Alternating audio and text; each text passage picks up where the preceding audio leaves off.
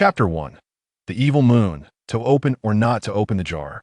In the bustling and vibrant streets of Wuhan City on Douluo Continent, a middle-aged man emerged from a small shop with an expression of indignation etched upon his face. Is a mere broken jar truly worth 100,000 gold soul coins?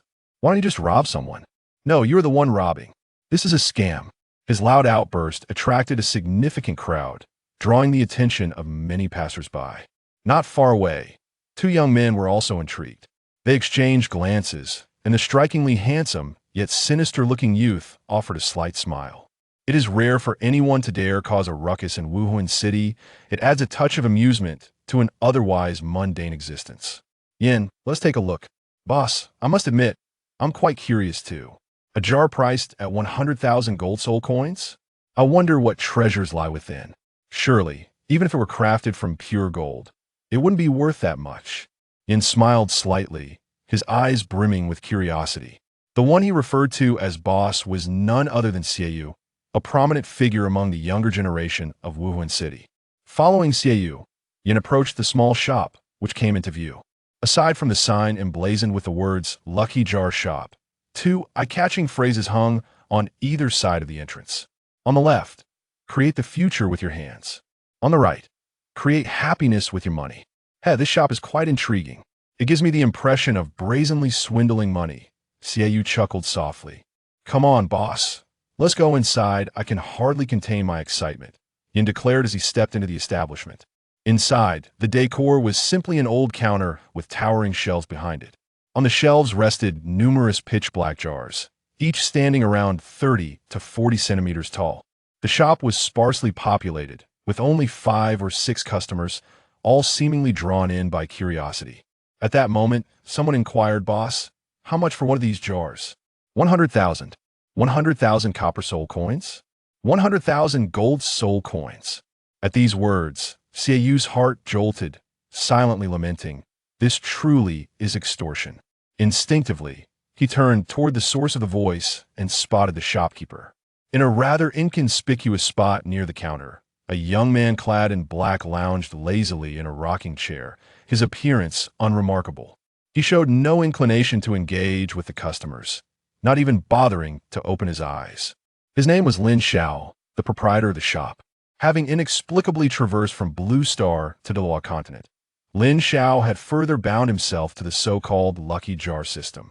According to the system's rules, each jar cost 100,000 gold soul coins. Selling a single jar would yield another with a tenfold drop rate. Moreover, for every jar sold, he would also earn corresponding transaction points, which could be used to unlock items from new worlds. For instance, devil fruits from the pirate world, imperial artifact from the crimson world, and exotic fires from the Dopa world, among others. Currently, the world he was bound to was that of the dungeon and swordmaster. This was a gaming universe where any equipment or item from the game could be obtained from the jars, such as upgrade scrolls, awakening scrolls, equipment enhancers, and so forth. Of course, these items were transformed to suit the unique characteristics of Douluo. Awakening scrolls could facilitate the evolution of martial souls. For instance, allowing the 7 Treasure Glazed Tile to evolve into the 9 Treasure Glazed Tile. Enhancers could extend the lifespan of soul rings. For example, a 1,000-year soul ring enhanced by 1 could increase its lifespan by 200 years, and so on exponentially. However, anyone who had played the dungeon game would understand the nature of probability. Upgrade scrolls could elevate soul power levels. For instance, after utilizing 1, a soul power level could reach level 2. In addition, the jars contained items that aligned with the features of Douluo, such as soul bones. As for why he was bound to this world, Lin Xiao speculated it might have been related to the fact that he had been intensely engaged in a gaming session just before his unexpected journey to Douluo, having been overly excited when he drew an 800 million card. And subsequently, he had succumbed to a sudden demise. After all, those familiar with the nuances of gaming probability understand that fortune often comes at a cost. Xiao, let us leave. I see these jars are made of nothing special. They are as ordinary as can be, utterly worthless. If the shopkeeper isn't conning others, then he must be a fool himself. Yin, having never encountered such a devious establishment, urged Xiaoyu to depart. However, upon hearing Yan's words, Xiaoyu shook his head and posed a question to Lin Xiao, who was reclining in the rocking chair. What justifies the price of 10,000 gold soul coins for this jar? It is worth noting that 100,000 gold soul coins is no trifling sum. In Douluo Continent, commoners typically use copper soul coins as their currency, and the meager welfare provided by the Wuhuan Hall to low-level soul masters amounts to merely 1 gold soul coin per month. It is easy to imagine the terrifying purchasing power of 100,000 gold soul coins, enough to sustain an ordinary family for generations. Thus, he was eager to uncover what treasures lay within this jar, whether it was merely a marketing gimmick or if it truly contained something valuable. Lin Xiao opened his eyes and regarded Xiaoyu, slowly responding, "There is a reason for its value. It is indeed worth 100,000 gold soul coins. If you wish to buy, then buy. If not, then do not." In truth, Lin Xiao had taken notice of the two as soon as they entered the shop. As an avid fan of Douluo novels, he easily recognized their identities, the golden generation of the Wuhuan Hall. Simultaneously, he considered them the most financially capable among the younger generation. After waiting for so long, the prime targets had finally arrived. What an arrogant shopkeeper! Do you even know who we are? Yan felt a surge of anger at Lin Xiao's demeanor. Given their status, everyone usually treated them with utmost respect. Do you intend to cause a scene? Lin Xiao's brows furrowed, and his tone grew icy. Boom! Feeling the chill in Lin Xiao's gaze, Yan's countenance turned pale as if struck by lightning. He staggered back several steps until Xiaoyu steadied him, allowing him to regain his composure. Yet within, a tempest of emotions surged. He doesn't appear significantly older than myself. How can he exude such strength? I feel as though I am facing the Pope himself. Unbeknownst to him, this was also a power granted to Lin Xiao by the system within the confines of his shop. He was invincible. Senior, we mean no offense, we apologize. Please, Senior, show mercy, we shall take our leave immediately. Xiaoyu quickly responded, offering his apologies to Lin Xiao. Though Lin Xiao had not directed his ire at Xiaoyu, the mere aura he unconsciously emitted had instilled fear in him. Wait, Lin Xiao called out to Xiaoyu and Yan. Having finally encountered someone with a semblance of purchasing power, Lin Xiao was not about to let them slip away easily. Senior, do you have further matters to discuss? Xiaoyu turned back, while Yan felt a jolt of apprehension. Lin Xiao smiled gently. Do not be alarmed, young man. I notice your eagerness. Would you care to open a jar? Open a jar? Xiaoyu's gaze flicked over Lin Xiao before resting on the shelves behind him. A voice within him whispered, why not open one? Chapter 2. The jar reveals a soul bone. Xiaoyu becomes enthralled. One cannot deny the jars held a certain allure for Xiaoyu, otherwise he would have departed long ago.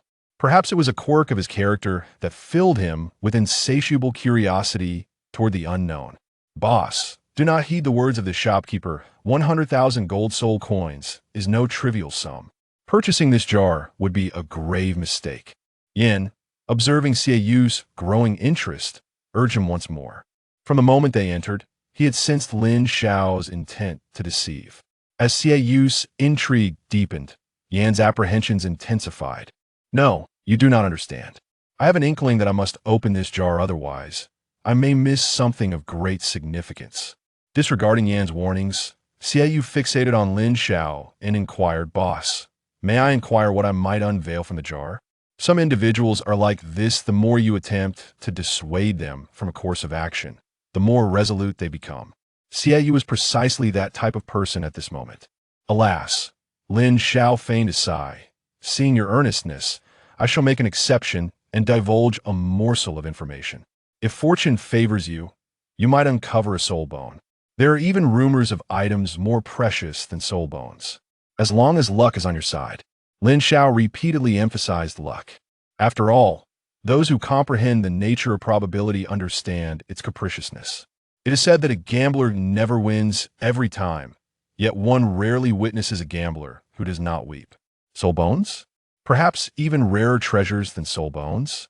Upon hearing Lin Xiao's words, not only Xiaoyu, but also Yin and the other patrons in the shop felt their breath quicken.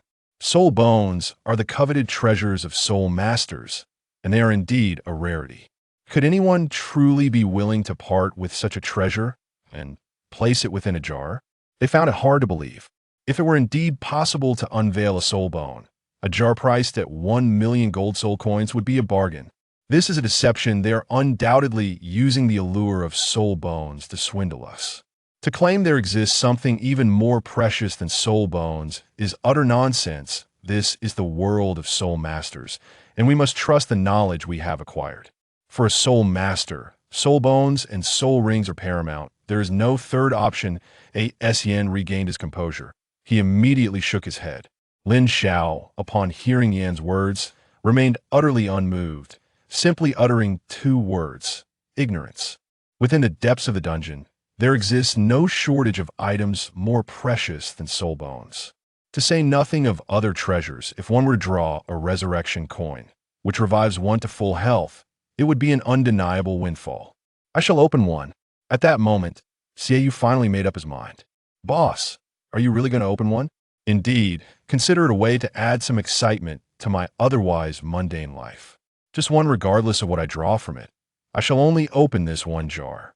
Xiao declared emphatically, then pointed at the shelf behind Lin Xiao. Boss, the jar arranged in 3 horizontal and 4 vertical rows. That one will do. With that, Xiao retrieved a sizable box from his spatial soul guide and placed it on the counter. Lin Xiao opened the box, and an immediate burst of golden light dazzled his eyes. It was breathtakingly brilliant. Undoubtedly, the box was filled to the brim with gold soul coins.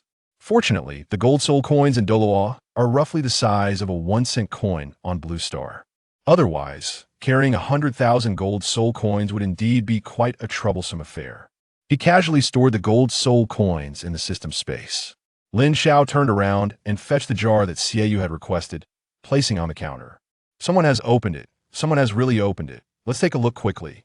A jar sold for 100,000 gold soul coins. Just thinking about it is thrilling. I am so curious to see what it yields. I too am eager to see who the fool is. I can hardly wait to witness the expression on his face after being deceived. The others in the small shop gathered around, intrigued by the commotion. They gazed at Xiao, who had approached the counter, with a look of disbelief. Yin, too, was at a loss for words. Boss, you must explain to Nana that I tried to stop you before you were deceived. Xiao ignored his words and turned to Lin Xiao, asking, Boss, what should I do? Lin Xiao retrieved a small hammer of red and gold from beneath the counter and placed it on the table. This hammer is called the Lucky Magic Hammer. Use it to smash the jar. I wish you good fortune.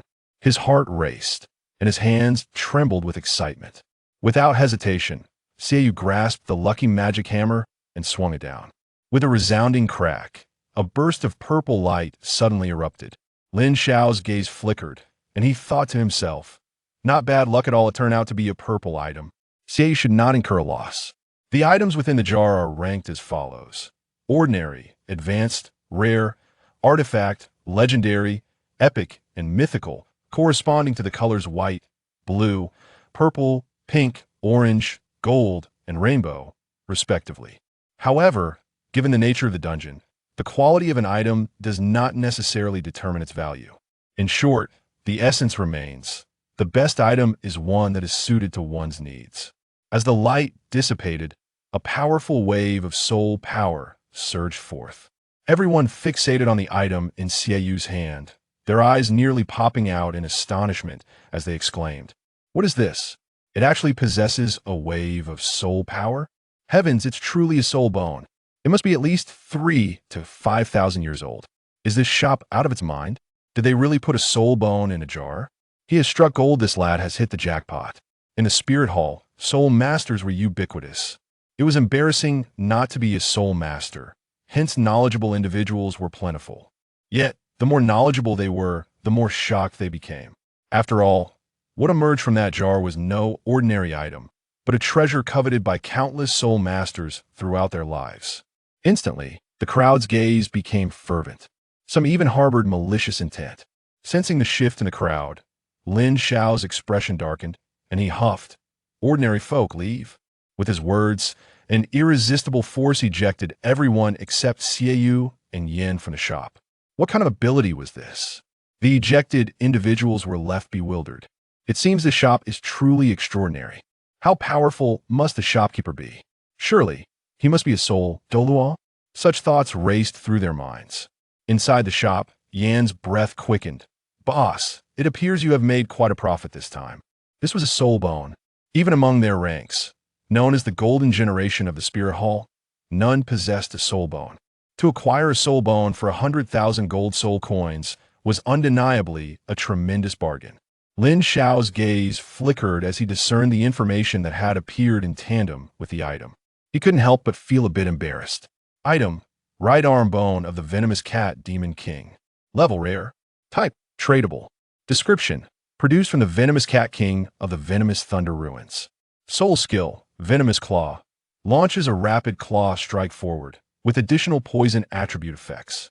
They had actually turned the monsters of the dungeon into soul bones? Truly remarkable. Lin Xiao lamented internally while wearing a smile. Congratulations, Xiao. You have obtained a soul bone. A soul bone? Did I really draw a soul bone? As the person directly involved, Xiao is still somewhat incredulous. Boss, this is true. Yin interjected from the side. His heart raced, and his hands trembled with excitement. It took Xiao a considerable time to calm down, and he carefully stored the soul bone away. Turning to Yin, he said, Yin, go back and ask Nana for some money. All my funds are with her. At these words, Yin felt a jolt in his heart. Boss, didn't we agree to only open one? That was earlier. Did you not see that I have already obtained a soul bone? This soul bone, if sold, would fetch at least 1 to 2 million gold soul coins.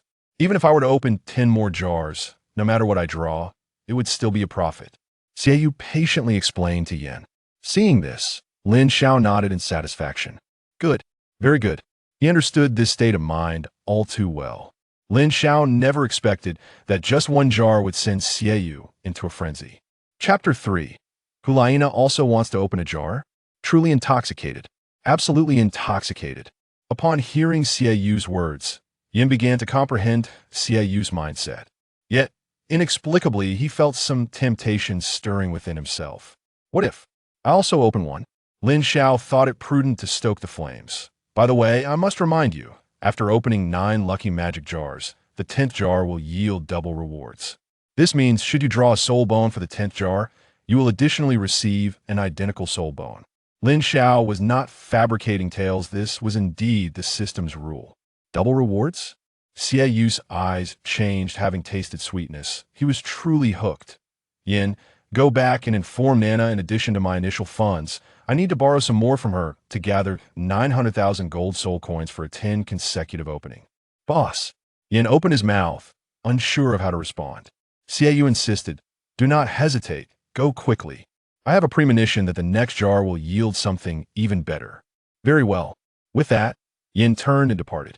Upon returning to the Spirit Hall, Yin hurriedly made his way to Hulaina's chambers. Nana, something terrible has happened. Xiao. Creak. The gates of the palace swung open, revealing a girl of almost flawless stature. At first glance, she may not have seemed particularly beautiful, but upon closer inspection, one could perceive an extraordinary allure emanating from her. She was none other than Hulaina, the most exceptional genius among the golden generation of the Spirit Hall. Upon seeing her, Hulaina furrowed her brow slightly, a hint of displeasure gracing her features as she spoke. Yin, you are not a child anymore. What is the meaning of this loud commotion? Nana, I was wrong. Yin lowered his head, unable to retort due to his feelings for Hulaina. Forget it. You mentioned my brother is in trouble. What has happened to him? Hulaina inquired, her brows still knitted in concern. Well, after Xiao and I finished our training today, we wandered around the city, intending to select some gifts for you. We inadvertently stumbled upon a rather peculiar shop selling something called the Lucky Magic Jar. And opening one cost 100,000 gold soul coins. Yin recalled the day's events, an almost surreal sensation washing over him. He had never imagined that someone would actually place a soul bone inside a jar. Had it not been for his familiarity with Xiao, he would have doubted the integrity of the claim. 100,000 gold soul coins for a lucky magic jar? Is it gilded? No, even if it were pure gold, it wouldn't be worth the price. This shopkeeper is truly unscrupulous. It's outright robbery. Hulaina frowned, letting out a cold laugh. Ha. It is merely an enticing gimmick. Only a fool would fall for it. You both must be rather bored to concern yourselves with such trivial matters. But the question remains. What does this have to do with my brother? Yin, feeling the pressure, replied, it is indeed related. He has become utterly obsessed with opening jars. What? My brother opened a jar costing 100,000 gold soul coins and is now unable to extricate himself? Hulaina's face transformed, shock evident in her expression. Her countenance soon shifted to one of anger. Has Xiao lost his mind? Nana, remain calm. He didn't just break even. He made a fortune. A fortune? Because I witnessed him extract a soul bone from the jar. As Yin recalled the incident, his heart raced with excitement. What did you say? A soul bone? Hulaina echoed, her disbelief palpable. Yin nodded earnestly, absolutely true. A jar that can yield a soul bone is being sold for a mere 100,000 gold soul coins. Is the shopkeeper out of his mind? Once Hulaina was convinced that Yin was not deceiving her, her expression gradually morphed into one of astonishment. To think one could extract a soul bone from a jar? This is utterly astounding. Soul bones are invaluable treasures to spirit masters, often cherished and safeguarded. Even those that are surplus can fetch millions in auctions. Now, for just 100,000 gold soul coins, Xiao managed to obtain one. Is the shopkeeper engaging in charity? After a moment of contemplation, Hulaina took a deep breath and dashed into her room. She soon re-emerged. Her expression serious as she addressed Yin. Yin, we must go to that jar shop immediately. A jar capable of yielding a soul bone is of paramount importance. If this news spreads throughout the spirit city, it could incite considerable chaos. As a disciple of the spirit hall and a future saintess, it is my duty to maintain stability. I must verify whether such jars containing soul bones are singular or merely a ploy to attract attention. This is something I need to ascertain personally and perhaps open a couple of jars while I'm at it. Meanwhile, outside the little shop, a crowd had begun to gather, their faces alight with excitement and curiosity.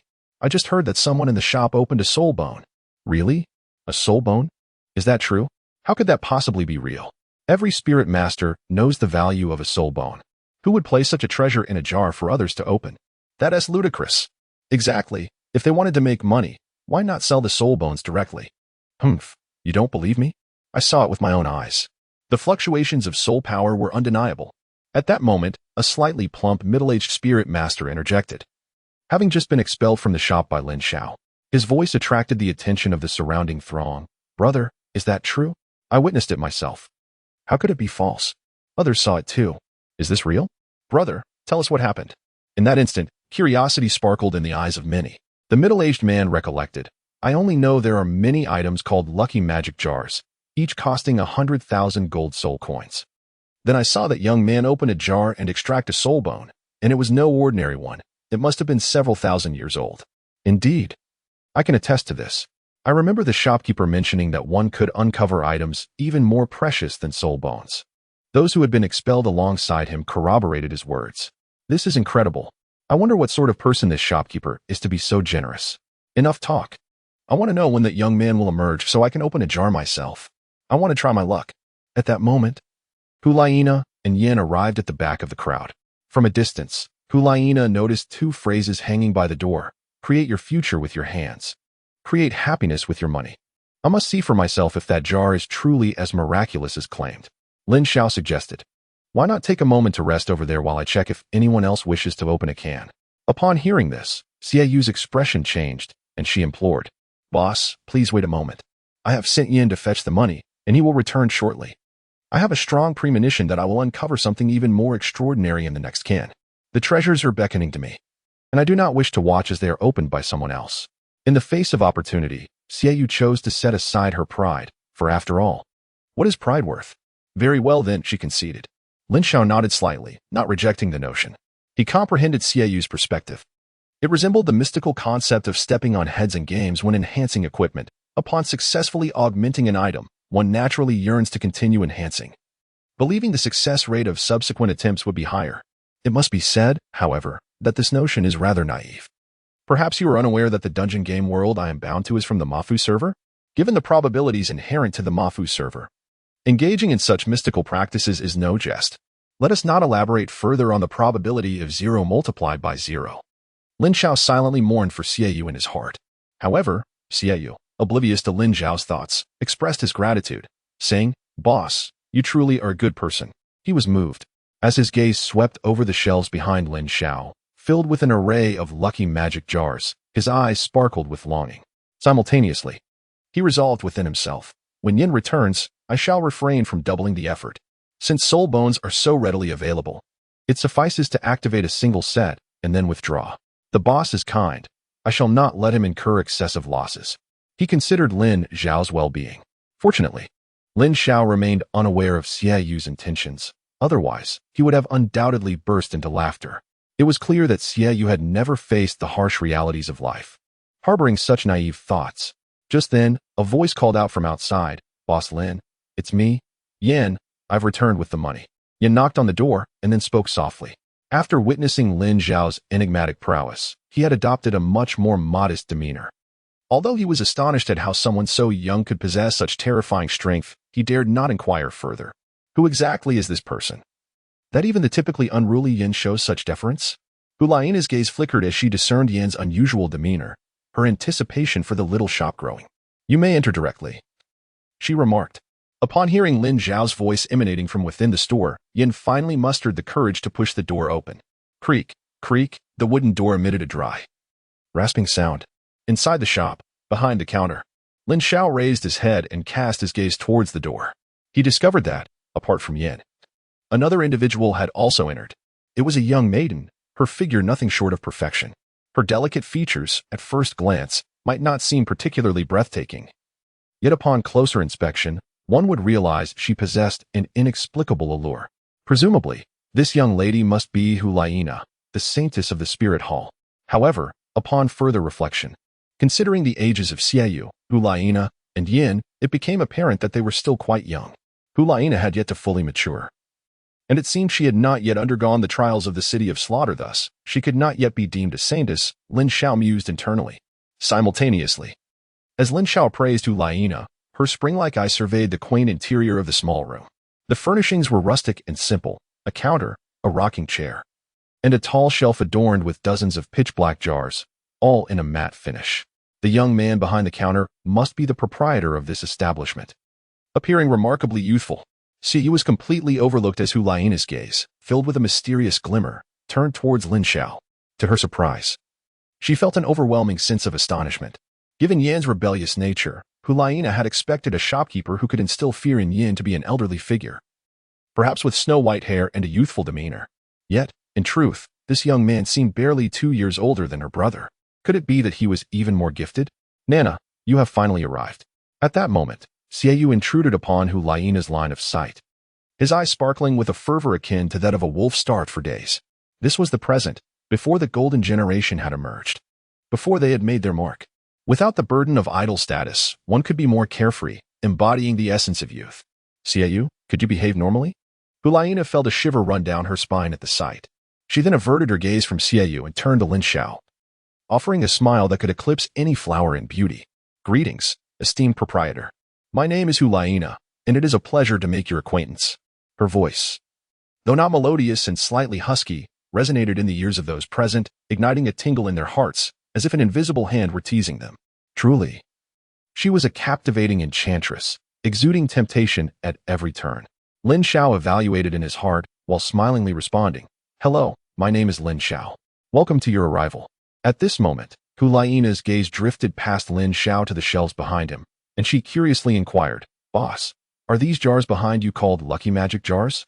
Can they really yield soul bones?" "Nana, I've already obtained some. How could it be false?" "Boss Lin is a good person. You shouldn't slander him," interrupted Xie Yu, visibly displeased. He feared that Hulaina's skepticism might upset Lin Xiao, resulting in their expulsion, much like those who had come before them. How would he manage to collect the 6 soul bones then? "Everything is fine." Lin Xiao waved his hand and remarked, "In truth, the outcome of any endeavor is often steeped in fortune. Without sufficient luck, one may end up with naught." "Oh, so this is your marketing strategy, is it? That soul bone was intentionally placed to entice, was it not?" Hulaina's eyes sparkled with realization, feeling she had glimpsed the truth of the matter. She had previously harbored doubts about this situation. Ordinarily, one would not be foolish enough to place something worth millions of gold soul coins in a jar, only to charge a mere 100,000 gold soul coins for the chance to obtain it. Is this a charitable act? Even philanthropists would suffer losses. Now, Lin Xiao's words seemed to her an admission that the soul bone served merely as an alluring gimmick. Xie Yu was simply fortunate to have been chosen by Lin Xiao as a pawn. After hearing Hulaina's words, Lin Xiao chuckled. "It is merely a soul bone. Hardly worthy of my regard.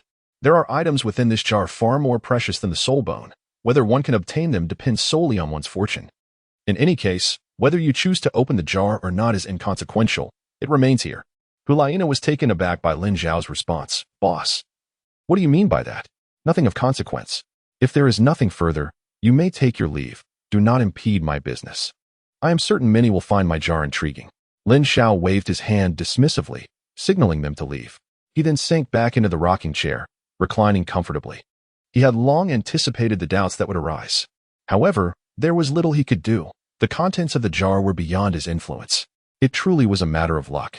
Speaking of fortune, one cannot overlook the fact that Xiaoyu had indeed enjoyed remarkable luck, successfully extracting a soul bone on their very first attempt, thus establishing Lin Xiao's reputation. If the jars in the small shop had previously deterred potential customers, now there were surely those who were envious and eager to try their luck.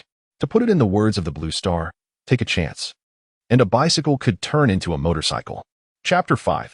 Experience Capsule. Try again if you dare. Lin Xiao's indifferent demeanor left Hulaina momentarily stunned. In her expectations, Lin Xiao should have been persuading her to stay and ardently promoting his jars. Yet now, he seemed to disregard her entirely. Could it be that she had misjudged the situation? Doubt began to creep into her mind. Outside the shop, impatient voices echoed. I wonder if the people inside are still opening? It's been so long, and they haven't emerged. Hurry up. My golden soul coins are growing restless. I don't need 980,000 nor 98,000, just a mere 100,000. 100,000 golden soul coins for a soul bone to take home. I implore those inside to show some virtue and leave me 2 jars, please. As anticipated by Lin Xiao, the individuals outside were in high spirits. The allure of the soul bones offered by Xiaoyu had truly exhilarated them. Nana, are we still opening? Xiaoyu inquired, her eyes reddening with urgency. Yet regrettably, the money lay in Hulaina's hands. I'm not saying we aren't opening, Hulaina replied, a glimmer of determination flashing in her beautiful eyes. She resolved, look, I have brought the money. As she spoke, she revealed her prepared golden soul coins. A total of 5 small boxes, each containing 100,000 golden soul coins.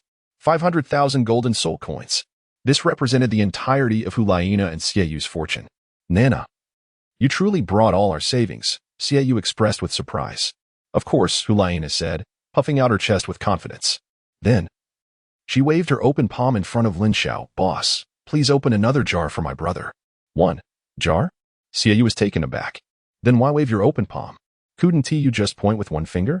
That works too. Lin Xiao nodded, casually waving to stow away a chest filled with 100,000 gold soul coins, before inquiring of Xiaoyu, have you decided which one to open? This time, Xiaoyu was far from his previous nonchalance, wearing an expression of solemnity. I've made my choice. The 6th row, the 6th one. Without hesitation, Lin Xiao turned and retrieved the jar, placing it upon the counter. Xiaoyu had long awaited this moment. He adeptly grasped the lucky magic hammer on the table, aimed it at the lucky magic jar, and with a swift motion, brought the hammer down. Crack. The jar shattered, yet regrettably, this time no dazzling radiance erupted. This. Xiaoyu was taken aback. A sensation akin to the feeling of watching gold soul coins wash away flooded his mind. No, it was even worse than that. After all, throwing 100,000 gold soul coins into water would at least create a splash. But opening the jar had yielded nothing. Could it truly be a trap? Yin was also stunned, feeling a pang of sorrow. Hulaina furrowed her brows, remarking, indeed, my guess was correct. This is a pitfall. I said, who would place such a precious soul bone in a jar and allow it to be taken for a mere 100,000 gold soul coins? It appears Xiaoyu was merely fortunate before, acting as a mere pawn. Suddenly, Xiaoyu spotted a faint white gleam beneath the shards. He reached in to sift through the fragments and soon unveiled a small object, measuring 3 centimeters in length, before the eyes of the gathered crowd. What is this? Hulaina, Xiaoyu, and Yin were all filled with curiosity. Lin Xiao, however, bore a peculiar expression. Is this not the experience capsule from the game? Upon utilization, it can augment the current level's percentage of experience. With a mere thought, Lin Xiao's eyes revealed the information of the item. Item. Experience capsule level. Ordinary type. Non-tradable description. Experience enhancement transforms into soul power enhancement. Effect. Upon use, the current soul power level cap increases by 10%. After perusing the message, Lin Xiao was struck with intrigue, exclaiming, goodness. The experience capsule has undergone a transformation. What was once a means to augment character experience in the game has now evolved to enhance soul power. This truly aligns with the unique essence of Douluo. Observing the bewildered expressions on Xiaoyu, Hulaina, And Yin, Lin Xiao turned to Xiao and elucidated, the item in your possession is called the Experience Capsule. Once utilized, it can significantly elevate your current soul power level cap. It can enhance the cap of the current soul power level? The trio remained somewhat perplexed, for the existence of such an item surpassed the knowledge they had acquired as soul masters. Lin Xiao smiled faintly and said, if it takes you 10 days to advance from level 29 to level 30, then after utilizing this experience capsule, you could gain a day's worth of soul power, thereby reducing the time to 9 days. Of course, this is not entirely precise, it is merely a metaphor.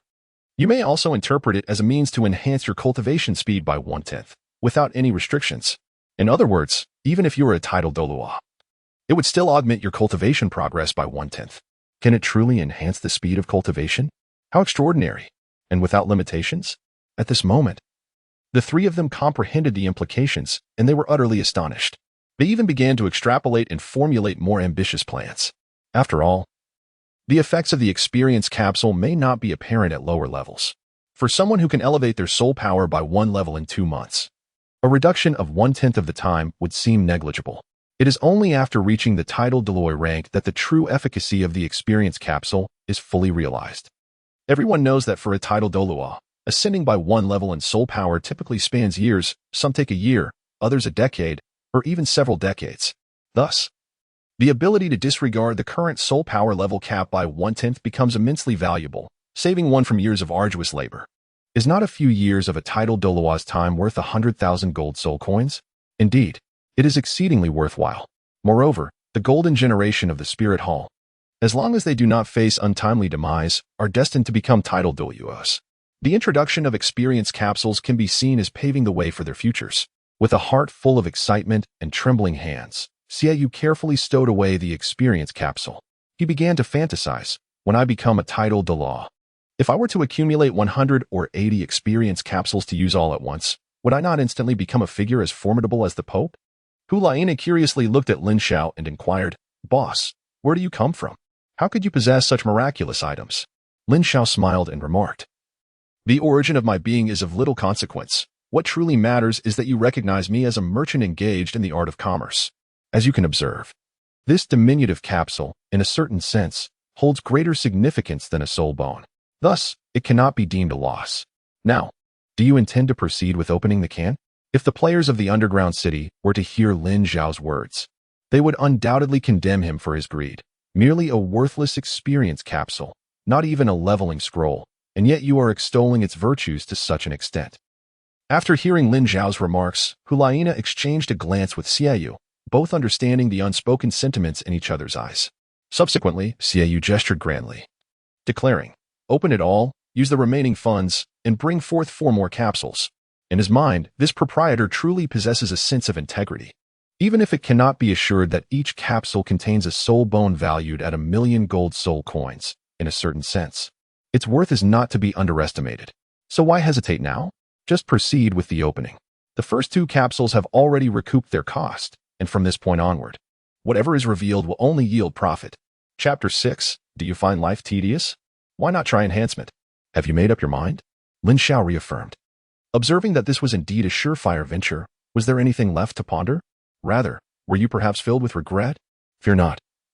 For I am not one to be insatiable. I shall withdraw after procuring a single set of soul bones, ensuring your losses remain manageable. Xiao chuckled, mistakenly believing that Lin Xiao was deterred by the prospect of loss. Little did he know, Lin Xiao's heart was overflowing with joy.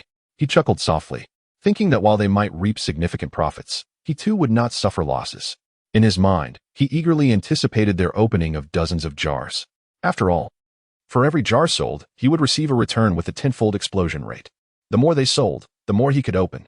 In truth, every jar from the evil moon could yield soul bones, which brought him immense happiness.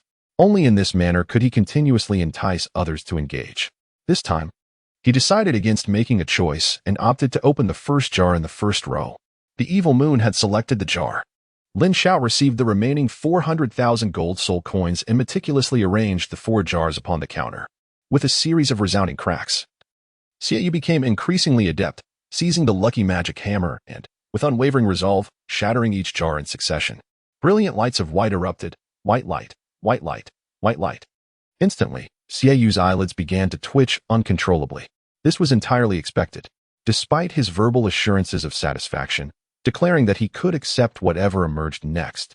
Who wouldn't yearn for the continuation of good fortune? At last, with a decisive crack, the final jar shattered, revealing an exceptionally radiant purple glow. Purple light. Once again. Purple light. Could this signify the emergence of another soul bone? Xiaoyu's blood pressure soared, his eyes reddening, and his breath quickened. Hulaina, however, wore a puzzled expression. What was it about the purple light that elicited such a profound reaction from her brother? It's happening, it's happening. The last time Xiaoyu unveiled a soul bone, it was accompanied by this very radiance. At that moment, Yin gasped, startling Hulaina.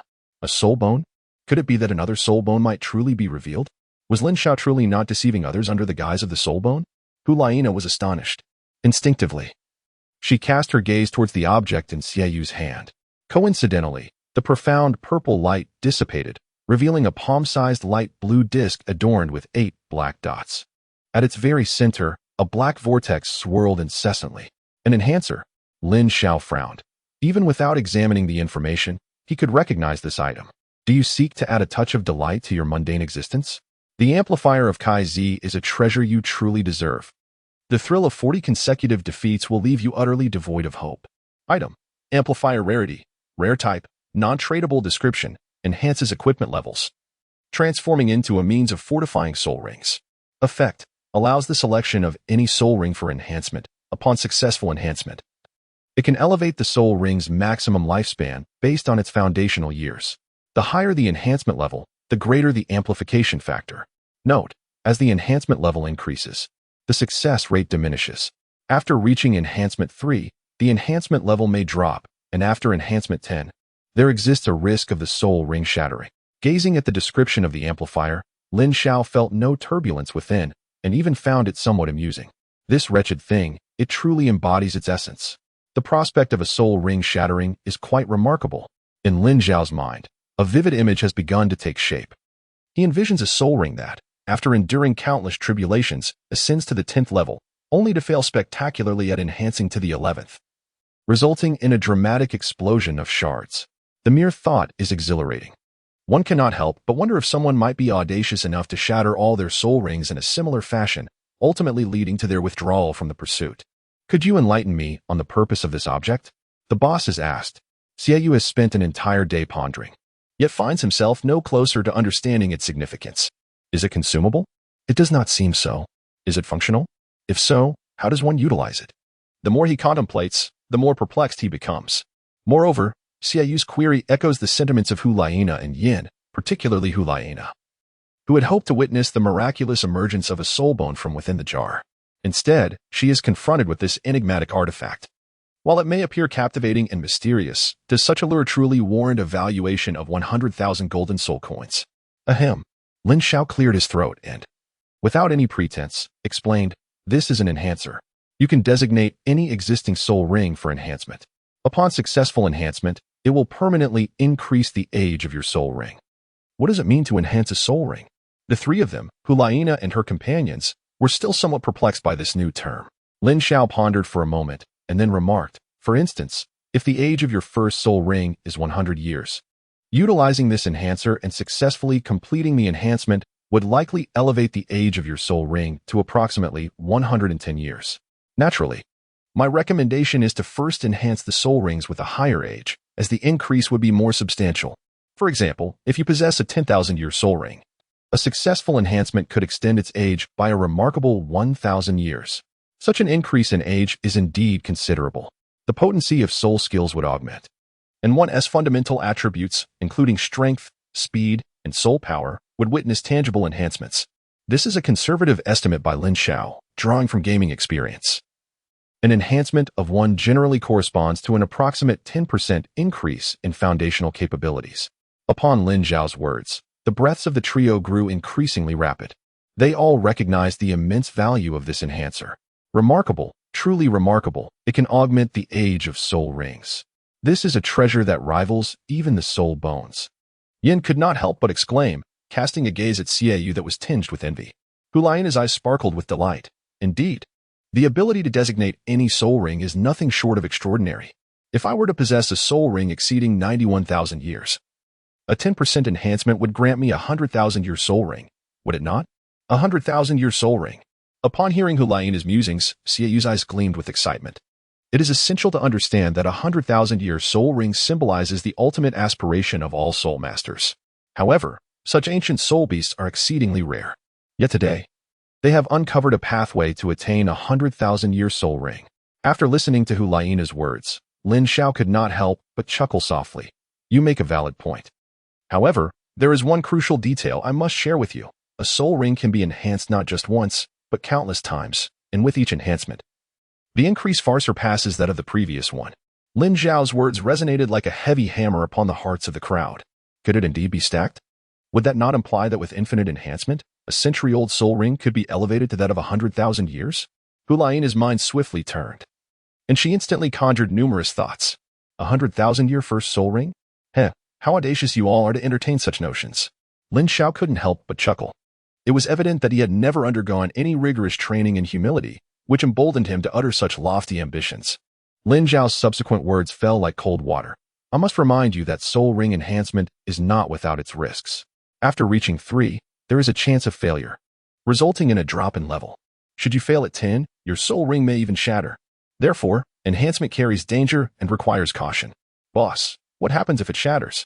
Yen, regaining his composure, could not help but inquire. Lin Xiao gazed at Yen with a smile that was not quite a smile, responding, what else could happen? If it shatters, it is lost forever, signifying that you will eternally forfeit this soul ring. Chapter 7. The frenzied sale of jars. If the enhancement exceeds 10 and fails, the soul ring will be irrevocably lost. Upon hearing Lin Xiao's words, Xiaoyu, Hulayina, and Yen were all profoundly shaken. This penalty is indeed excessively severe. For a soul master to lose their soul ring is tantamount to forfeiting their very life. Lin Xiao instantly discerned the thoughts swirling in the minds of those present and spoke solemnly. To this, I can only assert that danger and opportunity coexist. If one seeks to attain formidable strength, one must inevitably bear the corresponding risks. This is the price to be paid for becoming stronger. After a moment of silence, Hulayina inquired, I wonder if there is a way to circumvent this predicament. She believed that the enchantment of this little shop should offer a solution. Indeed, it can be avoided. Lin Xiao cast a deep glance at Hulayina and remarked, the issue arises from the jar. Thus we must seek a solution within it. To my knowledge, there exists an item within the jar known as the Enhancement Protection Scroll. This scroll can substitute for your spirit ring, and, in the event of a failure during enhancements above level 10, it incurs a certain penalty. It ensures that your spirit ring will not shatter, though the previous enhancement level will reset to 0. Upon hearing this, Hulayina, Xiaoyu, and Yen all exhaled in relief. The penalty of resetting the enhancement level to 0 was far preferable to the shattering of the spirit ring itself. They found this outcome acceptable. Observing their reactions, Lin Xiao couldn't help but chuckle. Hee, isn't it a bit premature for you all to be contemplating issues beyond level 10? You haven't even achieved level 1 enhancement yet. This seems rather alarmist. Ah, indeed, Xiaoyu and Yen admitted, their expressions tinged with embarrassment following Lin Xiao's reminder. Hulayina's face reddened as well. Their current behavior was akin to fretting over trifles while indulging in the pleasures of life. Lin Xiao gently shook his head, diverting his gaze from them to the shattered jar upon the table. 3 items remained to be identified. One jar contained the previously encountered experience capsule. The other 2 were identical in appearance, small blue vials, each the size of a thumb, seemingly filled with some liquid. Item: Magic Fruit Juice Grade. Common type, tradable description.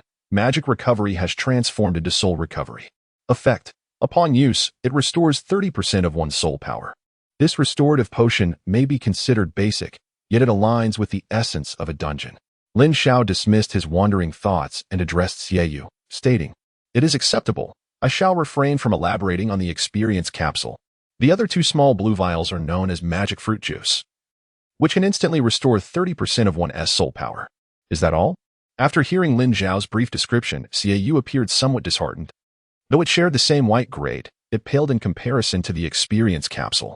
It is worth noting that many auxiliary soul masters possess the ability to restore, heal, or even enhance soul power. Thus, the capability of magic fruit juice is hardly remarkable. If given the choice, Xiaoyu would prefer the experience capsule. Beside them, Hulayina inquired, is there a level restriction? Lin Xiao shook his head, saying, no, this item is indeed tradable, meaning you can share it with anyone. If that's the case, it seems quite favorable. When undertaking tasks alone or in the face of a crisis, it might prove remarkably effective. This was Hu Lai's train of thought. You make a valid point. Upon hearing Hu Lai's explanation, Xiaoyu felt a great relief in his heart. He proceeded to carefully stow away the treasures they had uncovered from the table. Regardless of the circumstances, they had indeed profited. With merely 2 of the 4 boxes containing items of lesser quality, though not utterly disappointing. All in all, today had been a lucrative endeavor, and a substantial one at that. As Xiaoyu contemplated this, his gaze toward Lin Xiao inexplicably bore a hint of sympathy and confusion. The sympathy arose from his substantial gain, while Lin Xiao, as the proprietor, must have incurred a significant loss. The confusion stemmed from Lin Xiao's perplexing actions. With so many valuable items at hand, it was bewildering that he wouldn't place them in jars for auction, where their value could multiply several times, even tenfold. To put it bluntly, the 60,000 required to open a jar might not even suffice to purchase a single enhancer. Yet, Lin Xiao chose to present these treasures in jars for others to open? Charging a mere 100,000 gold soul coins per jar felt akin to philanthropy. Isn't it puzzling why I'm selling jars here? Lin Xiao mused. One day, when you reach my level, you will understand. Lin Xiao discerned the intentions of Xiaoyu and engaged in casual banter. He felt quite helpless about the situation. If it were possible, he would gladly smash all the jars. However, that was not an option. The only jars he could open were the tenfold lucky magic jars awarded by the system for sale. Noticing that Xiaoyu had collected the items he had opened, Lin Xiao wore a professional smile and said, Xiaoyu, you have already opened 6 jars. After opening 3 more, the next one will grant you double rewards. Would you like to continue? Double rewards. Xiaoyu's eyes brightened at the mention. Had Lin Xiao not reminded him, he might have forgotten about this enticing prospect. To claim he was not tempted would be disingenuous. Yet, at that moment, Hu Laiyan had tugged at Xiaoyu's sleeve. What's the matter, Nana? He asked. Brother, we have no money left. No money left? Indeed, none. Xiaoyu felt as though a bucket of cold water had been poured over him. It dawned on him that, without realizing it, he had spent all his savings. Yet, he was so close, just 4 jars away from double rewards. Xiaoyu felt both parched and helpless. Ultimately, he could only sigh and ask, Boss, if I manage to gather enough money later, can I return to open jars and still enjoy the double rewards? A person may experience temporary poverty, but it is not a lifelong condition. Xiaoyu resolved that once he had the funds, he would indeed return. Lin Xiao remarked, there is no need to rush. Within a week, each individual can purchase no more than 10 jars. From the moment of your first purchase, any subsequent acquisitions within those 7 days will yield double rewards upon reaching 10 jars. Is that so? I shall prepare immediately. Upon hearing this, Xiaoyu exhaled in relief. With 6 days remaining, he could certainly gather the requisite 400,000 gold soul coins. The prospect of double rewards was firmly in his grasp. Goodbye, boss. Hu Laiyan waved, radiating beauty. Yin said nothing, merely nodding at Lin Xiao. Yet, Lin Xiao perceived the deep-seated desire in Yan's eyes. Undoubtedly, she was a potential customer. Lin Xiao would never turn away a patron at his doorstep. He smiled and nodded. You are always welcome. He then silently watched as the 3 exited the shop. Outside, a considerable crowd had gathered. The appearance of Hu Laiyan and her companions instantly drew the attention of many. Look at their joyful expressions. Surely they must have uncovered some treasures. Even if they didn't find anything else, it was still worthwhile. The value of a soul bone is immense. Huh. They come out. It's my turn now, right? Dream on. Go to the back of the line. Besides, do you have the money for a jar? It's 100,000 gold soul coins each. However, some newcomers, overhearing their conversation, were struck with astonishment. What? 100,000 gold soul coins for a single jar? And you're still lining up? Are you mad? Chapter 8. Hu Laiyan's plan. As the crowd buzzed with discussion, someone approached to inquire. Pardon me for interrupting your valuable time, but how many jars did you open, and did you find any soul bones? At this, the crowd fell silent. The question echoed the collective curiosity. Was the claim of soul bones emerging from the jars genuine or merely a gimmick? After exchanging glances, Hu Laiyan responded. The contents of the jars are entirely random, and their value is uncertain. Aside from the first jar, we opened 5 more. And not a single soul bone appeared, not even one? 500,000 gold soul coins down the drain? I told you. No one would actually place soul bones in jars. Even charity doesn't operate like that. This revelation sparked a wave of murmurs among the crowd. Then Hu Laiyan added. Although we didn't find soul bones, from a certain perspective, we did uncover items of comparable value. At this, the crowd paused, confusion etched on their faces. What could possibly be of equal worth to a soul bone? Could it be a soul ring? The speculation grew increasingly absurd. That's impossible. Jars cannot produce soul rings like soul beasts do. Soon, the crowd erupted into a cacophony of imaginative guesses. Hulaina sighed, enough guessing. It's a treasure called a reinforcer. Once used, it can infinitely enhance a soul ring, extending its lifespan indefinitely. She briefly explained the efficacy of the reinforcer, omitting the precautions Lin Xiao had mentioned earlier, as detailing all that would be excessively cumbersome. Besides, whether these individuals could even open jars, let alone find a reinforcer, remained uncertain. Clarifying everything would be futile. She simply needed to convey the most enticing aspect to draw in customers, effectively promoting the store. Indeed, her words resonated profoundly. A collective gasp filled the air. The notion of infinitely enhancing soul rings and extending their lifespans was nothing short of astounding. It is worth noting that all present were soul masters, yet none recalled any teachings regarding soul ring enhancement. Traditionally, the years absorbed from a soul ring were fixed. There had never been a concept of post-acquisition growth. Little girl, are you in cahoots with the shopkeeper to deceive us? Someone questioned skeptically. Indeed, this seems implausible. If you're going to fabricate a story, at least make it believable. Oh dear, I'm getting old. My mind can't keep up. The audacity of today's youth is remarkable. The crowd's disbelief stemmed not from skepticism, but from an inability to accept such a groundbreaking claim. If what these three asserted were true, the history of soul masters on Douluo Continent would be irrevocably altered. Enough of this noise. At that moment, a cold snort silenced the commotion. The crowd instinctively parted as an elderly man clad in red approached. His countenance exuded authority, and even without displaying any formidable aura, his mere presence commanded respect and averted gazes. Secretly, the crowd's breaths quickened. They hadn't anticipated encountering such a prominent figure today. The red-clad elder traversed the throng, reaching Hulaina and her companions, then surveyed the onlookers before speaking in a grave tone. Do you comprehend whom you are questioning? This young lady is a direct disciple of the Pope. Consider the significance of such a prestigious identity. Would she conspire with a small shop to deceive you? At his proclamation, an even deeper silence ensued, and no one dared to voice further doubts.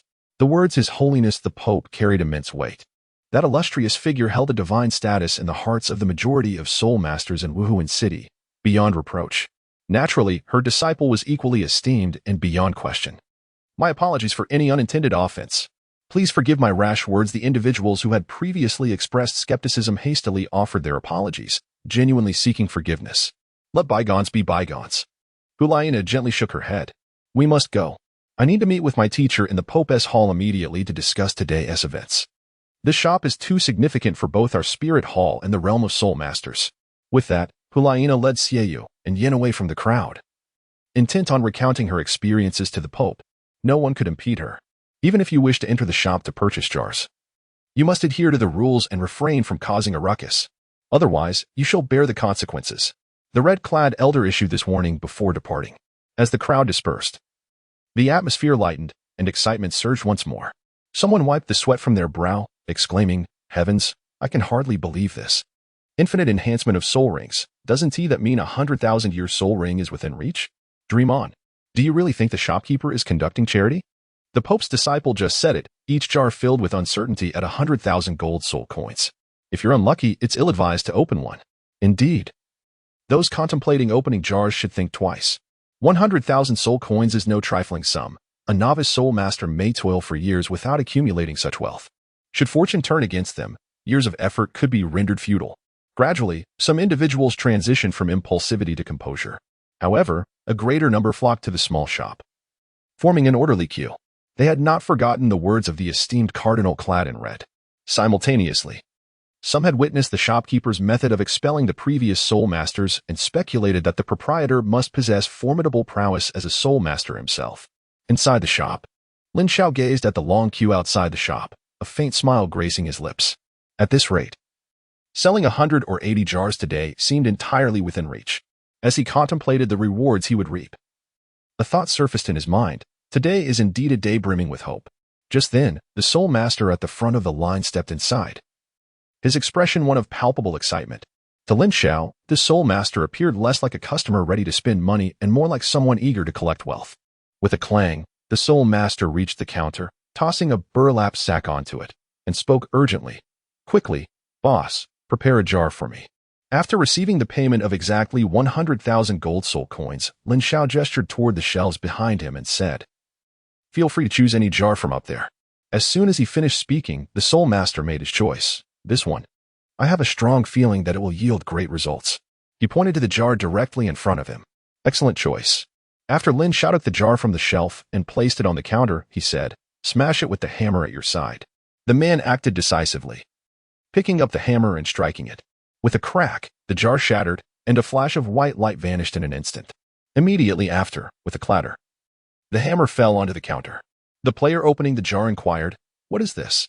In his hands, he held a coin that was half gold and half silver, adorned with a peculiar smiling face.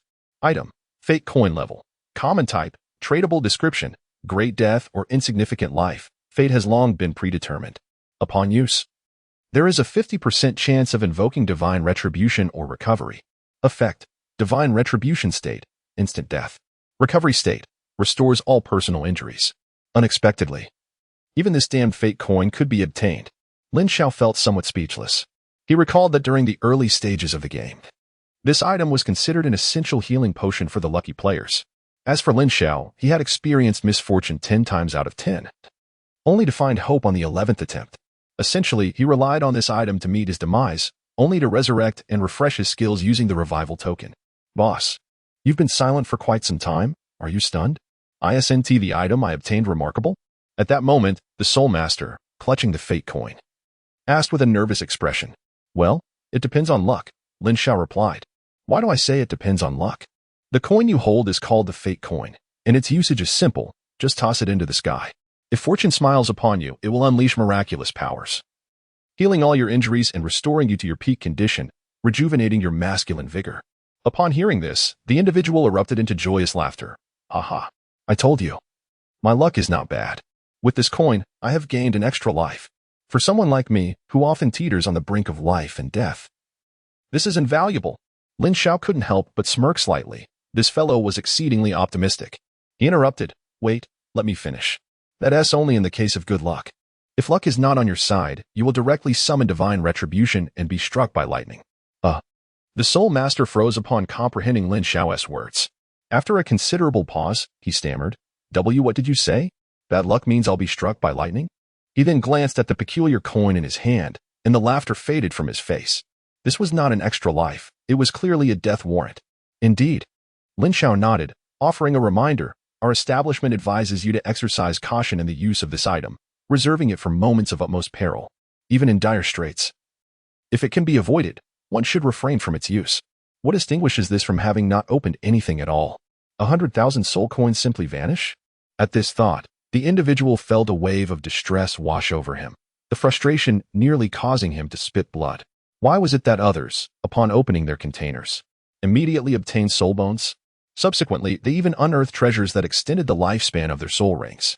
Yet, what had he revealed? It was utterly incomparable to the treasures others had acquired. To be frank, he mused that it might have been preferable to have opened nothing at all.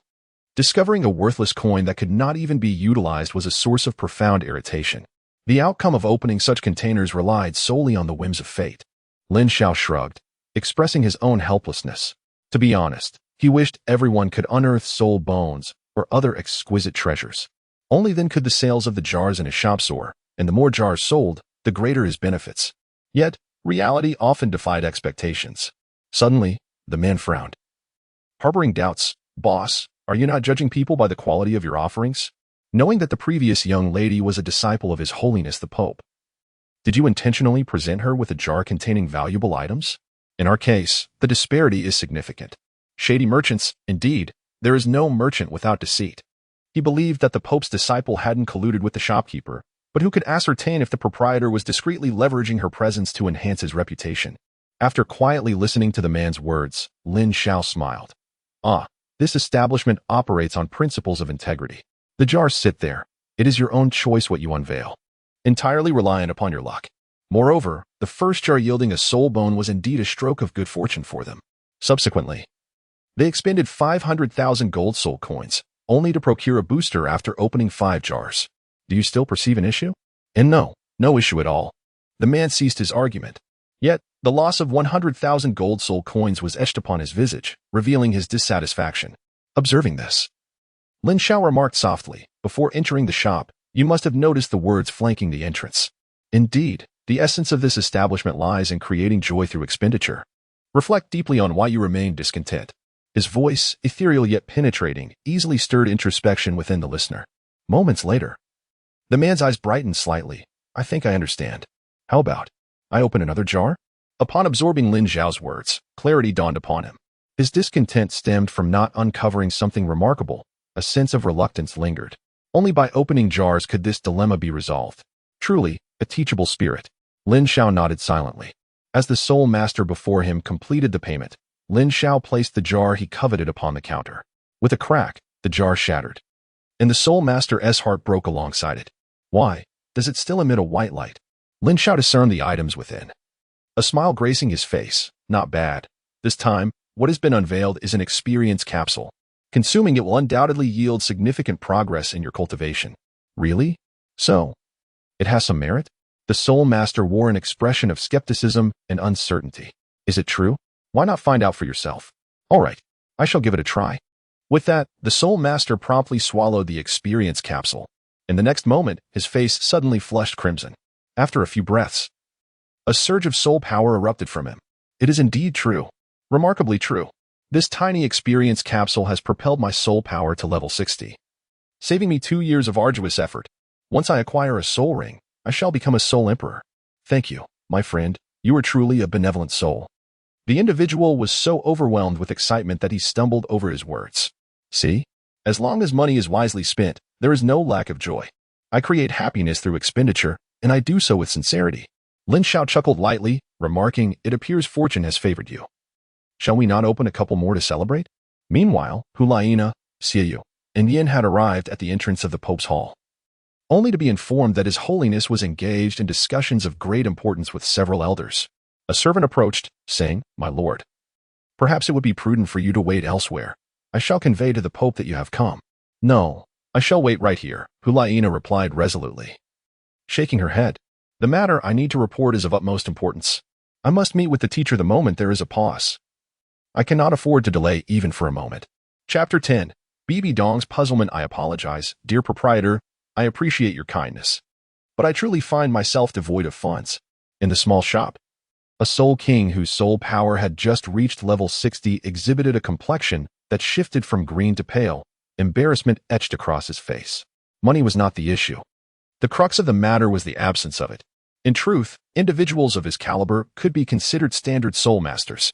A soul king, when placed in the outside world, would indeed be regarded as quite formidable, capable of earning nobility in the two great empires of Heaven Do and Star Luo. However, in the spirit hall, known as the Sanctum for Soul Masters, a multitude of soul kings could be found. Most soul masters here were singularly focused on rigorous training in pursuit of higher realms, and those with wealth were truly few and far between. Yet, to abandon hope now would leave him feeling discontented. Gathering his courage, he inquired, "Proprietor, might I possibly defer payment for 2 jars? I shall repay you once I have the means. The shop does not extend credit. Please return when you have the funds," came the firm reply. Lin Xiao's response was affirmative. Alas, it was too greedy. Upon hearing Lin Xiao's words, the man sighed, shook his head, and turned to leave the shop. "Look quickly, that brother who just went in is coming out. Brother, tell us what you got."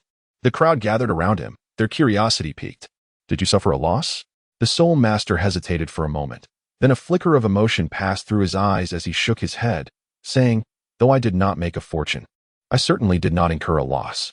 "Then why do you look so disheartened?" "The reason for my despondency is that I am too poor. If only I had more money to open more jars."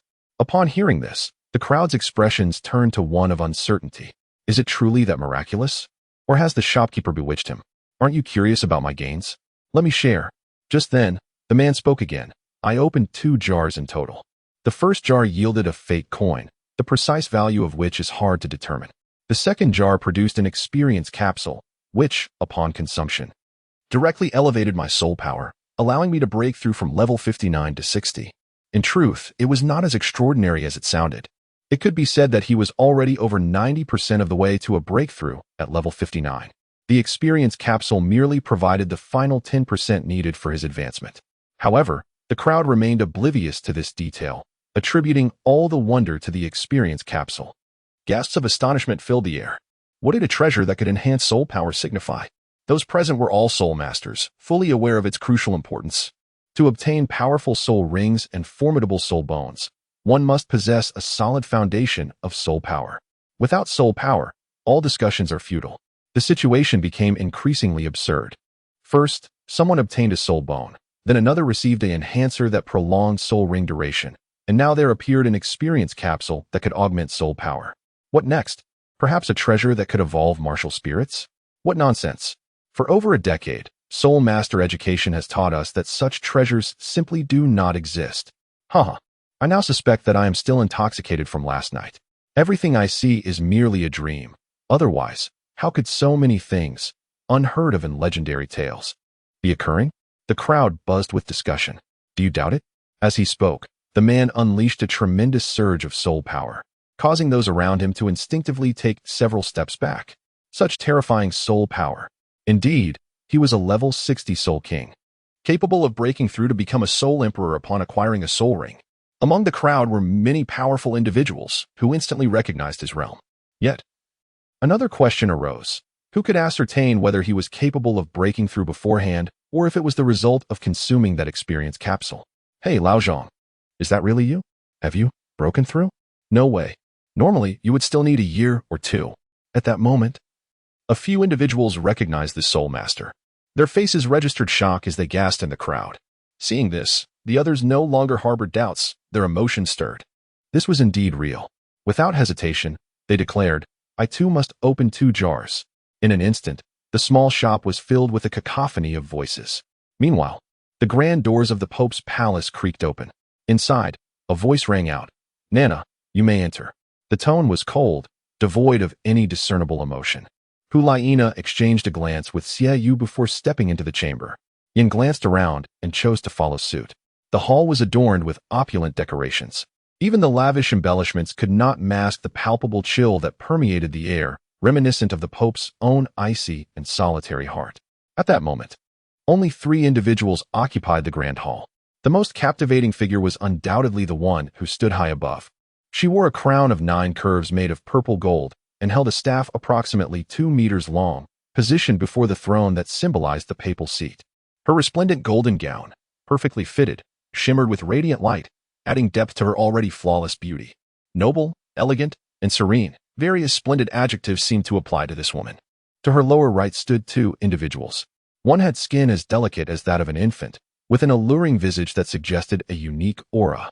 Were it not for the presence of an Adam's apple, no one would believe he was a man. He was none other than one of the elders of the Spirit Hall, Zhu Yuguan.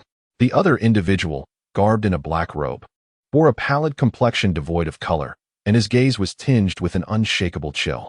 This person was recognized by Hulaina as the capable assistant of her teacher, Gue Douluo Gueme. Approaching, Hulaina retracted her gaze and bowed respectfully. Greetings, teacher. I pay my respects to your holiness. Xie Yu and Yin also performed a profound bow with the utmost reverence. There is no need for such formalities. Bibi Dong nodded gently, then turned her attention to Hulaina. I heard from the 2 elders that you had urgent matters to discuss with me. Please proceed. Yes. Hulaina had prepared extensively for this moment and turned to Xie Yu. Brother, please take out the items you obtained today. She understood that the day's events were too intricate. Without presenting tangible evidence, it would be challenging to convince others. Therefore, she intended to make a grand revelation. Understood. Xie Yu nodded and retrieved one exquisite box after another from the soul guide space. The treasures procured from the shop were indeed remarkable, and he intended to treasure them well. What is this? Both Zhu Douluo and Gue Douluo were momentarily taken aback, and even the noble and elegant Pope's exquisite countenance flashed with a hint of confusion. Was it possible that the important matter Nana referred to was the offering of gifts? Chapter 11. You have been tricked, teachers, esteemed elders. You may not be aware, but an intriguing event has unfolded in Spirit City, or rather, a fascinating jar shop has emerged. For the expenditure of 100,000 gold soul coins, one can unlock a jar and potentially acquire various wondrous items. Observing the puzzled expressions on their faces, Hulaina refrained from withholding information and simply introduced Lin Xiao's jar shop. Her explanation was straightforward, easily comprehensible to all present. So, these items were purchased with 100,000 gold soul coins? Douluo pondered something and glanced at the exquisite boxes in Xiaoyu's arms, gasping in astonishment. These items must indeed be the miraculous treasures Hulaina spoke of. No, Hulaina, fearing that others might misunderstand her, quickly shook her head. That's a relief. Douluo sighed in relief upon hearing her words, inwardly pondering. 100,000 gold soul coins is no small sum. It may seem trivial to us, but some may never see such wealth in their lifetime. If it were spent on jars, it would indeed be quite extravagant. However, Hulaina then stated, these items cannot be purchased for just 100,000 gold soul coins. We spent 600,000 gold soul coins. What? 600? Her words instantly left Douluo in shock. Chrysanthemum Douluo nearly choked on his saliva. 600,000 gold soul coins. That is certainly not a trifling amount. It is enough to sustain the Spirit Hall in providing a 2-month subsistence for soul masters below level 30 on the Douluo Continent. Even Bibi Dong, upon hearing this, flashed a peculiar expression in her beautiful eyes. Nana, even if money is merely a number to us, it should not be squandered in such a manner. For her, several 100,000 gold soul coins were insignificant. However, as her successor, Hulaina must understand which expenses are justifiable. After all, countless individuals in the future Spirit Hall will rely on Hulaina for their livelihood. Teacher, I understand everything you say, but we are not spending recklessly. Hulaina stuck out her tongue and replied, moreover, these items are truly worth the cost. We even profited significantly from them. Not to mention, my brother opened a soul bone from the jar. What? A soul bone? That's impossible. Who would be so foolish? Upon hearing Hulaina's words, both Chrysanthemum Douluo and Ghost Douluo exclaimed in unison. They were both soul masters and were well aware of the value of a soul bone. Any single piece is worth over 1 million, and they are often hard to come by. The fact that Hulaina and her companions managed to obtain one for 600,000 gold soul coins? If true, they could flip it for a profit of several 100,000 gold soul coins. Indeed, a remarkable gain. Brother, show the soul bone you obtained to the teacher and the elders, Hulaina urged Xiaoyu. All right, Xiaoyu responded, first tossing a box into Yan's hands, retaining only a palm-sized box which he opened for everyone to see. Immediately, a wave of soul power rippled throughout the hall. This aura. Noticing something unusual, Ghost Douluo's pupils constricted, and he nodded gravely. Indeed, it is a soul bone. Chrysanthemum Douluo's eyelids twitched as he remarked in a soft voice, from this aura alone, the soul bone appears to be at least 5,000 years old. Who would have thought that there are indeed fools willing to sell soul bones at such a low price? Except for Hulaina and her companions. Everyone present were titled Douluos, and among the titled Douluos, they were powerful enough to easily discern the extraordinary nature of the soul bone. No, if that shop can advertise soul bones, they must be aware of their true value. The owner of that shop cannot possibly be a fool. Bibi Dong slowly shook her head, contradicting Chrysanthemum Douluo's statement. Your Majesty, do you mean? Chrysanthemum Douluo inquired softly. What do you think? Bibi Dong rarely revealed a hint of a smile. It has been a long time since I encountered someone with such audacity. Willingly offering a soul bone as a promotional gimmick. A gimmick? Both Chrysanthemum Douluo and Ghost Douluo were taken aback.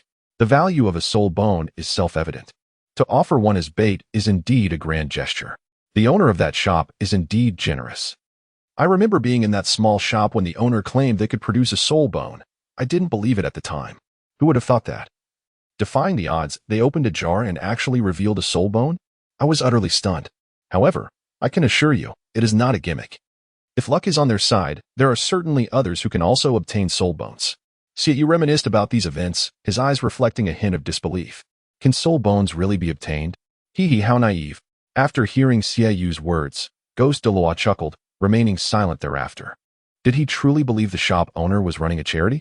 Chrysanthemum Douluo also concurred with Ghost Douluo's perspective. Indeed, it was your good fortune, Xiaoyu, for being the first to open the jar. Otherwise, that soul bone would belong to someone else. If it were truly as miraculous as you say, where good fortune alone could yield a soul bone, I would immediately withdraw all my savings to open jars. Soul bones are incredibly precious. Just look at oneself to understand that even a titled Douluo at level 95 may not possess more than 2. The fact that someone would offer one as bait is indeed a grand gesture. To be honest, Chrysanthemum Douluo felt a twinge of envy towards Xiaoyu's opportunity. Had he not witnessed everything firsthand, He would hardly have believed it if someone told him. Hulaina, unperturbed and patient, began to explain. Elders, I can attest that this is not a gimmick. My brother truly had good fortune. Furthermore, if you think that soul bones are the most valuable items, you are mistaken. Once again, her words were astonishing. Upon hearing this, Chrysanthemum Douluo frowned. The more you speak, the more absurd it becomes. Ghost Douluo wore a skeptical expression. Is this the extent of your knowledge after years of being a soul master? How can there be anything more valuable than a soul bone? Not only they, but even Bibi Dong furrowed her brows. Nana, have you been neglecting your studies lately? How could you forget such basic knowledge? Since that's the case, starting tomorrow, you should refrain from going anywhere and focus on studying within the spirit hall. Xiaoyu and Yin should join you as well. Teacher, I am not speaking nonsense. Hulaina's expression slightly changed as she quickly urged Xiaoyu. Brother, take out the enhancer. If we don't prove that we are not lying, the teacher will penalize me. Enhancer? What is that? Everyone was taken aback, having never heard of this term before. In the next moment, they watched as Xiaoyu moved, retrieving a disc resembling jade from several boxes. It was adorned with a few black dots, exuding an aura of mystery. Yet aside from its mystique, nothing else could be discerned. Bibi Dong furrowed her brow, deep in thought as she attempted to recall any records related to the enhancer. At that moment, Chrysanthemum Douluo's soft voice echoed again. Is this something even more precious than a soul bone? Hulaina nodded affirmatively. Yes. This treasure is called an enhancer, and its sole function is to enhance soul rings, extending their lifespan. After pondering, Hulaina felt her description was not precise enough and added, theoretically, using an enhancer can infinitely extend the lifespan of a soul ring, even allowing the first soul ring to potentially become one of 100,000 years. P.S. I seek recommendations and favorable reviews. If there are any rewards, that would be even better. Additionally, starting tomorrow, I aim for a daily count of 4,000 words. If readers comment and vote, I will aim for 6,000 words daily. If there are rewards, I will strive for 8,000 words daily. And if the passion is sufficient, I will aim for 10,000 words daily. Chapter 12. Congratulations. Enhancement successful. Can soul rings truly be infinitely enhanced? After repeated enhancements, could the first soul ring become one of 100,000 years? At noon, several dishes were served. After living for decades, one would think they had seen it all, yet such a bizarre occurrence was beyond even the realm of hearsay. Ghost Douluo spoke in a hoarse voice, unable to fathom the reality of such a situation. No, it could not possibly be true. Guimei, have you lost your mind? Such impractical thoughts are unfathomable. Ghost Douluo found himself laughing at the absurdity of it all. At that moment, Pope Bibi Dong finally spoke. Nana, do you comprehend the weight of your words? If you cannot substantiate your claim, I shall impose severe punishment upon you. Her irritation was evident, were it not for her favoritism. Hulaina would not dare to speak so recklessly here. With the legacies of the Shura god and the Rakshasa god, she was privy to many hidden truths. The notion of increasing the lifespan of spirit rings, while seemingly ludicrous, was not entirely impossible for those exalted deities. However, such feats were demanding, requiring one to complete divine trials to earn their rewards. It was not something a mere enhancer could achieve. Teacher, I am not spouting nonsense. Hulaina exclaimed, her urgency palpable. Brother, this device can only be wielded by you. Quickly, show it to the teacher and the two elders. Very well.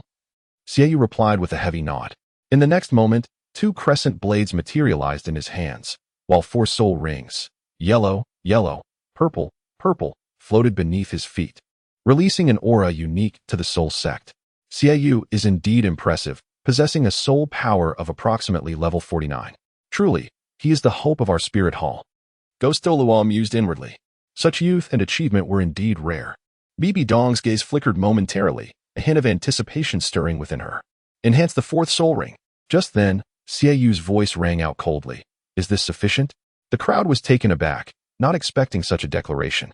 Yet, the next moment, something extraordinary transpired. The fourth soul ring floated slowly above Xiaoyu's head, slipping from his control.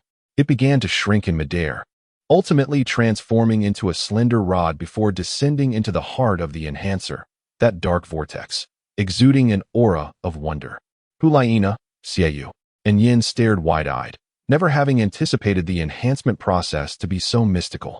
Could it be that this so-called enhancer truly had the capability to augment soul rings? Ghost Douluo and Zhu Douluo exchanged astonished glances, each reflecting the shock in the other's eyes. Gradually, they began to believe Hulaina's words. How intriguing, indeed. Bibi Dong's face revealed a rare expression of interest. However, the onlookers were fixated on the enhancer, oblivious to the clinking sounds that accompanied the soul ring's entry into the device, reminiscent of a blacksmith hammering iron. Yet, the noise soon faded, leaving them to wonder if it had been an illusion. Surely, it had been completed. The crowd awaited eagerly, anticipating Xie Yu's revelation. Congratulations, enhancement successful. A mysterious voice echoed within Xie Yu's mind, piquing his curiosity. Would it truly align with the words of that mysterious patron? Brother, why are you in a daze? What has transpired? Did not the owner say that soul rings would not degrade or shatter before an enhancement of 3? Hulaina whispered apprehensively. No failure, it succeeded. Xie Yu replied, his heart stirring as the soul ring flew back from the enhancer, reattaching itself to him. A powerful surge of soul power erupted forth. And at that moment, the enhancer dissipated into a swirl of blue light, vanishing without a trace. Good heavens, did I not see incorrectly? The lifespan of the soul ring is genuinely increased? This mysterious enhancer can achieve that, defying the common knowledge of Douluo Continent? If my former teachers at the Soul Master Academy were to learn of this, they would be utterly astonished. Ghost Douluo exclaimed in disbelief. Zhu Douluo, with a grave expression, interjected, this is no illusion. I accompanied Xie Yu during his soul hunting, and his 4th soul ring had a lifespan of approximately 950 years.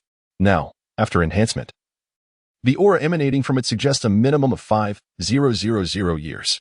The fluctuations in soul power seem to indicate a range of around 400 years. An increase of nearly 10%, Bibi Dong added. A collective gasp filled the air as the implications of her words sank in. 400 years.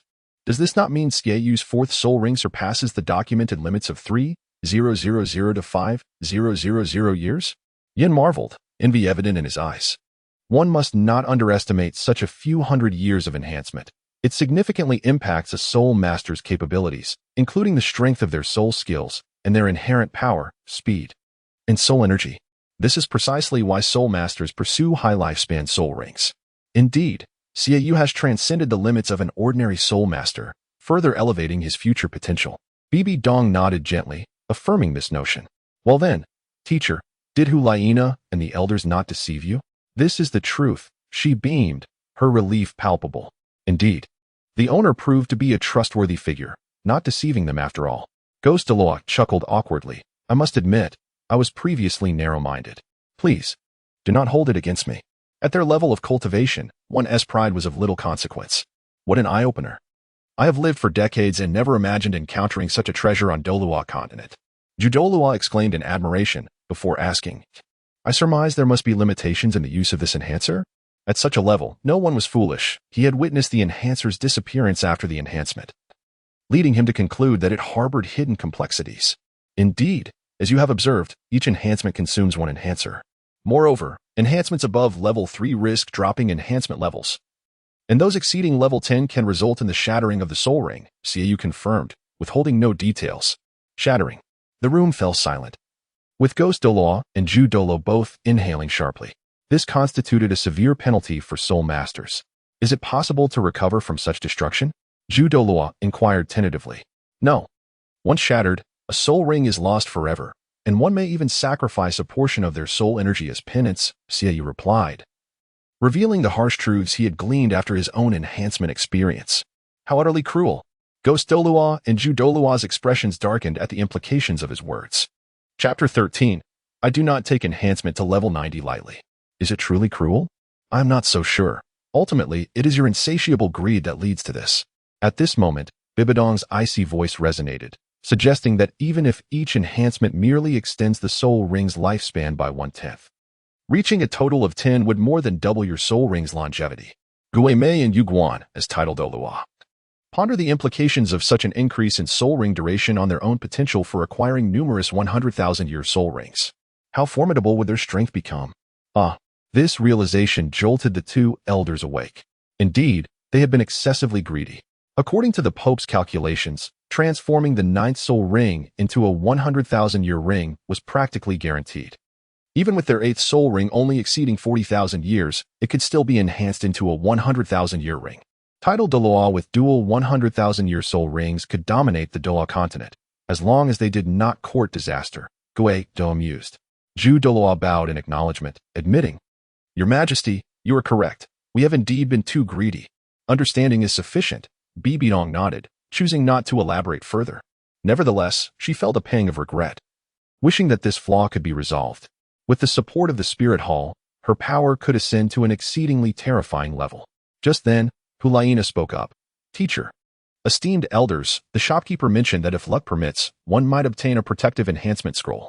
Even if enhancements beyond 10 fail, the previous enhancement effects would merely reset, without causing the soul rings to shatter. What? Is that truly possible to avoid? This was a most fortuitous revelation, causing Bibidong's heart to tremble, though she maintained her composure. Gui Douluo, filled with excitement, urged, This is splendid. Quickly, tell me where this little shop is. I must go there immediately to procure 90 enhancement devices, enhancing all my soul rings to 10. Goodness. Do you truly believe enhancement devices are as plentiful as cabbages? The expressions of Xiao and Yin were peculiar, unsure of how to respond. The shop was named the Lucky Jar Store, situated on the most bustling street of Spirit City, where many were likely already queuing. Hulaina, noticing Gui Douluo preparing to depart, quickly interjected, Elder, please hold on. There is no rush to open jars. The shopkeeper mentioned that jars are limited, and each person is allowed to open only 10 jars per week. But Gui Douluo was about to protest when interrupted by Zhu Douluo, who stated, There is no but to consider. Old Gui, remain calm. Since the jars are limited, what is the haste? You might as well see what treasures Xiao has uncovered and contemplate what you truly need. Gui Douluo nodded, acknowledging the validity in this counsel. Meanwhile, Bibidong was lost in thought. This little shop was increasingly remarkable. It was well known that even through divine trials, acquiring rewards to enhance soul ring duration was an exceedingly tedious process. How could it be so straightforward now, simply tossing a soul ring into an enhancer? It was utterly absurd. Could it be that this shopkeeper is a divine emissary? This thought crossed Bibidong's mind, reminiscent of the connections between Qin Daolu of the Spirit Hall and Poseidon of Sea God Island. However, it was unfortunate that records of deities on the Douluo Continent were scarce, aside from those of the Sea God, Shura God, Rakshasa God, and Angel God. She could only speculate about the true nature of this individual.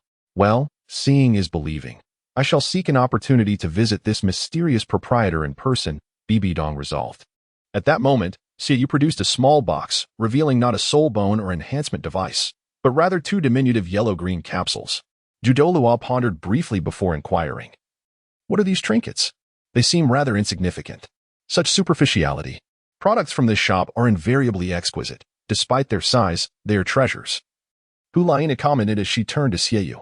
Brother, tell the 2 elders what these are. Xiao nodded. These small capsules are known as experience capsules when utilized. They can enhance soul power. Wait, this tiny item can increase soul power? Gui Douluo was taken aback, questioning. It was not skepticism, but rather astonishment at the rarity of such a product. Do the elders not believe me? Hulaina smirked, a glint of amusement on her lips. Merely curious. Gui Douluo replied with a sheepish grin, though his stiff expression made it appear more grotesque, akin to a long decomposed corpse suddenly grinning at you. Xiao, stop teasing us. Demonstrate its effects directly, Zhu Douluo urged, unable to contain his eagerness. He harbored a suspicion that this might rival the value of a soul bone. Some might wonder why he held such a belief. Do not ask. It's simply a woman's intuition. Very well, Xiao acquiesced, promptly consuming an experience capsule. Boom. In the next instant, Xiao felt as though a volcano erupted within him, a torrent of soul power surging through his limbs. His soul power limit was rapidly ascending, and his aura strengthened. The experience capsule undoubtedly enhanced soul power. Seeing this, Bibidong nodded subtly, marveling at the extraordinary speed of the enhancement. Gui Douluo could not help but murmur, astonished. After decades of existence, he had never witnessed anyone increase their soul power in such a manner. He pondered, how is this experience capsule even made? Can it truly elevate someone's soul power directly? This is remarkable. If this item has no restrictions or drawbacks, could I not hope to break through to level 96 in a short time? People's pursuits differ. Gui Douluo sought to enhance soul rings, while Zhu Douluo yearned fervently for the augmentation of soul power. Moments later, Xiao's aura began to stabilize. It appears you are now closer to level 50. This small experience capsule has saved you months of training, Bibidong remarked. Gue Douluo speculated. Yet, such sudden power increases might lead to inflated combat capabilities, necessitating refinement. Refinement is indeed essential, Zhu Douluo concurred. However, Xiaoyu shook his head, countering their assertions. There is no need for that. The enhancement gained through the experience capsule does not carry the drawbacks you mentioned. In fact, alongside my power increase, I have gained numerous insights into soul power techniques, akin to the results of months of diligent training. You may not believe it, but I possess an experience capsule, and I shall consume it before your very eyes. Moreover, I am confident that after this ingestion, my soul power will undoubtedly surpass the 50-level threshold, officially elevating me to the rank of Soul King. Chapter 14. Bibi Dong's resolution. Is there truly a method to enhance soul power without exertion? Such a revelation is astonishing. Upon hearing Xiaoyu's declaration, the assembly fell into a brief stupor. With a crisp crunch, the experience capsule shattered like a bean. To substantiate his claims, Xiaoyu promptly consumed a second capsule. In the next moment, a formidable wave of soul power erupted from his being.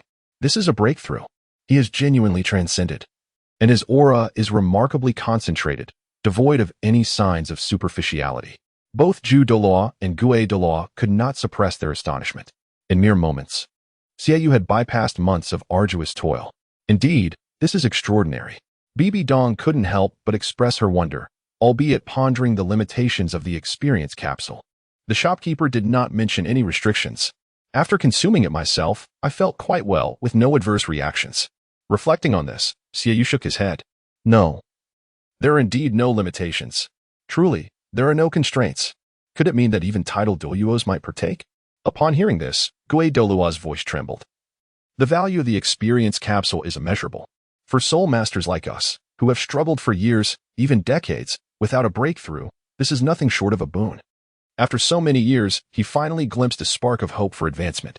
Indeed, it is a blessing, Zhu Douluo concurred, his eyes glimmering with aspiration. With just 5 experience capsules, I could ascend to the 96th level. 96th level? That represents a true watershed moment.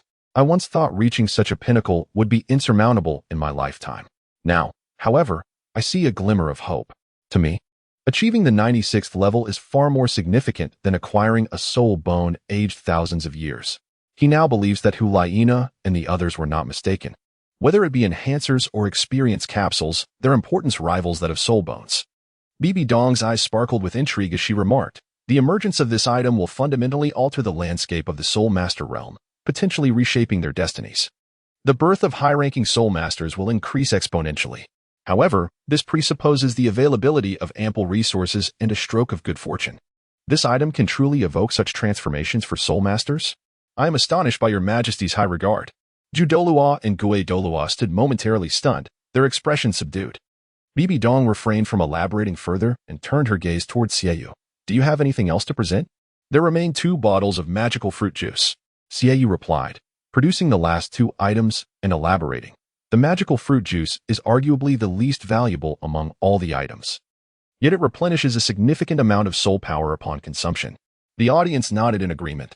Bibi Dong also commented, indeed, in comparison to the previous items, magical fruit juice does not stand out.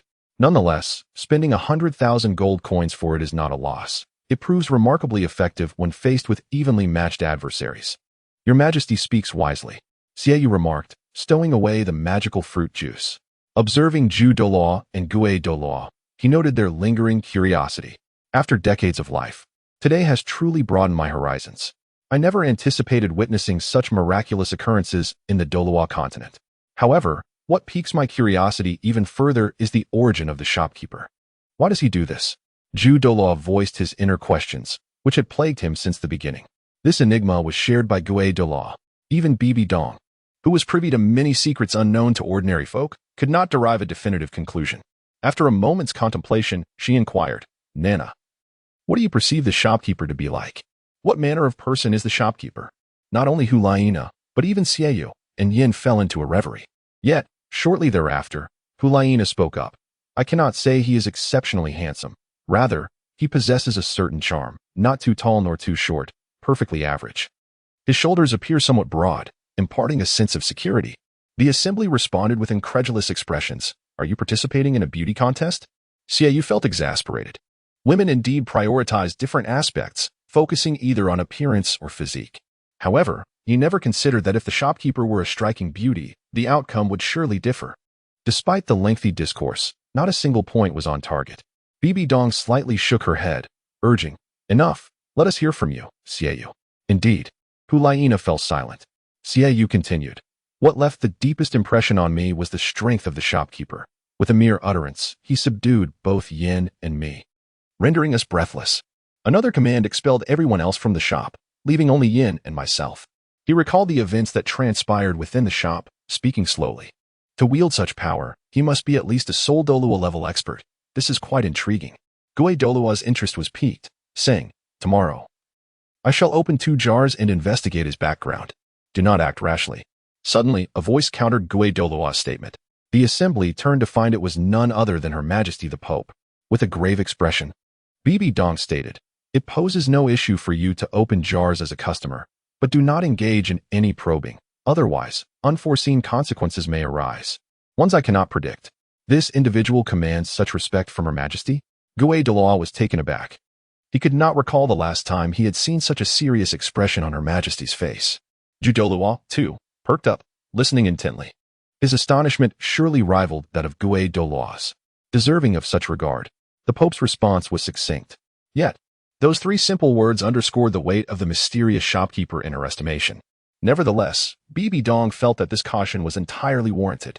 In her mind, Lin Xiao was exceedingly enigmatic. The extraordinary capabilities demonstrated by both the enhancers and experience capsules transcended her comprehension. For these miraculous events to be fathomable, one could only surmise the involvement of a being beyond the Douluo Continent, a deity. Only a divine entity could manifest such wondrous abilities. Of course, she understood that the Douluo Continent abides by its own rules. The mysterious shopkeeper could not be a deity incarnate. However, his identity might very well be that of a divine representative within the Douluo Continent, akin to the formidable figures of Qin Daolu and Poseidon. Therefore, until they deciphered the intentions of such a person, it would be prudent to avoid any offense. Upon hearing Bibi Dong's solemn directive, Ju Douluo and Gue Douluo dared not display the slightest negligence or dissent. They bowed in unison, affirming, "We understand, my lady." Bibi Dong nodded gently. "In that case, let matters rest for now. Let's refrain from any interference or obstruction regarding the development of the shop. We shall observe for a while before deciding further." The others nodded in understanding. "Then, let us all take our leave. I am weary," Bibi Dong said, waving her hand. We took our leave accordingly. Outside the hall, Ju Douluo suddenly stopped the hurried Gu Douluo.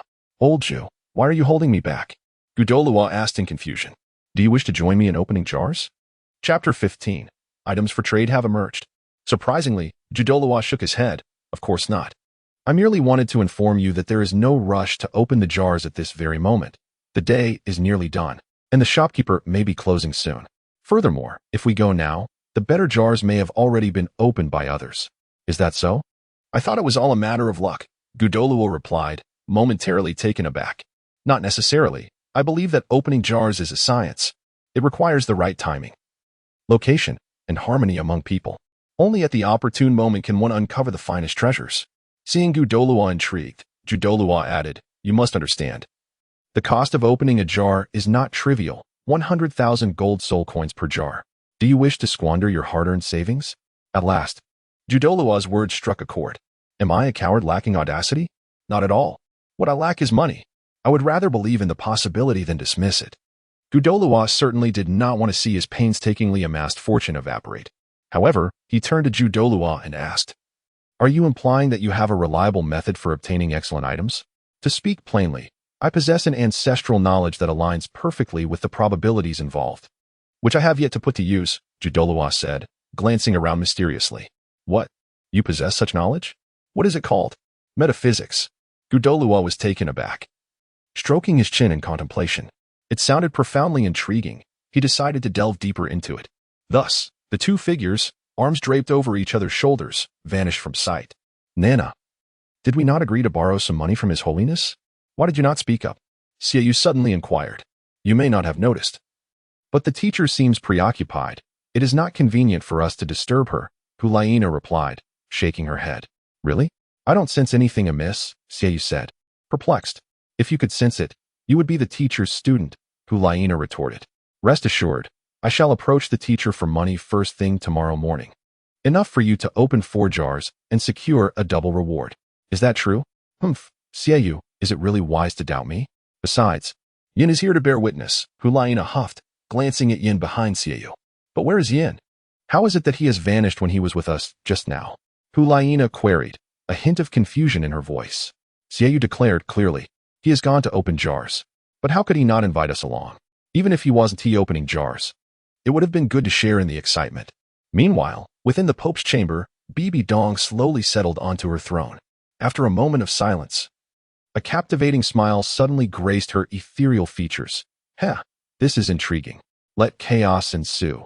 The more tumultuous the Douluo Continent becomes, the greater my opportunity to execute my plans.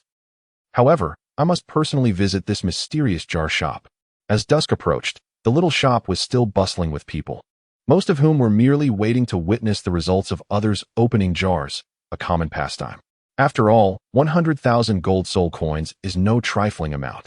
It is beyond the means of the average individual. Moreover, after witnessing those who spent 100,000 gold soul coins uncover bizarre treasures, the crowd's excitement waned considerably. For instance, some opened jars that contained explosive sky fruits. Others discovered magical juice for restoring soul power. And yet others unveiled flasks that burst into flames upon breaking. Among these, the magical juice was somewhat acceptable, but certainly not worth 100,000 gold soul coins. The rest were abject losses. Only a select few affluent individuals hoped to turn their fortunes around by opening jars. Creak. The door of the shop creaked open once more. A middle-aged soul master emerged, prompting those around him to immediately converge. Brother, what did you uncover? Don't keep it to yourself. Let us see. A cacophony of voices erupted around him. The middle-aged soul master pondered for a moment and then opened his palm. Within lay a nearly translucent capsule. What is this? How does it compare to the experience capsules? The crowd was filled with curiosity. It's hard to say. The middle-aged soul master gently shook his head and explained. This is a speed capsule. Upon consumption, it increases speed by 30% for 5 seconds. The crowd fell silent for a moment, then exchanged glances, incredulous. 5 seconds? That is remarkably brief. My mother always told me that a man who is too quick is undesirable. What if the speed capsule is tradable? The middle-aged soul master added. The murmurs in the crowd quieted, but their breaths grew heavier. Tradable? You mean I could give this speed capsule to someone else? Indeed, the middle-aged soul master nodded. Give it to me, brother. I'm willing to offer 500 gold soul coins. 500 gold soul coins? Is that all? I'll offer 550. I bid 1,000 gold soul coins. Brother, just to mention, the speed capsule is not the most important thing. What matters is that I have aspired to be a swift man since childhood. You must grant me this. Clearly, the demand for the speed capsule among soul masters was not insignificant. Particularly for agility-based soul masters, a 30% speed boost was immensely valuable. Even if it lasted only a mere 5 seconds, it could facilitate a multitude of endeavors. 20,000 gold soul coins. If it goes any higher, I shall truly withdraw. If it weren't for the fact that I have personal grievances to settle, I would never spend this much. The individual offering 20,000 gold soul coins was a slender man, undoubtedly an agility-type soul master. However, his words held truth. 20,000 gold soul coins were sufficient to hire a powerful support-type soul master for assistance. Well, 20,000 gold soul coins it is, then. Calculating the losses, it amounts to a staggering 80,000 gold soul coins. Upon hearing this, the middle-aged soul master consented to the transaction. The onlookers were deeply moved by this development. Although the jar was indeed remarkable, it was something that ordinary individuals could scarcely handle. Gradually, more and more people departed from this place. After the initial thrill, reason had returned to the crowd. The evil moon opened 6 jars, followed by another individual who opened 2, and subsequently, 9 others each opened 1 jar, culminating in a total of 17 successful openings on the first day, a commendable outcome. Now, one can only await the magnitude of the repercussions that Evil Moon and the others will provoke upon their return to the Spirit Hall.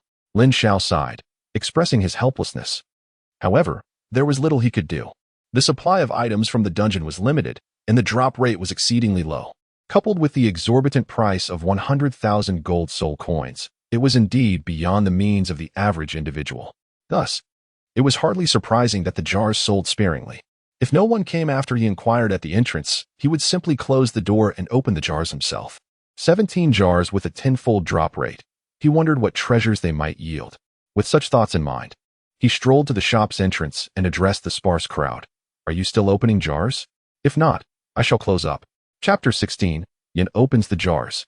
His mental state crumbles. Who is still opening them? Who dares to open them? Lin Xiao's words instantly silenced the crowd outside. Haha, boss, you're busy. We were just taking a look. It's getting late, and we should head home for dinner. Upon hearing Lin Xiao's inquiry, the people outside dispersed. Who wouldn't want to open a can for a little excitement? The problem lies in the lack of funds. In fact, many of them were low-ranking soul masters below the soul sovereign level, barely managing to survive on the meager monthly allowance of 1 gold soul coin from the spirit hall. 100,000 gold soul coins. That's a figure that would not even grace their dreams. If it's not meant to be, so be it. I shall open a can myself. Lin Xiao contemplated closing the shop when, at that moment, a hurried voice called out, Boss, wait. Please give me a chance. I still want to continue. As the words echoed, a figure rushed fervently to the front of the little shop. Through the crack of the door, Lin Xiao discerned that it was none other than Yin. Once again pushing the door open, Lin Xiao said, If you wish to open a can, feel free to come in. Thank you. Boss, you truly are a remarkable person, Yin exclaimed with excitement. Having just witnessed the Pope's demeanor in the papal hall, Yin was now certain that this boss was undoubtedly a formidable figure beyond his imagination. The fact that such a powerful individual could remain so approachable and humble in spirit was truly deserving of admiration. Haha, spare me the flattery. Now tell me, which can do you wish to open? Lin Xiao inquired directly about the matter at hand. I intend to open 3 jars. Yin responded, placing the prepared 300,000 gold soul coins upon the table, subsequently gesturing towards the 3 jars. Have you made your selection? Yes, I have decided. Yin nodded solemnly, his heart brimming with anticipation. Having previously witnessed Xiaoyu's thrilling jar openings, it was finally his turn. He believed his expectations were modest. He would be satisfied with any soul bone or enhancer from the 3 jars. As for the experience capsules, he chose not to consider them for the time being. Even if he were to obtain one now, he would not use it immediately like Xiaoyu. Instead, he would save it for future use when he aimed to enhance his strength on a yearly basis, thereby maximizing the benefits. Lin Xiao nodded subtly, discreetly stowing away the 300,000 gold soul coins, and then placed the 3 jars chosen by Xiaoyu upon the counter. Having observed others opening numerous jars, he assumed they were familiar with the process and felt no need to elaborate further. With a heart racing with excitement and hands trembling, Yin found himself in a state of unrest. It was important to note that these 300,000 gold soul coins constituted his entire savings, wishful thinking, enhancement tools, soul bones. He murmured to himself before grasping the hammer and bringing it down with force. Seeing this, Lin Xiao couldn't help but smile inwardly. The scene was strikingly familiar, reminiscent of his past gaming days when he would fervently pursue coveted equipment while delving into abyssal maps, often muttering phrases like wishful spring waters flow soundly, wishful breath of spirit, and wishful glory for all eternity. Crack! The sound of the jar shattering jolted Lin Xiao from his reverie. In a flash of white light, a small blue vial tumbled out from within the jar. This is magic juice? Yin's eyelids twitched, but he quickly reassured himself. Not bad. Magic juice is a decent outcome. Lin Xiao nearly burst into laughter upon witnessing the scene. It was no surprise that the party had appeared so swiftly. Yin had already begun to console himself. Crack! Another jar shattered, and once again, a flash of white light emerged. In an instant, Yan's complexion turned ashen, and his heart sank with apprehension. Lin Xiao noticed a fine sheen of sweat appearing on Yan's forehead. Upon examining the items produced by Yan, Lin Xiao was suddenly enlightened.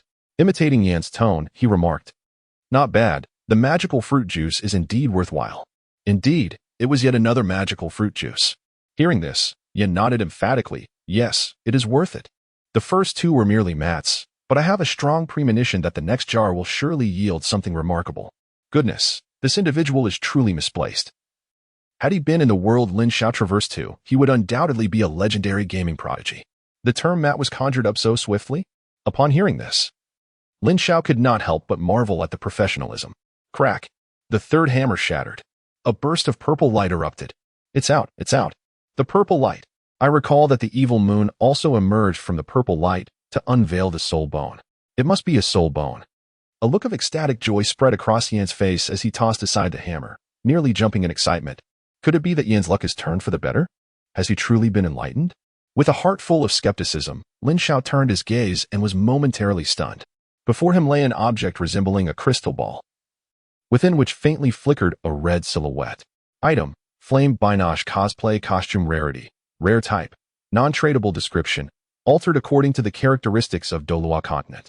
Effect: upon use, one can transform into Flame Binoche for a duration of 15 minutes. The strength of combat is relative to one's own abilities. Could this be akin to a transformation card? Furthermore, Lin Xiao recalled that in the realm of the dungeon, this Flame Binoche was characterized as an enchanting female boss, rich in exotic charm.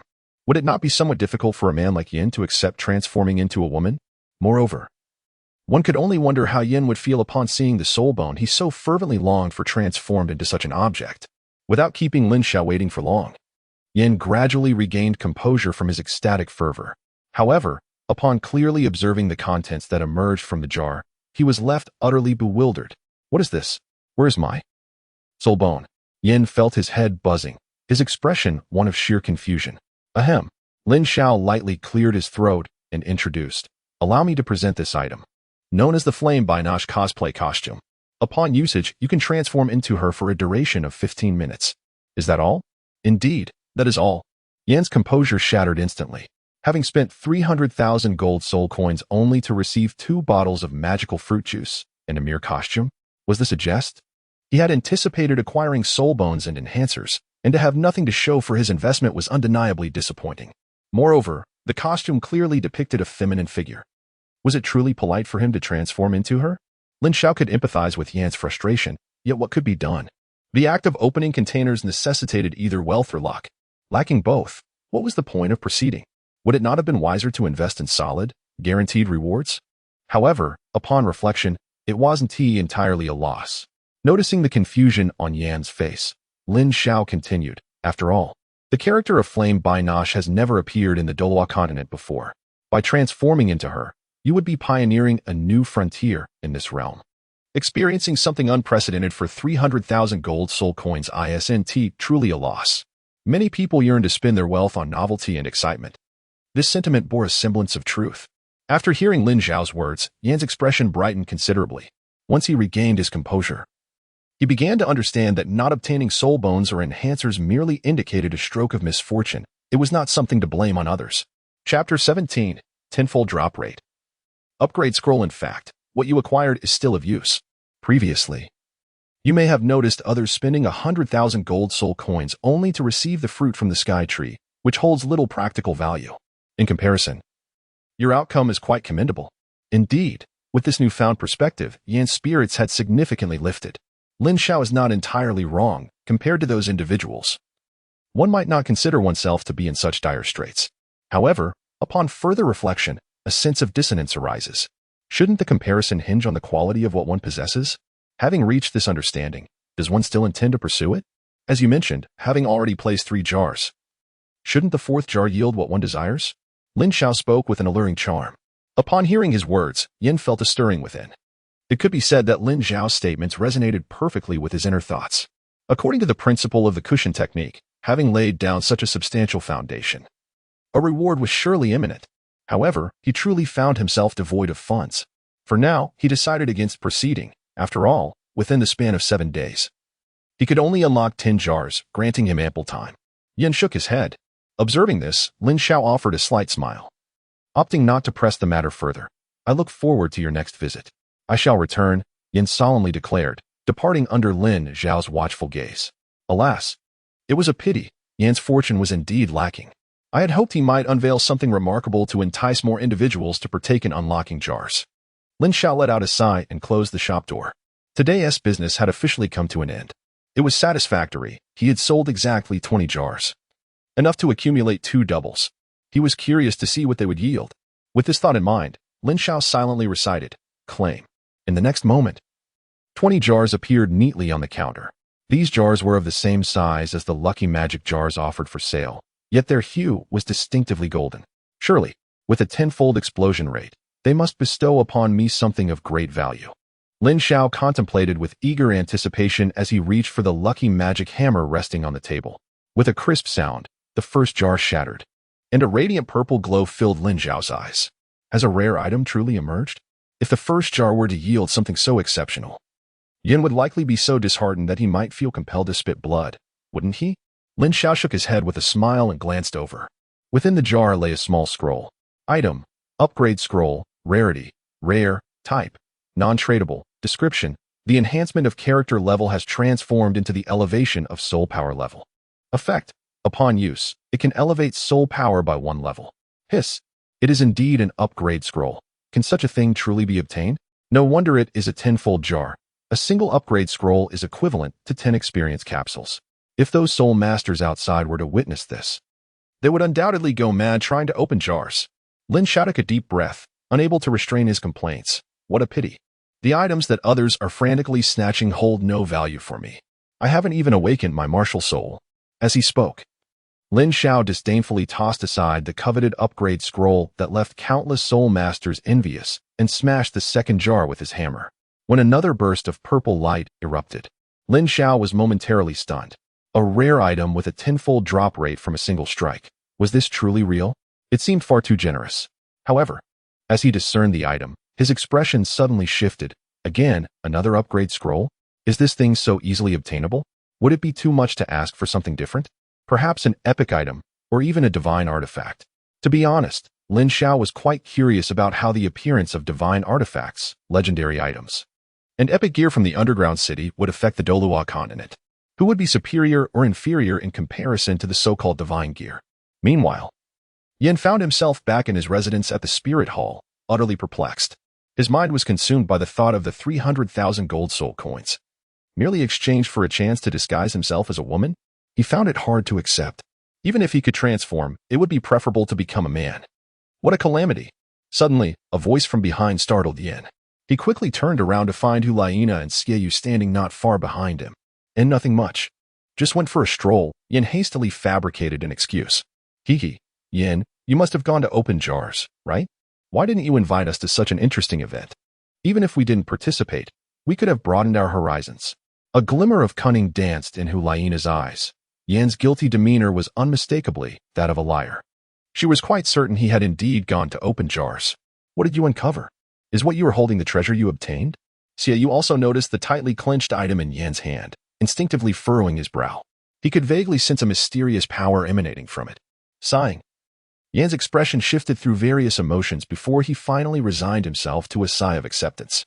At this point, there was no need for concealment. I opened 3 jars, and there wasn't anything remarkable, 2 magic fruit juices, and the remainder is this. As he spoke, Yin extended his hand, slowly revealing the crystal ball in his palm to Hu Laina and Xiaoyu. Wow, how beautiful! Hu Laina exclaimed, her eyes widening in awe. Indeed, women were often captivated by beauty. Yin shook his head in resignation. Xiaoyu's eyes brimmed with curiosity. A product from a little shop must be of exceptional quality. This item should possess some unique ability, right? Indeed. It possesses some special function. At Xiaoyu's remark, a bitter smile crept onto Yan's lips. This item is called the Flame Binosh COS costume. Once used, I can transform into her likeness for combat. What? You can transform? Both Hu Laina and Xiaoyu were momentarily taken aback, their astonishment palpable. While it was not unusual for soul masters to transform, Yin had never encountered one capable of becoming something beyond their martial soul. If this were true, it was utterly astonishing. Moreover, what exactly is the Flame Binosh? Is it a soul beast? Hu Laina inquired, her excitement and anticipation evident. Xiaoyu succinctly expressed his thoughts. I want to see it too. Yan's face displayed a conflicted expression. Perhaps it was better to refrain from this, given that it was a female form. Isn't it more impressive to change from a man into a woman? Wouldn't that be an insult? Hu Laina's face darkened. I feel as though you were mocking me. Hurry up, Yan. If you don't transform, I won't be happy. Besides, aren't you curious about the abilities of something obtained for 100,000 gold soul coins? Ah, well, of course, I am curious. Yan's expression shifted as he finally gritted his teeth. All right, I will transform for you to see. But this matter must not be disclosed to anyone. Otherwise, I will truly have no face to show, to be honest. Yin had originally intended to find a secluded place to use the COS costume and see what special traits emerged post-transformation. From today until now, I have received 6 friends and 30 recommendations. I am delighted and have decided to add an extra chapter. Thank you all for your support. Chapter 18. Yan's extreme growth. Be careful, for I am about to use the costume. Yin warned Hulaina and Xiaoyu. We'll be just fine standing here. You are only at level 47, while my brother is already at level 50. How much more can you possibly enhance? Hulaina waved dismissively, signaling Yin to commence his performance. Indeed, how much more could he possibly rise? A mere 3 levels at most?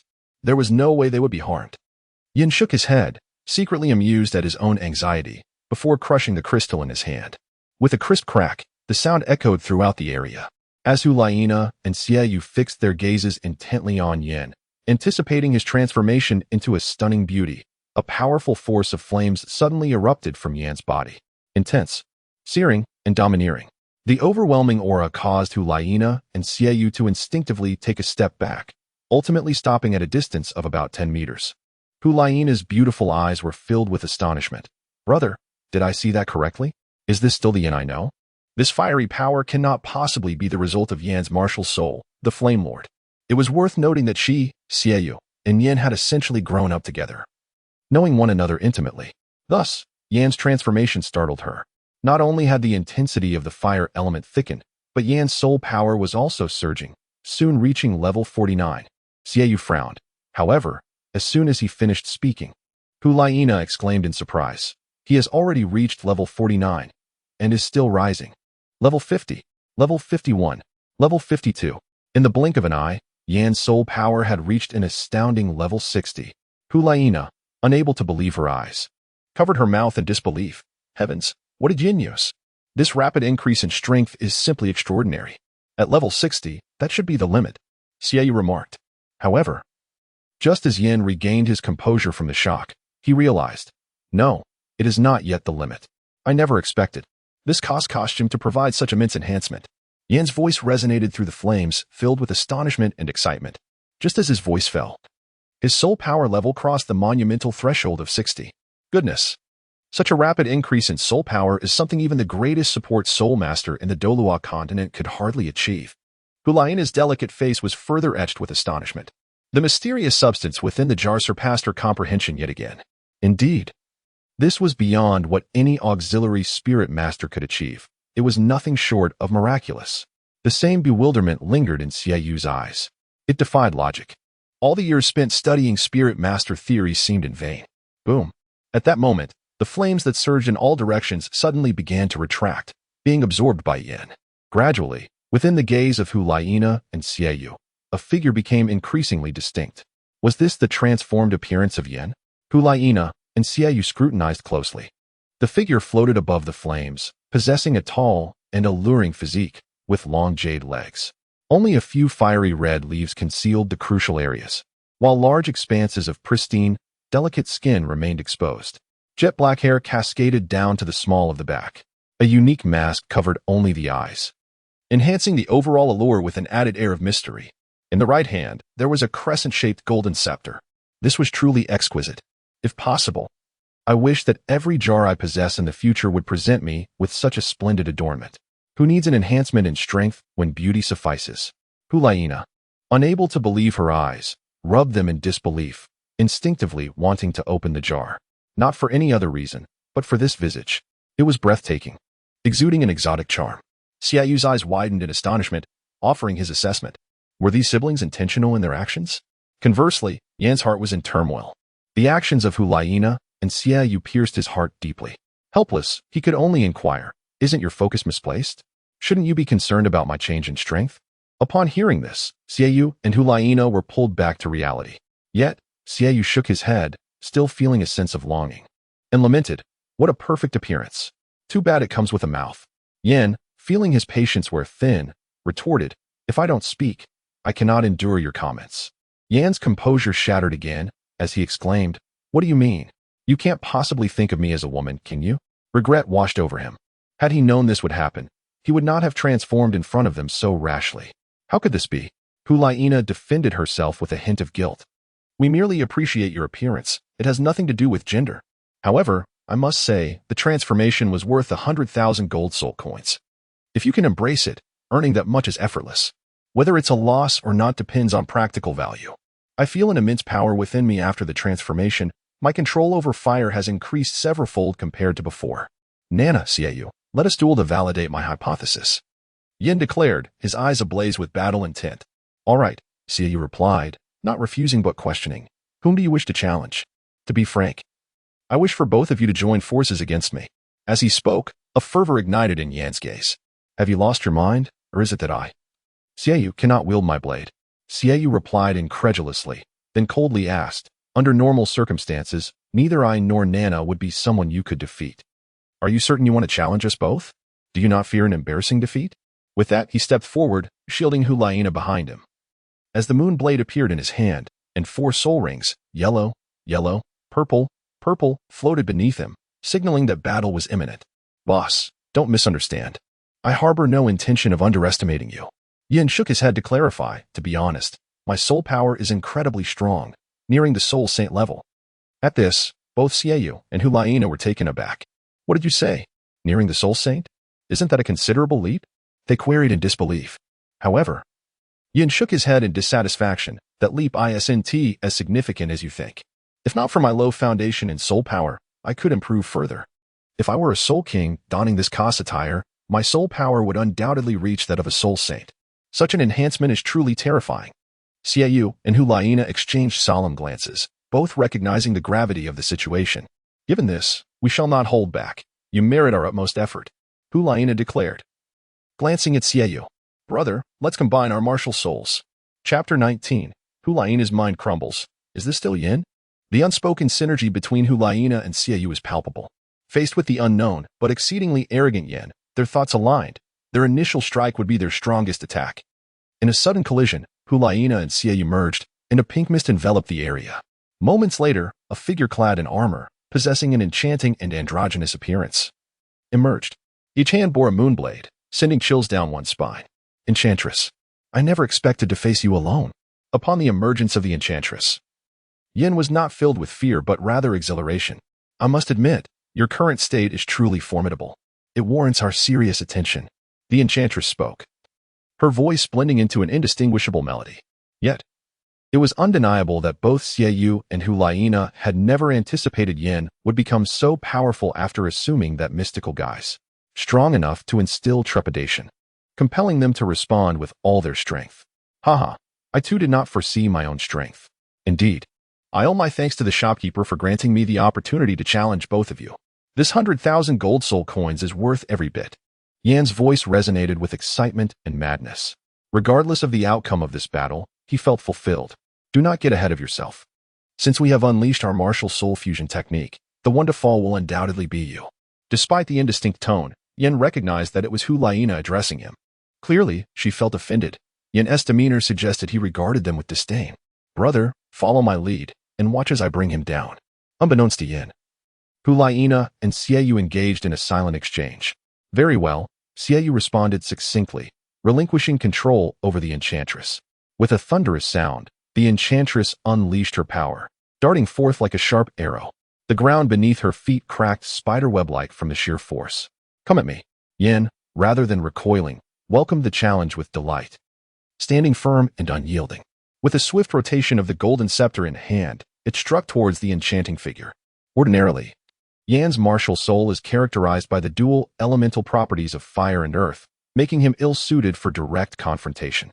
However, the blazing phenomenon possesses a unique innate ability to repel opponents in close quarters. As long as the target is not impervious to control, such as an invincible body, they would inevitably be pushed back.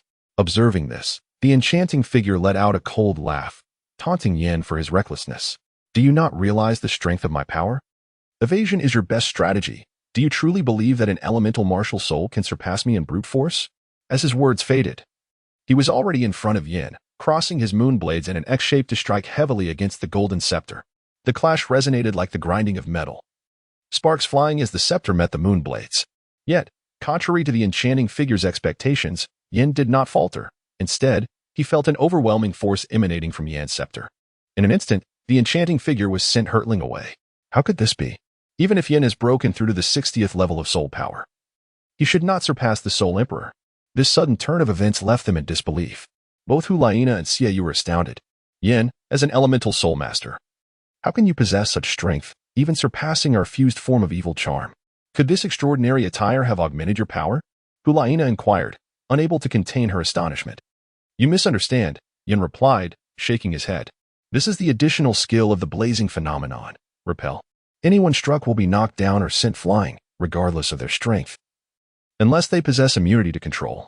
Upon hearing this, Xiaoyu gasped. This soul skill is truly a bane for close combat soul masters. I refuse to believe it is invincible, Hulaina retorted, unleashing a dense pink mist. This was the formidable ability of evil charm. Anyone or any soul beast within the domain would find their soul power and speed diminished by 50%. Under these circumstances, I doubt Yin can accurately strike us. Should you dare to engage in close combat, your defeat is inevitable. Yin replied with a cold smile, lightly touching the ground with his scepter. With a sharp sound, for soul rings of yellow and purple emerged from beneath him, swirling around in a rhythmic dance. In that moment, the blazing phenomenon, surrounded by soul rings, emanated an aura of sanctity. Xiaoyu sighed in resignation. The only downside is that it bears Yan's voice. Alas. However, Hulaina, who led the enchanting figure, exclaimed in surprise, you can still utilize your soul rings. Not only can I use them, but my soul rings abilities have also been enhanced. You may find it quite surprising, Yin responded, his voice imbued with mystery. He pointed his scepter towards the enchanting figure, activating his third soul skill, Hellfire. Boom. In the next moment, Hulaina was confronted by a sea of flames, the scorching and violent force compelling her to retreat. Another attack has failed. Hulaina's composure began to unravel. The Yin they once toyed with now stood firm against their combined martial soul technique. What was this attire that transformed a mere novice into a phoenix? Yet the anomalies did not cease. Xiaoyu's voice echoed in Hulaina's mind. Nana, something is amiss. Observe how the hellfire did not dissipate after its eruption, but instead gathered around Yin. And it is transforming? Indeed, the hellfire danced around Yin, morphing into various shapes, a puppy, a pig, a fire snake, a firebird, and more. Hulaina was left in shock. What level of mastery over soul power and skills is required for such control? Can a soul Douluo achieve this? You may find it hard to believe, but I feel as though I am part of the fire element now, able to command them freely. It is truly astonishing. Yin marveled at his current state. Brother. At this point, only your self-created soul skill holds the hope to defeat Yin. Hulaina felt a wave of exhaustion wash over her. She still had her charm to use, but would it be effective? There was a high chance of unforeseen complications. After consecutive failures, perhaps it was best to let Xiaoyu deliver a decisive blow. Very well. Xiaoyu, leading the evil charm, swung the moonblade until it was but a shadow. In the next instant, the figure of evil charm vanished, replaced by a colossal silver disc. The menacing aura radiating from the disc was chilling. Without a doubt, it was Xiaoyu's self-created soul skill, Crescent Moon. I refuse to believe that you can withstand this unparalleled strike. Even a sea of flames shall be cleaved asunder. At such speed, you cannot hope to repel it. Hulaina felt a surge of confidence. Chapter 20. The Shock of Snake Spear Douluo. Where do you come from? Big Brother has even invoked his self-created soul skill? It seems he is truly serious. Ordinarily, I would be unable to withstand such an assault, but this time is different. Yan's expression bore gravity, yet not fear. Meteor fall. In the next moment, he chanted a mysterious incantation, pointing his scepter towards the enchanting figure. What is this? Xiaoyu was momentarily taken aback, an ominous feeling stirring within him. Brother, look to the sky. A meteor. Hulaina's voice rang out in astonishment. The enchanting figure glanced upward to see a meteor, approximately a meter in diameter, trailing a long fiery tail as it descended. Is this the summoning of Yin? Xiaoyu thought in terror. However, evasion was no longer an option. The meteor's impact zone was vast, and its speed beyond imagination. This is truly bizarre. With no choice left, Xiaoyu braced himself against the meteor. Boom. Flames erupted, creating a massive crater in the ground. The force of the shockwave sent both Xiaoyu and Hulaina flying, even disrupting their martial soul fusion technique. Thud. Thud. They landed nearby, shock etched upon their faces. Incredible. Truly incredible. We have unleashed our martial soul fusion technique, yet we are no match for Yin? Hulaina murmured in disbelief. This outcome was hard to accept. Previously, Yin had been the weakest among them. Yet now he stood as a formidable opponent? What was this soul skill that could manifest such power without the need for soul rings? Evil Moon's gaze was fixed intently on Yin. Even in defeat, he sought clarity. To be precise, it was not a soul technique, but rather should be referred to as magic. Yin spoke with a note of regret. Alas, my lack of talent prevents me from fully grasping the capabilities of the blazing pinnacle. Once the transformation concludes, I shall no longer be able to wield that blow. Such a pity, Evil Moon mused. If Yin could master the power of magic, he would undoubtedly possess a formidable weapon. Nevertheless, he felt quite satisfied, having gained considerable insight today. Once I save enough wealth, I shall visit the shopkeeper to open more jars, surely yielding further enlightenment, Yin declared, his eyes gleaming with excitement. However, a thunderous roar pierced the air. You dare to commit murder within the spirit hall? Villain!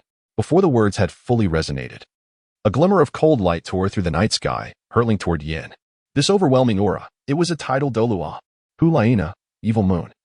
And Yin instantly recognized the identity of the approaching foe. Elder, no. Panic gripped them.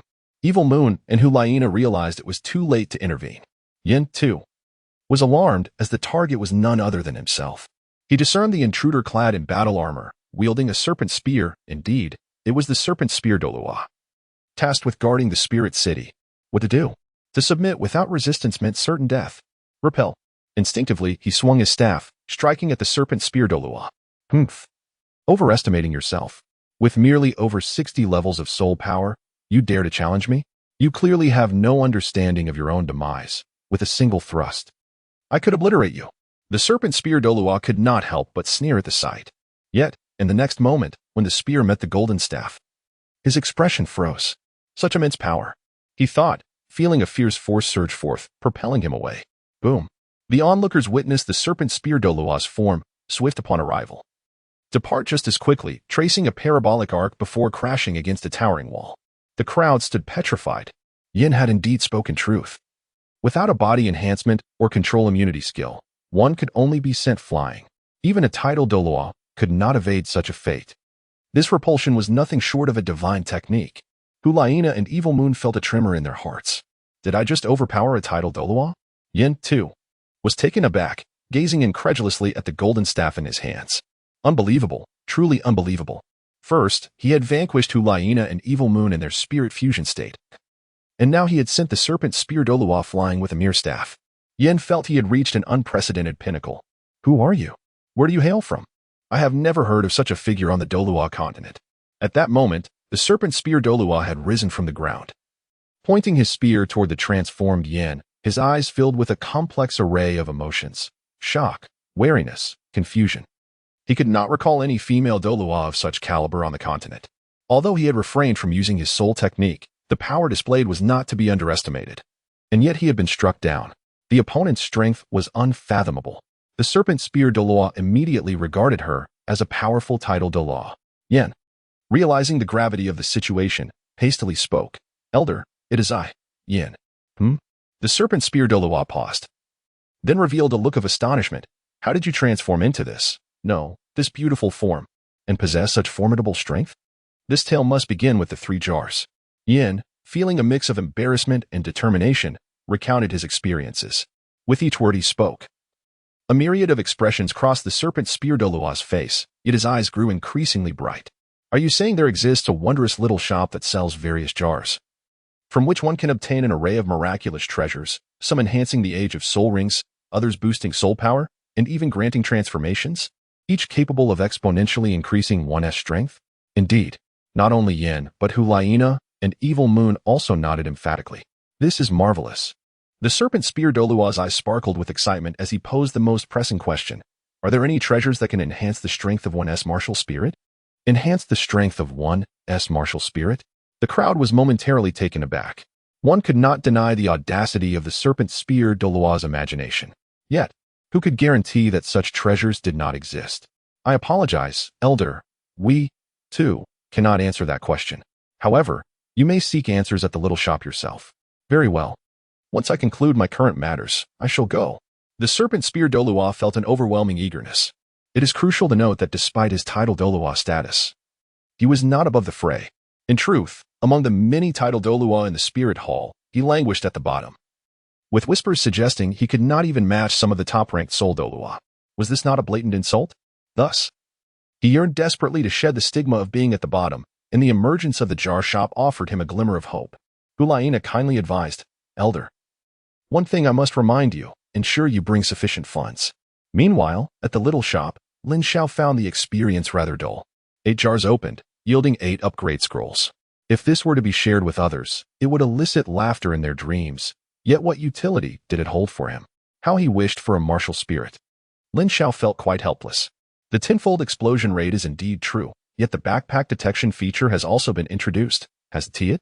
The items are undoubtedly valuable, but the inability to utilize them is rather frustrating. Lin Xiao found himself at a loss for words. Yet another blow had struck. However, in the next moment, a flicker of orange light danced before his eyes. Chapter 21 unveiled a sword god. Orange? A legend. Lin Xiao's eyes widened in astonishment. He had encountered a few items of rare purple quality, but this was the first time he had come across an orange legendary item. He wondered what it could be, suspecting it was likely useless. Without a martial soul, treasures in the eyes of soul masters held no value for him. However, when his gaze fell upon the item within the jar, he was taken aback. Item: Awakening Scroll level, legendary type, non-tradable description, can be used for martial soul awakening or evolution. Effect: Upon use, if one possesses no martial soul, a martial soul will be awakened. If one already has a martial soul, it can evolve once. Hiss: The ability for martial soul awakening. Is this not perfectly suited for me? Lin Xiao gasped in surprise, a surge of elation coursing through him. If he could awaken his martial soul, the 8 upgrade scrolls he had previously acquired would indeed find their purpose. Moreover, Lin Xiao took note of the ability entitled Martial Soul Evolution. This implied that the awakening scrolls were akin to celestial herbs. No, the value of the awakening scrolls surpassed that of celestial herbs, for they bore no limitations on usage. This meant that once activated, they could infinitely facilitate the evolution of his martial soul. In the original narrative, aside from the protagonist, others could only consume a single celestial herb. Naturally, even the protagonist could not partake in them without restraint, as an excessive intake would lead to catastrophic consequences. Lin Xiao instantly discerned the value of the awakening scroll. Regardless of its worth, it is destined to be consumed. Lin Xiao contemplated as he tore apart the awakening scroll. A radiant beam of golden light erupted from the scroll, enveloping him entirely. In the next moment, Lin Xiao felt as if he were immersed in a hot spring. The warm and comforting sensation nearly coaxing a sound of delight from his lips. The system detected that the host was an outsider, unable to awaken a martial soul. This system will integrate the distinctive features of the underground city, transforming one of the 5 random professions from the dungeon and ghost swordsman game world into the host's martial soul. Do you accept? What on earth is this nonsense? Do they look down upon traversers? Lin Xiao sensed a profound malice emanating from the Douluo Continent. Concurrently, he recalled the various class divisions among the demon sword masters within the underground city. The 5 classes of demon sword masters include Sword Soul, Berserker, Azura, Sword Shadow, and Demon Cry.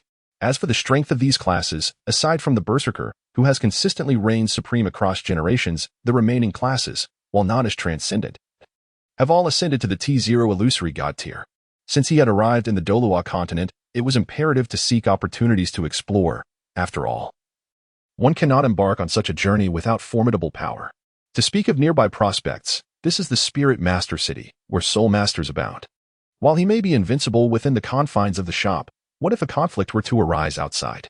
Thus, he had no choice but to accept his fate.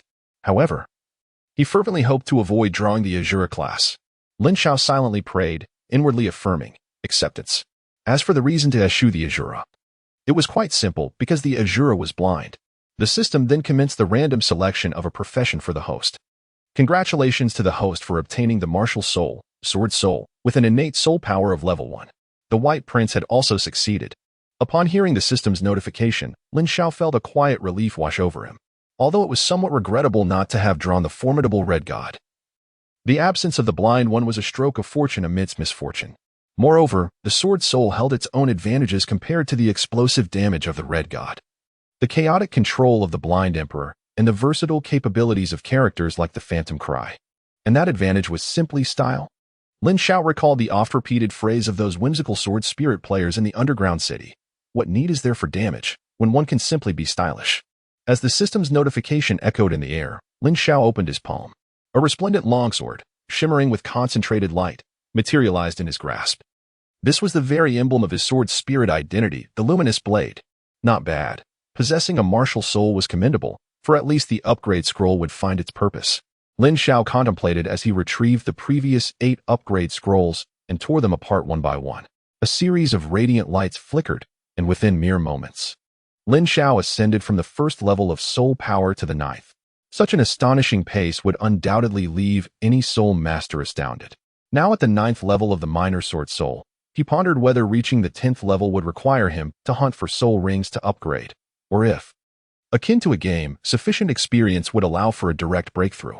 At present, there remain 11 jars unopened, 2 of which are double rewards, based on previous probabilities. Acquiring 3, 5, or even 7 or 8 upgrade scrolls would not be excessive, would it? In Lin Xiao's mind, he contemplated as he grasped the hammer and struck the 10th jar. A crack echoed, followed by a flicker of purple light.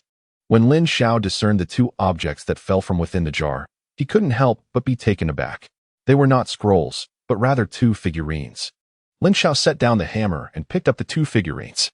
Item: Sidoro's figurine level. Rare type: non-tradable. Description: upon use, it summons Sidoros.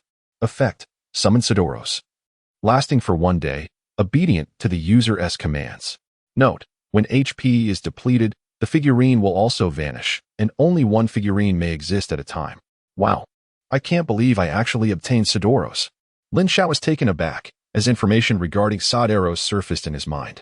Sidoros, the progenitor of the Sword Soul, possessed a unique talent that allowed him to resonate with the weapons around him, mastering myriad types of weaponry. This extraordinary ability enabled him to unleash immense power during combat. He is recognized as one of the pinnacle human warriors on the continent of Arad. Together with the divine sword Liang Yu, he pioneered the path of the sword god. I am curious to see how this Sidoros differs from the one in my game. Lin Xiao contemplated, retrieving a puppet of Sidoros and casting it upon the ground. With a resounding thud, a burst of brilliance erupted. From the radiance emerged a figure, clad in a simple yet elegant swordsman's attire, bearing an array of swords of various shapes and lengths upon his back. Yet, his aura was not imposing. This must signify a mastery of swordsmanship reached its zenith, returning to a state of simplicity and authenticity. As Lin Xiao contemplated, Sidoros had already approached him, kneeling on one knee and respectfully declaring, "Sidoros greets his master. What a turn of events. You once tormented me 1,000 times, and now you kneel before me. Delightful." Lin Xiao felt an exhilarating sense of vengeance fulfilled. "Sidoros, what is your current strength?" he inquired, posing a question of considerable concern. What prowess could the pinnacle figures of the dungeon possess in the realm of Douluo? In response to his master, the subordinate stated, "My current strength does not reach its zenith. It is approximately equivalent to that of a 95-ranked title Douluo." Sidoros replied. Lin Xiao could comprehend this, for he recognized the rank of Sidoros.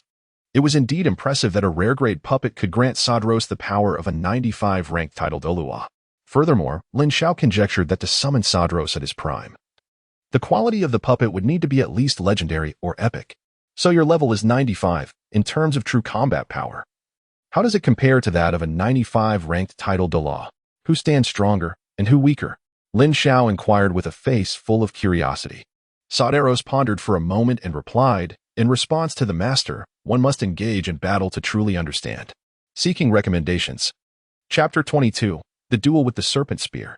Indeed, without having genuinely fought, one cannot comprehend the multitude of incompetents on the Douluo Continent. Lin Xiao nodded slightly. "You may rest over there. I shall continue to open the cans." Understood. Sidoros, with his sword slung over his shoulder, stood to the side. Though his hair and beard had turned completely white, giving him an appearance of great age, his posture remained as straight as a javelin. This time, I should be rewarded with an upgrade scroll, shouldn't I? Lin Xiao pondered for a moment, then wielded the lucky hammer, striking the 11th jar. With a crack, the jar shattered, emitting a flicker of purple light. However, the item that emerged left Lin Xiao utterly speechless. He inwardly cursed, so the backpack detection feature has activated again. Has it? Item: Teleportation Potion Rarity. Rare type, non-tradable. Description: with this, one can travel to any location. Effect: upon use, it allows teleportation to a specified destination. Under normal circumstances, this item would indeed be considered a valuable treasure, essential for evasion in dire situations. Yet, Lin Xiao felt that its appearance squandered the opportunity to obtain an upgrade scroll. To receive yet another teleportation potion after already acquiring 9 felt overwhelmingly frustrating. Damn it. You wicked system, I refuse to believe that the final double reward 1T yields something worthwhile. The allure of opening jars was undeniable. Despite his simmering anger, he found himself unable to resist the temptation of continuing. As the saying goes, though the jars torment me 1,000 times, I regard them as my first love. With a crack, he opened the final jar, and once again, the purple light flickered. At last, Lin Xiao beheld an item that aligned with his desires, 2 upgrade scrolls. After considerable difficulty, they had finally materialized. Lin Xiao eagerly seized the upgrade scroll, tearing it open without hesitation. However, an unexpected occurrence transpired. One scroll was successfully torn, while the other remained intact. This implies that I must also hunt for a soul ring to achieve a breakthrough? Lin Xiao's thoughts crystallized as he grasped the crux of the matter. He could not help but sigh, lamenting, "What a pity. I had thought that utilizing 99 upgrade scrolls would elevate me to the divine level of 100. Now, it seems, it is best to wash up and retire for the night. Tomorrow, after the shop closes, I shall seek a place to hunt for soul rings. Fortuitously, the instant teleportation potion I crafted will find its purpose then. Moreover, with the assistance of old Su'a, the venture should pose little danger." As dawn breaks, a new day unfolds. As Lin Xiao opened the door to the shop, a warm morning light enveloped him. Embracing the dawn, he instinctively remarked, "Today is yet another day brimming with hope. Hulaina and Skia, you must have informed the higher-ups of the Spirit Hall about yesterday's events, I presume? Given the extraordinary nature of what transpired, it is bound to stir quite a commotion. I wonder how the Spirit Hall will react today, and who might pay a visit. Will it be the chrysanthemum Douluo, the ghost Douluo, or perhaps the Pope Bibi Dong? The anticipation is palpable." As an avid reader, Lin Xiao is eager to encounter these iconic characters from the original narrative. Moreover, these individuals possess wealth and strength, undoubtedly representing significant potential for success. The shop is now open. Just yesterday, someone managed to uncover a soul bone here, and even procured a potion that fetched several tens of thousands of gold soul coins. What? A potion sold for tens of thousands of gold soul coins? How much did he spend? 100,000. Hiss, in that light, it seems like a loss? With the shop now open, many people gathered around, engaging in fervent discussions. "Are you here to open a jar? Please, step inside." Lin Xiao addressed the crowd outside, stating, "Well, we are here to witness the spectacle." The expressions of the onlookers were somewhat awkward. To be candid, they too were eager to open a jar. However, their financial constraints rendered the steep price of 100,000 gold soul coins untenable for most. Suddenly, the sound of footsteps echoed, and a figure clad in armor strode into the scene. The formidable aura emanating from him instilled a sense of trepidation, prompting an instinctive desire to retreat. Some among the throng recognized this imposing presence and could not help but exclaim, "Isn't that the serpent spear Douluo? It is an honor to meet you, Your Excellency." Has the fame of this humble establishment grown so immense that a title Douluo has graced us with his presence? The crowd was left in astonishment. In contrast, the serpent spear Douluo bore a solemn expression as he navigated through the masses. Internally, he too was exhilarated. Upon learning of the jar shop's exploits the previous day, he had hastily made arrangements, even requesting the ghost leopard Douluo to cover for him. The jar shop was indeed as unremarkable as Hulaina and Skia had described. The serpent spear Douluo mused as he entered the shop. The establishment was modest, featuring a counter, rocking chairs, and shelves. These were the entirety of its furnishings. Behind the counter stood a young man, bearing a smile that seemed to welcome him. This must be the enigmatic Lin, the proprietor. Not far from Lin, a peculiar figure was seen, burdened with several swords. How intriguing! Not only jars but also swords for sale? He could not help but jest. However, as soon as his words fell, a terrifying murderous intent erupted from the frail old man. Instantly, the serpent spear Douluo felt as though he had plunged into icy depths. With a few hurried steps backward, he managed to steady himself. What a fearsome sword intent! This was indeed a powerful individual. The serpent spear Douluo was utterly astounded.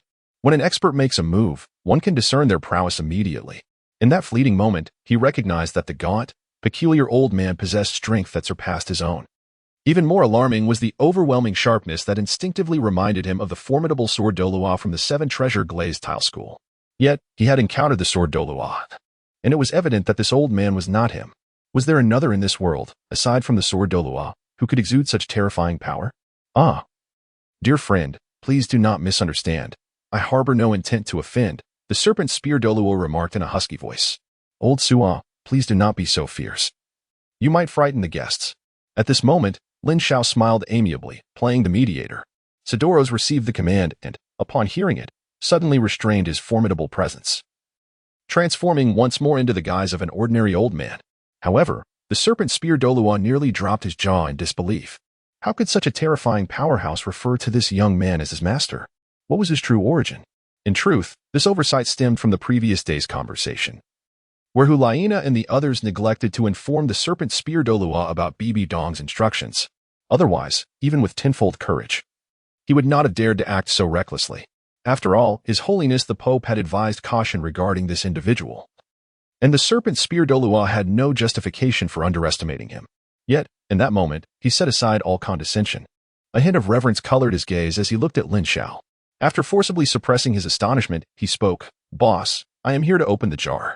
However, I would like to know if there is anything within that could enhance the power of my martial soul." "Indeed, there is," came the reply. Lin Xiao responded with unwavering determination. Not to mention, just yesterday he had opened an awakening scroll. That artifact could induce a direct evolution of the martial soul, perfectly aligning with the desires of the Serpent Spear Douluo. Simultaneously, Lin Xiao understood the motivations behind the Serpent Spear Douluo's requests. Despite being a rank 92 title Douluo, the prowess of the Serpent Spear was not particularly formidable. In fact, during the latter stages of the original narrative, he was even defeated by Yang Wudi of the Soul Douluo level from the Broken One clan.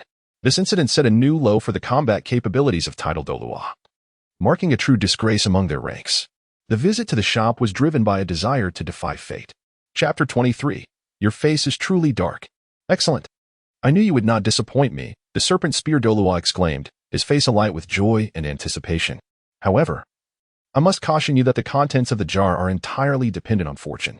Should luck not be on your side, what you may unveil could very well be nothing more than worthless scrap. Lin Xiao felt that the other party was somewhat overly optimistic and deemed it necessary to inform him of the potential events that might unfold. He cautioned against becoming overly distressed over the acceptance of certain worthless items, which could lead to an alarming spike in blood pressure. Rest assured, boss, I have a general understanding of the rules. Life and death are predetermined, and wealth is governed by fate. I comprehend these truths. Please, allow me to take a shot at this. With that, Shimiao Douluo produced a bag of golden soul coins from the spirit guide space and placed it upon the counter. Upon witnessing this, Lin Xiao ceased his objections. After all, he was in the business of selling jars and could not afford to jeopardize his trade. Having received the payment, Lin Xiao turned to the Snake Spear Douluo and inquired, "Have you made your selection?" "I have chosen the 6th jar from the 6th row. 6 is my lucky number." "It surely will not disappoint," replied the Snake Spear Douluo, evidently possessing his own insights regarding the opening of jars. "Very well," Lin Xiao responded. Lin Xiao spoke as he retrieved a jar and placed it upon the counter, further advising, "You can shatter the jar using the hammer at your side." "Understood," replied Snake Spear Douluo, nodding as he brought the hammer down with a single strike. With a resounding clang, a flash of white light darted past, and a somewhat weighty object plummeted to the ground. "What is this?" Lin Xiao was momentarily taken aback. It was indeed the first time someone had offered such a substantial item. While he was still pondering this, the Serpent Spear Douluo had already bent down to retrieve the object. With an expression of anticipation, he turned to Lin Xiao and inquired, "Boss, this appears to be a blade, does it not? What do you think? Could it be formidable?" Lin Xiao's gaze swiftly turned towards the object, leaving him momentarily speechless. Before him lay a katana, its blade marred by a profusion of yellow rust. Item: rusty katana grade. Ordinary type, tradable description, mere scrap metal, lacking any noteworthy attributes. Effect: none. The worth of this katana paled in comparison to that of the sky fruit. At least the latter had the potential to explode and produce a sound. This blade, nothing more than a piece of corroded iron, could barely fetch a single copper coin per pound. Lin Xiao mused. "Boss, what is wrong? Are you taken aback? Could this sword be an antique of great value?" The Serpent Spear Douluo exclaimed with enthusiasm. In the noble circles of the Tiando and Xingluo empires, there existed a substantial appreciation for antiques and artifacts. Certain items of considerable age could command prices reaching tens or even hundreds of thousands of gold soul coins. However, Lin Xiao responded candidly, "Alas, this sword is merely a rusted iron blade. Perhaps you might consider polishing it with a blacksmith's touch as a keepsake. If it were to be passed down through 10 or 8 generations, it may indeed attain the status of an antique." Despite the harsh reality, Lin Xiao spoke the truth. "What?" The Serpent Spear Douluo's face reflected utter astonishment. "A mere scrap of copper worth 100,000 gold soul coins? This scenario seems amiss. Was it not said that items from jars are invariably high quality? Surely, one could effortlessly acquire enhancers, soul bones, or transformation garments." Dazed, The serpent spear Douluo stared at the rusty katana in his hands, left speechless. Did this mean he must treat this sword as a family heirloom to redeem its worth? Do not be disheartened. This katana is the least valuable item currently available in my shop. I highly doubt there exists anything worse. I believe that should you open another jar, whatever it yields will surely surpass this. Lin Xiao gently reassured him. As a dedicated employer, one must not allow clients to lose faith. You are absolutely right, boss. Is there any possibility of a situation being worse than before? Surely, that is impossible. The serpent spear Douluo, regaining his composure, produced another 100,000 gold soul coins, declaring, "Let me have another go. This time, I choose the 8th jar in the 8th row. The number 8 is auspicious." Accepting the payment, Lin Xiao silently placed the jar before the serpent spear Douluo. With a crack, the jar shattered, once again emitting a brilliant flash of white light. Shortly thereafter, a heavy thud resonated as a weighty object fell to the ground. Lin Xiao instantly noticed that the serpent spear Douluo's breathing had become hurried. When the serpent spear Douluo picked up the fallen items, Lin Xiao silently lamented, "How careless." A more unfortunate event than acquiring a single rusty katana had transpired, that being the acquisition of 2 rusty katanas. Is it truly double the delight? One cannot help but remark on the deepening scowl upon the serpent spear Douluo's face. The expressions of both Xiao and Yin, those 2 rascals, were not without concern. The countenance of the serpent spear Douluo had indeed darkened. Even though a title Douluo enjoys a lofty status and possesses considerable wealth, one cannot simply overlook the futility of 100,000 gold soul coins vanishing into thin air. Moreover, possessing a family heirloom is sufficient. Is there truly a necessity for 2? Must there be yet another twist of fate? Lin Xiao's voice resonated like an enchanting melody in the ear of the snake spear Douluo. However, this time, the snake spear Douluo hesitated. "Boss, we have returned." Just then, a call echoed from outside the shop. Following the sound, the snake spear Douluo saw Hu Laina entering the small store first, followed closely by Xiao and Yin. "Ah, Elder, you are here too. Isn't it your turn today?" Hu Laina asked, her expression filled with confusion. "I just passed by and thought I would take a look. Additionally, I intend to open a couple of cans," the snake spear Douluo replied in a rather nonchalant tone. "The Elder is opening cans as well? I wonder what was obtained." Yin inquired with an inquisitive look. "This." The snake spear Douluo's expression shifted, silently cursing Yin for bringing up such an awkward topic. "Is it these 2 rusty twin daggers?" Hu Laina's keen eyes instantly caught sight of the corroded long blades on the table. "Indeed." The snake spear Douluo nodded stiffly, his countenance somewhat rigid. 200,000 gold soul coins for a pair of worthless scraps. Word of this might lead to mockery from the porcupine Douluo and the ghost leopard Douluo. This is simply tragic. Hu Laina and the others could clearly tell that the blades were dreadfully ordinary, instinctively distancing themselves from the snake spear Douluo. After all, misfortune is contagious. In contrast, the snake spear Douluo's face darkened further upon witnessing their reactions. "Are you all here to open cans, or merely to spectate?" At that moment, Lin Xiao spoke up to alleviate the awkward atmosphere.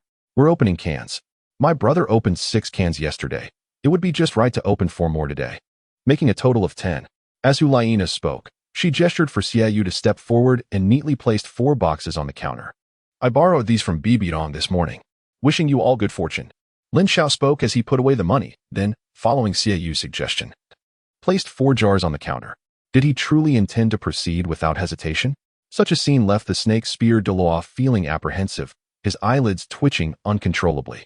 This was not merely 4,000 soul coins, nor even 40,000, but a staggering 400,000 soul coins. Was he not the least bit concerned about a complete loss? Chapter 24. Xiao versus Snake Spear Douluo. "Elder, might I borrow that hammer of yours?" Xiao inquired, glancing at the hammer held by Snake Spear Douluo.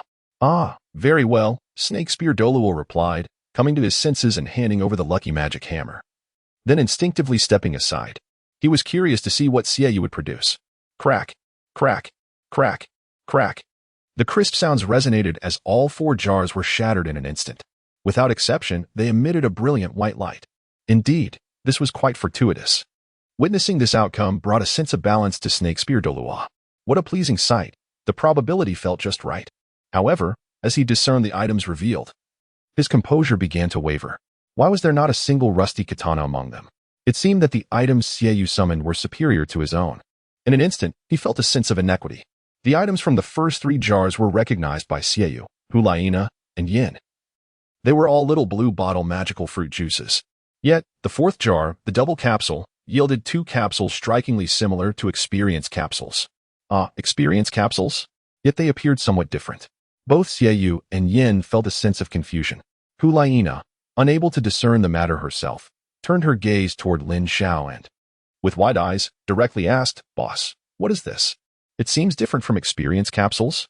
Item: Character Proficiency Capsule Level. Common Type, Non-Tradable Description, converts character proficiency experience into an increase in soul skill proficiency. Effect: Upon use, it grants a profound understanding of the application of soul skills. To think such an item could be produced. Lin Xiao recalled that in the dungeon game, character proficiency is categorized by levels.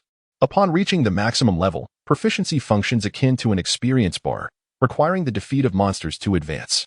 A higher level of proficiency indirectly signifies a deeper understanding of the chosen profession. The proficiency capsule, when utilized, operates similarly to an experience capsule, enhancing the experience bar for character proficiency. Within the game, this item appears to be somewhat superfluous. However, considering its description and the integration of features from Douluo, this capsule seems to hold considerable significance. After all, in this world, there exists the concept of self-created soul skills. And only through profound comprehension of one's own soul skills can one effectuate alterations. Lin Xiao recalls that in the original work, Tang San's blue-silver spike represented a transformation of soul skills. These 2 experience capsules, known as proficiency capsules, differ from the experience capsules that enhance soul power. Upon consumption, proficiency capsules augment one's comprehension of soul skills. As for the extent of mastery achieved, it ultimately depends on one's own enlightenment.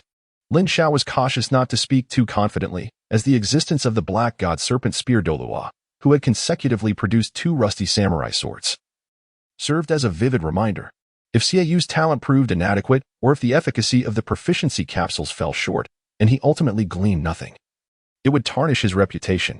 Hiss, this effect is rather potent. Upon hearing Lin Xiao's words, the crowd couldn't help but gasp, secretly astonished.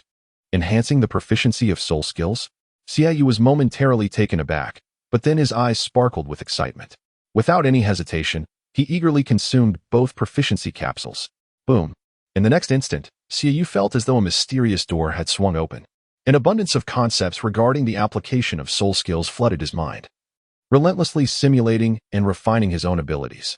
With each iteration, 10 times, 100 times, 1,000 times, his understanding of soul skills deepened. Soon, he became utterly engrossed in this process, losing himself completely. Under the watchful gaze of the crowd, Xiaoyu closed his eyes, seemingly immersed in a profound revelation. Could it truly be so miraculous? Is it not the case that the enhancement and comprehension of soul skills are typically achieved through rigorous training and practical experience? Now, Xiaoyu stood motionless, enhancing his understanding of his martial soul. This was hard to believe, and only Hulayina and her companions seemed to accept it as truth. I suspect Xiaoyu has ingested some hallucinogenic substance. The serpent spear Douluo felt he had discerned the underlying truth. What felt like an eternity passed, though in reality, only a few seconds had elapsed. When Xiaoyu opened his eyes again, a fleeting brilliance sparkled within them. He stood in the same spot. Yet the differences between the closed-eyed Xiaoyu and the one now gazing outward were stark. Perhaps he had been so absorbed in the experience that he had not fully returned to reality. The serpent spear Douluo had been observing Xiaoyu and instantly noticed the anomaly. "Brother, how do you feel? Are you all right?" Hulayina sensed that her brother had changed, but couldn't articulate how. It was a blend of the familiar and the unfamiliar. "Boss, I feel as though my mind has been enriched with numerous insights into soul skills. Are these insights genuine, or merely figments of my imagination?" Xiaoyu, without answering Hulayina, looked at Lin Xiao with a mixture of excitement, anticipation, and uncertainty. If it were not an illusion, the implications would be staggering. In those brief seconds, it felt as if he had traversed years, with a monumental enhancement in his understanding of soul skills, a stark contrast to his previous grasp. Yet, what truly astonished him was the profound realization he had regarding his self-created soul skill, Crescent Moon. It was a complete transformation. Reflecting on it now, what was that earlier version of Crescent Moon? Merely superficial embellishments. I have never experienced it, so how could I know what insight it entails? Lin Xiao silently scoffed, maintaining an outwardly calm demeanor as he advised, "Remember this, practice yields truth. Whether the insight is genuine or an illusion will become evident through experimentation." Experiment? Xiaoyu glanced around, feeling somewhat perplexed. If the insights were indeed real, neither Hu Laina nor Yin could withstand his strike. It could potentially harm them. Moreover, they were in a small shop, not a training ground. If anything were to break, it would surely displease the owner. At that moment, the serpent spear Douluo immediately perceived Xieyu's dilemma. Well then, I am also curious to see what you have comprehended. Why not direct it at me? Fear not. I will control my strength. Should I injure you, I shall ensure nothing in this shop is damaged. The serpent spear Douluo felt confident facing a level 50 soul master. Simultaneously, he was eager to ascertain whether Xieyu's claims held any truth. Boss, do you think this is permissible? Xieyu inquired, casting a questioning glance at Lin Xiao. Lin Xiao expressed indifference, stating that he would simply compensate for any damaged items at their market value. Following this, Xieyu took a couple of steps back and, with a serious expression, addressed the snake spear Douluo. Elder, it is time for you to unleash your martial soul. Unleash my martial soul? With my current strength? Even a soul king with ordinary soul power and physique would be utterly overwhelmed, the snake spear Douluo confidently replied. Even you must wait until you become a soul king before you can suggest that I unleash my martial soul in response. Chapter 25. Enhanced Self-Created Soul Technique. Be cautious. For I shall exert my full strength, Xieyu declared, as soul power surged, and the moon blade manifested in his hand, his face reflecting a serious demeanor, radiating brilliance. In the next instant, he did not utilize his soul rings, but instead called out, Crescent Moon. Crescent Moon? What sort of skill is that? Shouldn't it be full moon instead? Not only the onlookers, but even his younger sister Hu Laina had never heard of such a soul technique. Yet, in the following moment, they witnessed the essence of the crescent moon. In the gaze of all, Xieyu's figure vanished entirely. Even the sunlight seemed to fade. The shop's illumination dimmed instantaneously. However, as confusion arose among the spectators, a sudden flash of silver light erupted. They beheld it clearly, a silver crescent moon, with astonishing rapidity, slashed toward the snake spear Douluo. Swift, powerful, and indomitable. This was the collective sensation of the onlookers regarding the crescent moon. Even Hu Laina and Yin began to contemplate how they might respond to such a strike when faced with it. It was too fast, too fierce. Even with their utmost efforts, they doubted they could withstand it. The allure of their techniques had yet to manifest, and they might be severed in two before they could even react. Hu Laina sighed inwardly. Was this truly the measure of her elder brother's strength? If the fierce blow had been unleashed while he transformed into the blazing phoenix, she feared she would find it impossible to withstand. Unless one were a defensive soul saint, they would surely need to evade its edge. Yin was equally astonished. Yet, the most shocked of all was the snake spear Douluo, who was experiencing it firsthand. How is this kid capable of such extraordinary prowess? Is this truly an attack strength that a soul sect can exhibit? Even a soul emperor might struggle against this. It seemed he had underestimated the young man. Facing such an assault without his martial soul would indeed be daunting. Break for me, he huffed, as a long spear materialized in his hands, which he grasped firmly and lunged towards Xieyu. There was no doubt that he had spoken too soon. However, with no alternative, he could only confront Xieyu's strike head-on. Boom! The crescent moon collided with the spear. A blinding light flashing forth, accompanied by a surge of formidable soul power. The terrifying force erupted, causing both Hu Laina and Xieyu to stagger back several steps. Humph! Nearby, Suideluos issued a cold snort, unleashing an invisible sword chi that emanated from his being. It contained the soul power fluctuations, compressing all force between Xieyu and the snake spear Douluo. With the pressure alleviated, Hu Laina and Yin finally noticed the presence of this powerful elder within the shop. The mere aura of this elder was sufficient to suppress the residual battle energy emanating from her brother and the snake spear Douluo, indicating that he was likely a titled Douluo-level figure. Having seen much of the world, Hu Laina discerned the elder's strength. Do not be alarmed. This is Old Saw, my servant. Seeing the two individuals tense, Lin Xiao spoke to clarify. Sudelros, however, did not voice any opposition. A servant? How could such a formidable being willingly accept the role of a servant? The explanation, rather than alleviating their concerns, only heightened the alarm in Hu Laina and Yin. It indeed confirmed His Holiness the Pope's speculation. This enigmatic master possessed strength that exceeded all imagination. At that moment, the fluctuations of soul power abruptly ceased. The figures of the evil moon and the serpent spear Douluo reappeared before the crowd. The face of the evil moon was pale, evidently drained. Yet his eyes sparkled with exhilaration. Clearly, he was quite pleased with the formidable power exhibited through his newly comprehended waning moon technique. Meanwhile, The serpent spear Douluo stood in the center, his expression darkening, shifting from ashen to a sickly hue. Brother, how should we assess the outcome of this match? Hulaina inquired with wide, curious eyes. Clearly, the one clad in battle armor has lost. He not only summoned his martial soul, but had it not been for this young lad's restraint, he would have likely been cleaved in two. Sidelrosa's cold voice interjected. What? Is that truly the case? Yin questioned in disbelief. Did the serpent spear Douluo, despite summoning his martial soul, fail to defend himself? Judge for yourselves. Sidelrosa's words were punctuated by a strange sound. Crack. Crack, crack. At that moment, the crowd turned towards the source of the noise, only to discover a fissure had suddenly emerged in the cold iron armor worn by the serpent spear Douluo.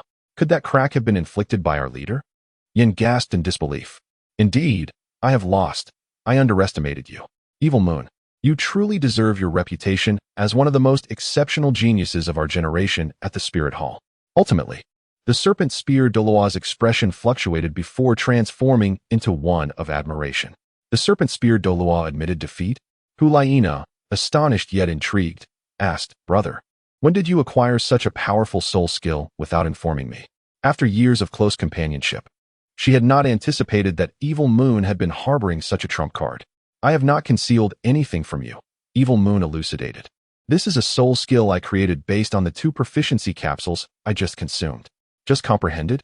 The crowd was taken aback. Was it truly so effortless to develop a self-created soul skill? To be precise, I modified my full moon technique. I once fell into a misconception, striving for perfection in my full moon, pursuing a multifaceted approach involving offense, defense, and speed. In hindsight, such aspirations were naive, even foolish. If creating a self-made soul skill is deemed foolish, then where does that leave my dignity? The serpent spear Douluo mused, feeling somewhat irked. Evil Moon continued. Even soul masters are categorized into offensive, supportive, and control types. As an offensive soul master, what need do I have for perfection? Offense is paramount. Thus, I relinquish the defensive capabilities inherent in my full moon technique. Consequently, the full moon transformed into the waning moon, with its offensive power more than doubling. I owe this progress to the fortune bestowed upon me by Lin Xiao. Without the substantial insights into soul skills provided by those 2 proficiency capsules, I would never have reached this level. As Evil Moon gazed at Lin Xiao, his eyes brimmed with gratitude. Do not thank me. Rather, commend your own good fortune. Lin Xiao replied. Lin Xiao humbly stated, I do not create opportunities. I merely serve as their conduit. How modest you are, Boss Lin, the crowd mused. In their hearts, they believed that the jars were crafted by Lin Xiao, and any abilities possessed were undoubtedly bestowed by him. Truly a marvel. The serpent spear Douluo could not help but silently admire him. At that moment, he was convinced and felt an intense yearning for the proficiency capsules. If he could comprehend a soul skill as potent as the Evil Moon's through such means, might he not also escape the stigma of being the least distinguished among the titled Douluo? So what do you think? Are you interested in opening a couple more? Lin Xiao inquired, glancing at Hulaina and Yin. Hulaina pressed her lips together, replying, Thank you for your kind offer, but we must take our leave for now. Oh, you are departing already? Lin Xiao was somewhat taken aback. He had anticipated that Yin or Hulaina would be the ones to open the jars. Indeed, his brother had now attained a soul power of level 50. They were to embark on a quest to procure a soul ring for him, while simultaneously fulfilling a task assigned by their teacher, which could be regarded as a form of training. Upon the successful completion of this endeavor, their teacher would reward each of them with 1,000,000 gold soul coins. At that moment, he would be able to open the jars. So it was. After hearing Hulaina's words, Lin Xiao comprehended the situation, thinking to himself, This is splendid news. 20 jars are already reserved. After bidding farewell to Hulaina, Xiaoyu, and Yin as they departed from the shop, Lin Xiao turned his attention to the serpent spear Douluo, inquiring, Will you still be opening jars? The answer was an unequivocal yes. The serpent spear Douluo gritted his teeth and placed 3 boxes upon the counter, stating, Open them, and bring me 3 more jars. Xiaoyu had successfully opened a capsule for character proficiency, which instantly granted him a wealth of insights regarding the application of soul techniques, igniting a glimmer of hope within him. If he could develop such formidable self-created soul techniques, even if his martial spirit could not be enhanced, his strength would still see considerable improvement. Suddenly, he felt as though the path ahead had widened. After collecting the money, Lin Xiao placed the jars desired by the serpent spear Douluo upon the table. With a decisive action, the The serpent spear Douluo shattered all 3 jars without hesitation. As the jars were opened, 3 items clattered to the ground. Surely, it could not be. So dark. Lin Xiao gasped in astonishment. The snake spear Douluo appeared as if struck by lightning, rendered utterly speechless. The 3 rust-laden samurai swords on the ground were strikingly conspicuous. As if mocking him with their taunts. Brother, with such darkness, perhaps it is best not to open the can? Boss, I surmise you were once a blacksmith. Selling off all your unsold blades to me? The eyes of the snake spear Douluo brimmed with resentment. 200,000 plus 300,000. A staggering 500,000 gold soul coins exchanged for 5 rusted samurai swords. It was a loss so profound it could induce hemorrhage. Humph. Sadros let out a snort. His hand already resting upon the hilt of his sword, a potent aura erupting instantaneously. His gaze was sharp as a blade. Fixed intently upon the snake spear Douluo. I caution you, be mindful of your tone when addressing the master. Do not misunderstand. The snake spear Douluo felt a jolt of alarm within, hastily gesturing in defense. I did not intend to disparage the boss. He could sense the formidable strength of the gaunt elder before him, a prowess far beyond his capacity to confront. Indeed, he felt even the ghost Douluo and the chrysanthemum Douluo, each on their own, would not stand a chance against this elderly figure, old Sadros.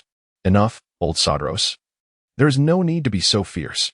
Lin Xiao gently patted Sua Douluo's shoulder, signaling him to remain calm, before turning to the serpent spear Douluo and stating, This is the first time I have encountered such a situation.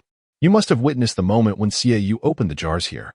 While the contents may not have been extraordinary, they certainly held some value. However, in your case, the outcome is utterly dismal. 5 jars yielding 5 samurai swords. Such extraordinary misfortune. Please do not look at me with such innocence. I am already contemplating whether to sell you the jars. The word of your predicament spreading could adversely affect the business of my humble shop. What? You wish to abandon the jars simply because of your ill fate? That would leave you with no prospect of redemption whatsoever. Upon hearing Lin Xiao's words, the serpent spear Douluo became flustered, his grievances dissipating entirely. And a smile graced his face. Boss, please do not lose hope in me. I believe there is still a chance for us to salvage this. Lin Xiao shook his head and remarked, No, I believe you are beyond redemption. Isn't there a saying displayed outside your shop? Create happiness with money. My luck has been rather unfortunate. But I can certainly amass enough funds. A quantitative change will undoubtedly lead to a qualitative transformation. As he spoke, the serpent spear Douluo retrieved a spatial soul guide from his bosom, and with a flick of his hand, 5 boxes materialized upon the counter. Boss, here are 500,000 gold soul coins. Grant me another chance. Sell me 5 more jars, and I am certain I can defy fate. Lin Xiao cast a deep glance at the serpent spear Douluo. Very well, considering your earnestness, I shall grant you one final concession and sell you 5 more jars. Thank you, esteemed boss. You truly are a benevolent soul, replied the serpent spear Douluo with a look of profound gratitude. Then do strive to present something remarkable. Lin Xiao spoke with a hint of irritation. This scene inexplicably resembled that of a father yearning for his son to achieve greatness. The serpent spear Douluo nodded earnestly, his expression serious. With a series of sharp sounds, 5 jars were shattered in one vigorous smash. Perhaps it was the courage of a last-ditch effort. Or perhaps it was simply the turn of fate. This time, the serpent spear Douluo finally unveiled something extraordinary. Magic juice, magic juice, magic juice, magic juice. Lin Xiao merely glanced at the contents of the first few jars. However, within the 5th jar, a radiant purple light flickered. From it fell 2 items strikingly similar to amplifiers, except that while the amplifiers were blue, these were purple. Item: amplifier rarity, rare type, non-tradable description, enhances attributes of strength, stamina, spirit, and intelligence, transforming them into enhancements for the martial soul. Effect: upon use, it will elevate the martial soul, the higher the amplification level, the greater the enhancement multiplier. Note: as the amplification level increases, the success rate diminishes. After 3 amplification, the amplification level may drop. After 10, there is a risk of the martial soul shattering. Boss, what do you think? Isn't this purple light impressive? I didn't come away empty-handed, did I? The serpent spear Douluo asked Lin Xiao with eager anticipation. To be honest, he felt quite anxious. He had observed the previous jars. If they were not the capsules consumed by Xiao, he had little interest. After kneeling before so many jars, he could only hope that the product within the jar of purple light would alter his fate. What was the first question you asked me upon entering the shop? Lin Xiao suddenly inquired. Is it possible for the jar to contain treasures that could enhance one's martial soul? Wait, didn't you say that this item is it? The snake spear Douluo, with a look of astonishment, retrieved 2 amplifiers from the jar, his hands trembling. Congratulations, you have finally encountered fortune. This time, your wishes may be fulfilled. Lin Xiao smiled slightly and said, the 2 items in your possession are known as amplifiers. Their effects are akin to that of enhancers. The function of an enhancer is to strengthen the soul rings, thereby prolonging their lifespan. Conversely, the amplifier serves to augment the martial soul, rendering it more formidable. To amplify the martial soul is to empower it. Such divine artifacts are indeed invaluable. This 1,000,000 gold soul coins is truly worth every penny. Upon hearing Lin Xiao's explanation, the serpent spear Douluo's eyes brimmed with fervor, and he became so exhilarated that he struggled to articulate his thoughts. At this moment, Lin Xiao gently interjected, however, there is one point I must remind you of. Once an amplifier reaches a level of 3, signs of failure may begin to manifest, resulting in a decline in the amplification level of the martial spirit. Moreover, should it exceed 10, a failure could lead to the obliteration of the martial spirit, causing it to vanish completely. Indeed, upon hearing this, the serpent spear Douluo appeared considerably calmer, yet he soon broke into a wry smile, saying, Boss, do you really believe that, given my luck, I stand any chance of ever achieving 10 in amplification? If I could truly reach that level, I would never touch amplification again. However, Lin Xiao shook his head and replied thoughtfully, do not be so lacking in confidence. Achieving 10 is merely a matter of acquiring 10 amplifiers. Besides, the possibility of obtaining an amplifier also exists alongside the chance of acquiring an amplification scroll. A single 10 amplification scroll could instantly fulfill your aspirations. An amplification scroll? Such a treasure exists? Lin Xiao's words were undeniably alluring, igniting a fervent passion within the heart of the serpent spear Douluo. Beyond merely enhancing martial spirits, there existed awakening scrolls within the jar, which, upon utilization, could facilitate the evolution of one's martial spirit. The prospect of martial spirit awakening and evolution left the serpent spear Douluo in a state of astonishment. Lin Xiao's statements were increasingly profound and resonant. Chapter 27. The Transformation of the Serpent Spear. Do you not wish to experience the effects of the enhancer? Lin Xiao's voice pulled the snake spear Douluo out of his astonishment. Although Lin Xiao had frequently enhanced weaponry, it was his first encounter with the amplification of a soul. Without beating around the bush, he was eager to witness the phenomenon. Indeed, why not give it a try? The snake spear Douluo contemplated as he opened his right palm, a miniature version of the snake spear hovering above it. As the amplifier drew near to the soul, an extraordinary event unfolded. Under Lin Xiao's watchful gaze, the tiny snake spear descended into the amplifier. The center of the amplifier spun in a dark vortex, accompanied by a melodious clinking sound resonating throughout the quaint shop. It was truly remarkable. Lin Xiao silently marveled. Has the enhancement begun? The snake spear Douluo was equally shaken. Though only a mere 2 to 3 seconds had passed, it felt like an eternity. A voice resonated within the mind of the snake spear Douluo. Congratulations, the enhancement has been successful. Successful enhancement? From the inception to completion, the snake spear Douluo experienced no unusual sensations. Instinctively, doubt began to creep into his thoughts. Is this enhancer truly effective? Could it be that this enigmatic shopkeeper is deceiving him? As he recalled his martial soul, a miraculous scene unfolded. The miniature snake spear floated out from the enhancer, returning to the hands of the snake spear Douluo. In contrast, the enhanced device dissolved into a radiant glow. However, the snake spear Douluo paid little heed to these details. The confusion and bewilderment in his eyes gradually transformed into astonishment. Although he had not genuinely wielded the spear, his understanding of martial souls allowed him to instantly perceive the transformation. Power, speed, strength, and penetration had all notably increased, with the enhancement strength approximately at 10%. Heavens, this is truly astonishing. Upon arriving at this data, the snake spear Douluo was filled with exhilaration. It was not merely due to the increase being modest, but rather the sheer magnitude of the enhancement. One must not underestimate this 10%. It is essential to understand that beneath level 95, the disparity between each rank of soul power is merely 20%. This 10% is sufficient to bridge the gap between the snake spear Douluo's soul ring age and the standard soul rings of other titled Douluos of the same rank. This 10% would enable the snake spear Douluo to stand shoulder to shoulder with formidable entities like the ghost leopard Douluo, the spike porcupine, and the demon bear. In addition to the boost in strength, he sensed that his upper limits were also rising. The snake spear Douluo discerned another alarming revelation. Indeed, this was the case. In the Douluo Continent, soul masters are fundamentally defined by their martial souls. A powerful martial soul begets greater achievements. The notion of a worthless martial soul is nothing but nonsense. It is the soul master who is truly lacking. True high-level soul masters understand that the theories espoused by Yu Xiaojing are mere jokes. Consider this: among the premier soul masters of the age, who possesses a weak martial soul? Only a potent martial soul can dictate the limits of cultivation. If you doubt this, look no further than the Haotian sect. The title of the world's foremost weapon martial soul is not given lightly, with an entire sect filled with titled Douluos. This exemplifies the strength of martial souls. Onward. There must be no pause. Glancing at another enhancer in his hand, having tasted the sweetness of success, how could the snake spear Douluo possibly withdraw? Once more, he activated the enhancement, and without any surprise. Congratulations, the enhancement has been successful. The voice resonated in his mind again, and the snake spear Douluo eagerly anticipated the extent of this enhancement. Grasping the snake spear, he could no longer contain his excitement. Is this yet another original 20% enhancement? In other words, the strength of his martial soul has increased by 30%? Heavens! Am I dreaming? The snake spear Douluo was utterly astounded.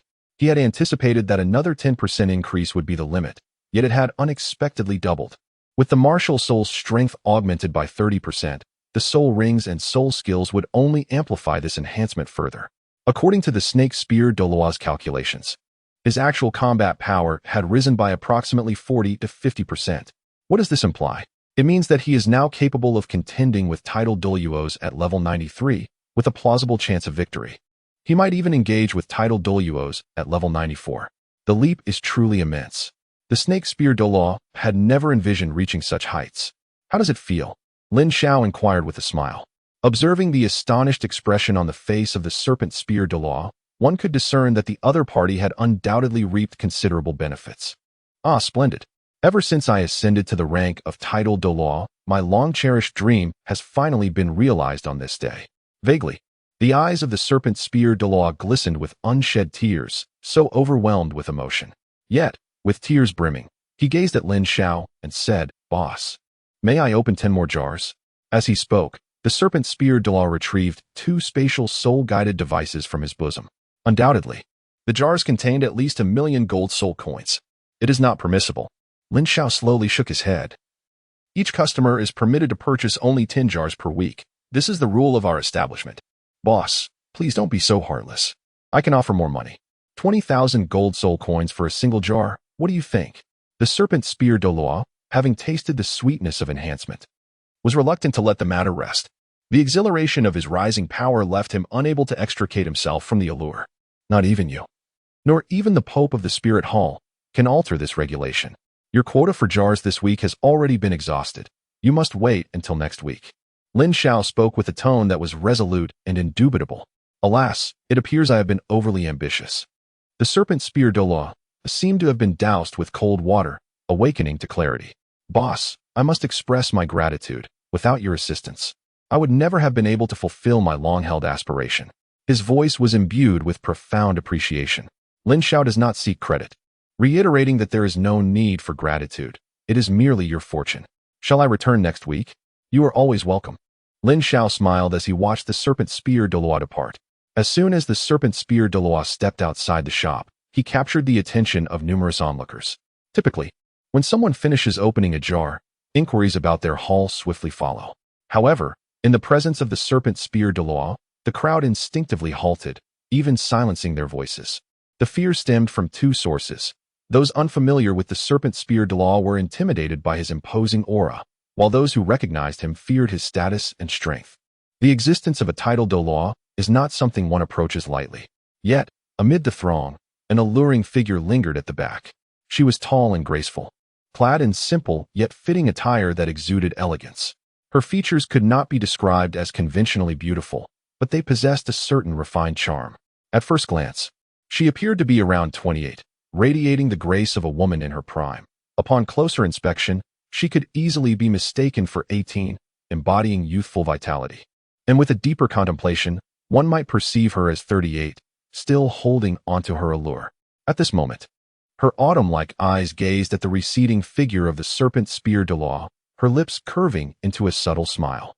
She murmured softly, although she long remains the same. His demeanor has undergone a significant transformation. One might say he has been reborn, and his strength must have greatly increased as well. How intriguing, truly intriguing. I hope the Lucky Jar shop does not disappoint this emperor. Chapter 28, BB Dong. I want to open 10. Should anyone overhear the woman refer to herself as this emperor, they would undoubtedly be astonished. In the entire Douluo Continent, only the Pope from the Wuhuan city would dare to claim such a title. Indeed, this woman was none other than BB Dong in disguise. Her unique status provided her with ample reasons to avoid appearing openly in the jar shop. However, after witnessing the results of Xie Yu and others with the jars, her curiosity became insatiable, compelling her to experience it for herself. Thus, she adopted this temporary guise. Welcome. Lin Xiao greeted as a newcomer entered the shop, his smile polite yet graceful. To his surprise, the shop had finally received a female customer. Her tall stature and well-fitted dress were both sensual and elegant, while her delicate features, adorned only with a hint of makeup, exuded a captivating charm. Conversely, upon recognizing Lin Xiao, BB Dong was momentarily taken aback. In terms of appearance, Lin Xiao may not have been strikingly handsome, yet he possessed a certain appeal. However, it was his aura that imparted to BB Dong an enigmatic allure, rendering him inscrutable. Few individuals in the Douluo Continent could evoke such a feeling in her, and this mysterious shopkeeper undoubtedly ranked among them. If her intuition was correct, he might be akin to figures such as Qian Daolu or Poseidon. At that moment, BB Dong reaffirmed her previous conjecture and returned Lin Xiao's courteous smile. Hello. As she spoke, her gaze began to survey the shop's modest decor. Quite nice, she remarked, echoing the descriptions provided by Hulina and Xie Yu. Yet, a notable absence lingered. Neither Xie Yu nor Hulina had mentioned the presence of an elderly man accompanying this mysterious proprietor. Her gaze lingered a moment longer on Sodaroth, who bore several long swords on his back. Sodaroth, sensing her scrutiny, returned her gaze, accompanied by an overwhelmingly sharp aura. It was the essence of sword intent. Sodaroth was renowned as the sword god within the underground gaming realm, possessing an exceptionally high level of mastery. Every action, glance, or thought infused with sword intent was effortless for him. In the underground realm, another renowned swordsman, Liang Yu, had once transformed mere branches into powerful epic artifacts with his sword aura. How formidable was this sword intent? Apart from the sword Douluo Continent, could there truly be another in the Douluo Continent who wielded such piercing prowess? Bibidong's heart trembled. Yet, she quickly dismissed her initial thoughts. No, even the sword Douluo Continent could only barely be compared to him. Indeed, with just a glance, she concluded that this strangely dressed elder's combat prowess undoubtedly surpassed that of the sword Douluo Continent. May I inquire if you wish to open a jar? Lin Xiao's voice broke the silence enveloping the room. BB Dong redirected her attention to Lin Xiao, nodding earnestly. Indeed, I have come to open jars. I am aware of the rules, so I shall commence with the first jar in the first row and open 10 in total. Of course, she did not forget the shop's protocol. Payment first, then the opening of jars. Lin Xiao watched as the woman retrieved 1 million gold spirit coins from 2 spatial soul guide devices. Instantly, he realized her identity must be quite extraordinary. One moment, he said, smiling as he accepted the payment. He relished the straightforward transaction of exchanging money for goods. Soon, 10 jars were neatly arranged on the counter. Without hesitation, BB Dong extended her delicate, fair hand to grasp the lucky magic hammer, striking each jar in succession. Magic fruit juice. Magic fruit juice. Magic fruit juice. Observing this, Lin Xiao inwardly mused. What a coincidence. Just moments ago, I sent off someone burdened with a rusty warrior's sword curse. Could it be that another one here seeks only magic fruit juice? Nevertheless, it must be said that despite this, the woman displayed no signs of dissatisfaction. Her composure and grace left a lasting impression on Lin Xiao. Who says women are inferior to men? This woman, in her pursuit of jars, was truly a force to be reckoned with. Finally, upon opening the 6th jar, a different hue emerged, blue. They had struck upon a high-grade item. Lin Xiao curiously glanced over as a white shell, the size of an infant's fist, fell from the jar. Simultaneously, relevant information about the item materialized. Item, sleep shell meat grade, advanced type, tradable description, Delectable shell meat that induces immediate slumber upon consumption. Effect. Upon usage, the consumer will instantly fall into a deep sleep, restoring their soul power and healing injuries. What is this? Bibi Dong, noticing that she had finally unearthed something extraordinary, could not help but inquire. Sleep shell meat, with its delightful taste, should be quite palatable. Consuming it not only replenishes one's soul power and heals injuries, but also promises a pleasant dream, ensuring that one remains undisturbed even in the face of an attack. Lin Xiao provided an explanation. Hee, are you joking, boss? Bibi Dong was truly amused. Who could possibly remain asleep while under attack? Is it possible to be so deeply asleep? Whether you believe it or not, you'll find out if you try it when you return. Lin Xiao spoke with unwavering confidence. He recalled the moment in the game when he consumed the sleep shell meat, which instantly plunged him into a state of slumber. The speed at which he fell asleep was astonishing, surpassing even the most carefree individuals in terms of sleep quality. In addition to replenishing energy and health, this peculiar item possessed a hidden attribute, invincibility. Once in a state of sleep, one would remain untouched by any external disturbances, sleeping soundly until awakening naturally. Could it truly be that miraculous? If what you claim is accurate, I shall return weekly to open 10 jars, not for any other reason, but for the sleep shell meat. Bai Dong was momentarily taken aback, her belief strengthening. She spoke no falsehood. 100,000 soul coins might appear astronomical to many, yet for Bai Dong, it was not. If 100,000 or even 1,000,000 soul coins could procure a peaceful dream, she deemed it worthwhile. After all, she couldn't recall the last time she had enjoyed a restful night's sleep. Each night, as she drifted toward slumber, haunting memories from deep within her mind surged forth. Qian Sunji, Yu Xiao Gang, even the Rakshasa god, transforming into nightmares that tormented her. After all these years, she was truly weary. She yearned for a genuine rest, a chance to unwind. Lin Xiao smiled, saying, "Let us wait and see. It appears my little shop will gain a steady customer." He then urged her to continue. A faint smile appeared at the corner of Bibi Dong's lips as she grasped the lucky magic hammer, shattering the remaining 4 jars in succession. This time, it seemed fortune was smiling upon Bibi Dong. The first 2 jars shimmered with a white light, while the latter 2 radiated a violet glow, one of which was a double jar. Lin Xiao gazed at Bibi Dong and remarked, 2 rare items, 2 ordinary ones. The outcome seemed significantly better than the previous jars. At that moment, Bibi Dong's eyes sparkled with excitement. Were this scene to be witnessed by Hu Laina, Xiaoyu, Zhu, and Ghost Douluo, they would undoubtedly be astonished. Is this truly our aloof Pope? Her persona has crumbled. Indeed, every individual possesses multifaceted identities, and the side Bibi Dong now revealed was one she had concealed from others. Meanwhile, Lin Xiao focused on the items that had tumbled from the jars. Item slot expansion scroll rarity, rare type, non-tradable description. This scroll transforms the item slot expansion into a spatial soul guide's spatial enhancement.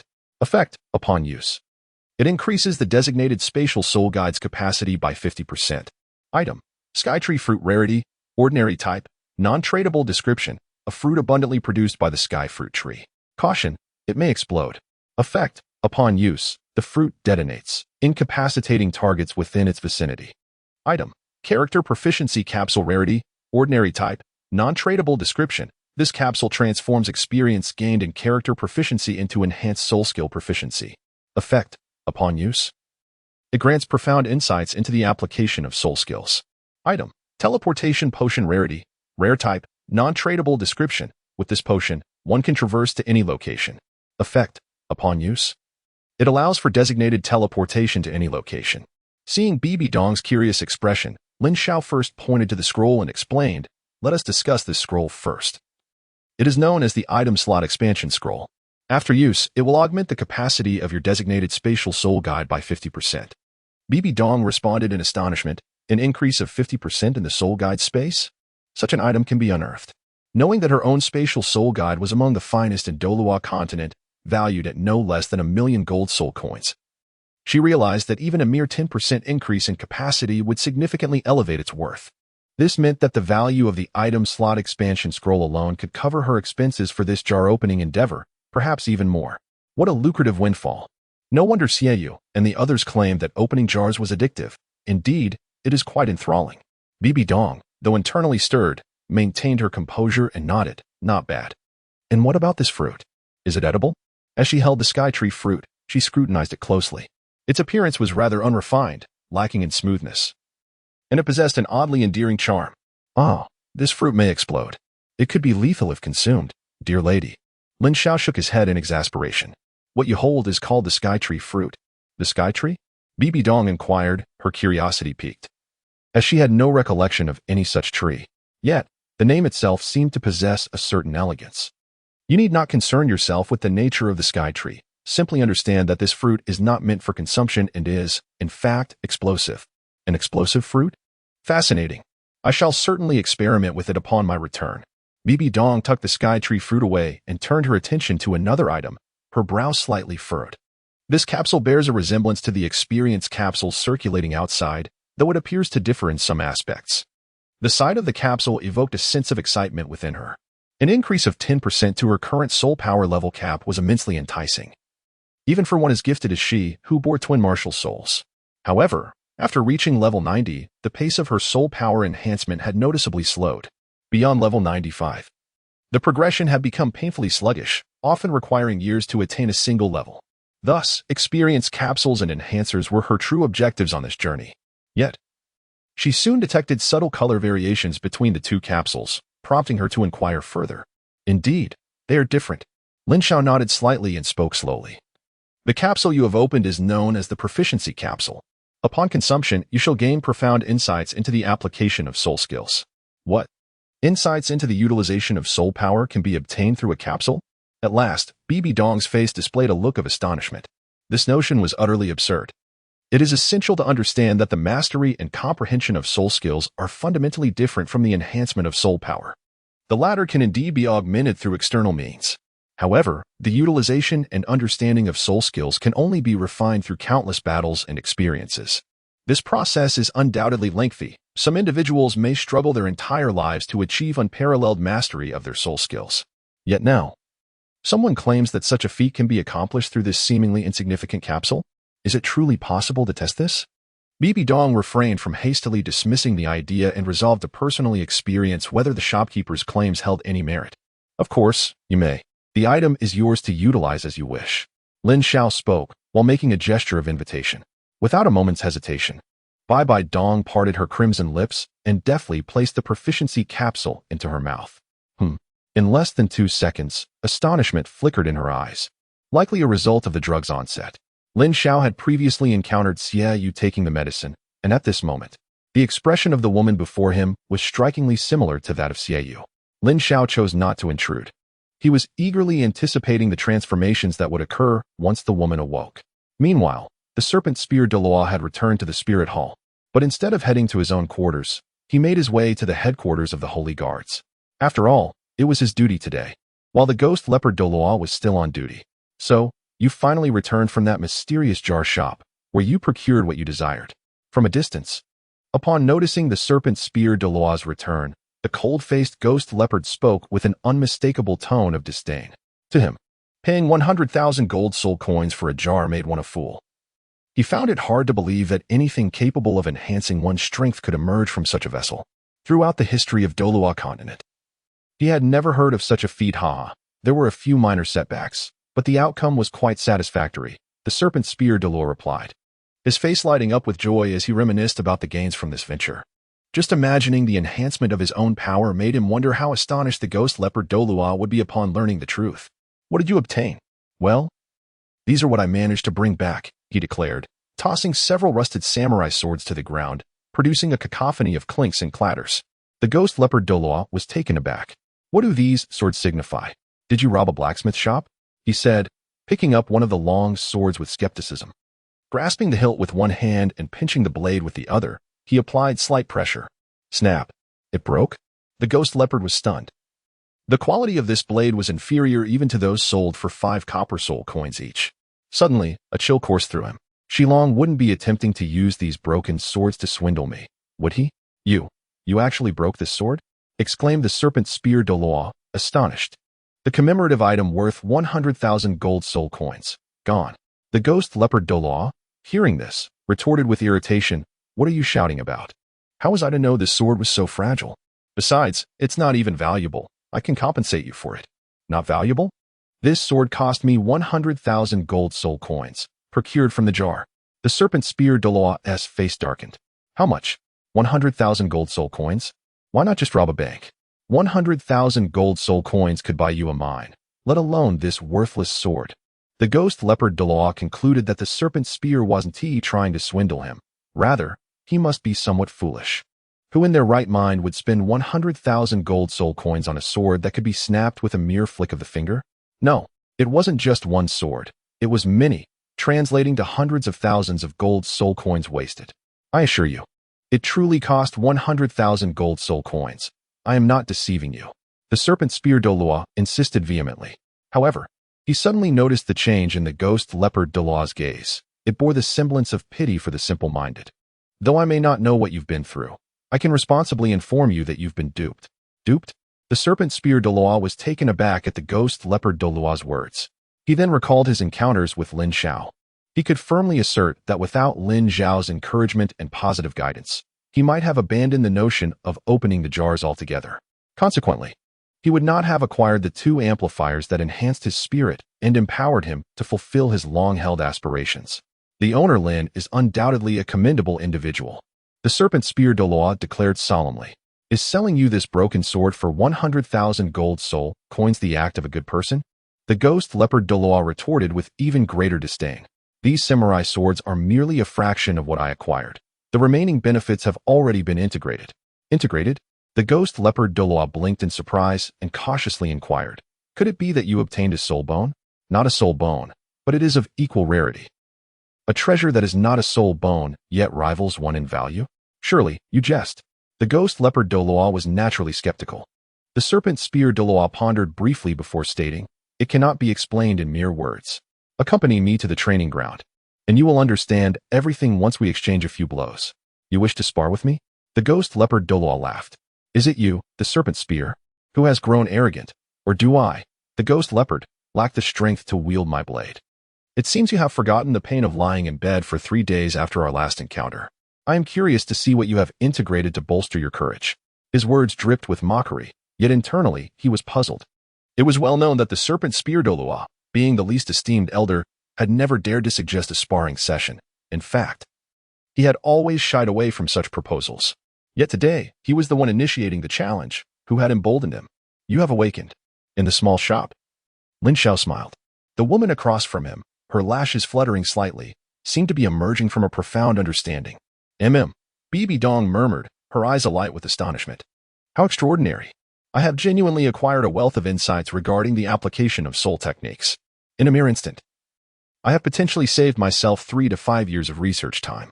Bibi Dong was not exaggerating, thanks to the enhancement capsules.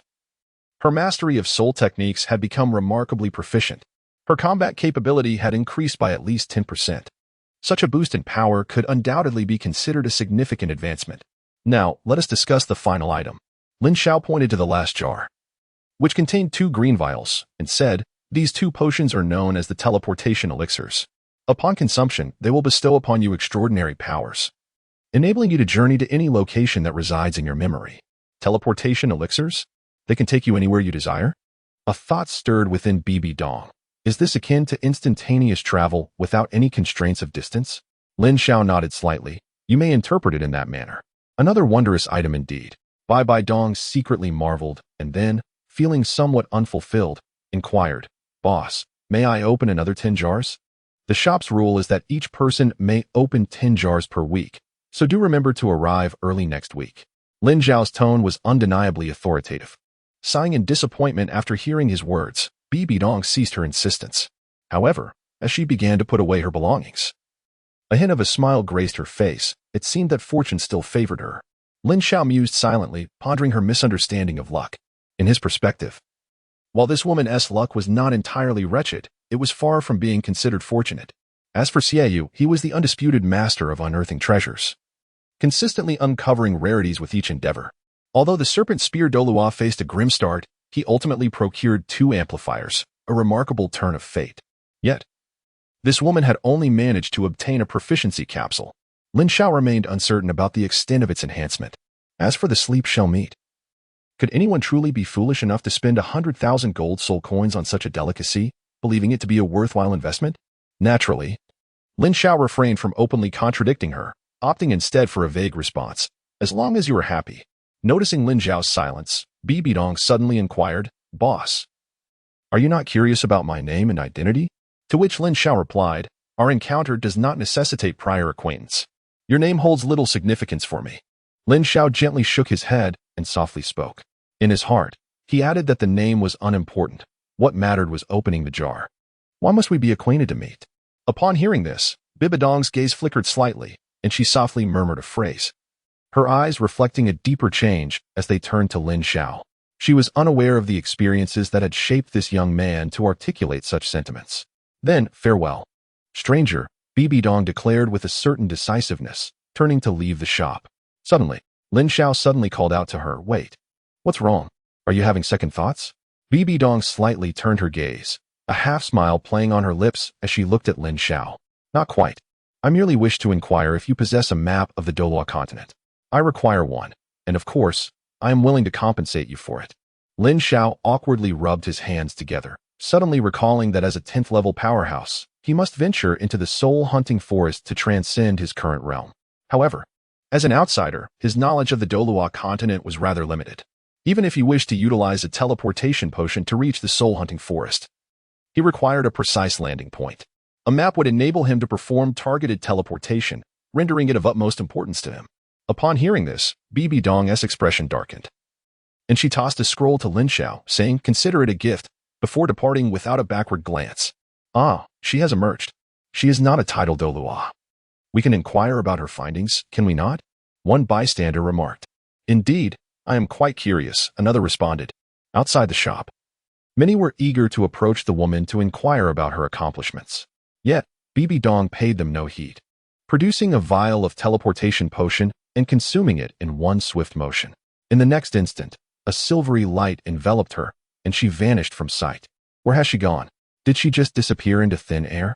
The crowd marveled, bewildered by the absence of any displayed soul skills. Some began to piece together the mystery. Did you notice? She vanished only after consuming something. I suspect it might be another product from that vial. An item capable of causing instant disappearance? This is astonishing. The spectators outside the shop were indeed left in awe, their curiosity piqued. P.S. It's 3 in the morning. Surely, you have cast your votes and shared your positive reviews?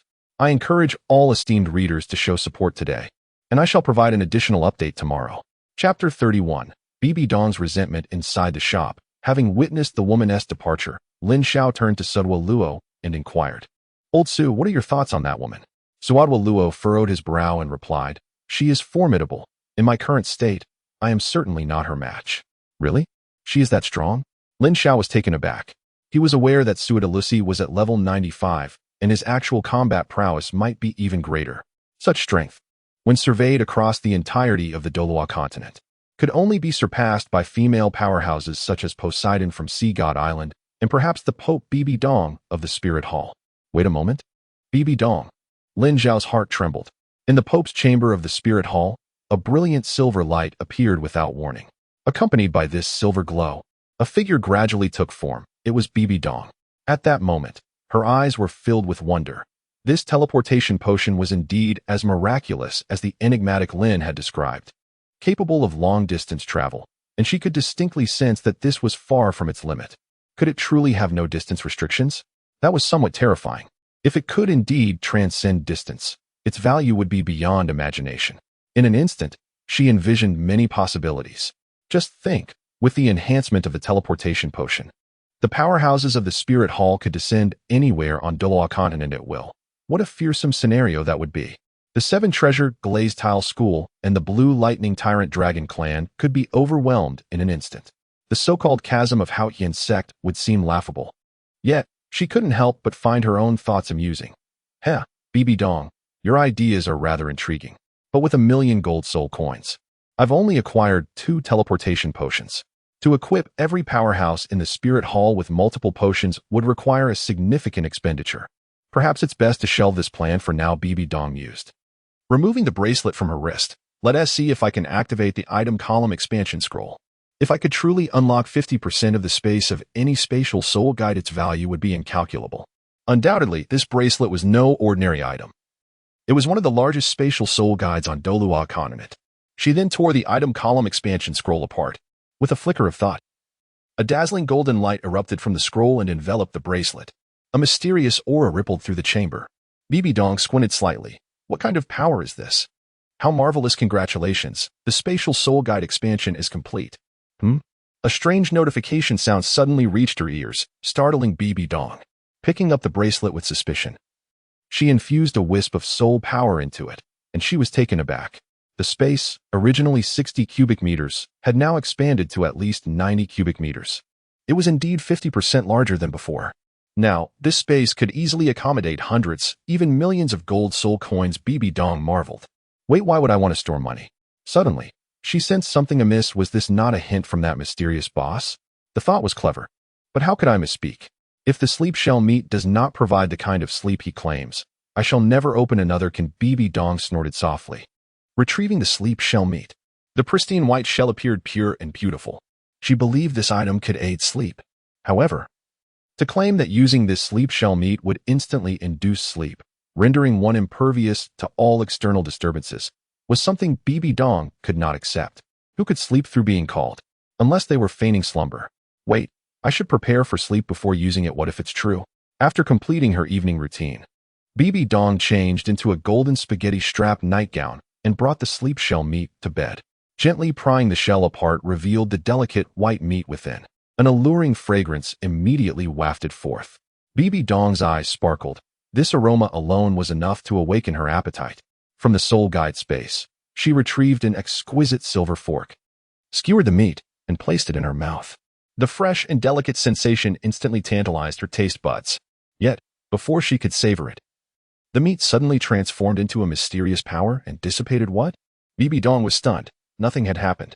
It was all a deception. However, before she could finish her thought, an overwhelming drowsiness suddenly enveloped her. She collapsed onto the bed, falling into a deep slumber. Meanwhile, the serpent spear Douluo and the ghost leopard Douluo had arrived at the training grounds. Typically, this was where the Holy Hall warriors practiced, but now, as each performed their respective duties, the place was deserted. Fortunately, you lost today, and no one witnessed it, so you need not feel embarrassed. The ghost leopard Douluo remarked with a smile as he surveyed the area. Who will lose or win is still uncertain.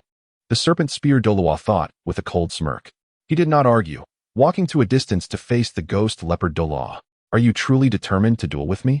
I am at level 93, while you are at level 92. You may suffer greatly. Moreover, your soul ring pairing is far from perfect. Winning will be quite difficult. Sure enough, the serpent spear Douluo could not help but sneer. You still believe I will lose, don't you? If this had been in the past, the ghost leopard Douluo's words would have easily provoked the serpent spear Douluo. But this time, he remained composed. The serpent spear Douluo was confident that his soul skill, enhanced twice, would surely astonish everyone. He grinned. I hope you can still say that later. Why not? Not just later, but I shall say this in the future as well, the ghost leopard Douluo replied with an air of certainty. Swish. Without further debate, the serpent spear Douluo flashed a glimmer of light. He had already raised his spear, pointing it toward the ghost leopard Douluo. Something seemed different. The ghost leopard Douluo's gaze flickered slightly, sensing something unusual. Yet, he believed it to be an illusion. Spirit possession. In the next moment, a powerful wave of soul power erupted from him, dark lines appearing on his fair cheeks. Claws burst forth from his hands, and he hunched low, resembling a poised predator. Cold and ruthless, his chilling gaze sent shivers down one's spine. Be cautious. If you cannot endure, concede in time. It's just a spar. Injuring you would be unfortunate. With that, the ghost leopard Douluo vanished from sight. The serpent spear Douluo furrowed his brow slightly, for he knew this was not instantaneous movement, but rather an astonishing burst of speed. The ghost leopard Douluo could undoubtedly be considered one of the top assassins on Douluo Continent. Had it been in the past, the serpent spear Douluo would have resorted to a wide-range attack to force the ghost leopard Douluo out of hiding.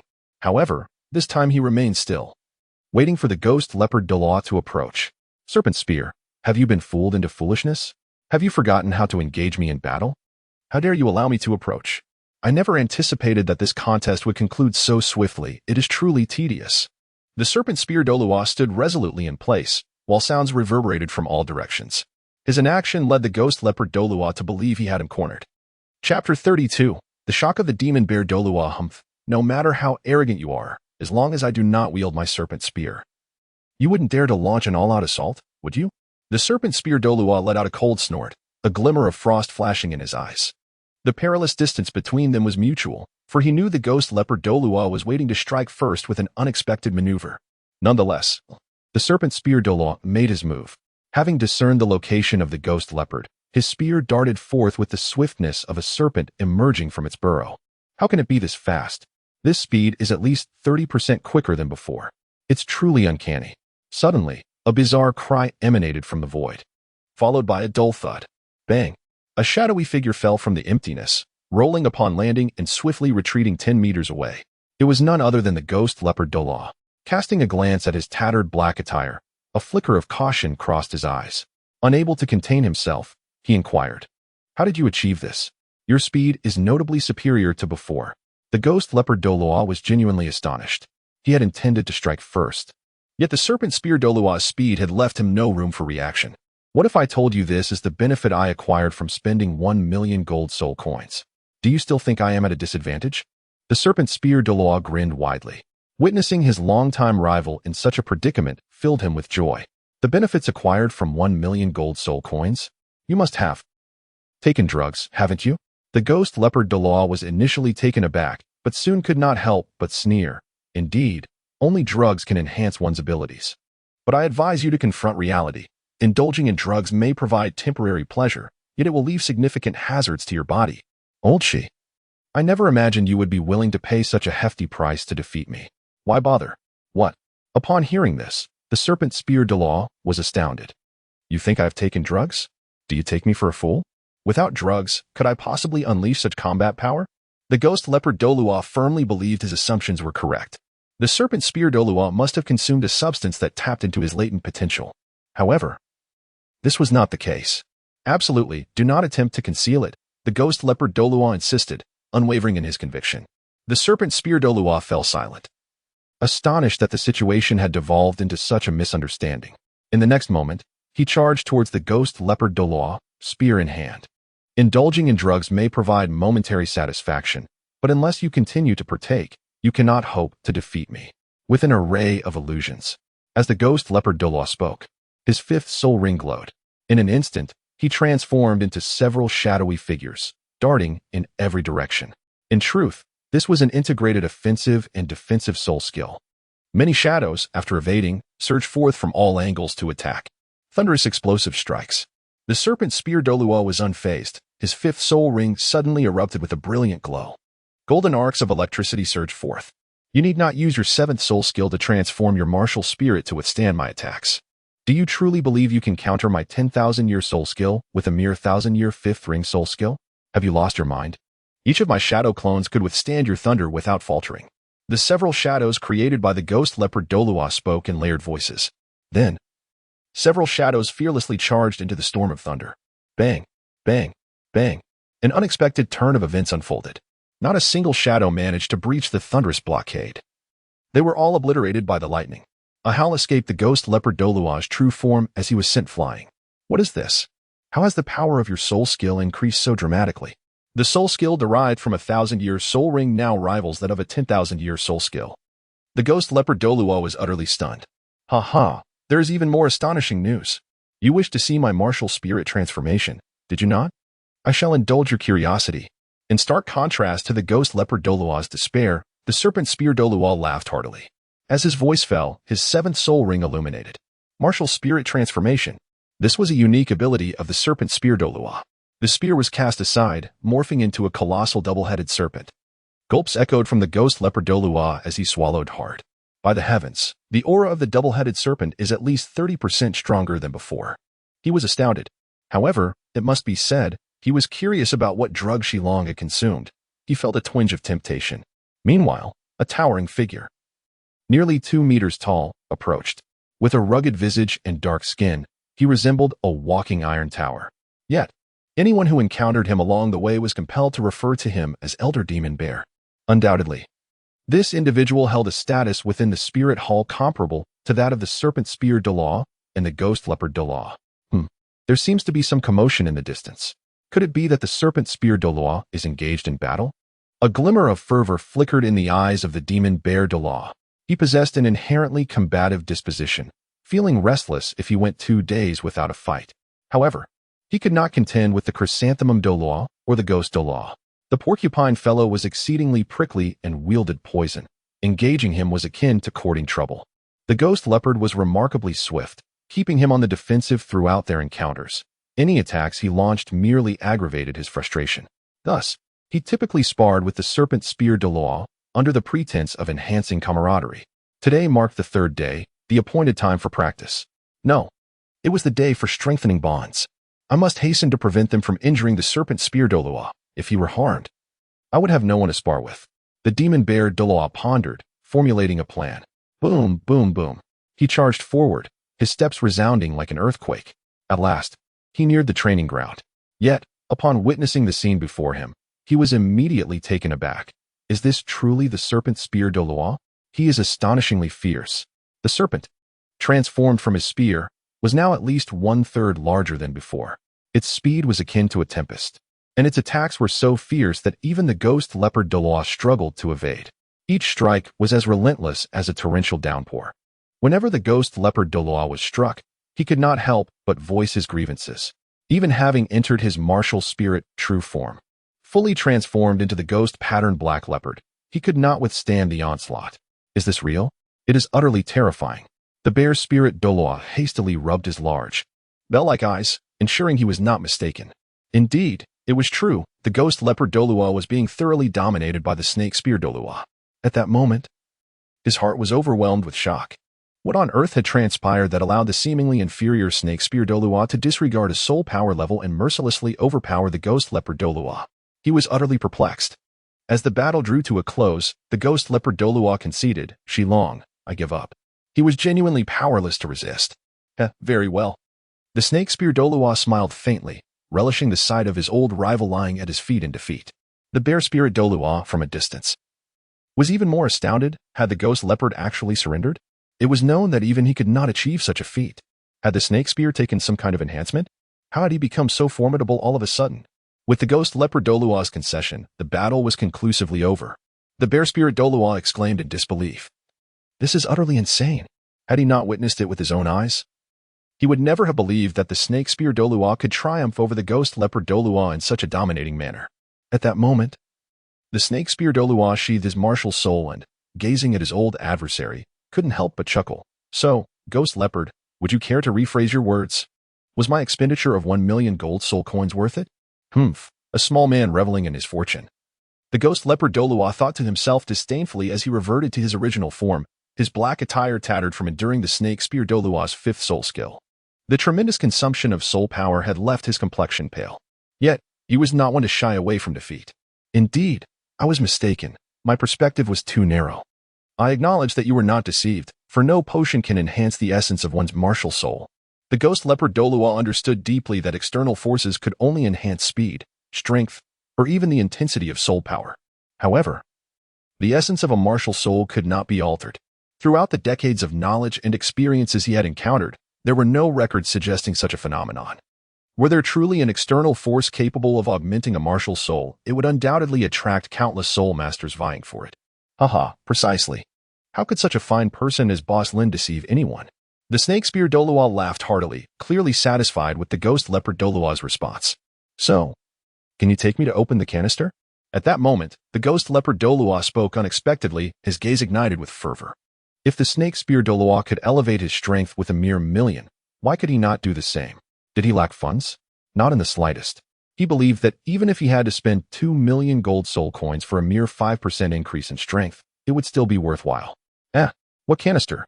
However, before the snake spear Douluo could respond, the bear spirit Douluo approached, having overheard part of the conversation between the snake spear and the ghost leopard. His keen intuition sensed that there was something significant hidden within their words, hinting at a connection between the snake spear Douluo's strength and some canister, involving sums exceeding 1 million gold soul coins. Curious, are we? This is a secret. The snake spear Douluo turned his gaze toward the bear spirit Douluo, smiling. Bear spirit. It has been 2 days since our last spar. I presume you intend to offer me some guidance today? What matters can wait. Let us engage in exchange first. The snake spear Douluo declared, eager to settle old scores. Exchange. The bear spirit Douluo's expression stiffened. As a battle enthusiast, he hesitated. In the past, he would have eagerly suggested a contest, fully prepared to teach the snake spear Douluo a lesson. But witnessing the snake spear Douluo's recent display against the ghost leopard Douluo made him reconsider. He estimated that the snake spear Douluo's combat prowess could rival that of a title Douluo at level 94. Thus, he knew he was not his equal. He was indeed intimidated, and he silently advised himself to refrain from any competitive activities until the circumstances surrounding the snake spear Douluo's transformation were clarified, even considering the possibility of indefinitely suspending such engagements. Do not be too arrogant, snake spear. The ghost leopard Douluo could no longer bear it, and began to expose the snake spear Douluo's secrets. Humph. It's merely that this old fool stumbled upon a stroke of luck in a mysterious little shop, acquiring some extraordinary treasure that enhanced his martial soul. As for how much stronger it is, you have observed it firsthand.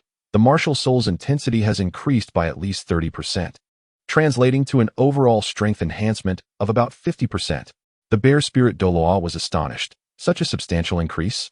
Of course. With such a significant enhancement to his martial soul, his fifth soul skill from a millennium could easily surpass my own from 10,000 years. Do you understand now? The ghost leopard Douluo retorted.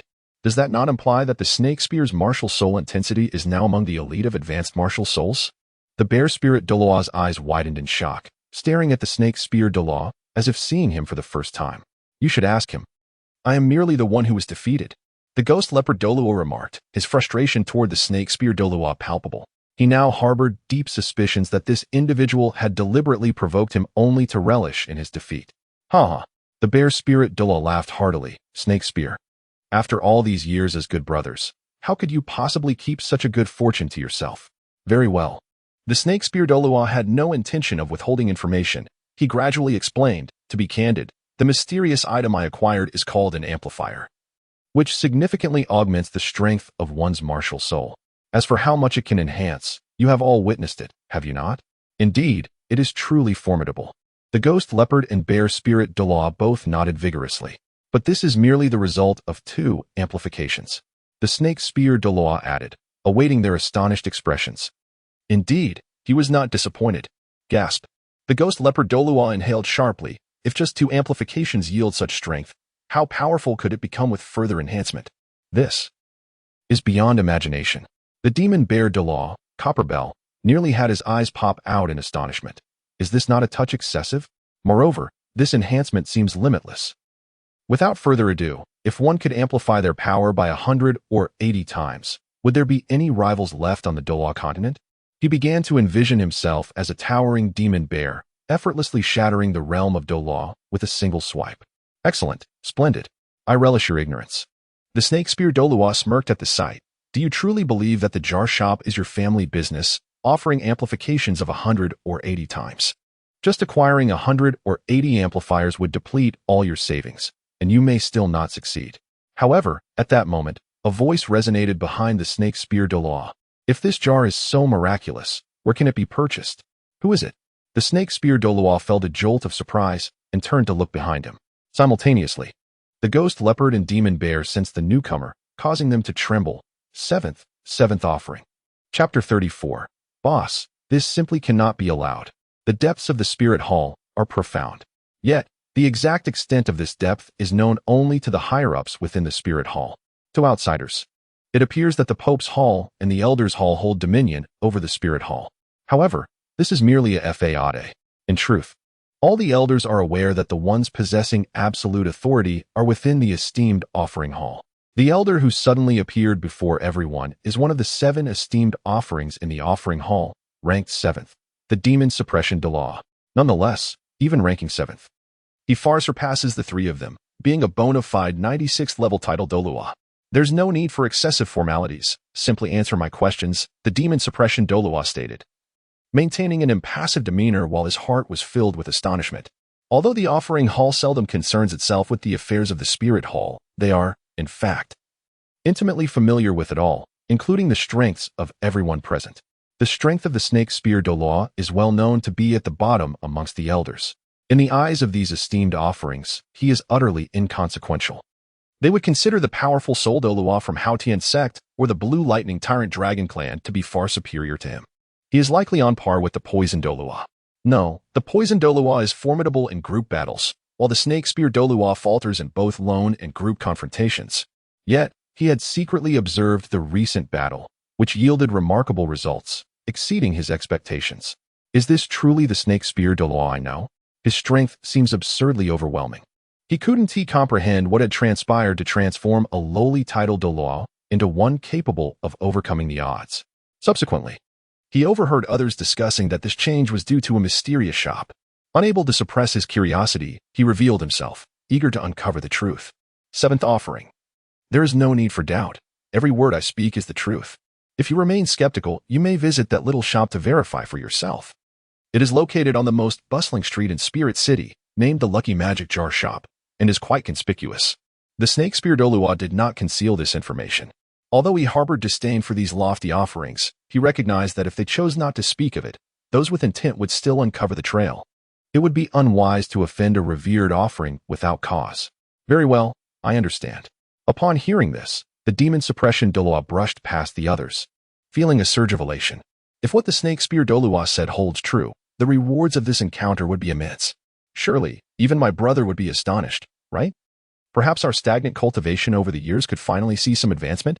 With such thoughts in mind, the demon suppression Douluo felt an overwhelming urge to share this revelation with his brother. After the demon suppression Douluo departed, the ghost leopard Douluo and the demon bear Douluo exchanged glances and nodded slightly. The demon bear Douluo remarked, "Shilong, we shall not disturb your watch any longer. Until we meet again." The snake spear Douluo was taken aback. "Are you abandoning me, leaving not even a word of thanks?" "Huh, thank you." The ghost leopard Douluo replied with a cold smile, "Of course, I must thank you, but only after I finish opening my jars. I assure you it will be a most pleasurable experience for you." Clearly, the ghost leopard Douluo's words were laced with malice, filled with resentment. "You two are crossing bridges and tearing them down. Beware of retribution, lest the heavens strike you down." The snake spear Douluo shouted at the colluding pair as they retreated. Boom. As his words echoed, thunder rumbled ominously. Had the heavens truly taken notice? To be honest, even the snake spear Douluo was taken aback. He looked up to find that the once clear sky had become ominously overcast. This was a sign of torrential rain. Thunder rolled continuously, and before long, a deluge poured down. The sudden downpour scattered those who had gathered outside the shop, either to gawk or to hesitate. It seemed no one would come today. Lin Xiao inside the shop sighed softly.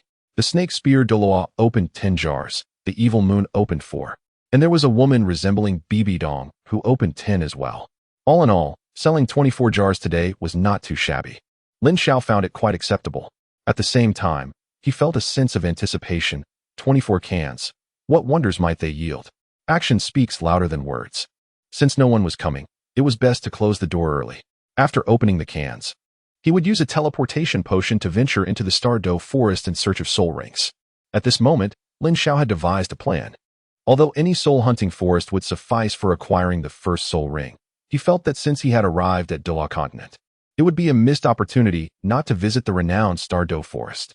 Furthermore, with Saderos by his side, as long as they refrained from recklessly provoking the rulers deep within the Douluo forest, there would be no peril whatsoever.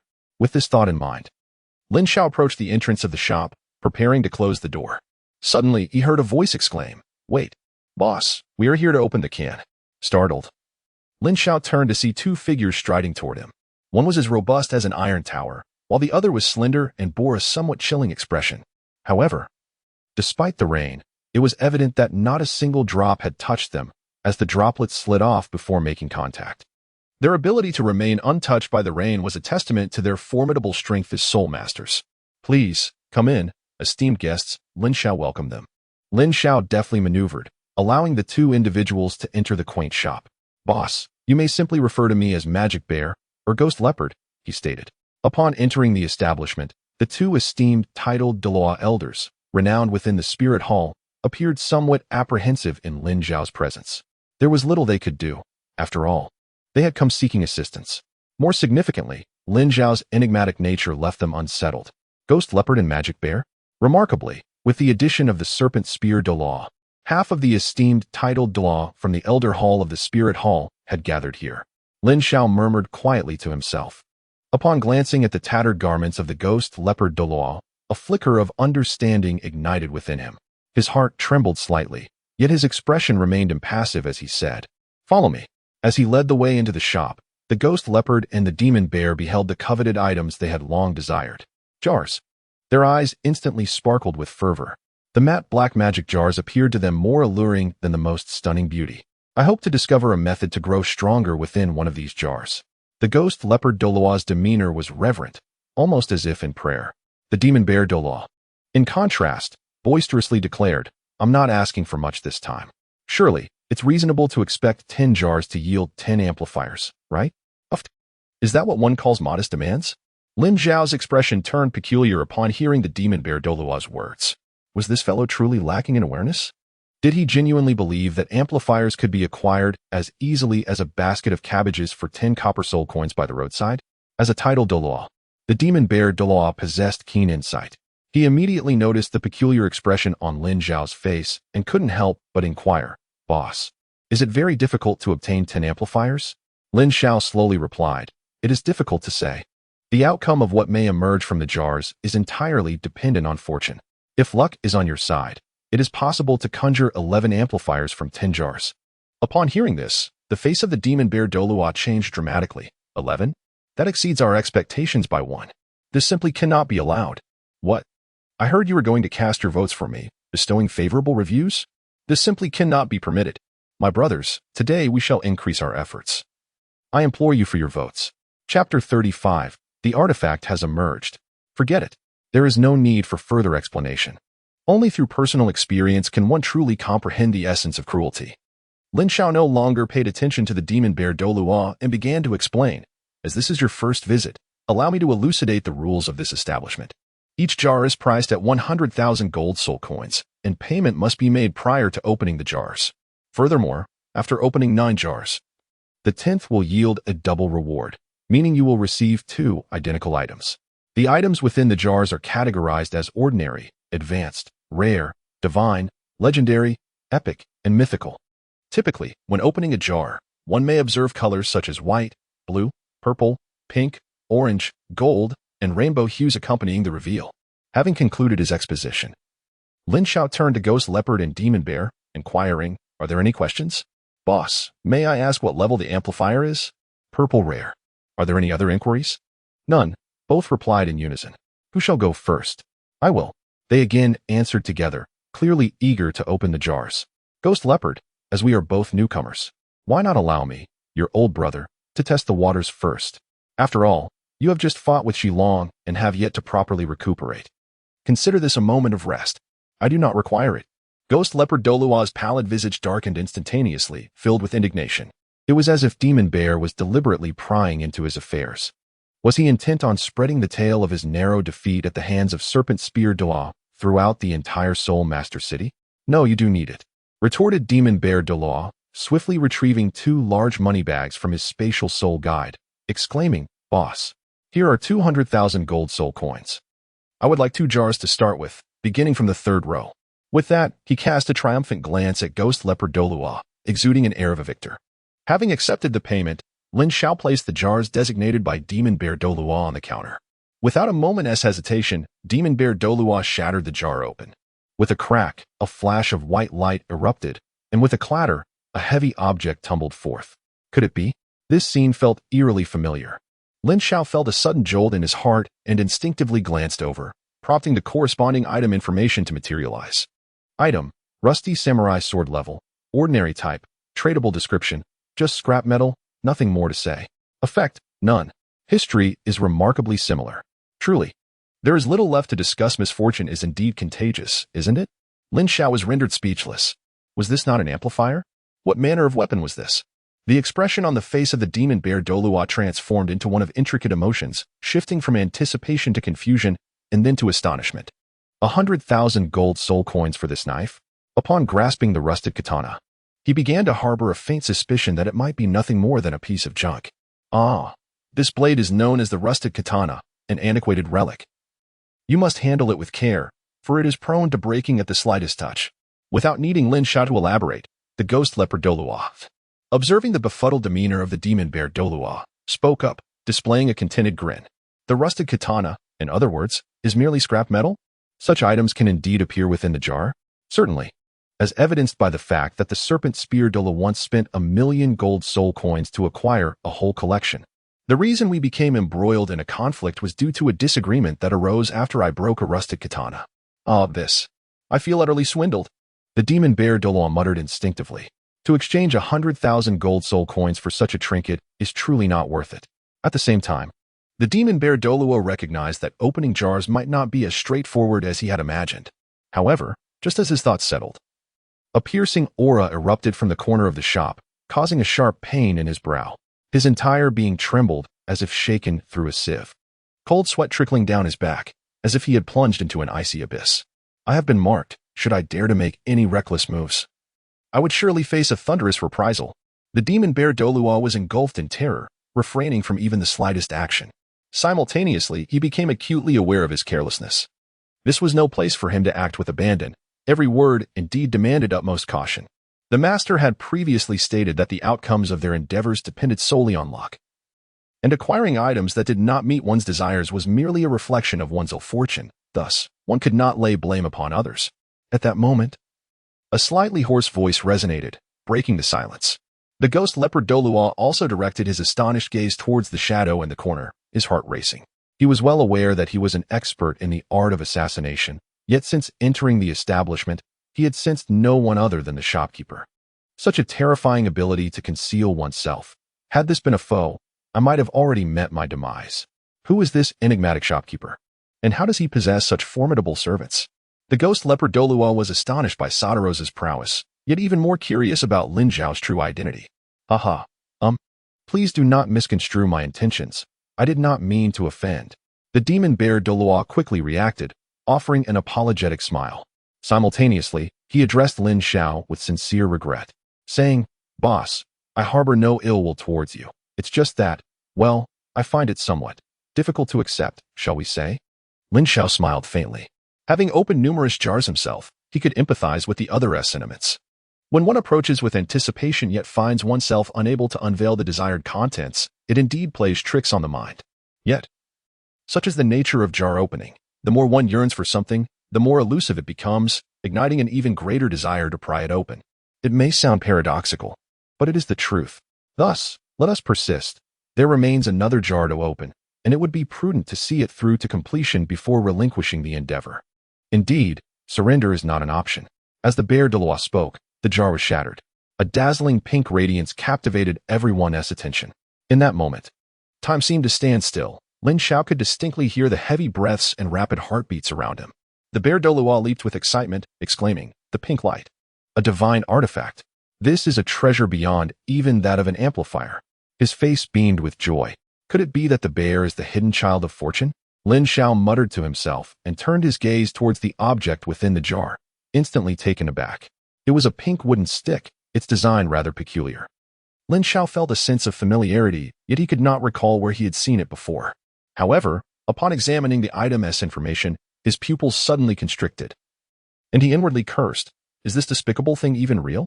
Item: Second Brother's inflatable companion level. Divine artifact type. Non-tradable description. A remarkable piece of equipment from the world of dungeons, cherished by certain individuals. Effect: when attacking, there is a 2 chance to induce a dazed state in the enemy, and a 3 chance to inflict poison upon them. One has to wonder if the developers truly intended to create such a loathsome contrivance. This item can only be described as a manifestation of the developer's wicked sense of humor. Lin Xiao felt utterly exasperated. So, what do you think, boss? Isn't this treasure remarkable? At that moment, the bear spirit Douluo gazed at Lin Xiao with eager anticipation, inquiring further.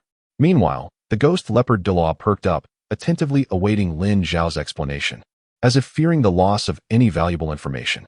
After a brief contemplation, Lin Xiao replied, "Congratulations. You were the first to unearth a divine artifact from the jars in our establishment." Lin Xiao wore a professional, insincere smile. He harbored some resentment towards the system in his heart. Was it truly intent on manipulating people's emotions? With so many powerful, ordinary, and mediocre artifacts in the dungeon, there were surely hundreds, if not thousands, of items. It was not even necessary to mention a potent divine artifact like the bone ring of the undead, which increased damage by 40%. Yet, why did it yield the second brother's inflatable companion? Furthermore, there were no female streamers in this world. Could it be that a divine artifact was truly obtained? As the words fell, the ghost leopard Douluo, who had been listening intently, gasped in disbelief. That term was simply too jarring. A divine artifact. In the realm of soul masters on Douluo Continent, this was merely a legendary term. Many soul masters were unaware of the existence of divine artifacts in Douluo. But now, had the magic bear truly uncovered one? Unbelievable. Absolutely unbelievable. Oh my, am I dreaming? The magic bear Douluo was utterly bewildered. Just a moment ago, he had been lamenting the shop's unscrupulousness, and now, fortune had seemingly smiled upon him. Life is indeed filled with dramatic ups and downs. Boss, I was mistaken. I deeply repent for my previous offense. Can you ever forgive me? He sincerely realized he had wronged Lin Xiao. How could someone who placed a divine artifact in a jar possibly be a swindler? He, the magic bear Douluo, had never encountered anyone as generous as Boss Lin in his life. No, he believed he would not find such a person even in his next life. He even resolved that merely opening jars was insufficient. He should teach his descendants to do the same. Well, provided he had descendants. But that was of no concern. Lin Xiao expressed that there was nothing to worry about. From the very first day he acquired this troublesome can opening system, he had mentally prepared himself for the various events that were about to unfold. Fortunately, he felt invincible within the confines of the small shop, which brought him a sense of reassurance. At that moment, the demon bear Douluo had grasped the pink wooden stick in his hand, wearing an expression of bewilderment. Might I inquire, esteemed proprietor, what powers does this artifact possess? Powers? Lin Xiao couldn't help but cough lightly. Ahem. This artifact is known as the inflatable companion of second brother, which has a certain probability of causing enemies to enter a state of dizziness and poisoning upon attack. The name, the inflatable companion of second brother, is indeed rather unique. However, while the magic bear Douluo was momentarily taken aback, Lin Xiao had already concluded his introduction. Is that all? Yes, that is all. This artifact, could it possibly be a hoax? The magic bear Douluo felt somewhat bewildered. In his understanding, the might of an artifact was akin to apocalyptic devastation. He had never heard of one that merely induced dizziness and poisoning, and more importantly, it was based on probability. I detest probability. The magic bear Douluo thought grimly. The true potency of this artifact was indeed difficult to ascertain. Observing the dejection on the magic bear Douluo's face, the ghost leopard Douluo hesitated, and Lin Xiao realized he could no longer remain silent. Could there be more to discuss? The ghost leopard Douluo's gaze sharpened. The magic bear Douluo also turned to Lin Xiao, eager to hear how he would defend himself. As soul masters, you must be aware that the control skills of a soul master can diminish in duration and effect when facing opponents of higher soul power and greater strength. However, the inflatable companion of second brother does not adhere to this rule. This means that if you trigger the dizziness effect during use, even if your opponent's strength vastly exceeds yours, the dizziness will not be mitigated. Furthermore, is a 2% chance of inducing dizziness truly insignificant? It is not. With 50 attacks, you are guaranteed to ignore the level difference and induce dizziness at least once. What more could you desire? This already grants you the capability to challenge beyond your level, as long as your attack speed is sufficiently swift. What difference does it make whether the probability is 2% or 100%? A 100% chance of inducing dizziness, coupled with the ability to disregard level disparities in control and additionally offering a state of poisoning. Does this not constitute strength? Lin Xiao was not speaking without reason. Such is the nature of the game. With clients already at the door, he could not simply watch them leave. One must extract value from the source. If Lin Xiao wished to unlock the treasures within the jars, he first needed to prompt them to open. This realization was indeed valid. The ghost leopard Douluo glanced at the pink wooden staff in the hands of the bear Douluo, his eyes igniting with fervor. Instantly, he unleashed 50 strikes. For an agility-focused title Douluo, this was a trivial task, and once stunned, any opponent would be easily manipulated at his whim. The boss's words rang true. He had been too narrow-minded earlier. If what the shopkeeper claimed was accurate, the investment of 100,000 gold soul coins would yield abundant returns, perhaps even a windfall. The bear Douluo sighed inwardly, acknowledging his earlier impulsiveness. Executing 50 strikes in quick succession was not a daunting challenge, even if speed was not his forte, and he recognized ample room for improvement. With this thought, the bear Douluo regarded his right hand, contemplating methods to enhance his speed. Shall we continue? Lin Xiao inquired, his voice tinged with anticipation. The bear Douluo hesitated, contemplating whether to first test the power of the artifact before making a decision. The ghost leopard Douluo furrowed his brow and stepped back behind the bear Douluo. Though he coveted the artifact, he recognized the inherent unpredictability of such items. I have a suggestion, he said. Since we've already opened 2, why not proceed further?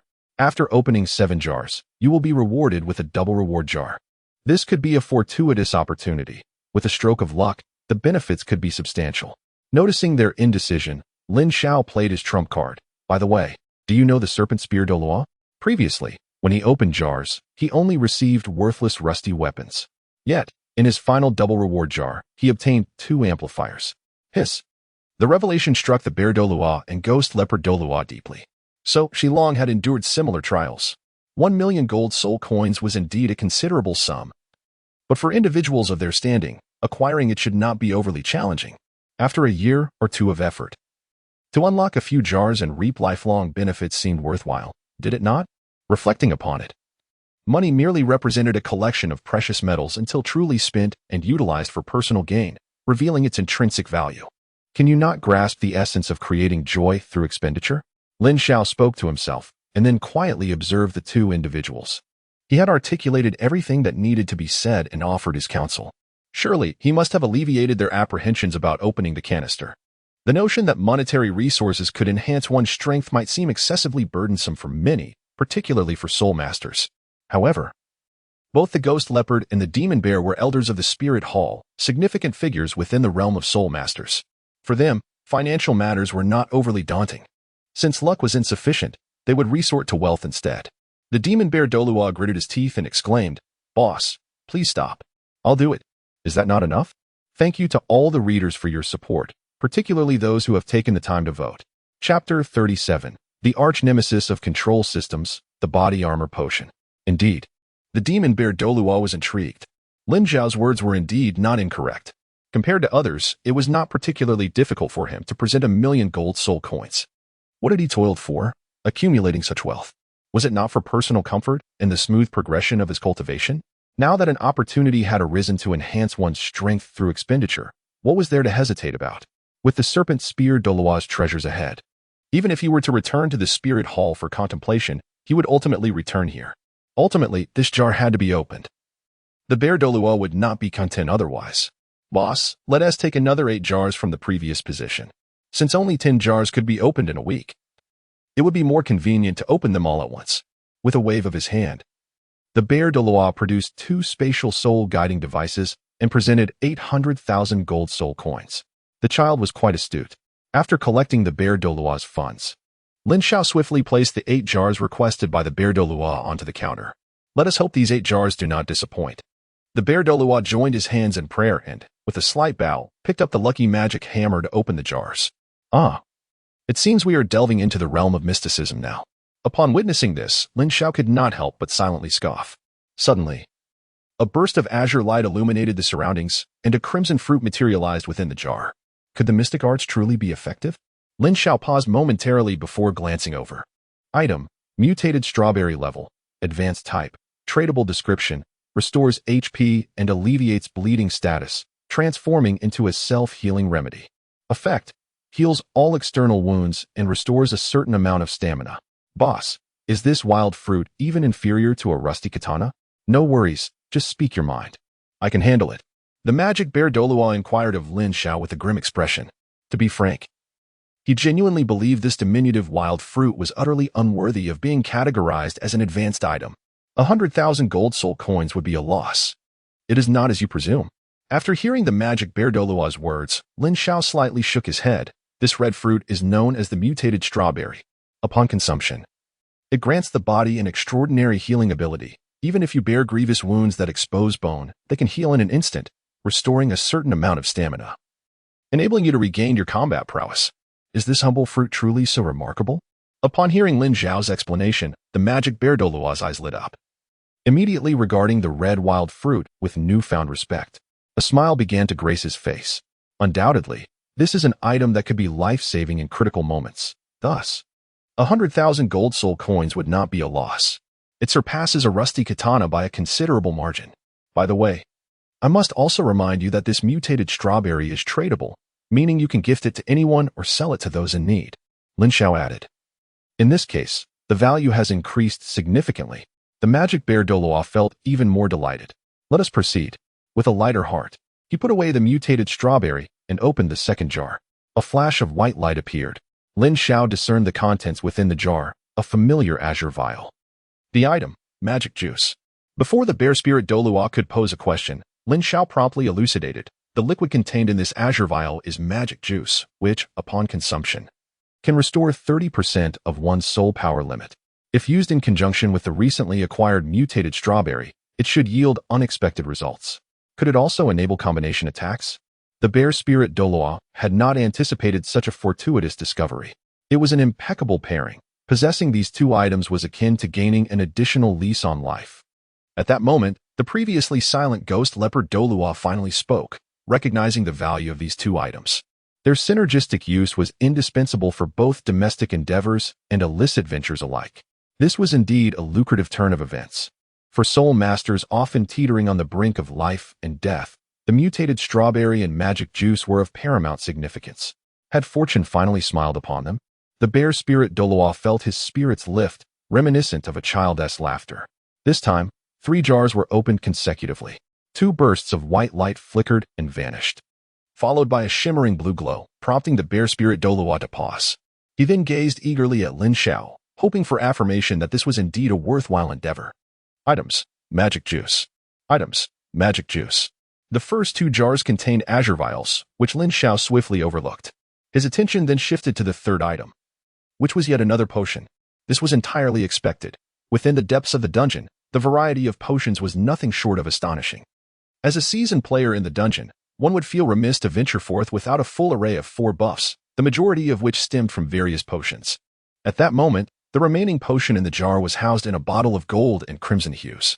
Item, body armor potion grade, high type, non-tradable description, just charge and recklessly.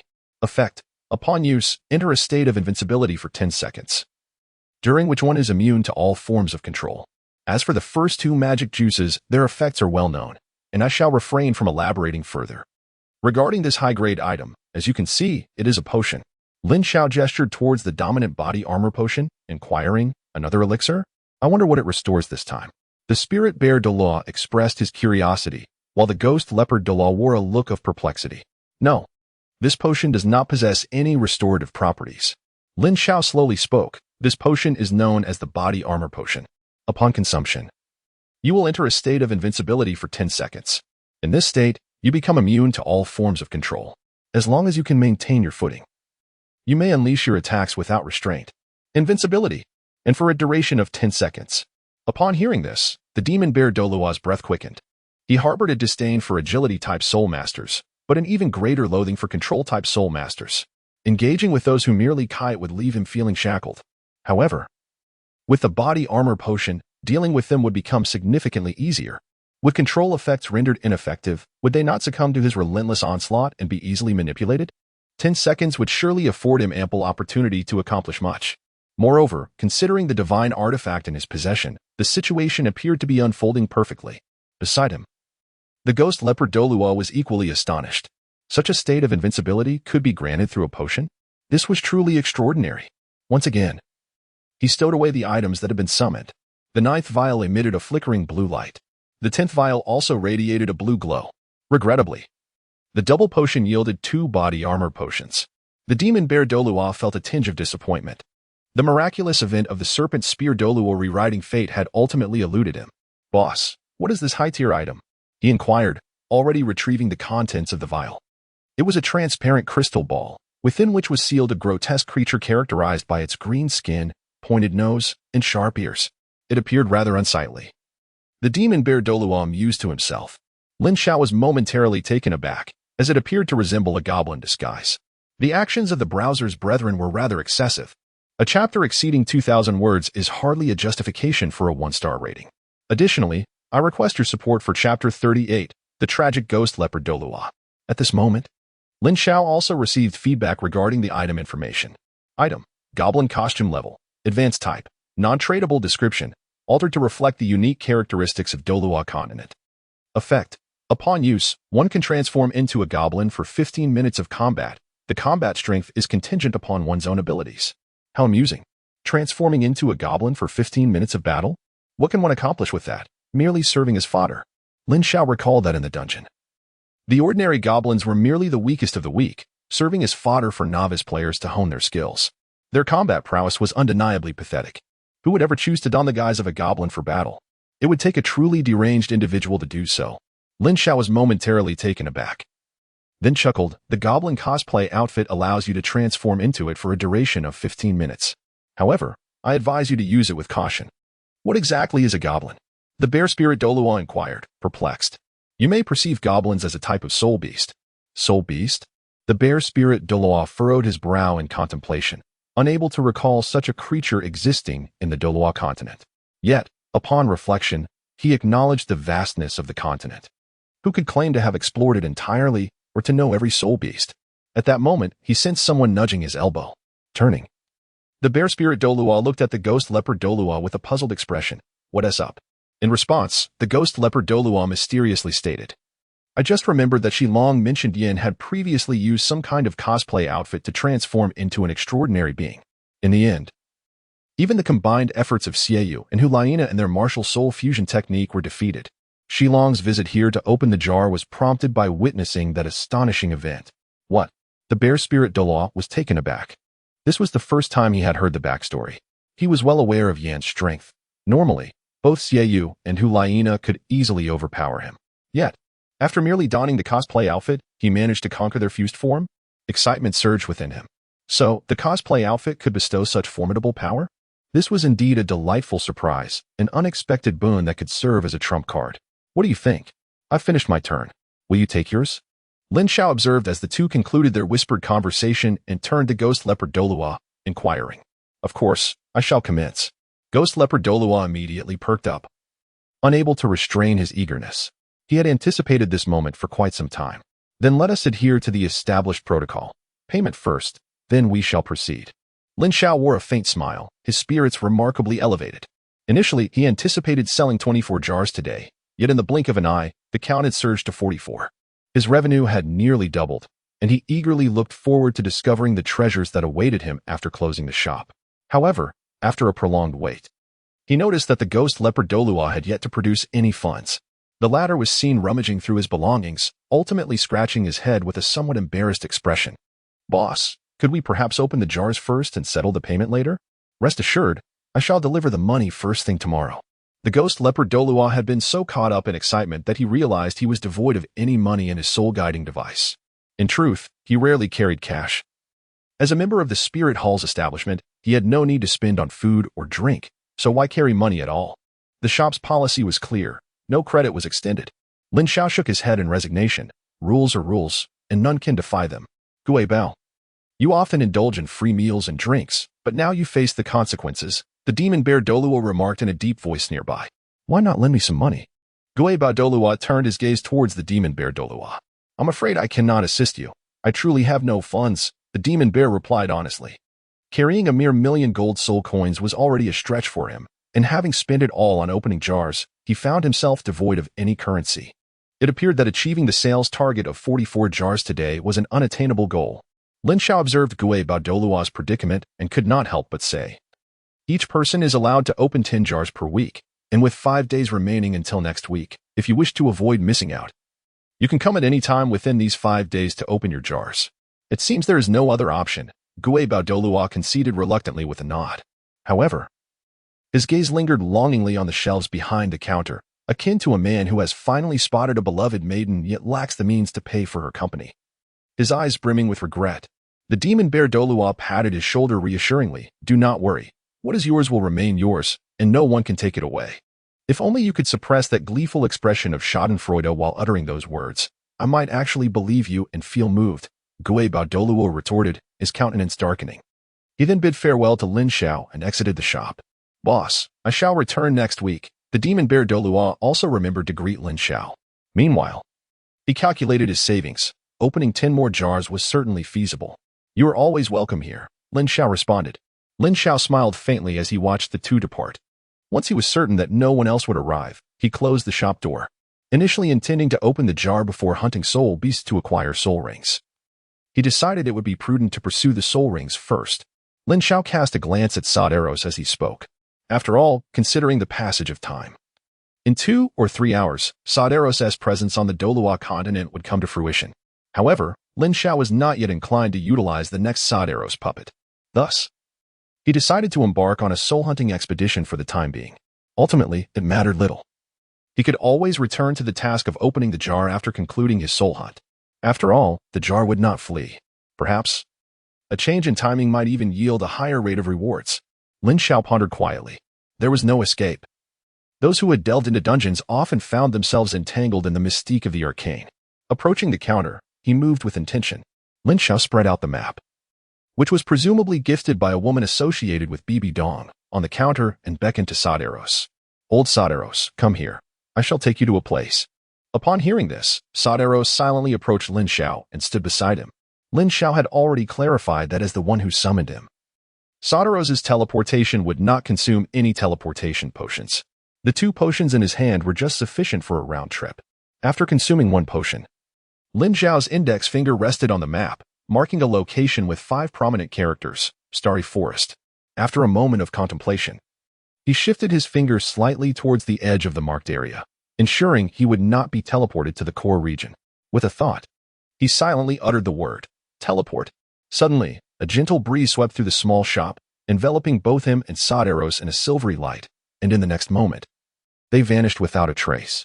As the storm subsided, the magic bear Douluo and the ghost leopard Douluo had just stepped into the spirit hall when a figure approached them with determined strides. Clad in splendid armor, the person exuded an imposing aura. Shilong, with his keen senses, recognized the individual, prompting an irritated snort from the ghost leopard Douluo. Just then, the snake spear Douluo approached with a curious expression, asking, Magic bear, ghost leopard, you have returned. So, what treasures did you uncover? Come on, don't keep it to yourselves. Let us behold your findings. Upon hearing this, the magic bear Douluo furrowed his brow and glanced at the surrounding holy knights. Saying in a low voice, let us move to another location to talk. This is not a place for discussions. There was an air of mystery surrounding them, indicating that their journey had yielded significant gains. The snake spear Douluo's gaze darted between the ghost leopard and the magic bear as he suggested. Then let us head to the headquarters of the Holy Knights. There we can witness your treasures. With that, he took the lead. Meanwhile, in the worship hall, just outside the training ground designated for the 1,000 June Douluo, the demon suppression Douluo paced back and forth. I've been here for so long. Why hasn't my brother come to see me yet? I hope the mysterious jars in that small shop Haven tea sold out by now.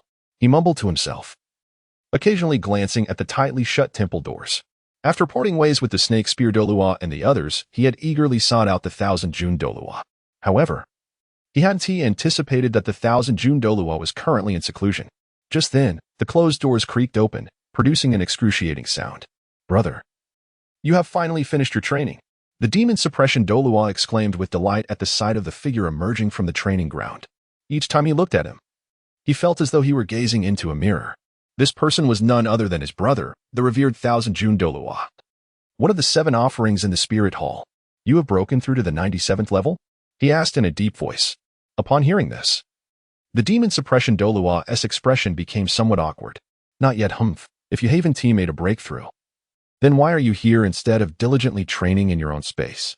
The 1,000 June Douluo replied with a hint of annoyance. It is often said that the personalities of twins are opposites, and this was certainly true in their case. He preferred tranquility, while the demon suppression Douluo thrived on activity. If not for his persistent urging, the demon suppression Douluo might still be an elder of the spirit hall. Brother, it's not that I haven't been training.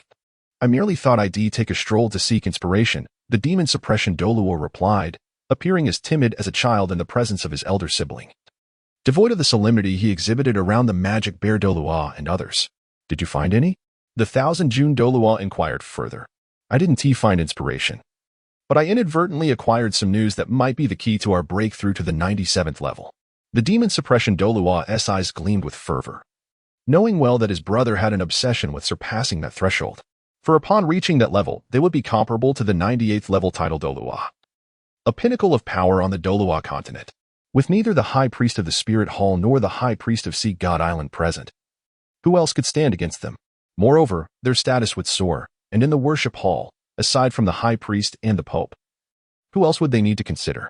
This was the true essence of glory.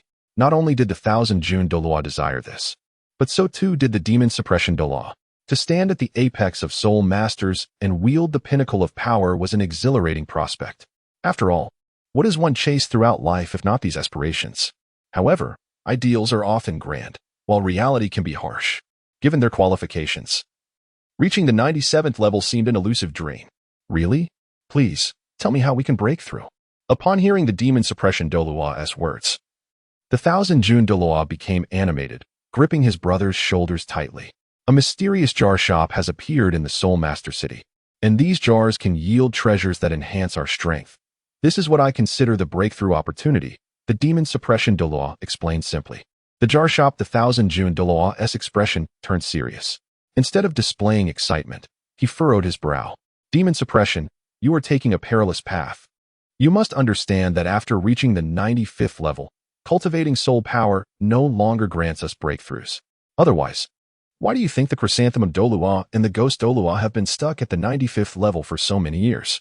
At our stage, no external force from the Douluo Continent can aid us. Only by comprehending the true essence of our martial soul and grasping the principles of heaven and earth can we attain breakthroughs. Brother, I understand all that you are saying. As long as you understand. For the time being, refrain from training and take a break. After a moment of silence, the Demon Suppression Douluo posed another question. Brother, I have one more inquiry. If our martial souls were to enhance by 30%, could we break through to the 97th level? Do you grasp the implications of a 30% enhancement in our martial souls? If that were feasible, our Panlong staff martial soul would transcend the limitations of high-level martial souls and descend to the ranks of top-tier martial souls, significantly raising our potential. Grasping the secrets of the 97th level would pose no challenge for us, the Thousand June Douluo stated with unwavering certainty. But is that even possible? Having lived for decades, he had never heard of anyone's martial soul evolving or enhancing. Even the records in the Spirit Hall contained no such accounts. Seeing the longing in the Thousand June Douluo's eyes, the Demon Suppression Douluo spoke gently. Brother, the jars sold in that little shop can achieve just that. What? The Thousand June Douluo was momentarily taken aback, then shook his head in disbelief. No, that's impossible. Brother, I'm not deceiving you. To be honest, had I not witnessed it myself, I wouldn't believe it either. By the way, you know the Snake Spear Douluo, right? The Demon Suppression Douluo intended for his brother to see everything for himself, emphasizing the importance of first-hand experience. The Snake Spear Douluo? Of course I know him. That individual is the disgrace of the Elder Hall. He possesses the strength of a titled Douluo, yet in my view, he pales in comparison to those top-tier soul Douluos from the Haotian sect. When the Snake Spear Douluo was mentioned, the Thousand June Douluo's tone dripped with disdain. Brother, that is all in the past. The Snake Spear Douluo has risen swiftly, his strength advancing rapidly, and it won't be long before he reaches the 93rd rank. Even at the 92nd rank, he can overpower the 93rd ranked Ghost Leopard Douluo. Even the battle maniac Bear Douluo dares not diminish his brilliance. This is inconceivable. Although it is somewhat perplexing, it is the undeniable truth. The Snake Spear Douluo has achieved this because the quality of his martial soul has improved by at least 30%. The Thousand June Douluo's pupils widened in astonishment. He finally understood why his younger brother had posed such a question. Facts speak louder than words. If you still doubt it, follow me. That fellow Shi Long is on duty at the headquarters of the Holy Knight Order today. The truth will be evident. Without further ado, the demon subduing Douluo pulled the Thousand June Douluo along. The distance from the offering hall to the headquarters of the Holy Knight Order seemed far to others. But for a titled Douluo, it was nothing. Shortly thereafter, the Thousand June Douluo was brought to the entrance of the Grand Hall at the headquarters of the Holy Knight Order. Inside were the Snake Spear Douluo, Ghost Leopard Douluo, and Bear Douluo. However, the behavior of these individuals left the Thousand June and demon-subduing brothers in a state of bewilderment. The Snake Spear Douluo was incessantly caressing the pink wooden stick in the Bear Douluo's hands. A look of infatuation plastered across his face. The Bear Douluo, on the other hand, wore an expression of pure enjoyment, while the Ghost Leopard Douluo looked on with envy. This scene was rather difficult to behold.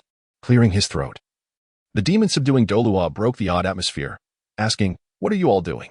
Though reluctant to interrupt their bizarre interaction, he felt that matters of importance should take precedence. Which fool is making a racket? Can't you see we are engaged in serious business? The Bear Douluo grumbled in response. It was known that when the Snake Spear Douluo discovered that his second brother's inflatable companion was an artifact, he had exclaimed in disbelief, insisting on worshipping the artifact up close. His gaze toward the bear Douluo had transformed, akin to that of a worshipper gazing upon a revered king, evoking a sense of admiration that pleased the bear Douluo immensely. "Are you insulting me?" The demon-subduing Douluo's expression darkened upon hearing the bear Douluo's words, as he coldly spat out a few words. "You think you can challenge me? Do you?" The bear Douluo turned to see who was so audacious. Upon realizing the identities of his challengers, he was momentarily dumbfounded. "Oh, if you have any objections, just say so. I'll try to change." His tone shifted instantly. "Enough. We must focus on the matter at hand." The Thousand June Douluo soothed the demon-subduing Douluo. "Yes," the demon-subduing Douluo agreed, directing his gaze toward the snake spear Douluo. He spoke slowly. "I have come to verify something. Is the enhancement of your martial soul related to the jars sold in that little shop?" "Indeed, it is true. I acquired 2 amplifiers from the Lucky Jar shop, and upon usage, my martial soul became stronger," the snake spear Douluo replied nonchalantly. There was no need for concealment. Moreover, the demon-subduing Douluo had witnessed his battle with the ghost leopard Douluo firsthand. The correlation between his increased strength and the shop could not be hidden. Furthermore, the reputation of the Lucky Magic Jar shop would eventually resonate throughout the Spirit Master City and possibly across the Douluo Continent. Rather than shroud the truth, it was better to embrace it. Receiving confirmation, the demon-subduing Douluo turned to the Thousand June Douluo once more. "Brother, did you hear that? I have not deceived you. Is this truly the case?" The Thousand June Douluo, now genuinely convinced, felt a surge of excitement. He strode before the snake spear Douluo, his eyes ablaze with eagerness. "Show me your martial soul." "Very well," the snake spear Douluo replied without hesitation, with a flick of his right hand. A flash of light heralded the appearance of the snake spear, accompanied by a powerful surge of soul power that erupted forth. Indeed, he had grown stronger. And this intensity was in no way inferior to the Panlong stick. Witnessing this, the Thousand June Douluo was utterly astonished. As a fellow weapon martial soul master, he could distinctly sense that the energy emanating from the snake spear was on par with that of the Panlong stick. More importantly, there was an inexplicable sharpness to the snake spear that hinted at an additional ability granted by the enhanced quality of the martial soul. This indicated that the snake spear Douluo's soul skills would significantly increase in potency under the influence of this newfound sharpness. Should the ghost leopard Douluo fathom the Thousand June Douluo's thoughts, he would surely come to a profound realization. This was also why the snake spear Douluo could rely on his 5th soul skill to break through the ghost leopard Douluo's 5th soul skill. The enigmatic jar shop. "It seems I must pay it a visit," thought the Thousand June Douluo. "Excuse my interruption," he said, casting a meaningful glance at the assembly. He then addressed the demon-subduing Douluo. "Let us depart." "Wait," the bear Douluo called out just as the two were about to leave. "What is it? Do you have something to say?" the demon-subduing Douluo questioned, perplexed. "I feel it necessary to remind you that the jars in that shop are random in nature. You never know what you might get.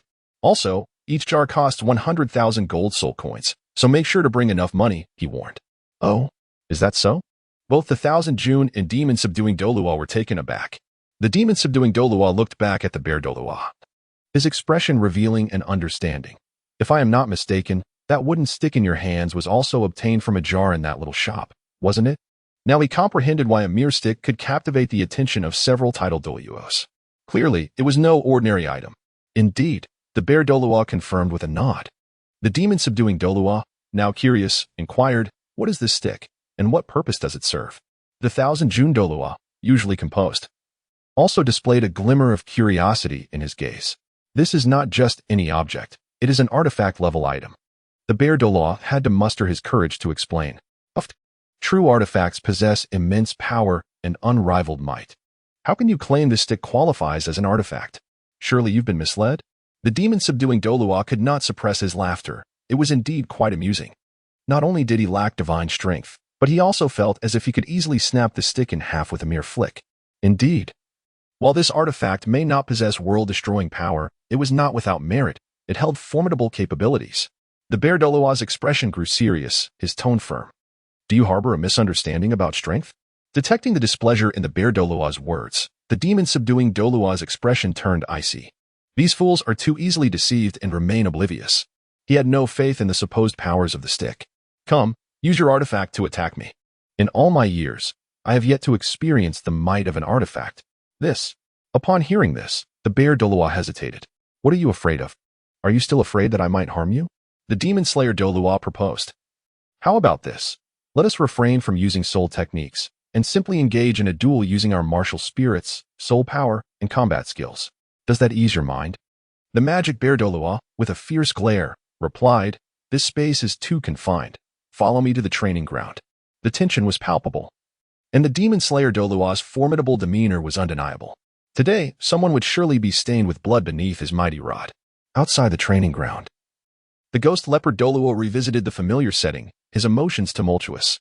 This time, it was the magic bear and the demon slayer Douluo who were set to clash. In truth, had he not witnessed the wonders of the jar shop with his own eyes, the ghost leopard would have doubted his own capabilities against the demon slayer Douluo. On the other side of the training ground, the snake spear and thousand Jun Douluos observed intently. In the arena, the demon slayer Douluo summoned his martial spirit. The coiling dragon staff, an aura unique to a level 96 title Douluo, dominating the atmosphere. The weighty presence of the coiling dragon staff was almost suffocating, creating an oppressive environment. The magic bear Douluo could only withstand this pressure after embodying his martial spirit, morphing into a formidable half-bear, half-human entity. "Come at me with all your might," the demon slayer Douluo declared confidently, a confidence well-founded given the 3-level gap in their soul powers.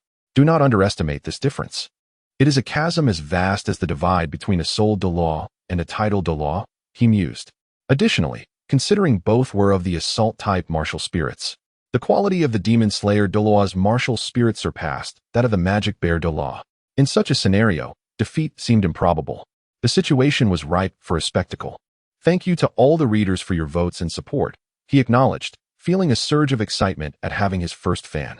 The warmth of compliments from readers brightened his day, despite a few unfair critiques. Then came the magic bear Douluo's move. His robust frame radiated explosive power, causing the training ground to tremble with each step he took. Despite being a strength-type soul master, upon reaching the title Douluo stage, how much slower could he possibly be? With just a few strides, he closed the distance between them. In a swift motion, the once-long staff in the magic bear Douluo's grasp transformed into a short club aimed directly at the demon slayer Douluo's head. "Let us see whether your divine artifact is sturdier or my coiling dragon staff is mightier." The demon slayer Douluo scoffed, convinced that their clash would result in the destruction of the pink wooden club. The collision produced a thunderous sound. Both the magic bear and the demon slayer Douluo, being titled Douluos, unleashed a visible wave of soul power that rippled through the arena. The ground beneath the demon slayer Douluo's feet cracked like spiderwebs, while the magic bear Douluo gritted his teeth, exerting every ounce of strength, yet unable to advance an inch. "Your strength is still insufficient," the demon slayer Douluo remarked nonchalantly, shaking his head. Then, with a commanding shout, he ordered, "Retreat." The sheer force emanating from the demon slayer Douluo sent the magic bear Douluo staggering backward several paces. Level 96 title Douluo. Truly terrifying. In the distance, the snake spear and ghost leopard Douluos exchanged glances, their expressions revealing their astonishment. The disparity between a level 96 and a level 95 title Douluo was indeed monumental. Panting heavily, the magic bear Douluo halted several meters away, his chest heaving like a bellows, releasing labored breaths. "Is this the power of a divine artifact? Its resilience exceeds my expectations," he admitted, though the demon slayer Douluo retorted. "Apart from its strength, it seems to hold no other merit. It appears that the so-called divine artifact is merely a gimmick." Thousand Jun Douluo shook his head, sharing his disappointment. He had anticipated some unforeseen delight from the divine artifact, but it seemed merely a deceptive lure. Suddenly, the demon slayer Douluo let out an unusual cry, capturing everyone's attention. "What have you done to me?" he asked the magic bear Douluo, bewildered, as his body began to sway unsteadily. With a thud, he leaned on the coiling dragon staff for support, his complexion shifting from pale to ashen, a disturbing display of instability. "What is happening?" Thousand Jun Douluo inquired urgently upon noticing his brother's peculiar state. "I do not know what is occurring, but I feel an overwhelming weakness in my limbs. Even my soul power seems to be diminishing. It feels akin to being poisoned." The demon slayer Douluo gritted his teeth. "Poisoned?" The onlookers exchanged varied expressions. Is the toxicity truly that potent? The ghost leopard and snake spear Douluos exhibited no shock. Rather, they wore expressions of incredulity. A single strike had rendered the demon slayer Douluo poisoned. It appeared that luck was misapplied. However, the potency of the poison astonished the magic bear Douluo. leaving him unsure whether to rejoice or lament. Had I possessed such fortune when opening the jar, I would have been instantly empowered. Realizing the implications, Thousand June Douluo's expression changed dramatically, exclaiming, "What kind of poison is this? So formidable that it can instantly weaken a level 96 title Douluo to such an extent? This poison is dreadfully fearsome." The demon slayer Douluo glared at the magic bear Douluo, demanding, "How did you accomplish this? When did you administer the poison?" "It was not I who poisoned you. It is an inherent ability of this divine artifact," the magic bear Douluo clarified. "A divine artifact possesses poison?" The demon slayer Douluo was taken aback. "I told you, this is a divine artifact. Even if it cannot destroy the heavens and earth, it is indeed formidable. Yet you chose not to believe me," the magic bear Douluo concluded. The bear Douluo, holding a wooden stick, spread his hands in a gesture that, combined with his bear-like demeanor, appeared rather endearing. Surprisingly, he had not anticipated that a single attack would trigger a poisoning effect, one so potent that even a title Douluo would find themselves weakened. At that moment, he was finally convinced that the investment of 100,000 gold soul coins was indeed worthwhile, perhaps even exceedingly profitable. "Who are you mocking?" he thought. "Do not be too arrogant. Despite my diminished strength, overpowering you remains a trivial matter."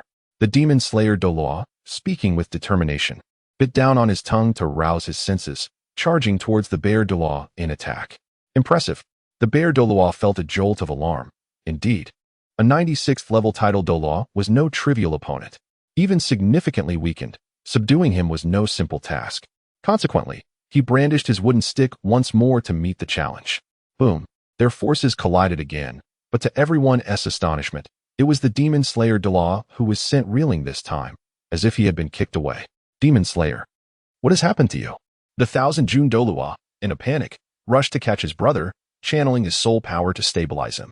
Upon sensing that the demon slayer Douluo's breath was still steady, he let out a sigh of relief. Thankfully, the bear Douluo had not struck too harshly. At that moment, the demon slayer Douluo regained his composure. "Brother, what happened to me? I too wish to know. When I clashed with him, everything went white, and I felt dizzy, losing control of my body in an instant." The demon slayer recalled the inexplicable events, his heart racing. "What kind of situation is this?" Upon hearing this, the Thousand June Douluo appeared perplexed, turning to the bear Douluo for clarification. "Could you explain what transpired?" "It is a state of dizziness," the bear Douluo replied, having transformed into human form and gently stroking his wooden stick.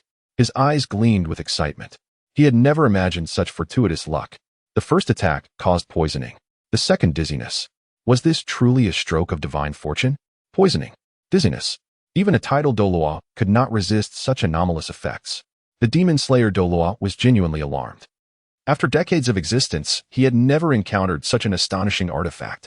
However, the name Second Brother's inflatable partner seemed rather peculiar. Yet, this mattered little.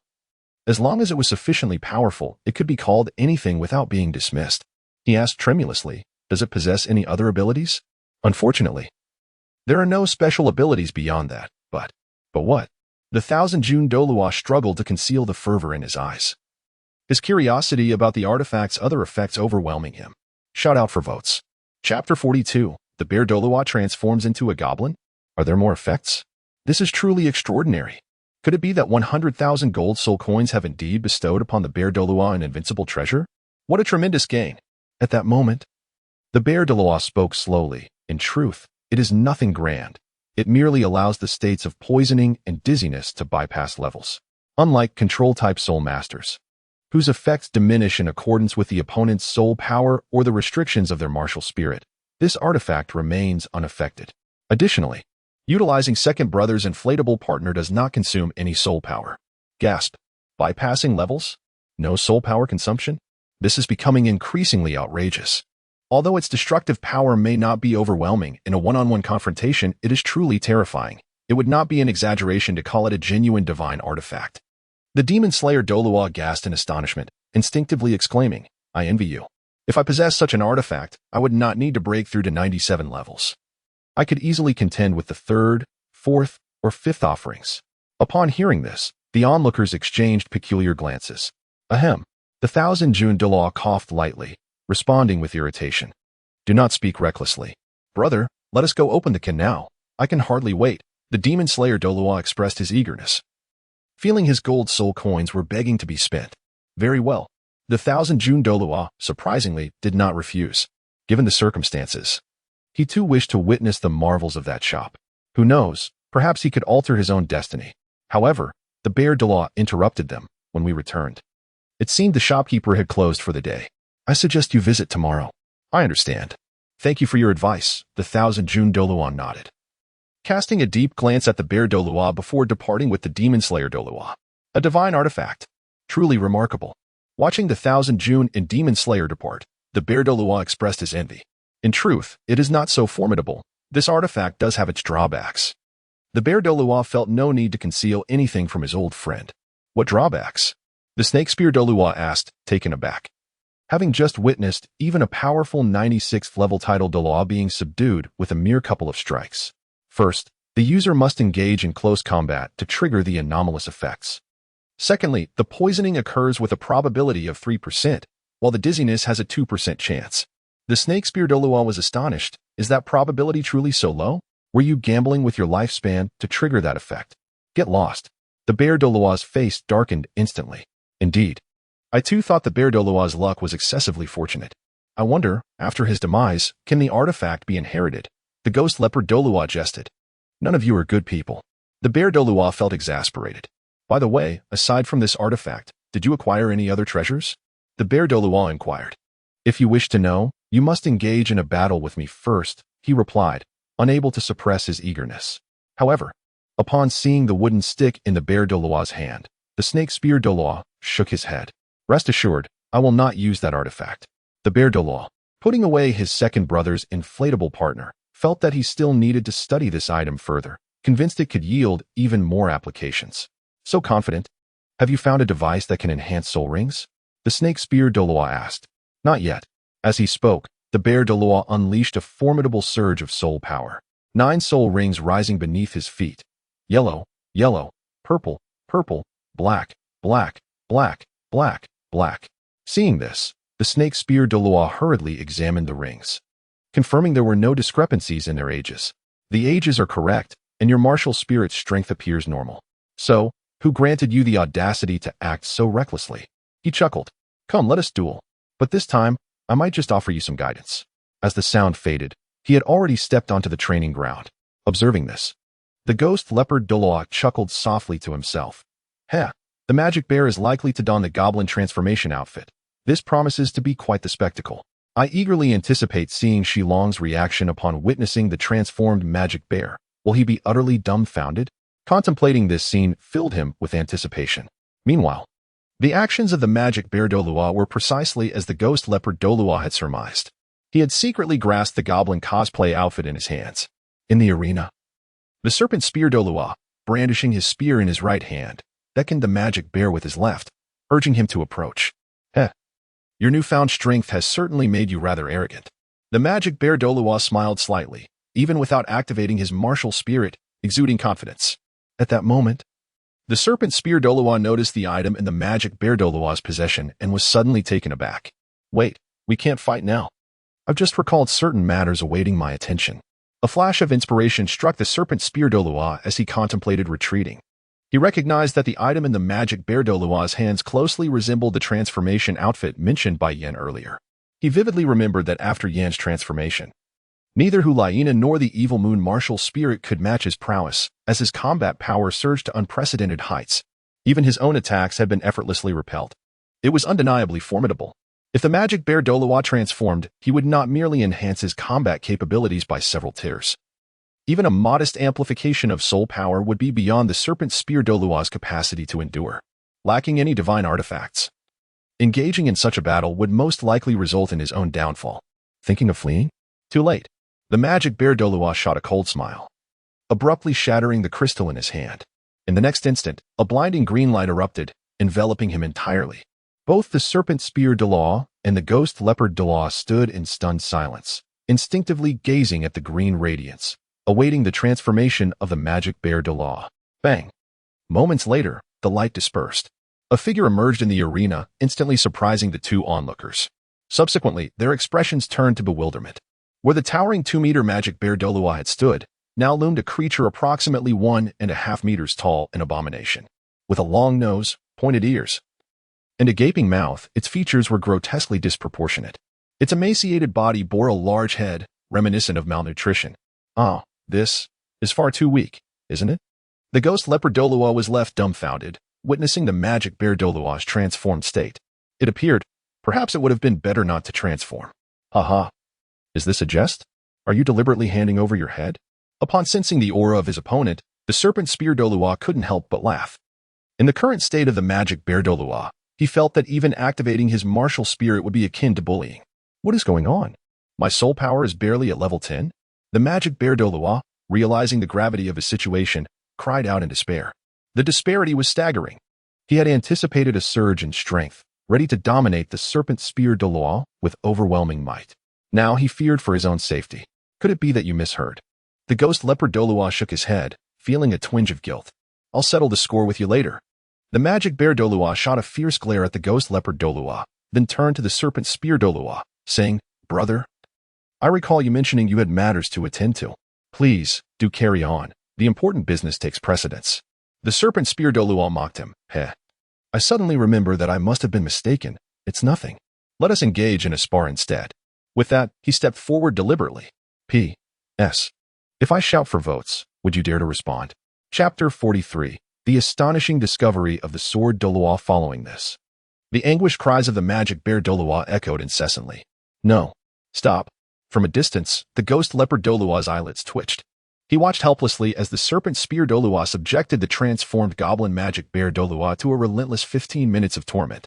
After the battle concluded, the serpent spear Douluo adjusted his attire and armor, a satisfied grin spreading across his face as he uttered a single word. Delightful. In stark contrast, the magic bear Douluo lay powerlessly on the ground, as if numb, his eyes devoid of any spark. He had underestimated the goblin transformation. It was far more of a setback than anticipated. No, it was not merely the transformation that deceived him. It was that mysterious master who had led him astray. Achoo, achoo.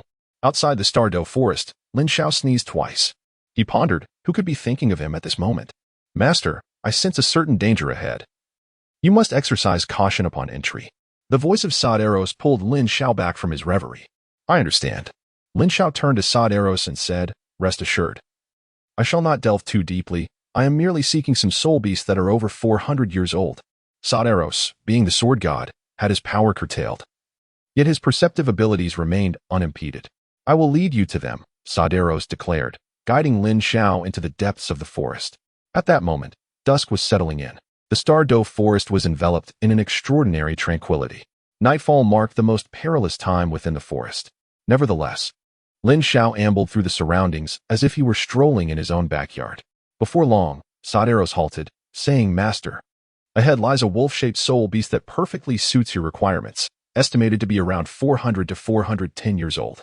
Upon arriving in this realm, Saderos had acquired additional knowledge pertaining to soul beasts, thus discerning the age of this particular creature was not a formidable task. Lin Xiao looked over and saw a white giant wolf, roughly the size of a cow. Very well, this will do. In truth, the type of spirit beast he hunted mattered little to Lin Xiao. What truly held significance was its age, simply because, upon acquiring his martial spirit, Lin Xiao simultaneously obtained a skill tree. As he reached the requisite soul power levels, he unlocked the abilities of the sword spirit. Subsequently, with the assistance of Saderos, Lin Xiao effortlessly vanquished the white giant wolf. Ignoring the disarray of the ground beneath him, he sat cross-legged and commenced the absorption of the soul ring. At that moment, a brilliant white radiance of sword intent surged skyward, only to vanish almost instantaneously. Meanwhile, 3 figures emerged from the Douluo forest, illuminated by the setting sun. At the center stood a handsome middle-aged man exuding an elegant demeanor. To his left was an elderly man, his hair and beard entirely white, clad in garments of the same hue. His presence was austere, evoking an air of forbidding authority. The last of the trio was a somewhat shorter elder, who hastily stepped forward and bowed, exclaiming, were it not for the direct intervention of the sect leader and the esteemed sword Douluo Continent, I might not have secured such a fitting 8th ring. His excitement was palpable. It was well known that both the refined Ning Rongrong and the formidable sword Douluo Continent were titans in the realm of soul masters. You were too courteous. Ning Rongrong replied with a gentle smile. Having served as a guest elder of the 9 Treasures Glazed Tower school for many years, your hard work merits assistance in hunting soul rings. His voice was both reassuring and warm, like a soothing spring breeze. deeply moving the guest elder of the Seven Treasures Glazed Tile School. However, just as he was about to speak further, Sword Douluo suddenly shifted his gaze. He had caught a fleeting glimpse of the radiant sword intent in the distance. Shock, confusion, and curiosity flickered across his features. "Sword uncle, what troubles you?" Ning Fengji inquired. Noticing the unusual expression on Sword Douluo's face, he was well aware that Sword Douluo was deeply engrossed in the way of the sword, seldom concerning himself with other matters. And it had been years since he had seen such a complex emotion play across his countenance. "Leader, in that direction, I sensed a remarkable sword intent." Sword Douluo pondered momentarily before adding, "It is truly astonishing. Truly astonishing." Ning Fengji echoed, a look of intrigue dawning on his face. "I wish to investigate." "Very well. I shall accompany you," Ning Fengji replied, then turned to the guest elder beside him. "Sword uncle and I have matters to attend to. You may return to the sect." "Understood," the guest elder of the Seven Treasures Glazed Tile School concurred amiably. He then watched as Sword Douluo summoned the Seven Killing Sword, taking to the skies alongside Ning Fengji. Simultaneously, Lin Xiao had completed the absorption of the soul ring with remarkable ease. Upon opening his eyes, they sparkled with delight. "What a thrill it is to have a stroke of good fortune. Indeed, the ancients do not deceive me," he mused. While others can only harness a single skill from 100-year soul ring, Lin Xiao, however, was distinct. He possessed 4. At that moment, he gazed upon the first skill in the skill tree, weapon mastery.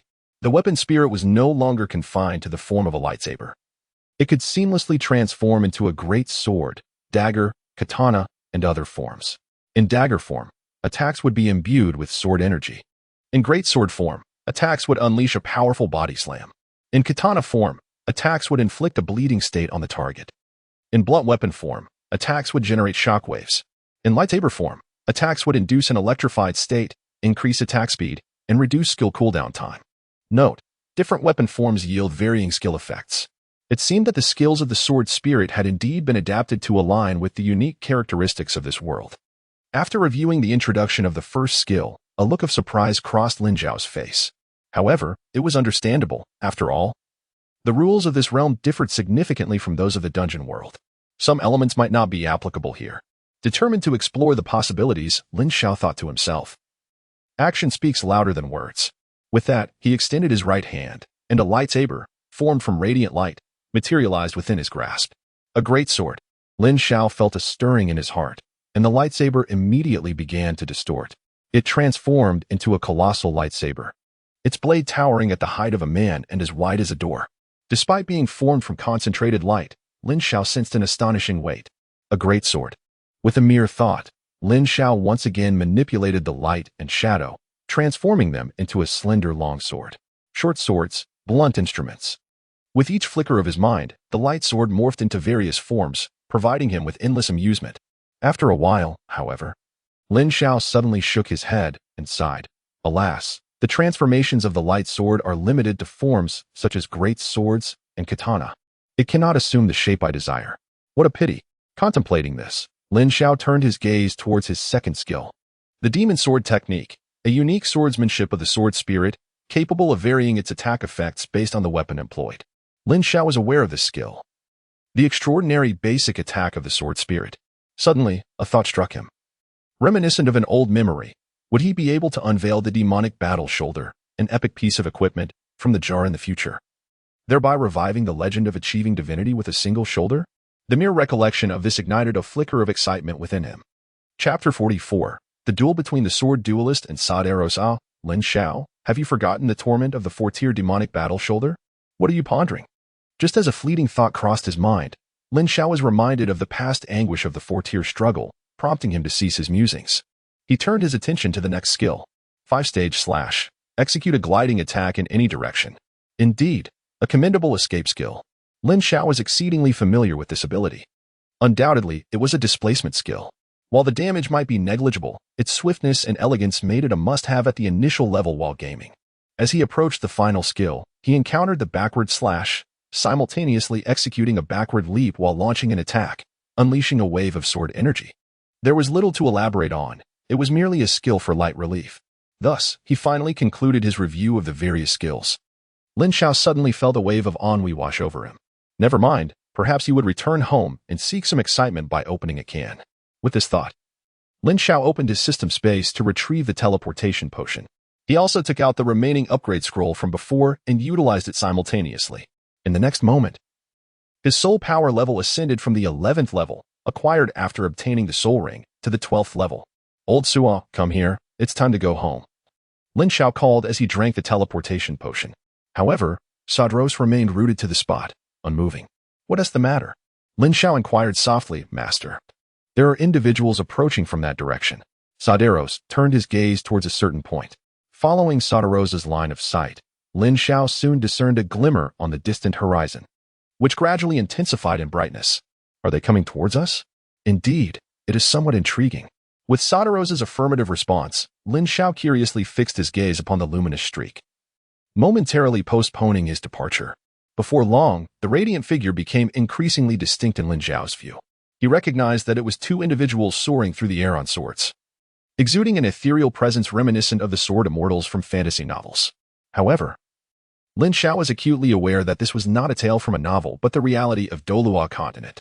Thus, the identity of the sword-wielding individual became apparent, the sword Douluo.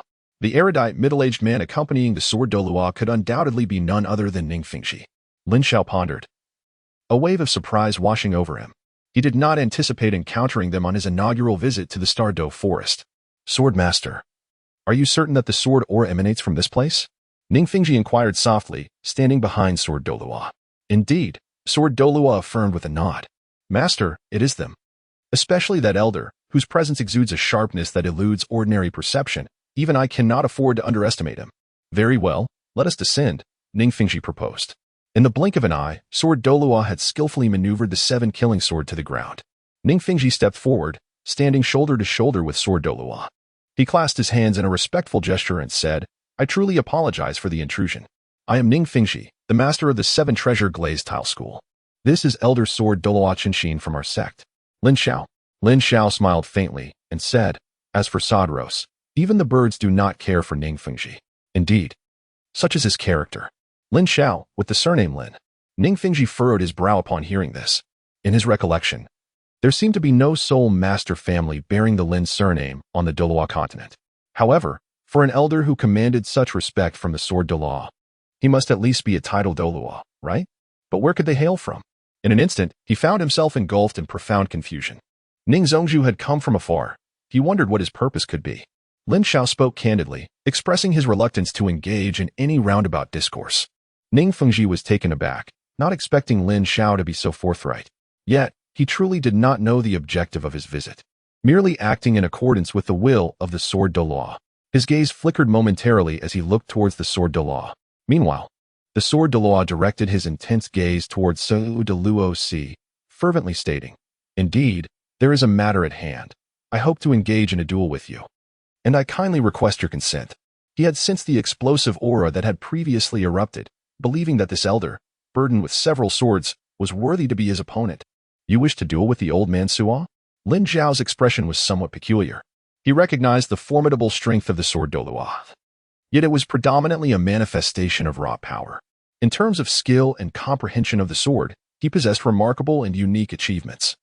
But he was still significantly inferior to sword Doros. Of course, this issue was not confined to the sword Douluo alone. It afflicted all soul masters on the Douluo Continent. There was an excessive reliance on the auxiliary skills of soul rings and soul bones, leading to a neglect of the development of one's own techniques. This was also a principal reason why Tang San thrived in Douluo with a set of low-level martial arts. Nevertheless, one must consider, seeking to challenge a sword god while being merely a powerful swordsman who has yet to attain divinity is akin to inviting a brutal defeat. Lin Xiao turned his gaze towards Sadros and inquired, Old Sadros, do you have any objections? Of course, my master, Sadros replied in a deep voice, his eyes glimmering with a fierce determination. He sensed that the sword duelist Qinshin followed a completely different path of swordsmanship than his own. Perhaps through their sparring, unexpected insights might arise. However, upon Sadros addressing Lin Xiao in such a manner, both Ning Rongrong and the sword duelist were taken aback. What was the seemingly titled Douluo strongman calling the young man? Master? Who exactly is this Lin Xiao? They both realized that the identity of this youth named Lin Xiao could be far more extraordinary than they had anticipated. Yet, now was not the time for contemplation. The sword duelist summoned the 7-killing sword into his hand, and beneath him, 9 soul rings of various colors, yellow, yellow, purple, purple, black, black, black, black, black, rose from the ground. Qinshin, Wuhuan 7 Killing Sword, a 96th level assault system titled Douluo. I seek your guidance. Sod arrows, I would be considered a 95th level soul master. As for my Wuhuan, you may consider the sword I wield as my Wuhuan, Sod arrows replied gravely. What does that mean? Ning Fengji was momentarily stunned, failing to fully grasp Sodarose's words. Since you are at the 95th level, I shall not employ soul power exceeding that level, the sword duelist stated solemnly. That is entirely unnecessary, Sodaros said, drawing the first sword from behind him. It was a colossal sword with a dragon-shaped hilt. The great sword was named Yilong Sword, Decision. Lin Xiao recognized the sword of his opponent, a flicker of excitement glimmering in his eyes as he silently exclaimed, he has arrived. The illustrious techniques of Lord Suo are about to be unveiled upon the Douluo Continent. Ordinarily, the subsequent display would involve a blunt weapon, the dwarven golden hammer of might, a light sword, the celestial ridgebone prison's breath, and a colossal blade, the demon S-slave. He vividly recalled the exhilarating sensation of being utterly defeated by Suo Douluo's formidable prowess, a memory that lingered vividly in his mind. Yet, he pondered what the experience of facing the sword Douluo would entail. This sword is indeed remarkable, but merely remarkable is insufficient. The sword Douluo observed as Suo Douluo unsheathed his long sword, his gaze brimming with intensity. He sensed that this sword, though not a martial soul, emanated an aura that rivaled that of a martial soul. However, when compared to the supreme martial soul, the 7 Kills sword, it seemed somewhat lacking. After a moment of contemplation, the sword Douluo fixed his gaze upon Suo Douluo and spoke. You are formidable, within the realm of swordsmanship on the Douluo Continent. You stand second only to me. Please, make your move first. I fear that if I strike first, you may lose both the opportunity and the courage to retaliate. With that, he positioned the 7 Kills sword horizontally before him, adopting a stance that conveyed, you may assert your strength, as the gentle breeze caresses the mountain ridge. P.S. Here it comes. I shall strive to compose another chapter, though I am uncertain if I shall manage it in time. If not, I shall post it tomorrow morning. Please reserve tickets for tomorrow. Chapter 45, Sword Douluo. No one understands the way of the 10,000 swords returning to one better than I. Shall I allow Suo Douluo to strike first? Upon hearing this, Lin Xiao could not help but exclaim in admiration. It was evident that one had not encountered the formidable combination of infinite dragon and sword dance. However, this could hardly be attributed to Sword Douluo, for he was already among the elite soul masters of the Douluo Continent. Apart from the likes of Qin Daolu, Tangchen, and Poseidon, he had few rivals. A degree of confidence was hardly excessive. If you can endure for 3 minutes under my command, consider it a victory. With these words, Sodaros showed no hesitation. He gripped the Yilong sword with both hands and bent slightly, and in the next moment, he unleashed a powerful strike. Flowing heart leap, Lin Xiao recognized the skill, simultaneously noticing a faint golden radiance flickering around Sodaros. This was the dominating effect that only manifested when the sword soul wielded a colossal sword. It could be said that the sword soul of the giant sword epitomizes one word: dominance. With a thunderous crash, the Yilong sword clashed with the 7 Kills sword, producing an ear-splitting sound. Immediately afterward, the figure of the sword Douluo staggered back a step. Do not underestimate this retreat, for it attested to the immense power contained within Sodaros's strike, a force that even a soul power level of 95 could hardly withstand. Remarkable! To unleash such strength without the aid of soul rings. The sword Douluo was utterly astonished. After the opponent executed that extraordinary sword technique, this strike possessed the might of a level 96. How careless! The sword Douluo thought to himself. However, before he could ponder further, a dragon-shaped sword energy had already surged toward him. The fierce dragon slash. This strike was exponentially more powerful than the previous one. The sword Douluo's pupils constricted, and he swiftly activated his soul skill to defend. His 5th soul ring ignited, and with an unwavering spirit, he met the fierce dragon slash head-on. He successfully blocked the first strike, yet soon after, another dragon-shaped sword energy coalesced, forcing him to retreat. Are soul skills all instantaneous? The sword Douluo's composure shattered, and he could only begin to withdraw. Following the fierce dragon slash, Sodaros maintained his relentless assault. In truth, Sodaros's figure became indistinguishable, only a fleeting shadow remained, ceaselessly wielding the colossal sword, unleashing waves of sword energy. Phantom sword dance. In that moment, the sword Douluo was thoroughly suppressed. Even if he wished to counterattack with a soul skill, it would prove futile. After all, Saderos possessed the dominating body, unless he faced a life-threatening peril. He remained indifferent to any form of resistance. Boom, boom, boom. The sword Douluo gradually found himself at a disadvantage, desperately trying to hold on. Fortunately, after Saderos completed his onslaught, a fleeting opportunity for counterattack presented itself to the sword Douluo. Return of the 10,000 swords. His sixth soul ring illuminated, erupting with a multitude of sword energies that rained down upon Saderos. What a welcome turn of events. A glimmer of excitement shone in Saderos's eyes. He finally discerned something extraordinary. Breaking the void slash, he swung the Elong sword, swift as a phantom. A colossal, ever-expanding sword energy surged forth to meet the oncoming torrent of sword energies unleashed by the sword Douluo. Clang, clang, clang. Countless sword energies collided in the arena, producing a series of crisp sounds. Surrounding trees fell, and even before they touched the ground, they were shredded to smithereens by the sword energies. Luckily, both Saderos and the sword Douluo, being masters of the sword path, consciously controlled their powers, ensuring that no stray sword energy harmed Lin Xiao and Ning Rongrong. Ultimately, the myriad of sword shadows dissipated, along with the colossal sword energy. How is this possible? What skill have you employed that can nullify my return of the 10,000 swords? The sword Douluo's voice brimmed with astonishment. Huh? Return of the 10,000 swords? Saderos chuckled in response. Your soul skill may boast the term 10,000 swords, yet I fail to see the return. If there truly exists a sword of return, then my strike would likely be inadequate to withstand it. Are you attempting to enlighten me? The sword Douluo raised an eyebrow. Saderos shook his head. Not an enlightenment, rather. I too possess the return of the 10,000 swords. Return of the 10,000 swords. Here it comes. Lin Xiao's eyes brimmed with anticipation. Was the man bearing 5 swords about to make his appearance? No. However, the sword Douluo gently shook his head, asserting that no one understood the essence of the 10,000 swords returning to the origin better than he. His confidence was unwavering.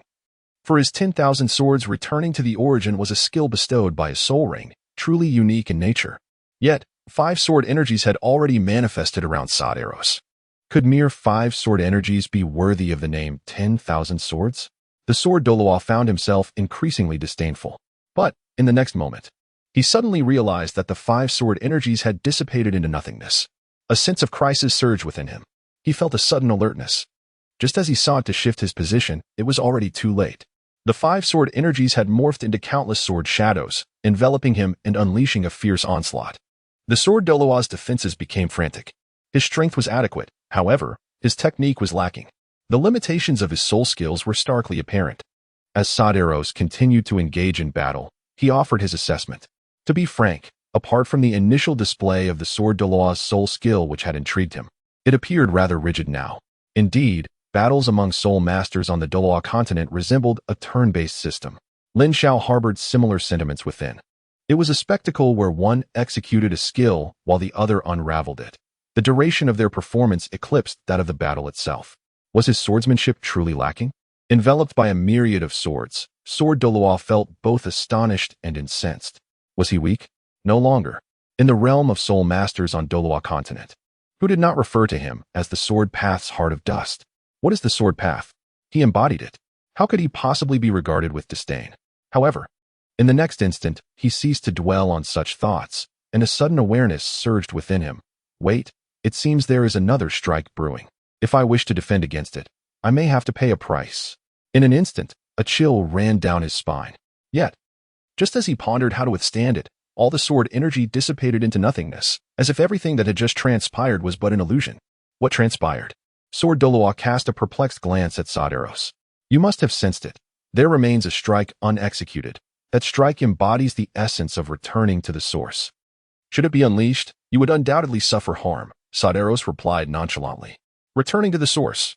Sword Douluo murmured these 2 words, furrowing his brow, feeling a vague yet profound insight stirring within. Saderos truly lived up to his reputation. His comprehension of the sword path was formidable, though regrettably, his soul power level constrained his prowess. Lin Xiao mused to himself, if the young do not strive, they will later leap with the sword's aura. It seems I must toil harder to sell more jars and enhance my strength. However, to achieve the second awakening and become the sword god. Not only would he need several upgrade scrolls, but also 2 awakening scrolls. This task was no small feat. Just then, Saderos turned to Lin Xiao and said, "Master, let us depart." Lin Xiao nodded slightly. "Wait a moment." Suddenly, the sword Douluo called out to them. "Is there something you need?" Lin Xiao inquired. "This time I was defeated, but I have yet to exert my full strength." The sword Douluo turned to Saderos and asked in a deep voice, "If I wish to continue our sparring, where might I find you?" Saderos, however, remained utterly composed, as if he had heard nothing. "In Wuhuan City." Lin Xiao, in place of Suo Douluo C, replied, "I have opened a quaint little shop named the Lucky Magic Jar. P.S. I have also acquired 2 clients. The business is exceedingly challenging. A bit of encouragement would be appreciated." Chapter 46. The Adoration of Hulaina Wuhuan City? Could they be affiliated with the Wuhuan Hall? Upon hearing Lin Xiao's words, Ning Fengji and the sword Douluo's expressions shifted dramatically, their minds racing with myriad thoughts. Despite their efforts to conceal their emotions, an air of unease lingered upon their faces. It seems there has been a misunderstanding. Observing the drastic change in the demeanor of the two, Lin Xiao waved his hand dismissively. "Please do not misconstrue my words. Although we hail from Wuhuan City, we are not associated with the Wuhuan Hall. I merely run a small establishment in Wuhuan City." "A small establishment?" Ning Fengji and the sword Douluo were further perplexed. "Indeed, it is the Lucky Jar shop I just mentioned. If you are interested, I invite you to try your luck with a couple of jars. You may uncover unexpected treasures." Lin Xiao did not forget to promote his little shop. In youth, one must toil diligently. Otherwise, one will be left to face the consequences later. To avoid being caught off guard in the future, he resolved to sell jars with utmost effort. "Very well," he said. Ning Fengji and the sword Douluo appeared somewhat bewildered. Although they did not comprehend the concept of the so-called Lucky Magic Jar, they nodded in agreement. "Farewell. I shall await your esteemed presence at my shop." Seeing that there was little left to discuss, Lin Xiao immediately focused his thoughts, and a silver radiance enveloped him. He had already consumed a teleportation potion, and departing was merely a matter of will. What does this mean? Ning Fengji pondered with some confusion. The sword Douluo furrowed his brow, sensing the presence of spatial power. However, before they could inquire further, Lin Xiao and Saderos had already vanished from sight. It was abrupt, as if they had never existed. Disappeared? Ning Fengji instinctively stepped forward, reaching out to touch the spot where the two had stood. It was empty, confirming that it was not an illusion. The sword Douluo widened his eyes and extended his soul power perception, yet he still found no trace of Lin Xiao and Saderos. They had truly vanished completely. It seemed he had not been mistaken. The young man named Lin Xiao had indeed demonstrated spatial power. Yet, within a radius of 100 meters, there was no sign of them. Where could they have been transported to? The sword Douluo was utterly perplexed. Is it possible that they have already returned to Soul City? Ning Fengji suggested uncertainly. Return to Soul City? Is that even feasible? The sword Douluo shook his head slightly, unable to accept the notion. The higher one's strength, the more one could ascertain the improbability of such an occurrence. After all, they were several hundred kilometers away from Soul City. Even those with spatial abilities would struggle to achieve such a feat. A title Douluo could hardly withstand such a consumption of soul power. Though I find it hard to believe, considering the prowess exhibited by that elder and the mystery surrounding the youth, I believe it is quite possible, Ning Fengji insisted. Possible? If that were the case, how formidable was Lin Xiao's strength? The sword Douluo felt a stir within his heart. Ning Fengji was momentarily at a loss for words. Shaking his head with a wry smile, "Uncle Jin, I cannot say for certain. However, if I were to describe my impression of Lin Xiao in 4 words, it would be unfathomable depth." After a moment of silence, the sword Douluo had no choice but to persuade himself to accept this seemingly implausible truth.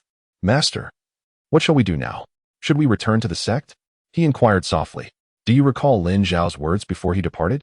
He suggested we visit Soul City to seek him out and open a couple of jars. One never knows what unexpected gains might arise." Ning Fengji nodded. "Since he has extended an invitation, we must certainly honor it." To Soul City. The sword Douluo's gaze flickered, and he nodded in agreement. He too was curious as to what kind of jars this so-called jar shop offered. What, indeed, are the identities of Lin Xiao and Saderos? Meanwhile, on the opposite side of the starry forest, a fierce battle has just concluded.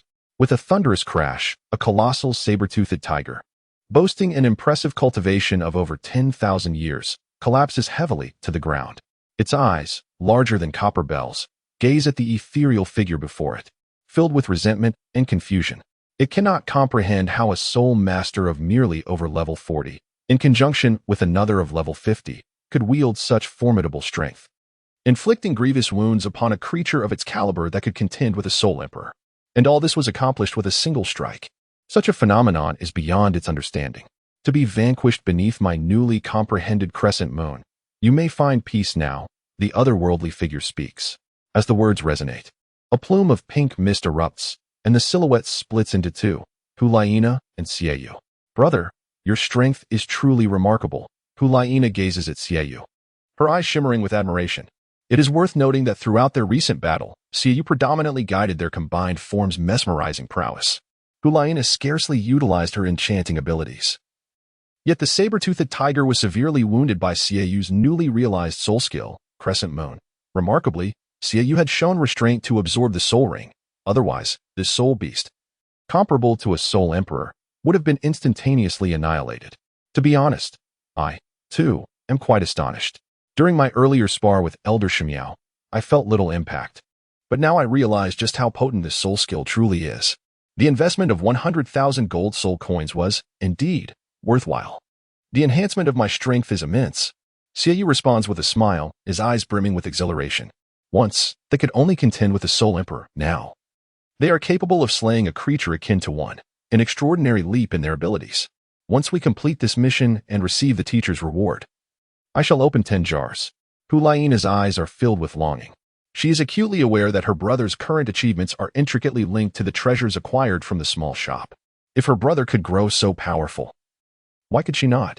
At this moment, Yen clenches his fist in determination. If I could open a few more proficiency capsules, might I not also grasp such formidable soul skills? He observes Xiaoyu's performance with a mixture of envy and resolve. Upon the completion of this task, he too shall open several jars, striving to gather 10 in total. Meanwhile, not far from their location, atop an ancient tree, Douluo and Douluo conceal themselves within the canopy. Having witnessed Xiaoyu's decisive slaying, Douluo expresses his admiration. Xiaoyu's display was astonishing. The newly understood soul skill, Crescent Moon, has indeed slain a 10,000-year soul beast in an instant. Douluo replies in a soft voice. Did you not hear their prior conversation? This is also a fortuitous encounter obtained from the small shop. It is said that after consuming 2 proficiency capsules, their comprehension of soul skills advanced exponentially, transforming Full Moon into Crescent Moon. Though it lacks defensive capabilities, its offensive potential has more than doubled. Frankly, such an opportunity would make even titled Douluos envious. Zhuhua, do you think if we were not assigned by His Majesty to protect them in secret, we might also have open jars to enhance our strength? Douluo's voice is filled with yearning. Why the hurry? Douluo chuckles softly. Once Xiaoyu absorbs the soul ring, we will embark on the mission entrusted by His Majesty to eliminate that nefarious soul emperor. I was somewhat apprehensive, but it appears that concern was unfounded. From now until then, in no more than 4 days, we will return to Spirit City. And before the opportunity to purchase jars resets, we shall still have time. Really? Douluo expresses skepticism. Of course, if you cannot open any, I shall refrain as well. Douluo assures earnestly. Yet Douluo retorts, if I cannot open any, what chance do you have? At that moment, in Spirit City, a flash of silver light flickers within the small shop. The figure of Lin Xiao Douluo suddenly materialized. At long last, I have returned. I am now a formidable being of the 12th level. On such an auspicious day, let us open dozens of jars to celebrate. Lin Xiao pondered for a moment and made a humble wish. It was not too much to ask for a few dozen upgrade scrolls, without the need for epic or mythical creations, since there was still some distance to his awakening. Suddenly, he felt the urge to seek support, hoping for votes in his favor, with the promise of additional content by midnight. Chapter 47. Lin Xiao's can-opening mysticism. However, recognizing the significance of this endeavor, Lin Xiao believed that it deserved utmost seriousness. He hurriedly made his way to the backyard of the small shop and returned with a basin of clear water. Master, what are you about to do? Saderos inquired, puzzled. To wash my face, of course. A clean face looks fairer, don't you know? Lin Xiao earnestly began to advocate for mysticism. Master, I notice your complexion is not dark at all. Saderos inquired, puzzled. Am I discussing complexion with you? Lin Xiao explained. Somewhat exasperated, the terms dark and fair are not to be taken literally. You may perceive them as an intangible buff. Surely, You cannot claim to have never purchased a jar from the Earth Merchant. The Earth Merchant, one of the unscrupulous traders in the dungeon, sold jars that were quite expensive yet yielded nothing of value. In the version where heritage reigned supreme, Lin Xiao had not hesitated to part with substantial sums to the Earth Merchant for the sake of acquiring legacy equipment. No, Sadros responded affirmatively. Then you truly lack any sense of enjoyment, Lin Xiao remarked. Lin Xiao believes that in the world of dungeons where everything can be opened, a life devoid of opening jars is certainly not a perfect life. I suppose I shall return and seek out clay jars or perhaps negotiate with the Grim Reaper to procure a few for experimentation. After a brief moment of contemplation, Sadros responded, Are you preparing to depart? Lin Xiao inquired with a hint of surprise. However, upon reflection, it was indeed nearing the time for the summoning. Yes, my master. I am not by your side, so please exercise utmost caution in all matters. I eagerly anticipate your next call, said Sadros, his form gradually becoming ethereal. Then I wish you a safe journey. Lin Xiao waved his hand dismissively at Sadros, devoid of any poignant sentiment. It was not that he possessed a heart of stone. Rather, he was convinced that as more jars were opened in the future, the individuals summoning Sadros would undoubtedly increase. With a plethora of dolls, the opportunities for encounters would naturally multiply. Let us proceed with opening the jars. He decided to first claim 10 jars to test the waters. Following the complete disappearance of Sadros, Lin Xiao focused his thoughts, and 10 jars appeared neatly on the counter. It is noteworthy that his process of opening jars differed from that of the customers. While customers accumulated 10 jars weekly for a double reward, Lin Xiao's double reward refreshed daily. For instance, today he had acquired a total of 34 jars, allowing him to open 3 double jars. If he were to obtain 16 jars tomorrow, he would only be able to open 1 double jar, as the 4 individual jars from today would not accumulate. A double reward neither impoverishes nor enriches. Such matters are inconsequential. Lin Xiao regarded this matter with indifference. After a brief splash of water on his face, he approached the counter and grasped the lucky magic hammer, murmuring to himself, My demands are not lofty. A mere upgrade scroll will suffice. With a sharp crack, Lin Xiao felt a sudden flash of white light before his eyes. Something feels off. Why is it white light? Shouldn't the tenfold jar be based on rare items? Lin Xiao was taken aback. Yet, upon reflection, it seemed quite reasonable. Those who have ventured into dungeons understand that the so-called tenfold drop rate is merely a jest. After all, multiplying 0.000001 by 10 yields an insignificant increase. A white light is just a white light. Even if it were an experience capsule, although the enhancement would be modest, the cumulative effect could compensate for the lack of quality through sheer quantity. With these thoughts in mind, he directed his gaze forward, only to be petrified. What on earth is this? How could one possibly obtain magical fruit juice? Lin Xiao was bewildered. Could it be that this jar with a tenfold probability was not a mere illusion? Alas, no one could provide him with an answer. The jar, a vessel for celestial offerings, held boundless magical power. Nevertheless, he resolved that this was merely the beginning. He would regard the first jar as a tribute to the heavens. Lin Xiao reluctantly convinced himself to initiate the second round. Item, magical juice. Next, item, magical juice. Again, item, magical juice. Never mind. I shall not look. Lin Xiao, pained, closed his eyes. He proceeded to open blindly. Click, click, click. In rapid succession, 9 jars had been opened. Upon opening his eyes and assessing the situation, Lin Xiao felt numb. 9 jars, 9 magical juices, filled with silent mockery. Indeed, if the serpent spear Douluo were present, he would undoubtedly express his satisfaction, exclaiming, How delightful! Is this not far superior to a set of rusty swords? Yet, this was supposed to be a container with a tenfold drop rate. I find it difficult to accept this bounty of magical juices. Lin Xiao felt a surge of anger. Yet, after the tempest of emotion subsided, reality came rushing back. It echoed the sentiment of that saying. The jar torments me 1,000 times, yet I treat the jar as my first love. This jar must be opened. Lin Xiao reminded himself to remain calm. He must remain composed. After all the build-up, there must be something worthwhile waiting to be revealed. Lin Xiao pondered, forcing a smile. Gritting his teeth, he shattered the 10th jar. Crack! A flash of purple light appeared. Is destiny finally about to change? Lin Xiao was exhilarated. 9 jars contained magical fruit juice. Do you know how I got here? However, when he glanced at the items within the jars, he couldn't help but exclaim, Heavens! Do you think you are worthy to rest in the double jars? Chapter 48. Divine items. 7 enhancement scroll. Inside the shattered jars lay 2 small green vials. Item. Teleportation potion. Effect. Upon use, one can designate any location for transport. Under normal circumstances, Lin Xiao would not be averse to acquiring a teleportation potion. Its applications are indeed extensive, making it an essential item for home travel, hunting soul rings, and fleeing from peril. Yet, is not the current situation rather peculiar? The first 9 jars were filled with magical fruit juice, only to culminate in these 2 items, which nearly drove Lin Xiao to the brink of madness. Stay calm. One must remain composed.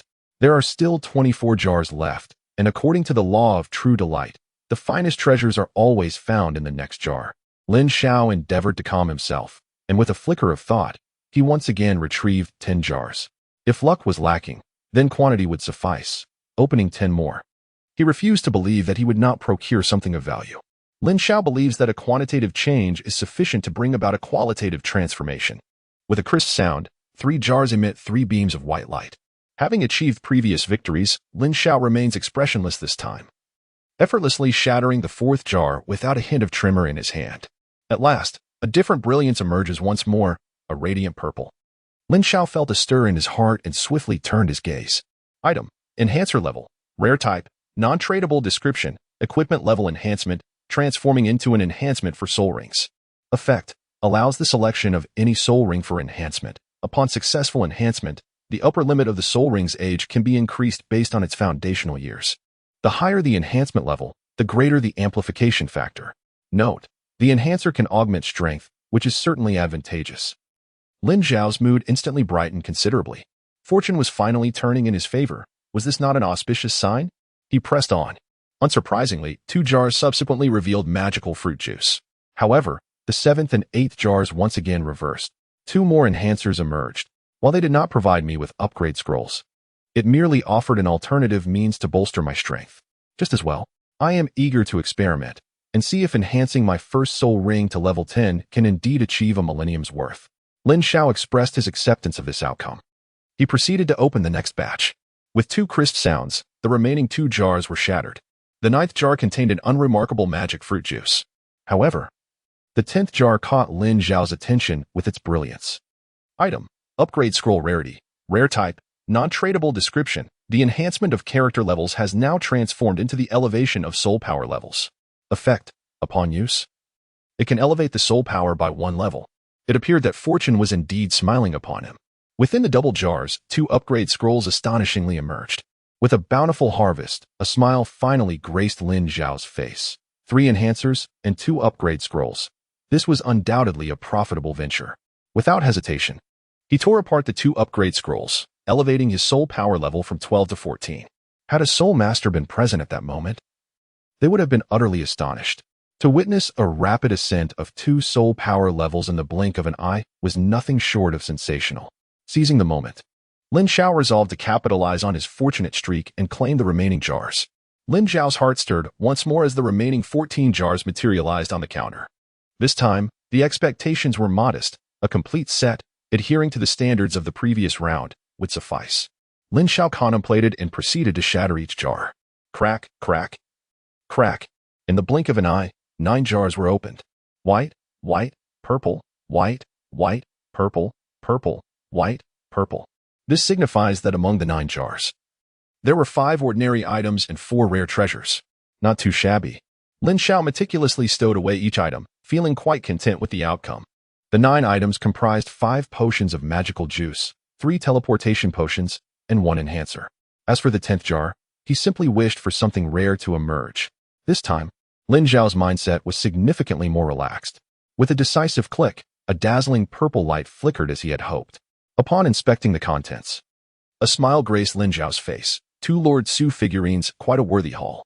In the blink of an eye, from 34 jars, only 4 remained on the counter. He decided to open them casually, eager to conclude the evening and retire for the night. After all the commotion, he felt rather fatigued.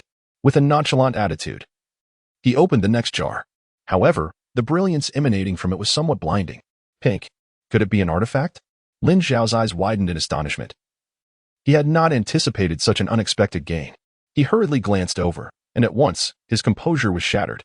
Item. 7 Equipment Enhancement Scroll Level. Divine artifact type, non-tradable description, enhances equipment level, transforming into the enhancement of soul rings. Effect, upon use.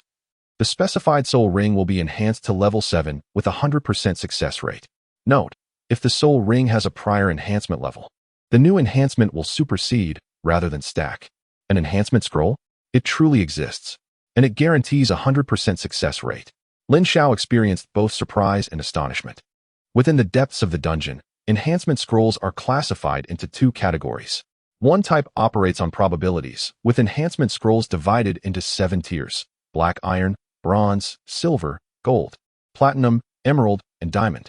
The corresponding success rates are 1, 5, 10, 30, 50, 70, and 90. Such scrolls are tailored for those who are exceptionally fortunate. For even a scroll boasting a 90 success rate, like the diamond scroll, can still result in failure. And this is not an isolated occurrence.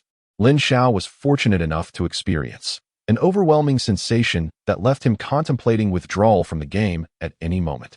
Fortunately, he preemptively smashed his computer, preventing the dungeon from losing such a valiant warrior. On the other hand, there exists a method that guarantees a 100% success rate in enhancement, specifically designed for the less fortunate. As for its worth, there is no need for elaboration. Under the same enhancement level, the guaranteed success undoubtedly holds greater value. Indeed, as I suspected, this was all part of a grand scheme.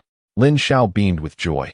He decided to give it a try and see how much longevity a level 7 soul ring enhancement could provide. As he contemplated, a radiant sword of light coalesced in his right hand, and a yellow soul ring emerged beneath his feet. Then, he silently murmured in his heart, "Use." In the next instant, a shimmering, pink-hued 7 enhancement scroll transformed into a streak of flowing light and descended upon the first soul ring. Lin Xiao observed that the color of the soul ring was transitioning from a lighter hue to a deeper one. This was a clear indication of an increase in its age. Furthermore, he could distinctly sense the amplification of his soul power within. In the blink of an eye, the age of the soul ring surpassed 500 years, then 600 years, ultimately halting after breaking through 700 years. It seemed to settle around 750 to 60 years. In Lin Xiao's mind, a plan began to take shape. In other words, achieving a level 7 enhancement would yield an approximate 90% increase. If this continued, wouldn't he reaching level 8 double the enhancement? Perhaps reaching level 9 would grant him a 1,000-year soul ring. How formidable! To be honest, the success rate of this enhancement had already exceeded Lin Xiao's expectations. Considering he still possessed 4 enhancement devices, Lin Xiao felt emboldened to attempt a leap to level 10. As for level 11, he would refrain from contemplating it until he secured an enhancement protection scroll. With the remaining vials opened, he intended to use the enhancement devices to proceed with the upgrades. He thought this over, feeling a surge of anticipation. Chapter 49. The Astonishment of Bibi Dong. The next 2 vials contained rather mundane magical fruit juice. However, the final vial surprised Lin Xiao beyond measure. Another divine artifact? Item. Enhancement protection scroll level. Divine artifact type. Non-tradable description. Protects equipment from transforming into soul rings. Effect. After use, it ensures that soul rings will not disappear upon failure above 10, though the enhancement level resets to 0. Enhancement protection scroll. Hiss. Could this be fate's decree? Is today truly the day I strive for level 11? Great responsibilities bestowed upon a person often come with trials. Lin Xiao now vaguely understood that his good fortune seemed merely to be beginning. After gathering the scattered items from the counter, Lin Xiao held an enhancement device in his left hand. Before he could aim for level 11, he must first elevate the soul ring to level 10 to qualify. Perhaps the 4 enhancement devices would revert to level 3 as well. Lin Xiao was mentally prepared.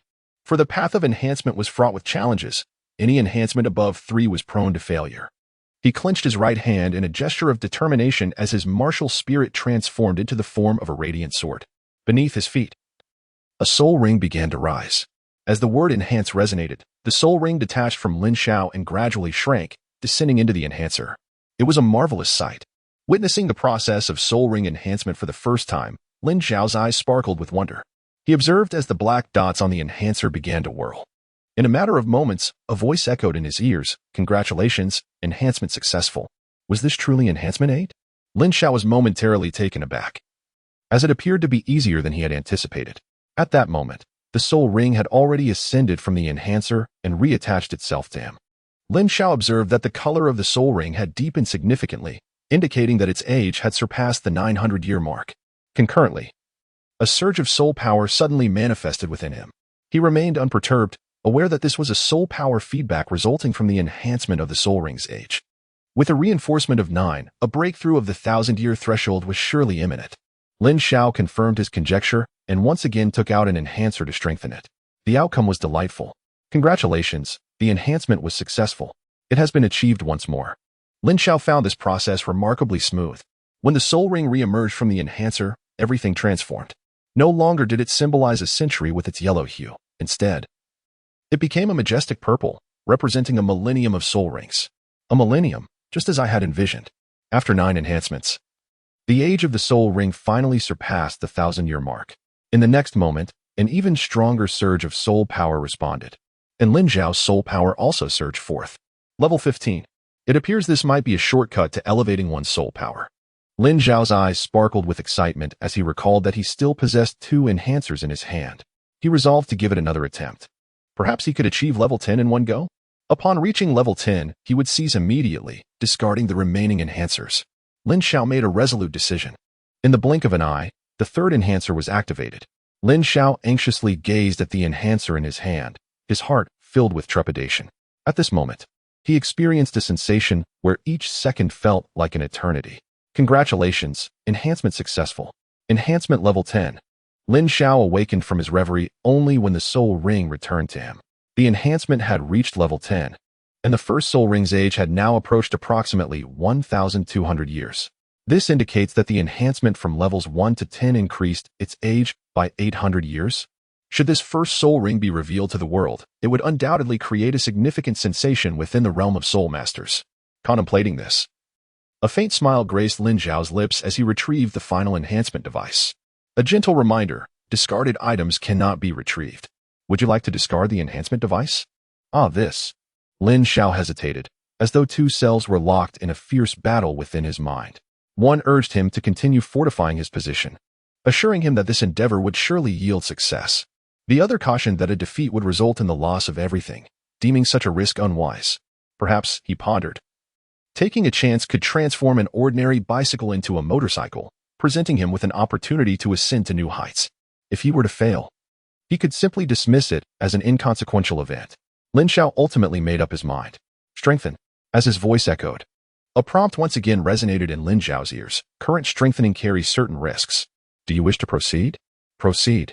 A strengthening protection scroll has been detected. Would you like to use it? Note, successful strengthening does not consume the protection scroll, but failure results in the scroll's disappearance and the item being reduced to 0. Use it. Lin Xiao spoke heavily. The enhancement has failed. Lin Xiao was taken aback. Was it too swift, brother? With a crack, the enhancer shattered, and a yellow soul ring slowly floated out from within the remnants. Its hue was jarringly bright, seemingly brimming with silent mockery. Damn it. Is this how it ends? Lin Xiao's eyelids twitched incessantly. However, this was not the end. In the next moment, he realized that the soul power gained from the enhancement of the soul ring was also dissipating. His true cultivation level had once again plummeted to the 14th rank. Must it be this ruthless? Lin Xiao felt a pang of regret. The motorcycle had eluded him, and the bicycle was no longer in his possession. Next time, he promised himself, but who knows when he would have another opportunity to challenge the 11 again? Ultimately, Lin Xiao could only console himself in this manner. Sighing, he resigned himself to sleep, treating the night as a fleeting dream where nothing had transpired. The morning sunlight was serene and delicate, filtering into the Pope's chamber. It also graced the slumbering face of Bibi Dong. She seemed to sense this warm ray of sunshine, and a faint smile graced her beautiful visage. Her long eyelashes fluttered as she gradually awakened.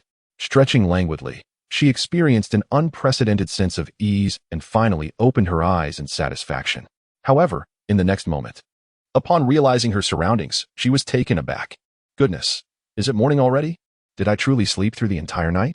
She widened her eyes in disbelief, trying to recall the last time she had enjoyed such sweet slumber. 10 years?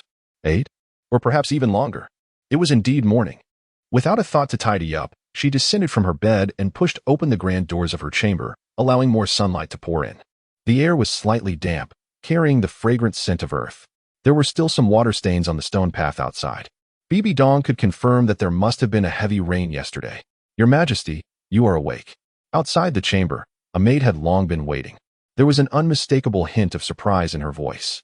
It was known that since she had taken on the role of maid, she had never witnessed the sovereign rise so late. Or rather, she had never seen the sovereign sleep so soundly. It rained yesterday, Bibi Dong remarked softly. The thunderstorm yesterday was the most significant in recent years, the maid replied truthfully. Thunderstorm?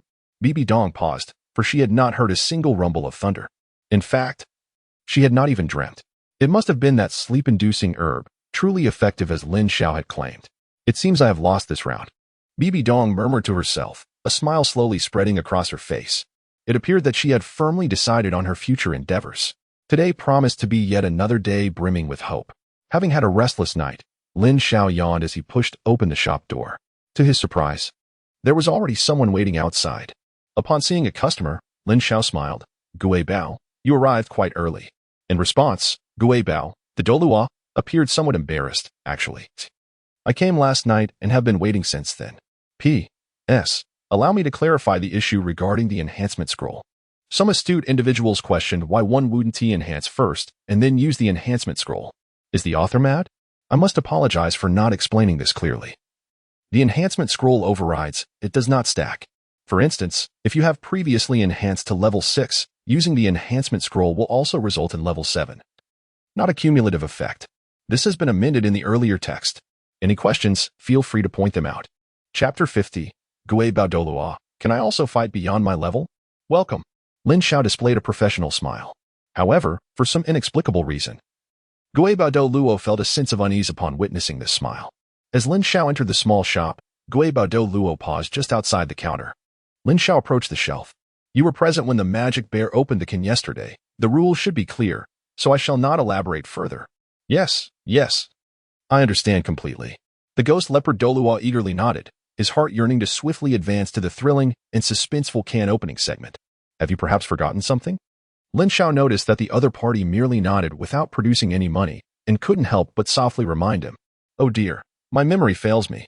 The ghost leopard Douluo smacked his forehead and hurriedly retrieved 500,000 gold soul coins from his spatial soul guide, handing them over to Lin Xiao. Boss, please open these 5 jars first. After the payment was made, he pointed towards the jars located at the far edge of the shelf. Very well.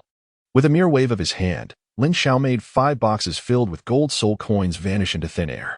With another gesture, the 5 jars at the edges flew directly towards him, landing neatly on the counter.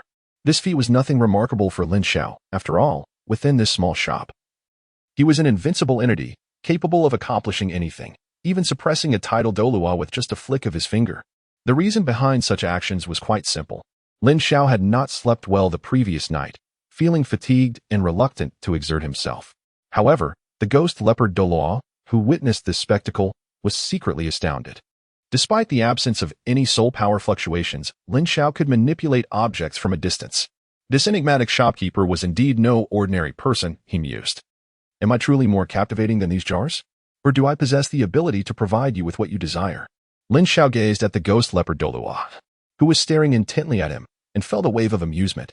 No, it's nothing. I merely find your strength as the shopkeeper to be astonishing, he said candidly, forcing a smile. Astonishing? Indeed. A soul master of the 14th rank is quite remarkable. Upon hearing this, Lin Xiao couldn't help but chuckle inwardly. At that moment, the ghost leopard Douluo had already grasped the lucky magic hammer and opened the first jar. With a crack, the jar shattered, and a flash of blue light flickered. From within the jar fell a small vial filled with a crimson liquid. What could this be? The ghost leopard Douluo, filled with curiosity, picked up the vial. It exuded warmth, enveloping him in a comforting sensation. As the vial rested in his palm, he turned to Lin Xiao and inquired, Boss Lin, what is this?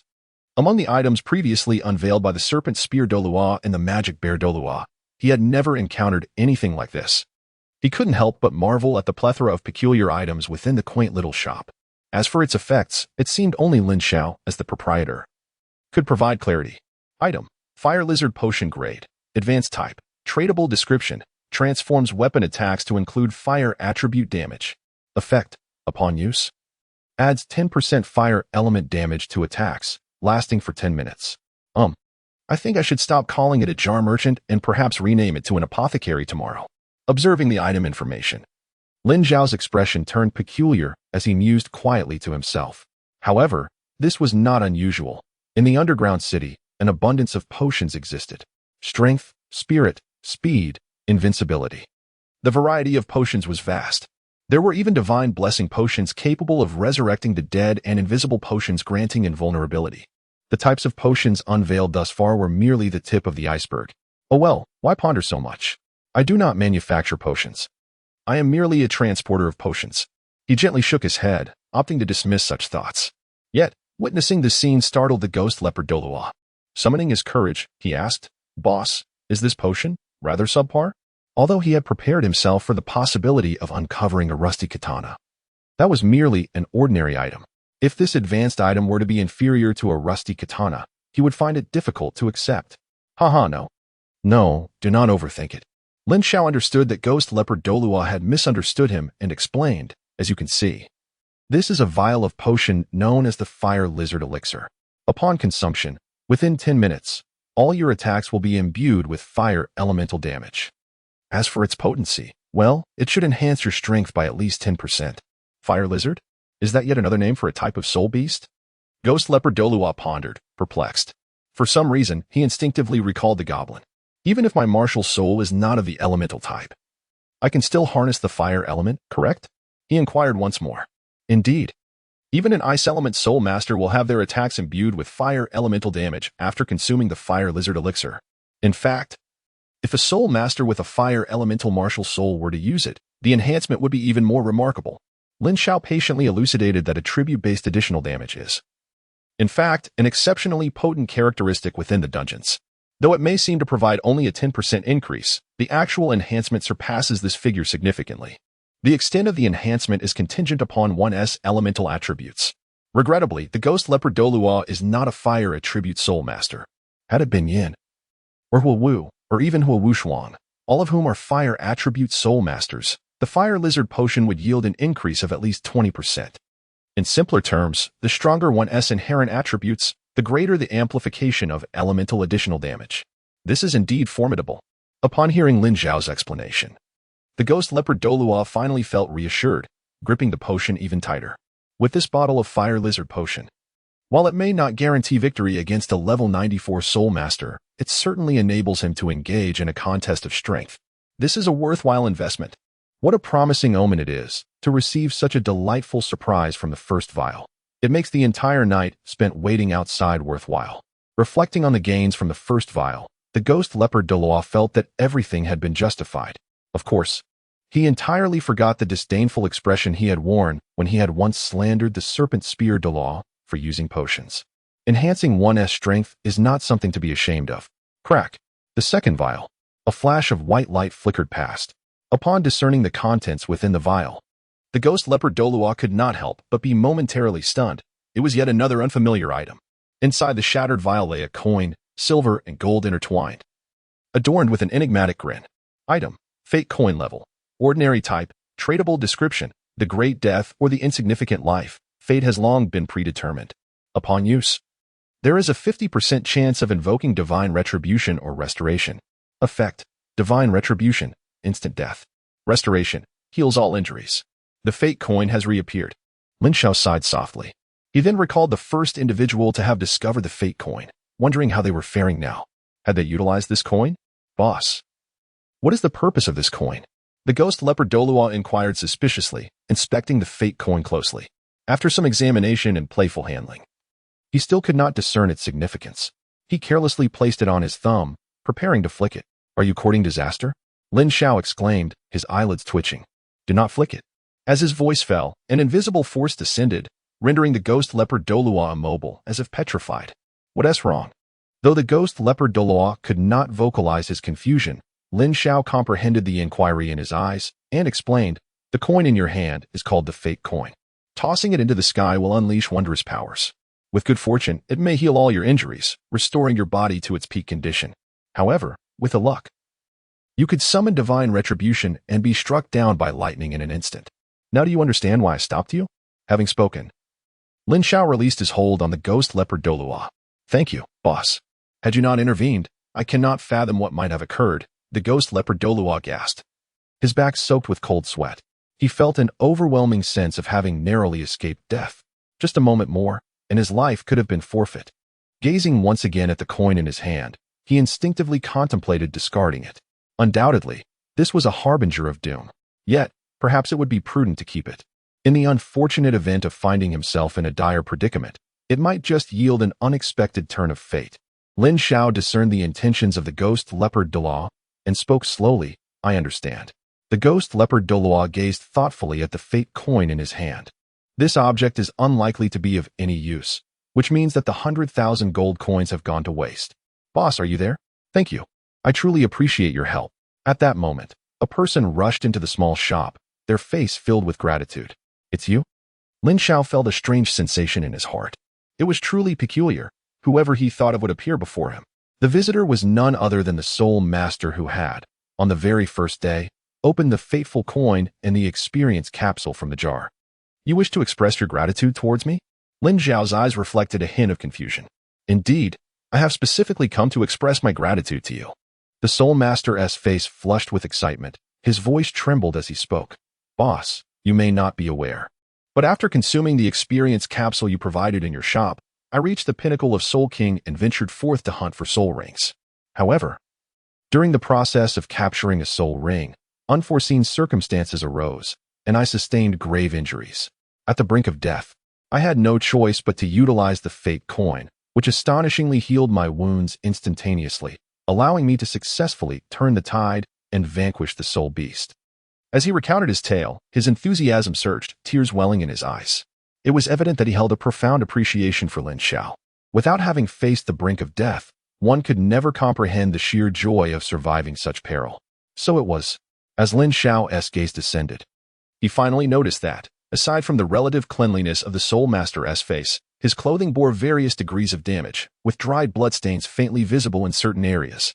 It appeared that upon returning to Soul City, the Soul Master had not even taken the time to change his attire before rushing to the shop to express his gratitude to Lin Xiao. Lin Xiao chuckled, ultimately. It is merely your good fortune. You have aided yourself.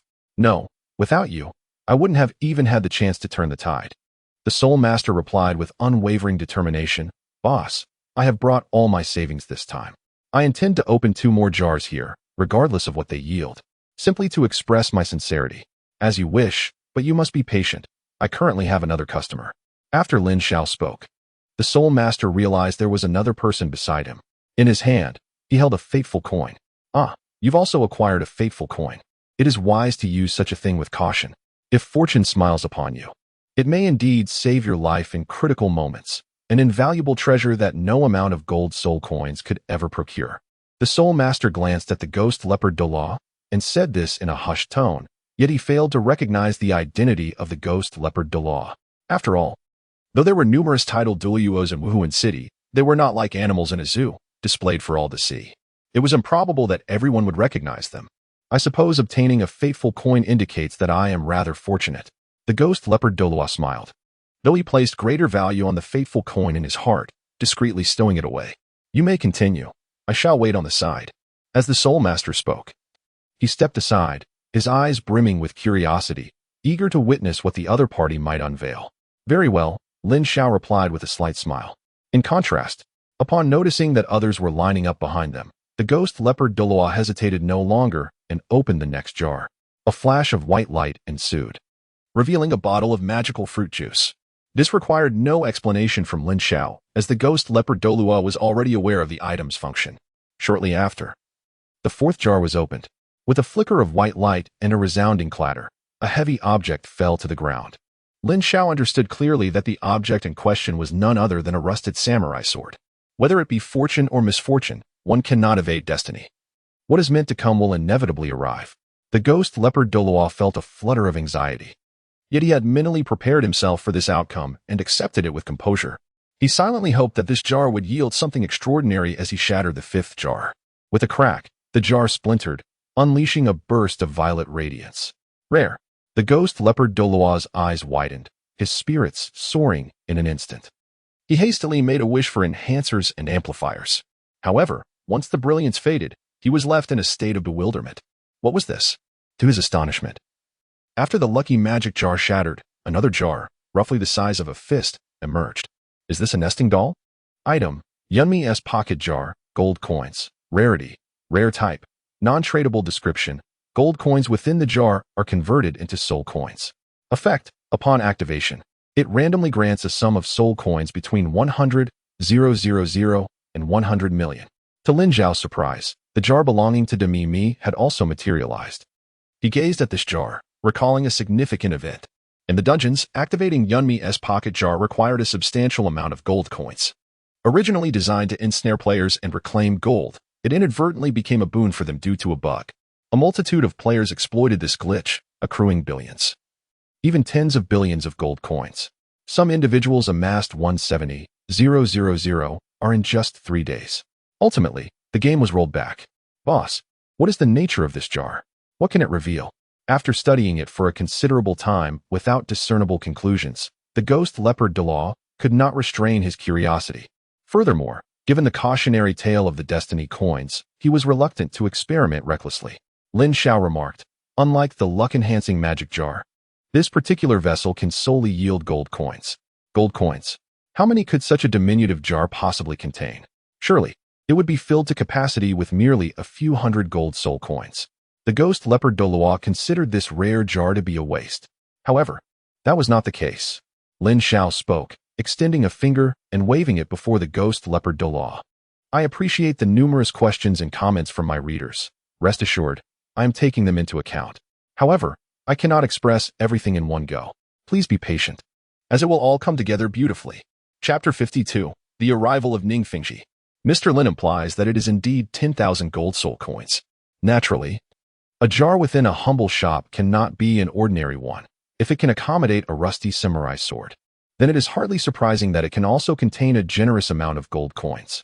The ghost leopard Douluo comprehended this. Nevertheless, he decided to refrain from further speculation. Lin Xiao sensed that poverty had stifled ghost leopard Douluo's imagination.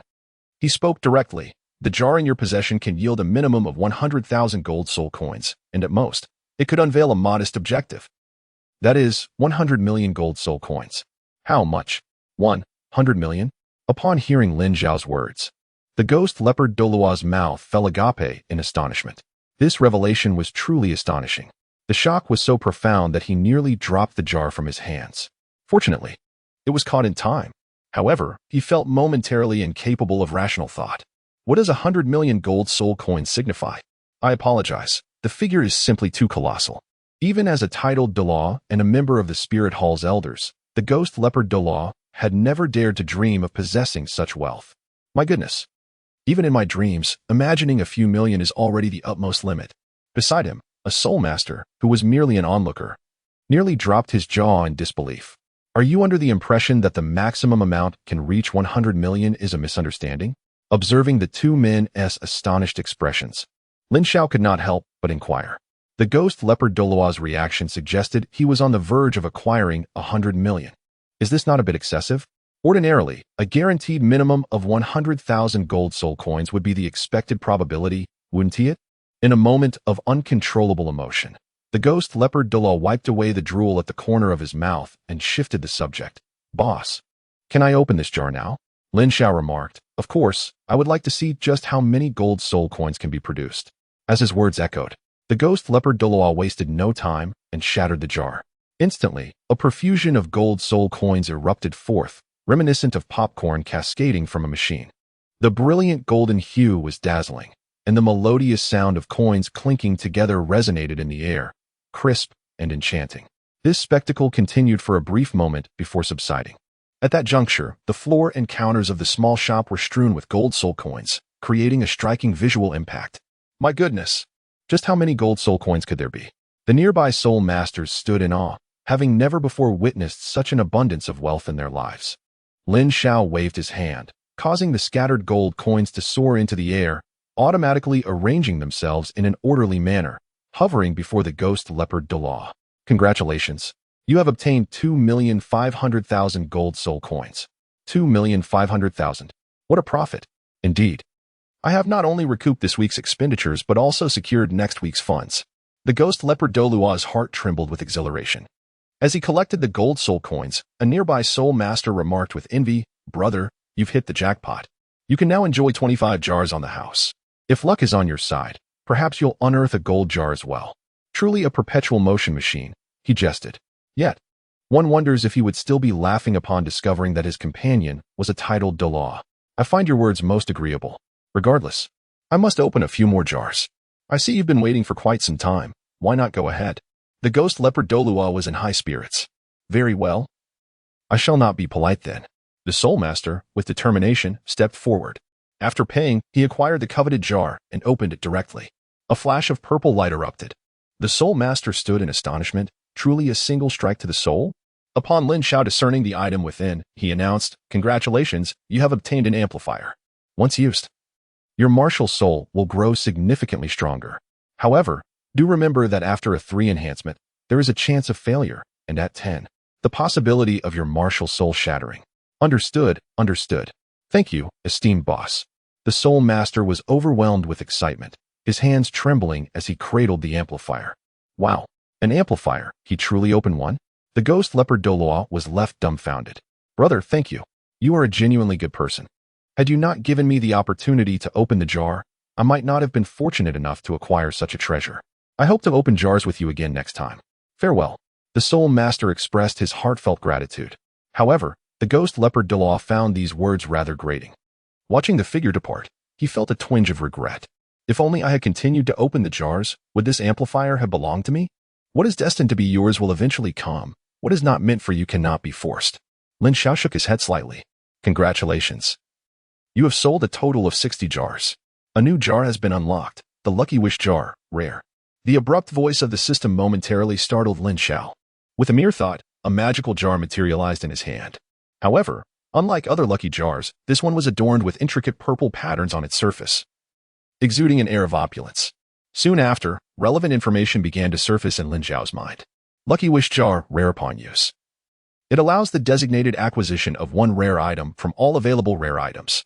Note, the Lucky Wish jar cannot yield double rewards. You must purchase the lucky jars 30 times before you are eligible to buy this one. This seemed like a guaranteed safety net for jar openers, Lin Xiao mused silently. He then placed the jar in the most prominent spot on the shelf. The gaze of the ghost leopard Douluo was fixed intently on Lin Xiao. After witnessing him set down that special jar, he immediately inquired, "Boss, is this jar for sale?" "Of course it is," Lin Xiao replied. "This jar is different from the others. It is called the Lucky Wish jar, and upon opening it, you can obtain the rare item you desire. However, there is a prerequisite. You must have purchased jars from this store at least 30 times. Furthermore, only after every 30 purchases of the lucky jars can you gain the eligibility to buy the Lucky Wish jar." Lin Xiao spoke slowly, and with a sharp intake of breath, the ghost leopard Douluo gasped. His eyes blazed with an intense fire. Does this imply that bad luck is inconsequential? As long as one accumulates enough attempts to acquire the coveted treasures? This truly heralds a blessing for those less fortunate. Instantly, he was filled with renewed vigor, sweeping 50,000 gold soul coins onto the counter. "Boss, I would like 5 more jars, please." Meanwhile, not far from the shop, Ning Rongrong and the sword Douluo approached, weary from their overnight journey. "Master, we must be close. Lin Xiao's little shop should be just ahead." I didn't expect this modest establishment to be quite renowned in Spirit City, drawing much discussion, Ning Rongrong remarked. "I am curious whether the items sold here truly possess such miraculous properties." The sword Douluo could not help but comment. "Haha, Uncle Jian, do not place faith in rumors. They spread like wildfire. Even minor effective items can be exaggerated to the point of mythology. Hearing is one thing, seeing is believing. Since we have arrived, we shall discern the truth ourselves," Ning Rongrong chuckled, recalling the various discussions he had overheard. He found the claims regarding enhancers that could extend the lifespan of soul rings or capsules that could help one break through their cultivation level rather far-fetched. Suddenly, someone exited the shop, a look of exhilaration adorning their face. "What treasures did you uncover? Let me see," the crowd exclaimed in a cacophony of voices. "I obtained an enhancer, a treasure that can fortify one's martial soul," the Soul Master proclaimed, raising the item aloft as if to showcase it. In truth, his gesture was a gesture of gratitude towards Lin Xiao. Although Lin Xiao had mentioned that the outcome was merely a matter of luck, he understood that the proprietor was benevolent and sought no repayment. Feeling a surge of emotion, he knew he could not afford to be frivolous. So he resorted to this means to bolster the shop's reputation and repay Lin Xiao's kindness. Furthermore, most items produced by the shop were exclusive to oneself, alleviating any concerns about others coveting them. An enhancer? A newly emerged item? Could it possibly bear similarities to the fortifiers? The crowd was taken aback, unable to contain their speculation. An enhancer that can strengthen martial souls. Is this genuine or mere fabrication? Both Ning Fengji and the sword Douluo were equally intrigued. The sword Douluo noted that just moments ago, Ning Fengji had dismissed the rumors, yet upon hearing of the enhancer's potential to amplify martial souls, his breath quickened. Oh, Fengji may not voice it, but he is undoubtedly fixated on the limitations of the 7 treasures glazed tile martial soul. He sighed inwardly. Doubt is it? Allow me to demonstrate, the soul master declared, summoning forth his martial soul, a diminutive axe.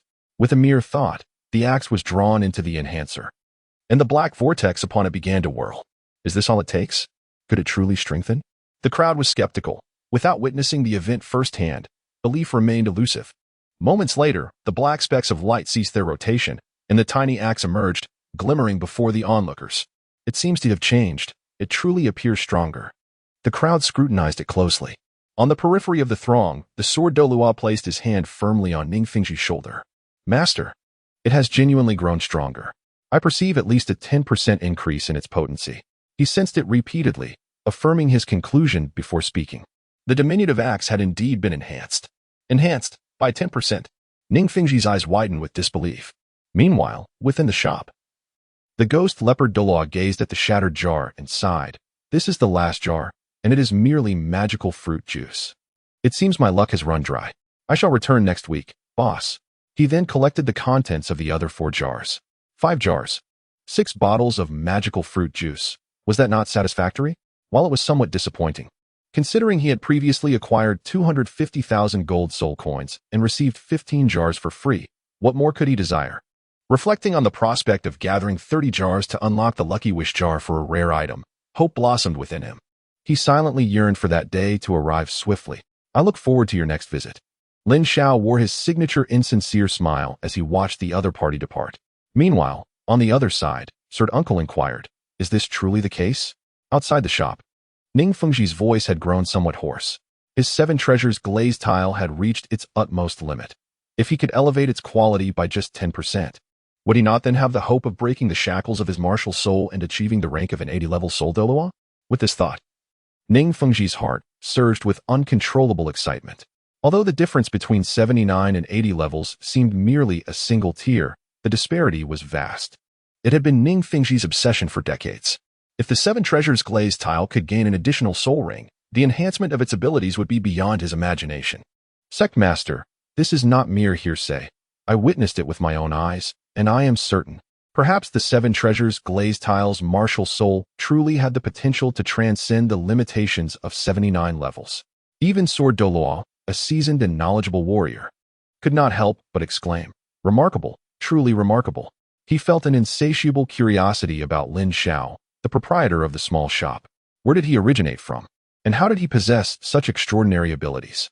However, at that moment, many others shared the same sentiments, eager to enter the small shop. I must go inside and open a couple of jars. 100,000 gold soul coins in exchange for a significant boost in power. What a bargain.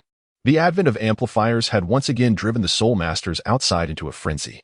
At that juncture, another individual emerged from the shop. Upon sensing the overwhelming aura emanating from him, the crowd instinctively halted their steps. The ghost leopard Douluo then recognized the soul master who had successfully amplified his abilities and asked, was the amplification successful? He could sense that the other martial soul was among the finest of intermediate martial souls. Indeed, it was a success. My strength has increased, thanks to you. The soul master replied with excitement. The damage from the other party now stood at 10086.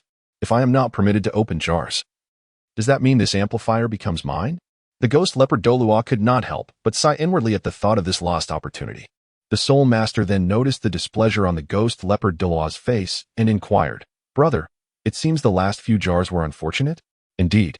The ghost leopard Douluo's expression darkened further, yet he nodded in acknowledgement. Indeed, the last 5 jars yielded nothing of value. I only received 6 bottles of restorative soul power juice. 500,000 gold soul coins for 6 bottles of restorative potions? How tragic. With that amount, I could even hire. No, I mean, I could employ an auxiliary soul master for a year, someone remarked, suddenly composed. The ghost leopard Douluo's words extinguished the enthusiasm of many. After all, numerous individuals had only considered opening jars in a moment of impulse. Once they regained their composure, they found that merely observing was far more entertaining. As the ghost leopard Douluo walked away, the crowd gradually settled. "Let us go, Sword Uncle. This time, no one will contest our position," Ning Fengji stated as he and Sword Douluo entered the shop in succession. Inside, there was a counter, a table, a shelf, and a rocking chair. Ning Fengji noted that the shop's decor was rather simplistic. The shelf was filled with jars, and the most prominent one, adorned with purple patterns, resembled a central celestial body surrounded by stars. "You have arrived," Lin Xiao greeted with a faint smile as he observed Ning Fengji and Sword Douluo enter. To be honest, he was somewhat surprised that they had reached the spirit city so swiftly. "Greetings, Boss Lin. We have come at your invitation," Ning Fengji replied, wearing a warm smile, and inquired, additionally, which type of jar contains the amplifiers. "I shall take them all." Chapter 54. Ning Fengji's magnanimity truly. The wealthiest person in the world speaks with such grandeur. Lin Xiao secretly smiled and explained. "You may not realize that each of these jars has the potential to yield an amplifier, though it might also yield nothing. What one can obtain from these jars is entirely a matter of luck." "Oh, I see," Ning Fengji responded, a look of enlightenment crossing his face. "In that case, I shall take all these jars." He quickly calculated. There were 100 jars on the shelf, each priced at 100,000 gold soul coins, which amounted to a total of merely 10 million gold soul coins. Indeed, 10 million gold soul coins is no trivial sum. Yet it could procure treasures that enhance one's martial soul, certainly a worthy investment. He found himself puzzled as to why those from the martial soul hall had not yet cleared out this little shop upon discovering its marvels. Should they not have instantly bought every jar? Or perhaps there are restrictions on purchases from this shop. Regardless, he mused, without attempting, how could one know of any prohibitions? Ning Fengji thought to himself, truly, here comes a patron unburdened by financial constraints. The impression Lin Xiao left on Ning Fengji was encapsulated in 2 words, ostentatious wealth. He was the first to enter and, without exchanging more than a couple of words, expressed his desire to acquire all the jars in the shop. Yet, rules are rules. Lin Xiao resolutely declined, expressing his sincere apologies. As the small shop had its rules, each individual was permitted to purchase only 10 jars per week. Indeed, it was as such. Ning Fengji's bright eyes dimmed slightly, a shadow of disappointment crossing his features at the thought of 1 million gold soul coins left unspent. Is this what it means to be wealthy? The absence of expenditure equating to a lack of joy. Lin Xiao found himself perplexed. He had never known affluence. Before arriving in the Douluo Continent, he was merely a fanfiction writer, producing 30 to 50,000 words daily. At that moment, Ning Fengji spoke again, suggesting that he and Sword Uncle each commence with 10 jars. With a wave of his hand, 2 million gold soul coins appeared neatly on the counter. Who shall go first? With the payment received, Lin Xiao's gaze swept over Ning Fengji and Sword Douluo, feeling a peculiar sensation within. Typically, every new customer in the shop would require some persuasion on his part. Yet, in this instance, it felt as if Ning Fengji was anxious that Lin Xiao might refuse to sell the jars. "I shall go first," Ning Fengji said, exchanging a glance with Sword Douluo before approaching the counter. He pointed to the Lucky Wish jar positioned centrally on the shelf, stating, "Boss, I will select this jar." Even though it was Ning Fengji's first visit, he immediately recognized the jar's uniqueness compared to the others. Undoubtedly, if given a choice, Ning Fengji would opt for this jar first. Indeed, the sect master possesses a discerning eye. However, you have yet to meet the purchasing conditions for this jar. Please choose another. Lin Xiao withdrew his gaze, shaking his head. Indeed, it is as such. Ning Fengji felt a stir in his heart. The Sword Douluo curiously inquired, "Boss, what is the significance of this jar?" "There is indeed something to it." Lin Xiao gently nodded and explained. "This jar is known as the Lucky Wish jar. Once opened, it grants a specified rare item. By the way, the amplifier that Master Ning mentioned upon entering is indeed a rare item that can be selected from this jar. The ability to directly choose the amplifier significantly enhances the value of this jar." A flicker of intrigue appeared on Ning Fengji's face as he couldn't help but inquire. "May I ask how one qualifies to purchase this jar?" "In our establishment, for every 30 jars purchased, one gains an additional opportunity to acquire a Lucky Wish jar," Lin Xiao responded. Upon hearing this, Ning Fengji's eyes sparkled with delight. This meant that purchasing 30 jars would surely yield an amplifier. This was truly splendid news. Previously, he had worried about the jar's randomness and the possibility of not obtaining the desired treasures. However, Lin Xiao's words completely alleviated his concerns. Moreover, 300,000 was merely a fraction of the previous 1 million, significantly more affordable for Ning Fengji as long as he could procure the items he desired. The question of money was of little consequence. Spending money to secure happiness rendered everything worthwhile. Given the wealth of the 7 Treasure Glazed Tower sect, money was merely a figure. In his heart, the most joyous moments were when he earned dozens or even hundreds of gold soul coins each month. Boss, let us not complicate matters. Let us start opening jars from the first row, Ning Fengji casually suggested, as he observed the special jars that could not be opened. He was resolute in his decision. Once 10 jars were placed upon the counter, Lin Xiao calmly stated, "You may take the hammer on the counter to open the jars." "Understood," Ning Fengji replied, and he promptly opened the first jar. With a crack, a flash of white light revealed a small blue vial. Ning Fengji turned to Lin Xiao, asking, "What is this?" "It is mana juice, which restores 30% of one's depleted soul power upon use." Quite satisfactory, Ning Fengji nodded gently. After witnessing the wonders of Lin Xiao in the shop, he felt assured that Lin Xiao would not deceive him regarding this matter. He proceeded to open another jar. "Mana juice," he continued. "Still mana juice." In the blink of an eye, Ning Fengji had opened 7 jars, all yielding mana juice. "Master, perhaps we should take a moment to pause and change our luck?" Douluo interjected, unable to contain his concern. Wasn't it stated that this jar could produce various items? Why has it only yielded mana juice? He harbored doubts about Lin Xiao's integrity. Ultimately, it matters not what is produced. "My goal lies in the lucky wish jar." After opening 30 jars, Ning Fengji replied with a faint smile, striking down once more with the hammer. Throughout the process, he maintained an expression devoid of dissatisfaction, approaching the task as one would a necessity, akin to eating or drinking. His mindset was indeed commendable. Lin Xiao nodded quietly. Naturally, all of this is predicated on the foundation of wealth, freedom to act as one pleases. With a crack, the 8th jar shattered. Ning Fengji instinctively reached to open the 9th jar but suddenly froze. "Ah, what an astonishing violet glow!" A hint of surprise laced his voice. Lin Xiao turned to look, secretly thinking, "It is surprisingly a new creation." Within the jar, there appeared to be a flickering flame of red. In reality, it was an object resembling a crystal, emanating a distinct aura. Item: otherworldly divine aura, red, grade, rare type, non-tradable description, enhances the skills of a warrior's equipment, transforming into an enhancement for soul ring skills. Effect: upon use, it can elevate the effects of designated soul ring skills. Lin Xiao was taken aback to discover the existence of otherworldly aura. He recalled that otherworldly auras were categorized into 3 colors: red for increasing skill potency, blue for reducing skill cooldowns, and green for bestowing special attributes to skills. Each color was further divided into ordinary and divine grades. The effects were identical, however. Failure with an ordinary aura would result in the shattering of the equipment. Lin Xiao speculated that the penalties for unsuccessful applications on soul rings were equally harsh. However, the sacred aura was different, boasting a success rate of 100%. Chapter 55. Ning Fengji's Unexpected Delight. "Boss, what is this?" After Lin Xiao had gathered all the information, Ning Fengji inquired, "I sense it may possess some value." At that moment, he held the otherworldly sacred aura in his hands, gently toying with it. "Your intuition is correct. This is an item of the same caliber as an amplifier. It is called the otherworldly sacred aura and can enhance the soul rings you designate, augmenting the effects of the skills they bestow." Lin Xiao elucidated. "The enhancement of soul rings amplifies the efficacy of soul skills." Ning Fengji and Sword Douluo found themselves in a state of partial enlightenment, yet remained somewhat perplexed. For instance, if the first soul ring of the esteemed Ning Zhongzhu augments one's strength by 10, then, following the infusion of this mysterious aura, it may well escalate to 11.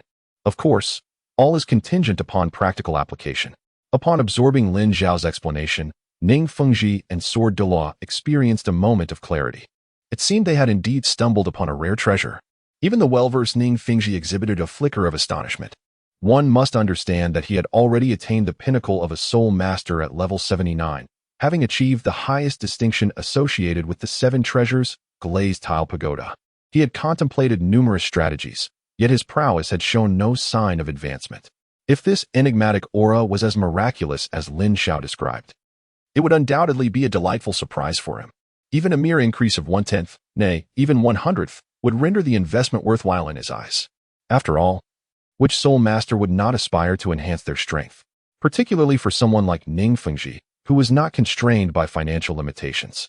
With wealth at his disposal and holding the esteemed title of the wealthiest sect master in the realm, as well as serving as the mentor to the crown prince of the Tiando Empire, his status was undeniably exalted.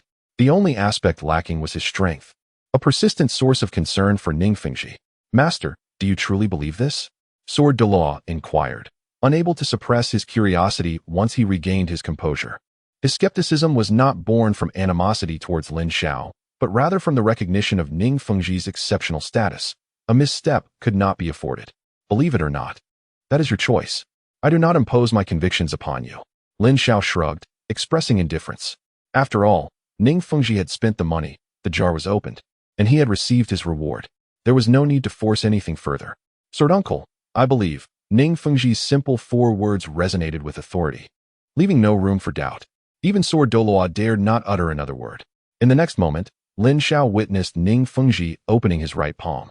After a brilliant display of colorful light, a small tower, shimmering with 7 hues like glass, emerged. The 7 Treasure Glazed Tile, true to its name, evoked silent admiration from Lin Xiao. At that moment, 7 spirit rings appeared sequentially beneath Ning Fengji's feet. Yellow, yellow, purple, purple, black, black, black, an impeccable configuration. "Master," Sword Douluo could not help but call out. "Do not worry. I trust that Boss Lin would not deceive me," Ning Fengji replied with an air of calmness.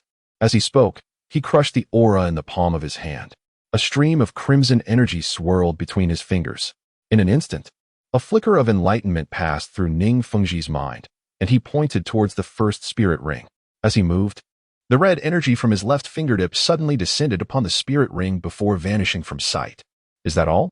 Sword Douluo asked, his face a mask of confusion and curiosity. He could not help but inquire, "Master, how do you feel?" To be candid, he genuinely feared for Ning Fengji's well-being. Ning Rongrong was still young, and aside from cultivation, he and Bon Douluo had little else to rely on. The entire 7 Treasure Glazed Tile sect was essentially upheld by Ning Fengji alone. Quite well, Ning Fengji appeared to be roused, a hint of joy unmistakably evident in his tone. "What does quite well mean?" Sword Douluo questioned, uncertainty creeping into his voice. "Experience it for yourself, and you shall understand," Ning Fengji replied. Suddenly, the first spirit ring illuminated brightly, and the 7 treasures spun into a glazed form, proclaiming, "First, strength." As the words fell, a streak of light surged from the 7 Treasure Glazed Tower and entered Sword Douluo's body. Sword Douluo's eyes widened in astonishment. As one who had been nurtured countless times by Ning Fengji, he understood the formidable power of this soul skill. Yet, this time was different. The enhancement effect had intensified. Previously, the first spirit ring could augment his strength by 80%. Now, it reached a staggering 90. "Master, have you shattered the shackles of your martial soul?" Sword Douluo exclaimed in shock. Do not underestimate this additional 10%. For someone of Sword Douluo's caliber, that 10% could mean the difference in challenging another title Douluo below level 95. For Ning Fengji, the significance was even greater. He had not truly broken the restraints of his martial soul. Rather, it was merely the first spirit ring that had seen substantial enhancement. Yet even so, it was enough to elicit profound surprise. As Ning Fengji spoke, his gaze grew increasingly radiant. Originally, he had come seeking an amplifier. Yet now he considered the prospect of acquiring more of this mysterious otherworldly aura as an equally enticing option. Even if his soul power level remained at 79, he could still wield the strength of a soul Douluo. Should he truly attain the status of a soul Douluo, would he not then stand shoulder to shoulder with titled Douluos? The future appeared promising. Ning Fengji had even resolved that once he left the shop, he would immediately bring Ning Rongrong to open jars. "Boss Lin, my apologies for the earlier offense. May I inquire if this mysterious aura is also effective for attack-type Soul Master Spirit Rings?" Sword Douluo suddenly interjected, offering an apology for his earlier impulsiveness. "It is indeed effective for attack-type martial souls. However, the extent of enhancement will depend on the results of the fusion," Ning Fengji responded. Lin Xiao spoke succinctly, refraining from elaboration. As long as it proved effective, that sufficed. The expression of the Sword Douluo transformed with fervor. He now comprehended why so many soul masters congregated outside the establishment. It was said that the spirit hall was a sacred ground, and this humble shop undoubtedly epitomized the sanctity within that sanctum. However, Not everyone possessed the privilege to cross this threshold. Lin Xiao ceased to pay any heed to the sword-fighting Douluo, and instead turned his gaze towards Ning Fengji, saying, "Sect Master Ning, please proceed." "Very well." Ning Fengji replied and reopened the jar. However, his streak of good fortune did not persist. To put it succinctly, the 9th jar yielded a fruit from the sky tree. And the 10th jar produced a double result, yet contained 2 vials of potion. "What is this?" Ning Fengji inquired as he picked up the 2 vials. "Teleportation potion," Lin Xiao explained briefly. He then countered, "Do you recall our first encounter in the Stardow Forest? I vanished suddenly. That was due to the use of a teleportation potion. With this potion, one can traverse any distance to a location that truly exists in the blink of an eye." Quite intriguing indeed. Pleased with the acquisition of the teleportation potion, Ning Fengji turned his attention to the sword-fighting Douluo, stating, "Uncle Jian, it is your turn." "All right." The sword-fighting Douluo responded as he approached the counter. However, he did not hasten to open a jar. Instead, he inquired, "Boss, why is Sua Douluo not here today?" "He has gone to a certain place and is temporarily away from the shop." Lin Xiao inquired with a smile. "Do you wish to engage in another duel with him?" Upon hearing this, the sword Douluo displayed a hint of awkwardness, replying, "At present, I have not entertained such thoughts." Although he acknowledged that during their last encounter, there were still soul skills he had yet to unleash, he sensed that Sadaros had also held back his full prowess. He now questioned his own ability to decipher Sadaros' swordsmanship. Even if they were to battle again, he lacked the confidence of assured victory. "Have you decided which jar to open?" Lin Xiao inquired once more. After a moment's contemplation, the sword Douluo replied, "Let us proceed with what the sect leader has suggested." Chapter 56. The sword Douluo's combination strike. "I hope to also unveil a divine aura from another dimension." The sword Douluo silently wished. His aspirations were not exceedingly lofty. Opening a jar is inherently enticing, especially when witnessing others unveil remarkable treasures. It incites a sense of envy. Often referred to as green-eyed monster, at that moment, Lin Xiao had already placed 10 jars upon the counter. Without further ado, the sword Douluo quietly seized the lucky magic hammer and swiftly opened 3 jars. Crack, crack, crack. 3 beams of white light flickered and vanished in an instant. Upon discerning the contents of the jars, Lin Xiao couldn't help but smile. 3 vials of magical fruit juice appeared, requiring no further elaboration. However, it seemed a tad disheartening. The sword Douluo frowned but shifted his gaze towards Ning Fengji. "There's no need to worry." Ning Fengji, sensing the sword Douluo's gaze, immediately displayed a warm smile. "Uncle Jian, do not feel pressured. Whatever items you unveil, do not let them weigh on your mind. Just remember that our objective is the Lucky Wish jar. Currently, opening these jars was merely a procedure. Acquiring valuable items would be ideal, but if not, it was of little consequence." Such words were undeniably audacious. Yet, Ning Fengji genuinely held this belief.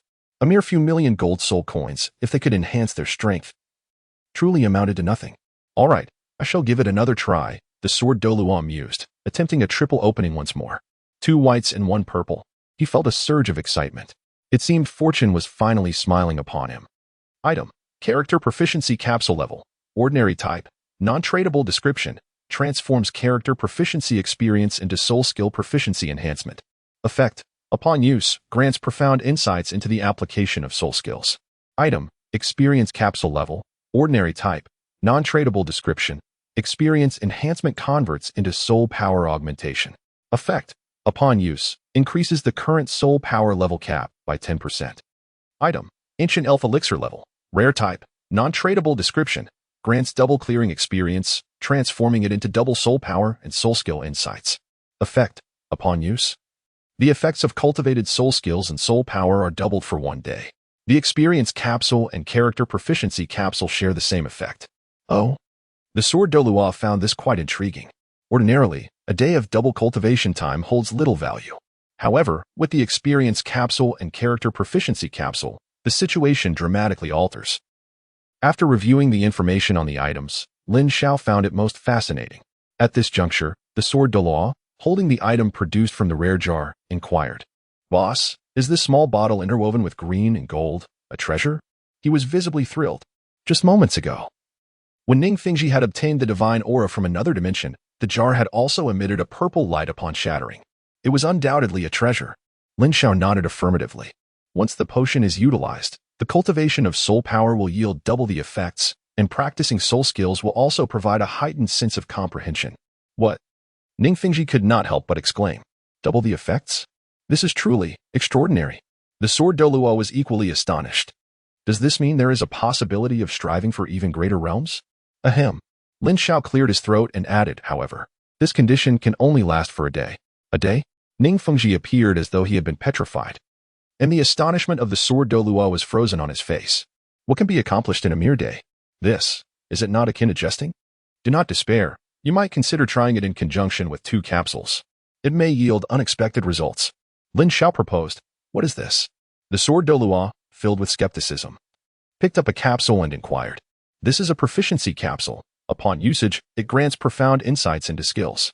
After Lin Xiao concluded, his gaze fell upon another capsule.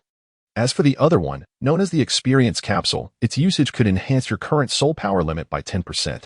The actual effects of both capsules were influenced by the ancient elf secret potion, which purported to elevate soul power and deepen the comprehension of soul skills. Jian Douluo discerned that these 2 capsules were indeed extraordinary. Upon hearing Lin Xiao's introduction, he suddenly felt that this rare-grade item was not as inconsequential as he had initially perceived. However, the specific effects could only be determined through experimentation. With this thought in mind, Jian Douluo decisively consumed the ancient elf secret potion, and the next moment, his eyes sparkled with astonishment as he exclaimed, "It truly is effective. I feel the speed of my soul power's operation has significantly increased, indeed doubling my usual training speed. Alas, the duration is rather brief. If only it could last 3 to 5 years. At this point, he paused. How ambitious. Lin Xiao could not help but silently scoff. 3 years amounted to over 1,000 days. Even if the 7 Treasures Glazed Tower sect were to go bankrupt, achieving your expectations would be impossible. Oh, this is rather intriguing. Beside them, Ning Fengji displayed a look of keen interest, saying Jian Shu. Why not try those 2 experience capsules to see if they are as miraculous? Upon hearing this, Jian Douluo nodded and first consumed the proficiency capsule. In an instant, he felt a multitude of figures surge forth in his mind. Upon closer inspection, these figures were none other than the manifestations of his own soul skills. For a moment, Jian Douluo was completely entranced. Is Jian Shu experiencing enlightenment? This seems extraordinarily miraculous. Seeing the growing look of bewilderment in Jian Douluo's eyes, Ning Fengji was momentarily astonished. This was indeed a fortuitous opportunity for him. Lin Xiao's enigmatic smile held an air of profound mystery. As the proprietor of a modest establishment, he could distinctly sense the fierce aura emanating from the sword Douluo. Gradually, this aura coalesced into a palpable sword intent. The sword uncle was in a state of enlightenment. And even the unintentional aura he exuded was terrifying. Ning Fengji found it increasingly difficult to withstand the sharpness of this sword intent, compelling him to involuntarily retreat. One could only imagine the formidable strength the sword Douluo possessed at this moment. However, upon witnessing this, Lin Xiao merely waved his hand, and an invisible force enveloped the sword Douluo, sealing off the surrounding space and rendering his sword intent incapable of disturbing the external world. Instantly, Ning Fengji felt an immense reduction in pressure. Boss Lin, what a remarkable technique. Your prowess is surely unparalleled in this world. He marveled. Yet within his heart surged a tempest of astonishment. What kind of power was this? The aura exuded by the sword Douluo in his state of epiphany was such that even a soul Douluo would have to tread carefully. Yet, Lin Xiao had effortlessly suppressed it with a mere gesture. Moreover, it was as if the sword Douluo was right before him. Yet if Ning Fengji were to close his eyes, he would feel nothing, almost as if they existed in entirely separate realms. Did Lin Xiao's wave of his hand truly fragment space itself? Such might could only be rivaled by the formidable beings of the Spirit Hall, he pondered silently. Merely a trivial skill, hardly worth mentioning, he dismissed inwardly. Lin Xiao waved his hand, dismissing Ning Fengji's compliment. After all, he was well aware of his own circumstances. With a strength at the 14th level, he could hardly be regarded as a formidable opponent. Chapter 57, Soul Guidance Device, Hand Cannon. Ha ha, I see now. I truly understand. At that moment, the sword Douluo, enlightened, suddenly burst into laughter, as if he had uncovered something extraordinary. Lin Xiao and Ning Fengji both turned their gazes towards the scene unfolding before them.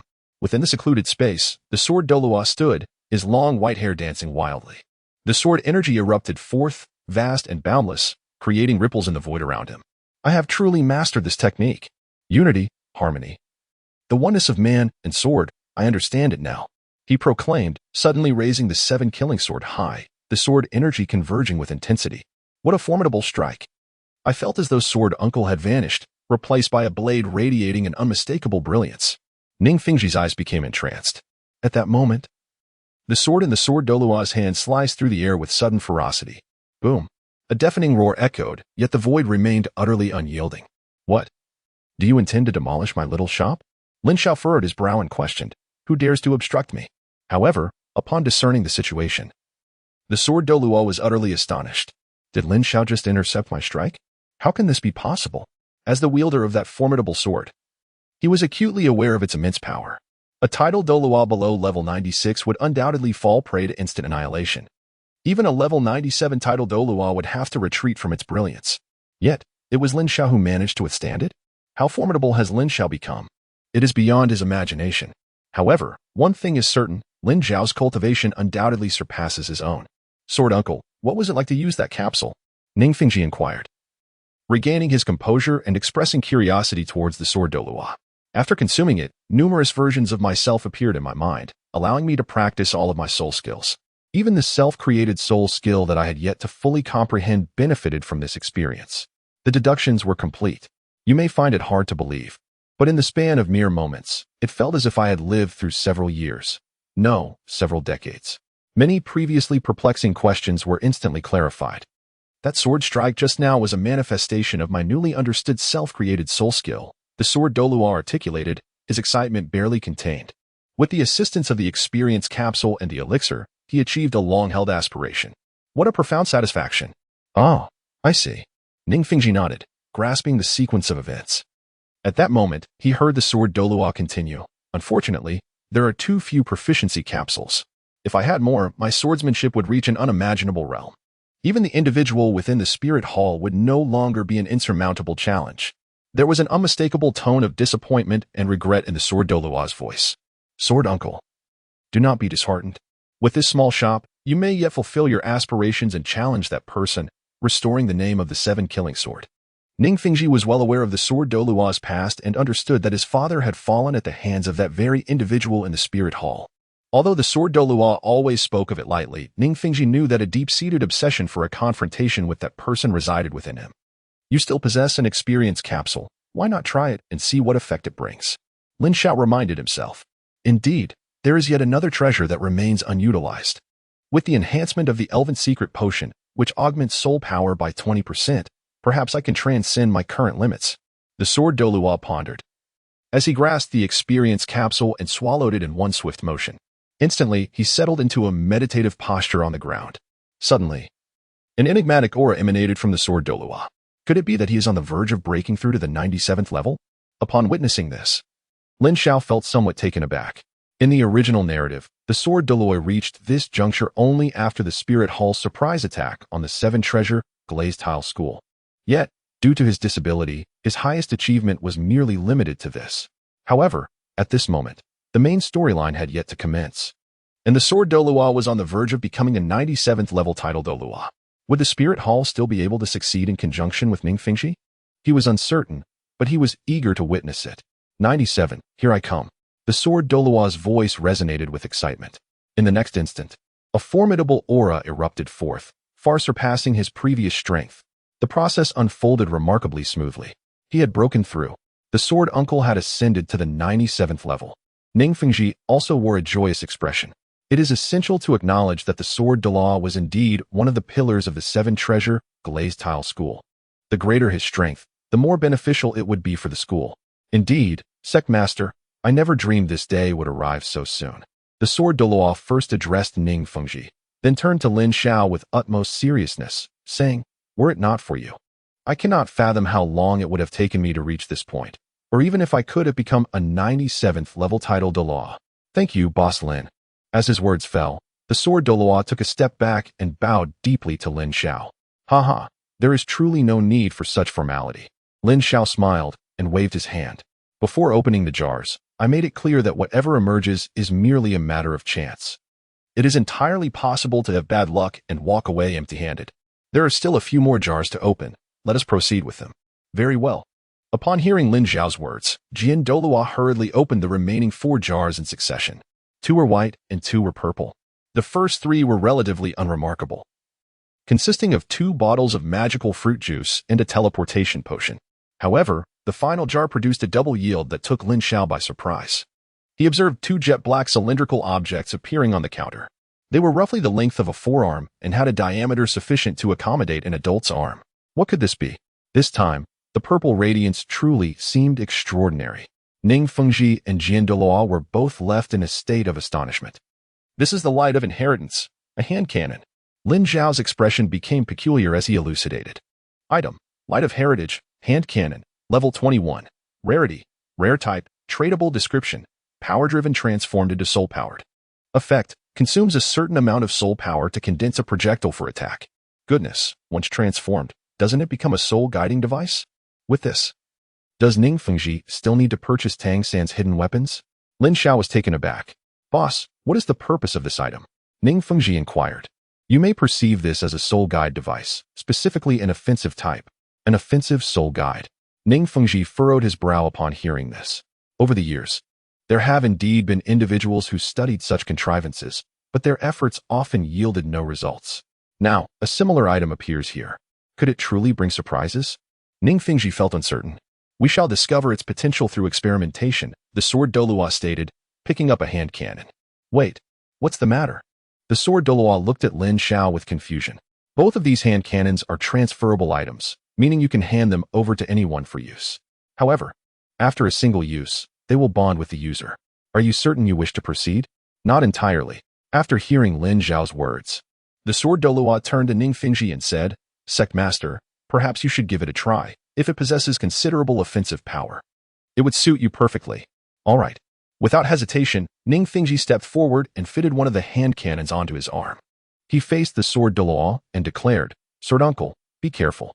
Rest assured, I am ready. Unleash your full force upon me. The sword Douluo calmly extended his palm, forming an invisible shield with his soul power. With the infusion of Ning Fengji's soul power, a glimmer appeared within the dark barrel of the hand cannon. Boom. In the next moment, amid the deafening roar, flames erupted from the barrel, and soul power gushed forth, striking heavily against the shield before the sword Douluo. Ripples cascaded across the shield's surface. Sword Uncle, how was it? After the initial strike, Ning Fengji withdrew and looked at the sword Douluo with eager anticipation. The offensive power is substantial, equivalent to a full-force strike from a typical level 25 assault-type soul master. However, the attack came unexpectedly, if launched suddenly. Even a soul king might struggle to react and could suffer severe injury. The sword Douluo pondered before responding. This attack, indeed, holds considerable strength. A flicker of surprise crossed Ning Fengji's face, soon replaced by a sigh. Regrettably, this item holds little utility for me. Indeed, the sword Douluo nodded. Considering Ning Fengji's status, rank, and strength, only a soul Douluo or even a title Douluo could pose a challenge to him. While this hand cannon is remarkable, its offensive power pales against such formidable foes. Do not lose heart. Exceptional treasures often lie within the next jar, Lin Xiao interjected. Immediately, both Ning Fengji and the sword Douluo turned their gazes towards him, seemingly questioning the truth of his words. He did not keep them in suspense, explaining, The hand cannon you possess is merely of level 20. What if we were to uncover items of levels 30, 40, 50, or even higher?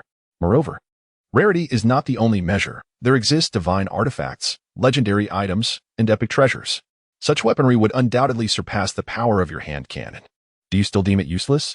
With that, he chose to remain silent. Yet, Ning Fengji's breathing quickened. Indeed, if items of that caliber could be procured, could it not mean that I alone could contend with soul saints, soul Douluos, or even title Douluos? He mused. Sect Master, please remain calm. Meanwhile, the sword Douluo maintained his composure, softly advising him. After all, having known each other for so many years, it was the first time he had witnessed Ning Fengji, usually so composed, display such agitation. If possible, I would truly like to purchase all the jars here. Struggling to regain his composure, Ning Fengji sighed. To this, Lin Xiao smiled without a word. He perceived that Ning Fengji had become excessively enthralled by the prospect. Indeed, first witnessing the hope for a breakthrough in martial souls, followed by the enhancement of soul skills, and now realizing that auxiliary soul masters could unleash power comparable to that of assault-type soul masters. These were all aspirations that Ning Fengji had long cherished. If he did not become excited, who would? Regrettably, the randomness of the items within the jars was too great. Otherwise, if our sect had a light of inheritance, hand cannon for every member, even if they were merely level 20, we would at least possess some means of self-defense. Imagine if the opponents were unaware that auxiliary soul masters could unleash such combat prowess, even a Soul King ambushed would find little reprieve.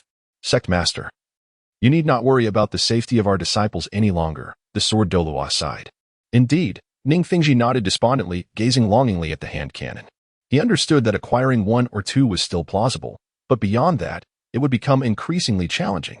If the 7 Treasure Glazed Tile sect's auxiliary soul masters were to each possess one, the difficulty would multiply. However, at that moment, Lin Xiao spoke again, suggesting, perhaps this is not an insurmountable issue. Since you are able to unveil complete items, it is not beyond reason to consider the existence of blueprints. It is even conceivable that designs for weapons more potent than the inheritance hand cannon could be discovered. Lin Xiao spoke with conviction. In the dungeon, the acquisition of conventional equipment is categorized into various modes such as drops and crafting. However, the method for obtaining epic gear has presented a rather convoluted fragment collection system for the unfortunate players. With the emergence of interdimensional energies, Lin Xiao believed it was not beyond reason for design blueprints for equipment to appear within the dungeon. There might even be some alterations. Perhaps the restriction that only one piece of equipment can be crafted from a single blueprint would be lifted. The term design blueprint carries a significant weight, and even Ning Fengji could not maintain his composure. He could envision that acquiring such blueprints would enable the mass production and replication of equipment. If they could possess such formidable weapons in abundance, the strength of the 7 Treasure Glazed Tile sect would experience a terrifying enhancement. Time was of the essence. Suddenly, Ning Fengji made a decisive choice. Sword Uncle used the teleportation potion to bring Rongrong back from Shrek Academy to Spirit City. I will return to the sect and have Dragon Uncle open the jars. Is it really wise to recall Rongrong from Shrek, where she is currently studying? You mentioned she had just begun to acclimate to her new environment and was developing good relationships with her friends. Would she be unhappy about such a sudden departure? Sword Douluo inquired, his brow furrowed. Upon hearing this, Ning Fengji displayed a rare hint of embarrassment. Sword Uncle, I must apologize. I have concealed some information from you regarding Rongrong. In truth, she is not happy at Shrek. My intention in leaving her there was to temper her character. Ning Fengji's words provoked a furious response from Sword Douluo. What do you mean Rongrong is unhappy there? Why didn't you tell me sooner? His anger was palpable, and he even omitted the title of sect leader in his agitation. I was concerned that you and Dragon Uncle might dismantle Shrek upon receiving this news, which is why I hesitated to reveal the truth. Ning Fengji managed a wry smile. It is well known that Ning Rongrong is his most cherished daughter. But what others do not realize is that the 2 renowned figures of Bone Douluo and Sword Douluo from the 7 Treasure Glazed Tile sect have an even deeper affection for her. What kind of treatment does Rongrong receive from them? Sword Douluo's voice trembled. At that moment, his mind conjured a pitiful image of Ning Rongrong, emaciated and inadequately clothed. Ning Fengji shook his head slightly. It is not something that can be clarified in just a few words. You will understand the situation better if you go and see for yourself. Rest assured, anyone who dares to bully our little princess will inevitably face repercussions. Boss Lin, farewell. With that, Sword Douluo consumed a bottle of teleportation potion and vanished from sight. After his departure, Ning Fengji turned to Lin Xiao and said, Boss, Sword Uncle's journey will take 2 to 3 days before he returns. I will advance 1 million gold soul coins as a fee for the little girl's jar opening. Upon finishing his words, 1 million gold soul coins materialized in the shop at his behest. Having received the payment, Lin Xiao nodded appreciatively. No problem. Thank you. After Ning Fengji also consumed a bottle of teleportation potion, he too disappeared without a trace. In the shop, only Lin Xiao remained. This situation had become intriguing. In the original narrative, Xiao Wu was the primary consort, yet in reality, Ning Rongrong served as Tang San's exclusive auxiliary. One could only wonder how Sword Douluo's interference might affect Tang San's access to such a powerful ally as Ning Rongrong. Lin Xiao was filled with anticipation, as events seemed to grow increasingly fascinating. Chapter 59, The Joke of Shrek. On the other side, the esteemed dean of Shrek Academy, the four-eyed cat-eagle Flinder, stood upon the grand playground, observing the 7 students before him, Dai Mubai, Tang San, Xiao Wu, Oscar, Ma Hongjun, and the composed and cold Zhu Qing. However, Flinder's attention was not directed at them, but rather fixated on the last student, Ning Rongrong. At that moment, solitude, helplessness, disappointment, and anguish assailed the tender heart of the 12-year-old girl, and silent tears streamed down her cheeks. She had never been treated in such a manner throughout her life. Indeed, Ning Rongrong, you are a prodigy, Yet which student of Shrek Academy is not superior to you? Flinder spoke coldly. The onlookers merely observed with indifference. Impossible. The Seven Treasures Glazed Tower martial soul is renowned as the foremost auxiliary soul in the world. It cannot be merely a fade. Am I truly inferior among my peers? Ning Rongrong refused to believe it. Is that so? Flinder retorted, pointing at Dai Mubai. He is 15 years old and at level 37. By the age of 13, he had already become a soul sovereign. Upon hearing this, Dai Mubai stood proudly. Aware of the gazes directed at him, Tang San and Xiao Wu, both merely 12 years old, had already reached the standard of a 29th level Great Soul Master. With the potential to surpass the records left by Dai Mubai, possibly becoming the youngest soul sovereign in Shrek's history. Ning Rongrong, I ask you, do you believe you can break through the 30-level barrier by the age of 13? Flinder's gaze bored down on Ning Rongrong, causing her complexion to pale further. Becoming a soul sovereign before 13 was indeed a daunting challenge. Ma Hongjun, despite the flaws in his martial soul, still possessed an attack power that was among the best, with few able to rival him across the continent. Zhu Zhuqing's soul power was comparable to yours, however. Flinder hesitated before continuing. She possesses a steadfast and determined heart, which sets her apart. The most astonishing among them was Oscar, an unprecedented innate, full soul power auxiliary soul master. His future achievements were boundless, and he might even supplant the Seven Treasures Glazed Tower sect's position among auxiliary soul masters. What? Ning Rongrong gazed at Oscar in disbelief. Among the crowd, he was the only one she felt she could trust, this rather unseemly uncle. Ning Rongrong, accept reality. Here, you are already the weakest presence. I dare assert that 20 years hence, each of them will achieve far greater accomplishments than you. Flinder's words struck at the very core of the girl's spirit. Ning Rongrong stood there dazed. Each of Flinder's statements pierced her heart like a sword, shattering her deepest pride. The air was thick with silence, contrasting sharply with the pride felt by Dai Mubai, Tang San, and Oscar, who realized their own excellence. Flinder. That's enough, someone interjected. If we follow your reasoning, Shrek Academy will dominate the Douluo Continent in the future. At that moment, a voice rang out. Who? Flinder's expression changed abruptly as he instinctively turned toward the source of the voice. A figure clad in white, with white hair, approached with measured steps. I am the Lord of the Seven Treasures Glazed Tower sect, Chen Xian. The newcomer introduced himself, emanating an aura that even soul saints would tremble before. At the sight of Chen Xian, Flinder's expression turned grave and uneasy. He had spoken with a degree of bravado to intimidate Ning Rongrong while belittling her.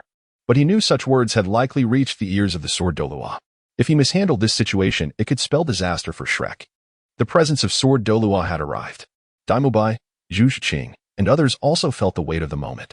With their status, they were familiar with Chen Xian's reputation, a legendary powerhouse and the guardian of the Seven Treasures Glazed Tower sect. Was this the aura of a titled Douluo? It rivaled that of the formidable elders of Tang's sect and perhaps even surpassed them. This was Tang San's first encounter with a top-tier soul master on the Douluo Continent, and he instinctively adopted a serious and tense demeanor. Little San, I'm scared. Xiao Wu, like a frightened rabbit, hid behind him. Lord Chen Xian. Perhaps there has been a misunderstanding. Flinder stammered, rubbing his hands together as Chen Xian approached. Misunderstanding? Though Chen Xian smiled, his voice was as frigid as ice. What an audacious tone, Flinder. One would think you believe that Shrek Academy can rival the three great sects. Turning to Oscar, he continued. So you claim this young lad may one day replace my Seven Treasures Glazed Tower sect?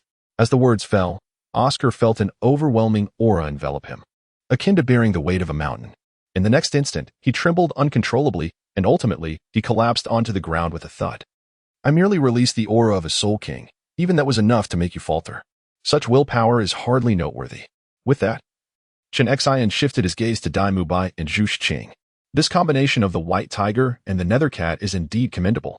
However, neither the White Tiger clan nor the Nether Cat clan has ever produced a titled Douluo. Even should the two reach their peak, they would barely be comparable to an average titled Douluo. And as for your statuses, let alone 10 or 20 years, it is uncertain if you will even survive 3 to 5 years. As his words settled, the color drained from Dai Mubai and Zhu Zhuqing's faces. Zhu Zhuqing even cast a resentful glance at Dai Mubai. At that moment, Chen Xian's attention turned to Ma Hongjun, and he smiled derisively. How laughable it is that this boy with a flawed martial soul is even among the ranks. Flinder. Do you realize that even those with flawless top-tier martial souls find it nearly impossible to become a titled Douluo, let alone someone with a disability? Undoubtedly, Chen Xin was domineering. He returned Flinder's earlier critiques of Ning Rongrong with equal vigor. As for the other two, they were somewhat intriguing. Yet who could say how far they might advance? Chen Xion's gaze swept over Xiao Wu and Tang San before landing back on Flinder. Are you truly hoping that they might replace my Seven Treasures Glazed Tower sect? Do you harbor some misunderstanding regarding the power of the Seven Treasures? Moreover, do you believe that in 10 or 20 years, I, Chen Xian, and the Bone Douluo will simply vanish? As Jian Douluo spoke, his gaze was as piercing as a sword, causing Flinder to stagger back several steps in shock. Calm down, Your Majesty. Flinder panicked. What should one do in the face of the wrath of a titled Douluo? I'm waiting online. It's quite urgent. P.S. There will be another chapter later. Additionally, I find Flinder rather amusing. How did he manage to utter those boastful words back then? Chapter 60. Flinder, I'm bleeding from the loss. In the arena, due to Jian Douluo's overwhelming presence, the expressions of Dai Mubai, Zhu Zhuqing, Ma Hongjun, Oscar, and others turned pale, not much better than Ning Rongrong's. Jian Douluo's words struck them deeply, shattering the sense of superiority Flinder had instilled in them. Indeed, if one could not become a titled Douluo, there seemed little to be proud of. For the soul masters of the Seven Treasure Glazed Tower, reaching the soul sage level was the pinnacle, and their status was hardly inferior to that of a titled Douluo. I sense a murderous intent emanating from the old man. Tang San's heart raced, nearly leaping out of his throat. He felt a subtle yet palpable killing intent swirling around him, making him feel like a small boat lost at sea, on the verge of capsizing. All he could do was quietly gather his strength, ensuring that if Jian Douluo were to strike suddenly, he could first unleash Blue Silverbind to stall him momentarily before launching a surprise attack to seize a fleeting chance of survival. Grandpa Jian. At that moment, Ning Rongrong could no longer contain herself and threw herself into Jian Douluo's arms, sobbing uncontrollably. All her grievances erupted at once. Her cries shattered the silence in the arena, alleviating the oppressive atmosphere. Rongrong, don't cry. Grandpa Jian has come to take you away this time. Jian Douluo gently comforted her, patting the girl's back. He had arrived long before and witnessed how the Shrek group treated Ning Rongrong. He had seen the warmth and coldness of human emotions, and his purpose for training had been fulfilled. He believed that after this incident, the girl would surely experience some growth. Your Majesty Qinshin, are you truly going to take Miss Ning away? Flinder suddenly asked, steeling himself. Otherwise, should I allow you to berate and bully her here? Jian Douluo replied coldly. He felt that refraining from drawing his sword was already a testament to his restraint. How dare this fellow continue to speak? It's truly a misunderstanding. Flinder awkwardly rubbed his hands, feeling a wave of bitterness. One must understand that the possessor of the Seven Treasure Glazed Tower martial soul was always the core wherever they went. Ning Rongrong's presence was undoubtedly a tremendous asset to Shrek. In fact, among this cohort of students, aside from Tang San, she was the one Flinder valued the most, even overshadowing Oscar. The earlier words he had spoken were merely to tame Ning Rongrong. He was not foolish enough to push away a talent offered to him. Unexpectedly, not only did he fail to tame her, but he also offended the Seven Treasure Glazed Tower sect. Truly, it was akin to stirring up trouble without even catching the fox. Flinder fell silent, but another voice emerged. Wait, Ning Rongrong, are you really going to leave like this? You must know that it will be challenging to find suitable companions again. Oscar, genuinely reluctant to see Ning Rongrong go, sought to retain her with this reasoning. Grandpa Jian. Ning Rongrong hesitated. The concept of companions was something she had never possessed, making her yearn to experience it. How absurd, how utterly ridiculous. Are you also self-important? You constantly question whether Rongrong can integrate with you. Yet have you ever asked yourselves if you are worthy of being her teammates? So-called teammates, who collectively target her and offer no words of support in her time of need. Jian Douluo had long seen through it all and turned to Ning Rongrong, speaking solemnly. Rongrong, remember this. The Seven Treasure Glazed Tower martial soul has never lacked for companions. Whenever you raise your hand, countless powerful soul masters will come rushing to your side. Furthermore, is it not rather laughable that they wish to be your companions? The assistance among true companions is mutual. With your help, their combat power would surge, yet what would you gain in return? A bunch of burdensome teammates? To you, they are mere leeches, incessantly draining your resources. If they aspire to be your companions, they must at least become Soul Douluo or even Title Douluo before they can be considered worthy of such a discussion. The only one Douluo had any interest in was that rabbit. Perhaps it could provide a soul ring for Rongrong. However, it seemed that rabbit had already become someone else's prey, who might be lurking in the shadows. It felt somewhat familiar. Douluo sensed a hint of abnormality but refrained from acting recklessly. Upon hearing Douluo's words, the crowd wore awkward expressions. Oscar appeared as if struck by lightning, his face blank. "Let us go, Rongrong. Your father has made arrangements for us to visit the spirit city," Douluo said calmly as he summoned the 7 killing sword. In an instant, he used a teleportation potion, vanishing from sight. Even if he had one, he could not use it. He could only fly with his sword, taking Ning Rongrong towards the spirit city. However, Douluo noticed that Ning Rongrong remained rooted in place. "What's wrong? Do you wish to stay here?"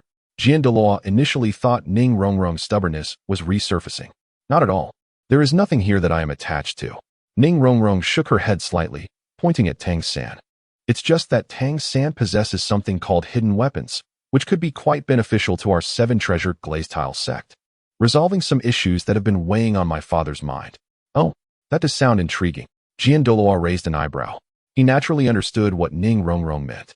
"Grandpa Jian, I have witnessed the power of hidden weapons with my own eyes. Even Tang San has admitted that even an ordinary person could potentially defeat soul masters or even great soul masters with them." Ning Rongrong recalled Tang San's display of hidden weapons against Zhao Wujia, a shiver running down her spine at the memory. "That is indeed interesting." Hearing this, Douluo turned to Tang San and said, "Rongrong mentioned that hidden weapon of yours. Do you still have it? Please show me. If it truly possesses such strength, we in the 7 Treasure Glazed Tower sect might consider acquiring it." "Hidden weapons are tools of murder, not mere props for performance," Tang San replied, shaking his head in refusal. In truth, he was somewhat tempted. Crafting powerful hidden weapons required substantial funds, and he was indeed in need of money. However, facing such a significant buyer as the 7 Treasure Glazed Tower sect, he understood the principle of waiting for the right price. Ning Rongrong was left speechless, not expecting Tang San to turn her down. At that moment, Douluo interjected, "If you are unwilling, then so be it. Rongrong, you should know that we have recently acquired a treasure that can achieve the effects you mentioned, and its power is even greater. The only drawback is that it cannot be used by ordinary people. But our 7 Treasure Glazed Tower sect does not have ordinary people." "Really?" Ning Rongrong was skeptical. "Has Grandpa Jian ever deceived you?" With a sense of resignation, Sword Douluo reluctantly retrieved the hand cannon he had acquired and presented it to Ning Rongrong. Within the double potion jar, 2 hand cannons had been produced. One was given to Ning Fingji, while the other was brought to Ning Rongrong. "What is this? It looks quite unsightly," Ning Rongrong muttered in dissatisfaction. "Could this also be a type of hidden weapon?" Tang San, upon witnessing this, suddenly narrowed his pupils, speculating quietly. Though it appeared somewhat unappealing, its power was considerable. One could interpret it as a formidable soul-guiding device, capable of unleashing great combat strength, Sword Douluo explained. "Really? I could possess such formidable combat strength?" Ning Rongrong's eyes brightened, her disbelief evident. "Of course," Sword Douluo replied, turning his gaze towards Dai Mubai, the youngest soul master of Shrek Academy. "Come forth and demonstrate your utmost defensive capabilities." "Who is he calling?" Dai Mubai glanced around, and after confirming that there was no one else nearby, he suddenly realized Sword Douluo was referring to him. "Senior, please do not jest." The title of Shrek's youngest genius soul master was merely a casual remark by Dean Flinder and should not be taken seriously. After all, Shrek Academy has not produced many students. Moreover, with my talent, there are quite a few like me outside. Dai Mubai felt somewhat uneasy under Sword Douluo's summons. If he were truly a top-tier genius, he would not have ended up in such circumstances. "How brazen of you to expose my shortcomings." Flinder's eyelids twitched upon hearing Dai Mubai's words, yet he steeled himself and interjected, "Your Highness, Dai Mubai is still just a child. It may not be fair to target him like this. What, do you wish to take his place?" A faint, cold smile crept onto Sword Douluo's lips. "That is not out of the question, but if Dai Mubai steps forward, it will be Rongrong's turn to strike. Should you wish to replace him, you must endure a blow from my sword." As he spoke, the 7-kill sword seemed to resonate with its master's intent, emitting a sharp cry as it fell into Sword Douluo's grasp. To be honest, witnessing Ning Rongrong suffer such humiliation without dismantling the place was commendable, even if Shrek had salvaged it. "Wait, I suddenly find your Highness's words quite reasonable. Children must grow. Dai Mubai is of an age where he needs to confront certain matters on his own. Flinder remarked, turning to Daimubai. Go ahead. I believe in you. Is this how you abandon me? Daimubai was taken aback. Without further hesitation, he approached as if walking to an execution ground. Grandpa's sword. Do I just put this on my hand? Ning Rongrong inquired from the other side. Indeed, then infuse it with soul power and aim it at him to attack. Sword Douluo instructed. Not good. This is dangerous. As Ning Rongrong pointed the dark cannon towards Daimubai, he was instantly struck with terror. His mind recalled Sword Douluo's instructions, prompting him to summon his martial spirit and soul rings. Martial spirit manifestation. White Tiger Guardian Shield. White Tiger transformation. In a seamless sequence, Daimubai transformed into a humanoid white tiger, emanating a fierce aura. It should be fine now. After sensing the explosive power within him, Daimubai felt considerably reassured. Grandpa's sword, I can't hold back. Ning Rongrong exclaimed sweetly. As her voice fell, the power accumulated within the hand cannon erupted instantaneously. Boom. A thunderous explosion resonated in the ears of those present, and a blinding light struck Daimubai with tremendous force. Yet, he was sent flying like a heavy sandbag. How could this happen? Daimubai was knocked away by Ning Rongrong. Oscar and Ma Hongjun could hardly believe their eyes. How could a support soul master unleash such offensive power? Flinder was equally astonished. What he witnessed shattered his understanding. Instinctively, he glanced at Tang San. In his eyes, only Tang San could wield such strength. However, at that moment, Tang San wore an expression of shock as well. Although Daimubai was not a defensive soul master, after activating his first and third soul skills, his strength was not to be underestimated. Ordinary blades and swords would struggle to harm him. Yet, Ning Rongrong's strike was powerful enough to send him flying, equivalent to the full force of a strong assault soul master. What a domineering hidden weapon! If employed for surprise attacks, it could surpass the power of Zhuge Liang's crossbow. The more he observed, the more astonished he became. Well, just then, the fallen Daimubai suddenly spat out a mouthful of blood. So powerful, Ning Rongrong's attack was at least equivalent to the full force of a level 25 or 26 strong assault soul master. Standing still and taking such a hit, even a soul master would struggle to withstand it, unless they were a soul master specialized in defense like the ice turtle. Xiao-san, why do I feel this thing is even more ferocious than your hidden weapons? Xiao Wu whispered behind Tang San.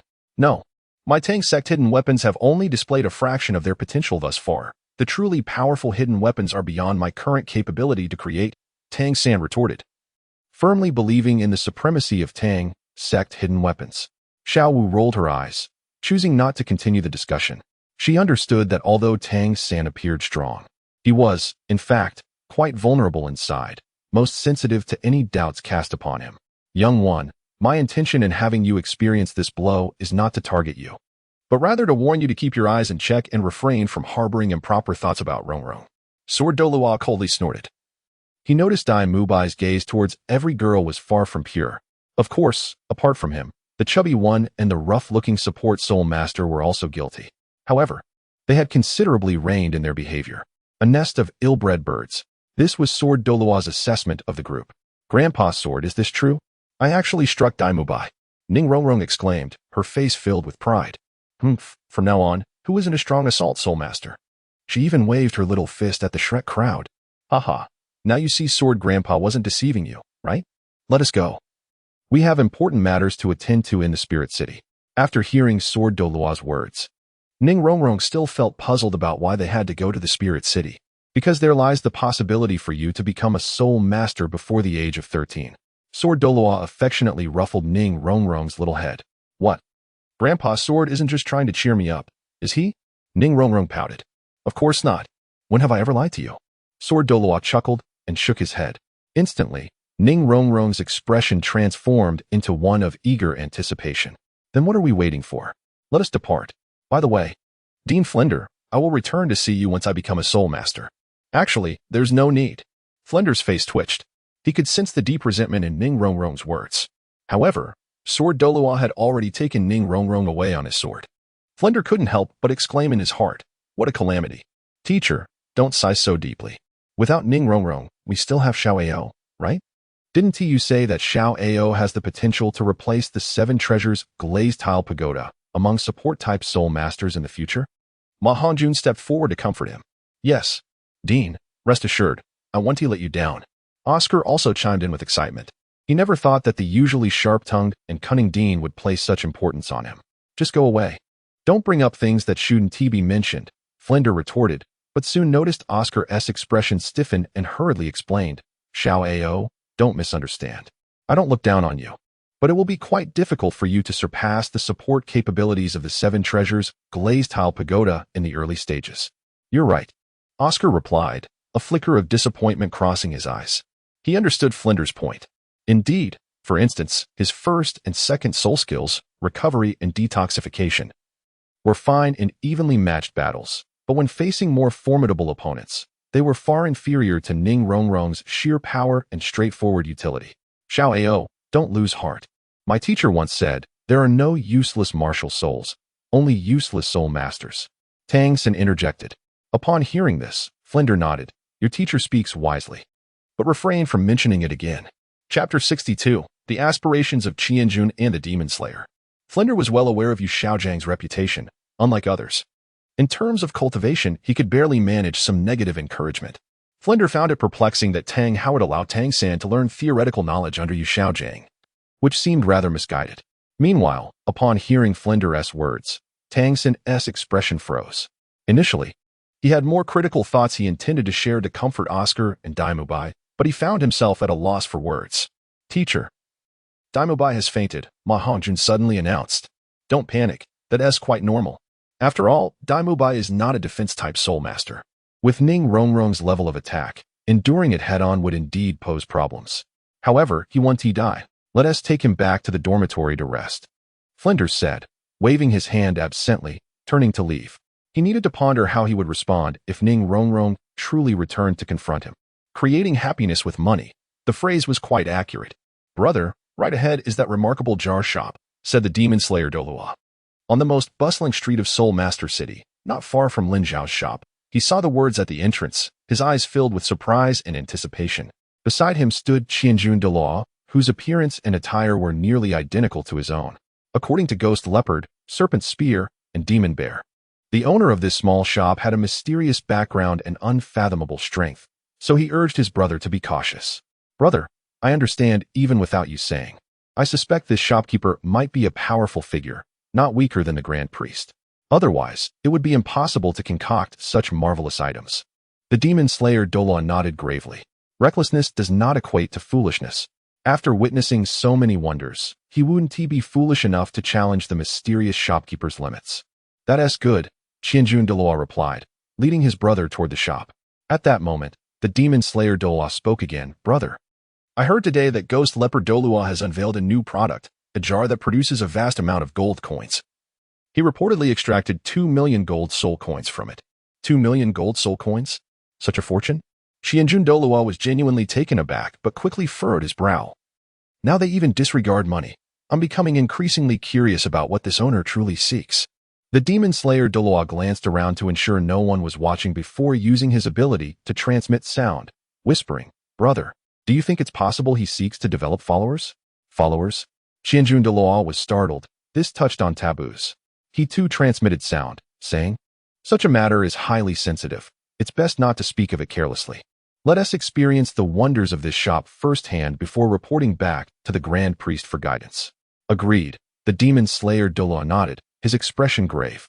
If his suspicions were correct, this shopkeeper could potentially become an enemy of the Spirit Hall. However, such a formidable and enigmatic adversary could spell disaster for the Spirit Hall. As they approached the entrance, they could hear voices emanating from within the shop. Hey, is this a black market? I spent 100,000 gold soul coins, and you only gave me a piece of aquamarine? It's worth at most 300 or 400 gold soul coins. You're robbing me blind. Give me my money back. I'm done. Clearly, someone inside was having a meltdown over their jar opening experience. However, as the commotion subsided, Qianjun and the demon slayer Douluo distinctly sensed a wave of soul power emanating from the shop. The aura was not strong, merely that of a soul master. Hiss. That guy not only shouted but dared to make a move in the shop? Is he seeking death? The two were both astonished and curious. Get out. The next moment, an extremely cold voice emanated from inside the shop, followed by a figure being flung out. Qianjun and the demon slayer turned their gaze to see a youth resembling an iron tower crash heavily to the ground. Blood oozed from his mouth and nose. and his chest bore indentations, stained crimson with blood, indicating broken ribs. Clop, clop, clop. A series of footsteps echoed from within the shop as Lin Xiao approached the entrance. Coldly gazing at the towering youth outside, he remained silent. Good, very good. I, Hu Yanli of the Elephant Arms sect, will remember today as humiliation. Just wait. It won't be long before I come to settle the score. The youth, identifying himself as Hu Yanli, struggled to stand, staggering away as if fleeing in panic. At that moment, those outside finally processed what had occurred. That kid is from the Elephant Arms sect? That is a formidable sect, renowned across the Douluo Continent. It's over. Shopkeeper, heed my advice and pack your things to flee. It will be too late otherwise. The sect leader, Hu Yanjun, is a powerful soul Douluo, and Hu Yanli is his favorite grandson. What of the Elephant Arms sect? The shopkeeper has done nothing wrong.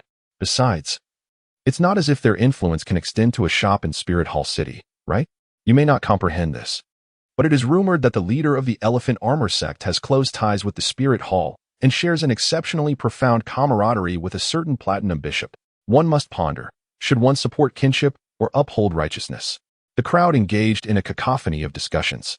To their astonishment, that individual turned out to be Hu Yanli from the Elephant Armor sect. No wonder he displays such arrogance. However, if he fails to recognize his limitations, he cannot blame me for disregarding martial ethics. After all, I still possess several puppets of the old Suo clan that I have yet to figure out how to utilize. Lin Xiao paid no heed to this and stood at the door, inquiring, is there anyone else who wishes to open a can? If not, I shall have to close the door. Wait a moment, boss, my brothers, and I would like to open a can. At that moment, the demon slayer Douluo spoke up. Lin Xiao glanced over and was somewhat taken aback. He had not anticipated the arrival of two individuals at once, both appearing quite aged. Yet, as the old adage goes, ambition is not confined by age, and the opening of jars knows no boundaries. A trademark smile immediately spread across his face as he welcomed the two customers into his establishment. Upon entering the shop, the demon slayer Douluo introduced himself. Boss, my name is Jiang Imo, and this is my brother Qianjun. Please, do not stand on ceremony. Indeed, it was the two esteemed offerings of the Spirit Hall. Lin Xiao nodded and continued, to put it simply, the jar with the purple patterns is a lucky wish jar, which can only be purchased after making over 30 transactions in this store. The other jars are available for 100,000 gold soul coins each, and you may select freely. What is the significance of the lucky wish jar? Jiang Imo inquired, puzzled. There is indeed a significance. Within this jar, you may select to obtain the rare items you desire, including amplifiers. Certainly. Upon hearing Lin Xiao's affirmative response, the brothers became instantly exhilarated. This meant that, with a maximum expenditure of 3 million gold soul coins, they could harbor hopes of advancing to the rank of title Douluo at level 97. It was imminent. Indeed, it was fast approaching. The day when they would kick the fourth offering, punch the third offering, and collectively thrash the second offering was not far off. Chapter 63, The Bone Douluo's Shock. Ning Fingji seeks to ally with the Spirit Hall? In the Heavendo Empire, within the 7 Treasure Glazed Tower school, a frail figure sat cross-legged on a mat in a tranquil training room. Powerful waves of soul power surged throughout the chamber. Within the entire 7 Treasure Glazed Tower school, only the Sword Douluo and the Bone Douluo, Gurong, could possess such formidable cultivation. At that moment, the Bone Douluo suddenly opened his eyes, revealing a bitter and enigmatic smile upon his gaunt face. Alas, it still eludes me. No matter how earnestly I strive to comprehend, I cannot grasp the threshold of level 97. Achieving level 97 is indeed exceedingly arduous. I may never reach it. His voice resonated with regret and sighs, tinged with a hint of despair. However, just then, a voice echoed softly behind him, do not lose heart. A breakthrough will come in due time. Who is there? The sudden voice startled the Bone Douluo, prompting him to swiftly turn around. Simultaneously, his soul power surged as he prepared to summon his martial spirit and soul rings. But upon recognizing the speaker, he froze. Sect Master? What brings you here? Uncle Long, do not be agitated. Ning Fingji quickly interjected. I arrived a while ago and chose not to disturb your training. After consuming a teleportation potion at Lin Xiao's small shop, he had silently made his way to the Bone Douluo's training room. The reason for his visit was not difficult to fathom. He sought protection. Although he was a soul sage, he had no powerful allies, rendering him a veritable weakling in combat. Yet, Ning Fingji had not anticipated that the Bone Douluo was engrossed in a certain epiphany. To avoid disturbing him, He even controlled his breathing, which led to this humorous misunderstanding. Sect Master, when did you return? I didn't even notice. It felt as though you appeared out of thin air. The Bon Douluo furrowed his brow, pondering. He was certain that no one had entered the training room. Ning Fengji smirked slightly. You guessed correctly. I truly did appear out of thin air. Upon hearing this, the Bon Douluo laughed. Sect Master, please do not jest. Your 7-treasure glazed tile martial spirit lacks the ability to traverse space. But that is indeed the truth. Ning Fengji sighed helplessly. However, the Bon Douluo remained skeptical. He couldn't very well waste a teleportation potion for demonstration, could he? That would be extravagant. Come, Uncle Long. I have matters for you to assist with. Ning Fengji changed the subject and led the Bon Douluo outside. Once they reached the door, the Bon Douluo inquired, but where is Jian Nan? Why haven't I seen him? Ning Fengji replied, I parted ways with Uncle Jian in Spirit City. I returned to the sect while he went to Shrek Academy to find Rongrong. What? You returned alone? The Bon Douluo exclaimed in shock. Has Jian Nan lost his wits? He actually allowed you to return alone? If something were to happen, the consequences would be unthinkable. He felt a surge of anxiety and trepidation. But everything is fine, isn't it? Ning Fengji smiled gently, adding, in fact. It took me but a breath of time to return from Spirit City to our 7-treasure glazed tile school. Sect Master, you jest again. The Bon Douluo chuckled at this. Even the most elite, speed-oriented soul masters could cover significant distances in a single breath, 3 to 5 li at the very least. Based on that, even multiplying by 10 or 100 would not suffice to traverse the distance from Spirit City to the 7-treasure glazed tile school in one breath. Even he, Gurong, with his bone dragon martial spirit's formidable spatial attributes, could not accomplish such a feat. Come along. Ning Fengji observed the Bon Douluo's expression keenly but offered no further explanation. Hearing is one thing, but seeing is believing. He trusted that once the Bon Douluo opened the jar, everything would become clear. The Bon Douluo remained silent, closely following Ning Fengji. However, as they walked, his unease grew. For they had arrived at the entrance to the sect's treasury. The Bon Douluo questioned, puzzled, Sect Master, what brings you to the sect's treasury? To retrieve funds, of course. As Ning Fengji's words fell, he triggered the mechanism to unlock the treasury door. A stream of golden light spilled through the crack, illuminating the Bon Douluo's vision. Gradually, a dazzling amount of gold soul coins came into view. In addition to that, jewels, antiques, and priceless artworks were in abundance.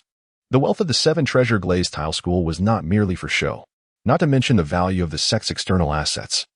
The worth of the treasures within the treasury was incalculable.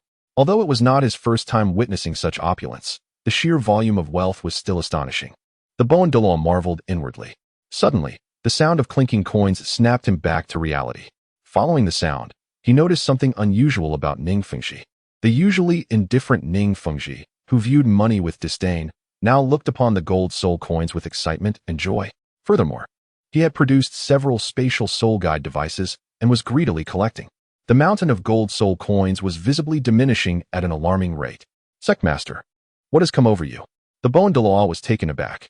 Were it not for the fact that only Ning Fengji could unlock the treasury, he might have suspected that the sect master was an impostor. This demeanor, it resembled someone who had never laid eyes on wealth before. Meanwhile, Ning Fengji remained silent, wholly engrossed in his task of accumulating riches. Sect Master, could it be that the sect's external assets are facing an economic crisis? The Bon Douluo pondered aloud. There is no such issue, Uncle Long quickly. Help me. We must hurry, Ning Fengji declared, tossing 2 spatial soul guides to Bon Douluo, urging him to assist in collecting their funds. He was acutely aware that in just a few days, the purchasing opportunities for the jars would reset, and his anticipation was palpable. Bon Douluo, however, felt a surge of anxiety. Was there a formidable enemy approaching? Were they preparing to flee with their riches? Ning Fengji's actions left him thoroughly perplexed. Is that so? What is your intention? I intend to bring this money to Spirit City. Spirit City. Bon Douluo's eyes widened in shock upon hearing Ning Fengji's words. Master, you cannot be contemplating an alliance with the Spirit Hall. The notion left him utterly astounded. Uncle Long, spare me your conjectures. I had planned to explain during our journey, Ning Fengji replied, momentarily taken aback before forcing a wry smile. In Spirit City, I discovered a remarkable magical jar shop. By expending 100,000 gold soul coins, one can unlock a jar and acquire an array of treasures. I am gathering this money to open jars. What? A jar costing 100,000 gold soul coins? Bon Douluo exclaimed in disbelief. Does that jar come adorned with gold edges? No, it's not even that lavish. It's simply crafted from pure gold. Surely it cannot be so exorbitant? Uncle Long, you are unaware. A jar costing 100,000 gold soul coins is truly a bargain. In fact, it is quite reasonable. Ning Fengji felt compelled to defend his assertion against Douluo's skepticism. Not expensive? Master, cease this at once. Even if our sect possesses wealth, it shall eventually be depleted. Douluo believed Ning Fengji was seeking unnecessary excitement. It is not costly. You may be unaware. But Sword Uncle has already benefited from this and ascended to the rank of a 97th level title Douluo. Ning Fengji continued to elucidate. Swordman has broken through? This revelation rattled Douluo. Are you certain of this? When we arrive at Spirit City and you encounter Sword Uncle, you shall comprehend. Ning Fengji resumed his task of gathering funds. Master, do you have enough soul guides? I still possess 2 more, Douluo said, producing his treasured soul guides. Ning Fengji could only respond with silence. Meanwhile, in a small shop within Spirit City, Qianjun Douluo clutched the lucky magic hammer tightly, trembling as he shattered the 10th jar. Amplifier, come forth. He roared internally, his expression contorted with intensity. The optimistic demeanor he had maintained before opening the jars had long since dissipated. Perhaps this was the allure of jar opening. With a crack, the jar fractured, and a flash of white light flickered momentarily. The lucky magic hammer slipped from his grasp, clattering onto the counter as Qianjun Douluo muttered in a daze. White? Again, it's white. Without needing Lin Xiao's explanation, he had already discerned the contents of the jar. It was all too familiar, 2 perfectly aligned small blue vials. Magic fruit juice. Upon witnessing the scene, Lin Xiao turned to the formidable Qianjun Douluo and remarked, it appears fortune has not favored you this time. Do endeavor once more next week.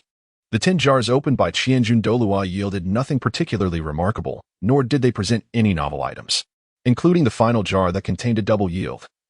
The total comprised 5 bottles of magical fruit juice, 2 fake coins, 3 fruits from the sky tree, and a rusted samurai sword.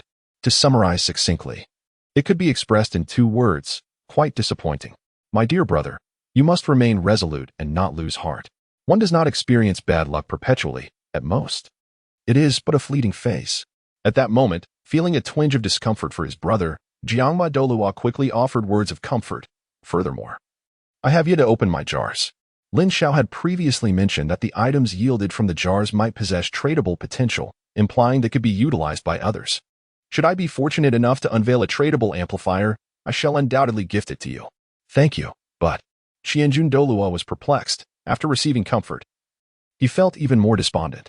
He was certain that Jiangma Douluo's words were insincere, lacking genuine encouragement. Consequently, he retorted brusquely, stop dreaming. Hasten to choose your jars and commence opening. Given your luck, relying on you to gift me an amplifier is less likely than obtaining a self-selected jar from 30 jars. Let us wait and see. I hope that day never arrives when you have to request something from me. Jiangma Douluo concluded, turning to Lin Xiao, boss. I would like 10 jars from the second row. The 2 had already remitted 2 million gold soul coins. With a wave of his hand, the jars of Jiangma Douluo's preference floated down onto the counter before him. Brother, I shall begin now. Just watch. With that, Jiangma Douluo seized the lucky magic hammer and commenced his endeavor. Open away. The sooner you finish, the sooner we can be at ease. I expect nothing less than that rusted samurai sword, Qianjun Douluo scoffed, finding his brother's exuberance rather grating. Meanwhile, Lin Xiao chuckled, surprised to discover this playful side of the Qianjun and Jiangma brothers, reminiscent of other twin siblings who enjoyed banter. With a crack, the first jar shattered, releasing a flicker of blue light. Blue? A high-grade item? Qianjun Douluo's eyes widened in astonishment. Haha, it seems the beginning is indeed a bit different. Jiangma Douluo laughed, but his mirth quickly faded upon discerning the item within. What was the serpentine object? It bore an unpleasant odor. Item: strange-smelling snake meat level, high-grade type, non-tradable description, restores 30 HP and MP, converting it into healing for injuries and soul power. The strange flavor persists. Effect: upon consumption, it can restore a portion of one's injuries and soul power, yet the consumer will succumb to a state of poisoning. After reviewing the item as feedback, Lin Xiao fanned himself while elucidating, this is strange-smelling snake meat. Its flavor is rather peculiar. Yet consuming it can restore some soul power and heal certain injuries. However, it will also result in poisoning. Upon hearing Lin Xiao's explanation, Jiangma Douluo's expression turned oddly pained, Consuming such a thing would merely shift one from a poor state to another equally undesirable state. Ah, well understood. Do hasten to stow away your spoils. The scent is quite overwhelming. Lin Xiao could not help but urge. Upon hearing this, the demon slayer Douluo hurriedly put away the strange-tasting snake meat. He even cast a triumphant glance at the thousand-june Douluo, thinking that no matter how bizarre it was, it surely surpassed a rusty samurai sword. What is so special about it? I wouldn't even eat that strange flavor. The thousand-june Douluo snorted in annoyance. Again, the demon slayer Douluo declared, shattering another jar. A flash of white light appeared, and the thousand-june Douluo immediately felt a wave of comfort. This felt normal. However, he then heard the demon slayer Douluo exclaim in surprise, "Hey, what is this? A capsule? My heavens, could it be the legendary experience capsule?" As he spoke, the demon slayer Douluo's breathing became rapid with excitement. Item, character proficiency capsule. Upon seeing the information that materialized, Lin Xiao gently shook his head and clarified, "It is not an experience capsule. It is a proficiency capsule. Consuming it will enhance your mastery of your own soul skills." What? The thousand-june Douluo was taken aback. He had not anticipated that the demon slayer Douluo would be so fortunate. I must try it to see if it truly possesses such marvels. After hearing Lin Xiao's words, the demon slayer Douluo promptly placed the proficiency capsule into his mouth. In the next moment, a glimmer of enlightenment appeared in his eyes. Instant comprehension. The thousand-june Douluo could not help but exclaim softly upon witnessing this. This seemingly insignificant proficiency capsule appeared to be even more remarkable than the legend suggested. Following his astonishment, the thousand-june Douluo felt a wave of envy. It seemed that his younger brother's luck was indeed far superior to his own. Before long, a myriad of emotions began to manifest in the demon slayer Douluo's eyes: confusion, excitement, and an insatiable desire for more. "How does it feel? Are you all right?" The thousand-june Douluo inquired with curiosity. "It was worth it, truly worth it." The demon slayer Douluo exclaimed in awe, then turned to the thousand-june Douluo and proposed, "Brother, let us have a duel once we leave this place." "What did you say?" The thousand-june Douluo was astonished. He had never expected the demon slayer to boldly challenge him. "Who gave you the courage to utter such words to me?" he coldly questioned. It was well known that from childhood to adulthood, the thousand-june Douluo had always held the upper hand over his younger brother. In his view, the current state of the demon slayer Douluo was a classic case of being oblivious and overly confident. Of course, it was the encouragement from Boss Lin. The demon slayer Douluo expressed his gratitude, looking appreciatively at Lin Xiao. Lin Xiao was somewhat speechless, pondering how this was relevant to him. Nonsense. Qianjun Douluo furrowed his brow.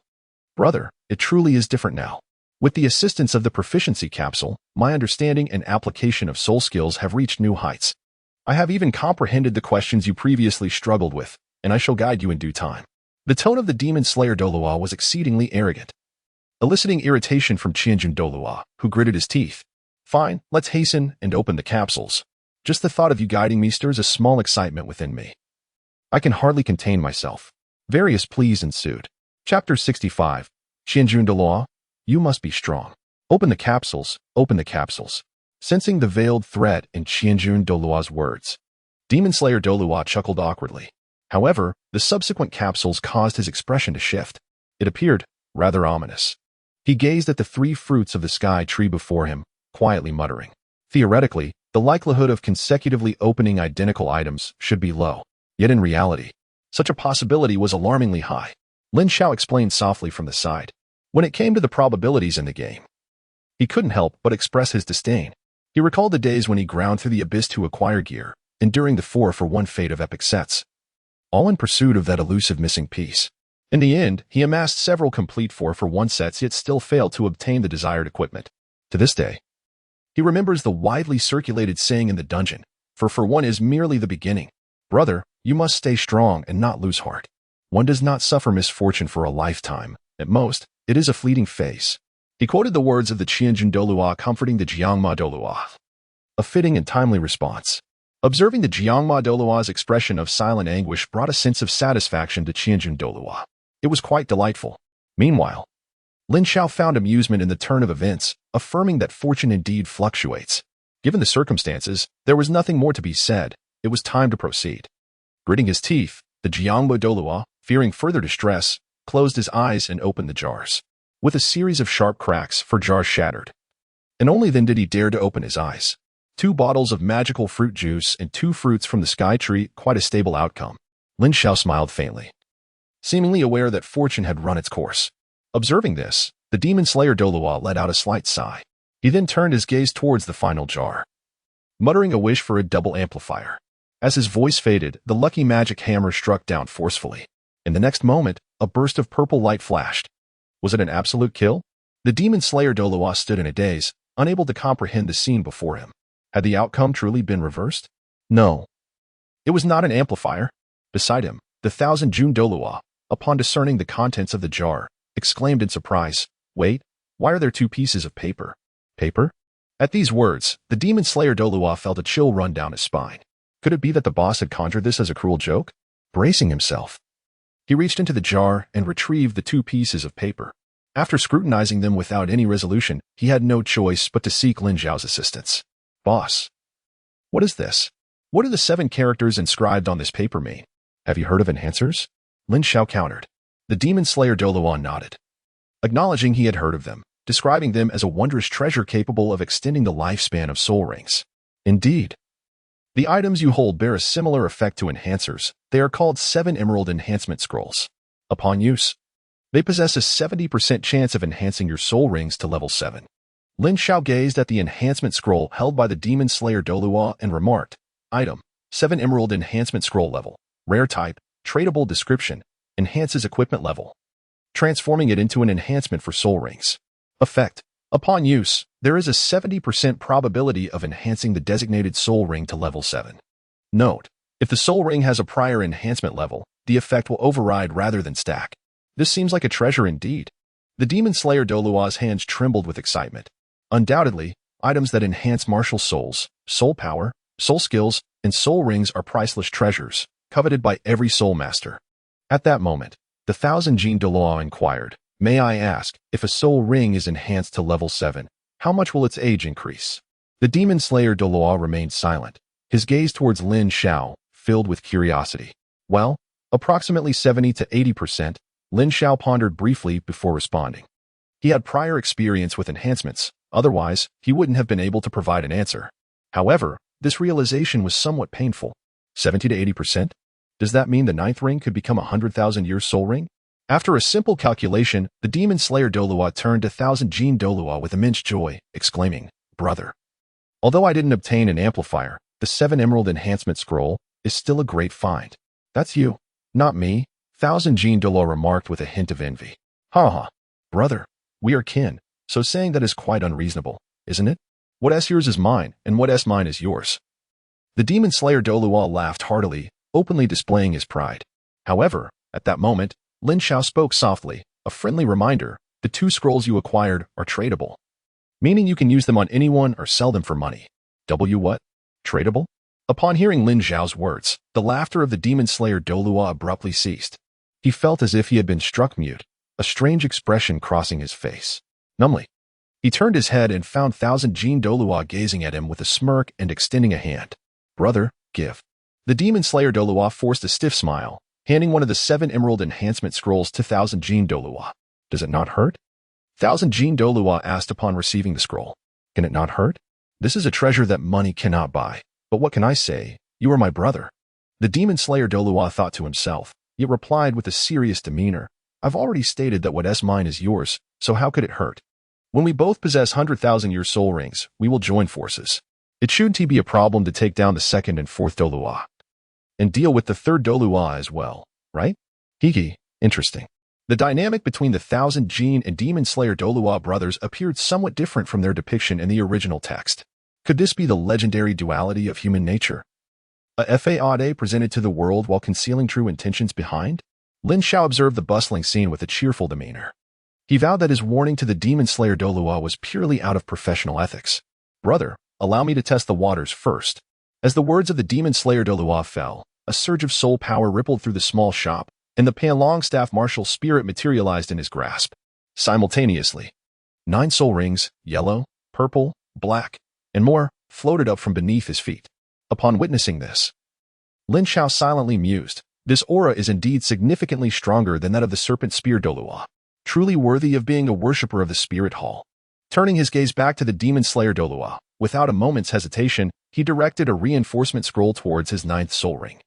The scroll transformed into a luminous orb that descended upon the ninth soul ring. Visibly, the black soul ring grew even more profound. Brother, it truly works. This sensation is immensely pleasurable. I can distinctly perceive the enhancement in the age of my soul ring, and my soul power is indeed increasing, exclaimed the demon slayer Douluo in astonishment. Could it be that possessing 100,000-year soul ring is not merely a dream? The titan Douluo, standing nearby, was equally astonished, sensing the escalating aura of the demon slayer Douluo. However, just as the momentum seemed poised to break through to the 100,000-year mark, it abruptly halted. What could be the cause of this? Confusion washed over him. At that moment, the demon slayer Douluo stood in shock, frozen in place by the voice that reached his ears. Reinforcement failed. The reinforcement has failed. As the words lingered in the air, the recently surging power dissipated as though swept away by the tide. With a woeful expression, he lamented, "Brother, it failed. I feel rather disheartened. P.S. Brother. A few votes of appreciation would be delightful. By the way, regarding Ning Fingji referring to Bone Douluo as Uncle Bone or Uncle Long, one can understand by reading the original work, The Witch's True Colors. Chapter 67 unlocks a new world. Pirates. Failed? How could that possibly be? I distinctly observed the significant increase in the age of your soul ring, and it was on the verge of transformation. The titan Douluo was equally perplexed.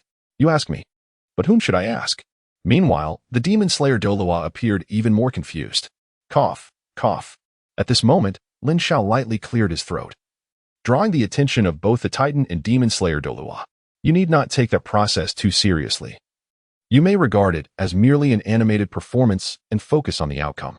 Upon observing the bewildered expressions of the brothers Qianjun and Jiangma, Lin Xiao could no longer contain his urge to elucidate. Demonstration. Animation. Although the concept of animation eluded their understanding, the term demonstration resonated with them. It is fate and destiny. Jiangma Douluo sighed despondently and shook his head. Internally, he mused, never mind.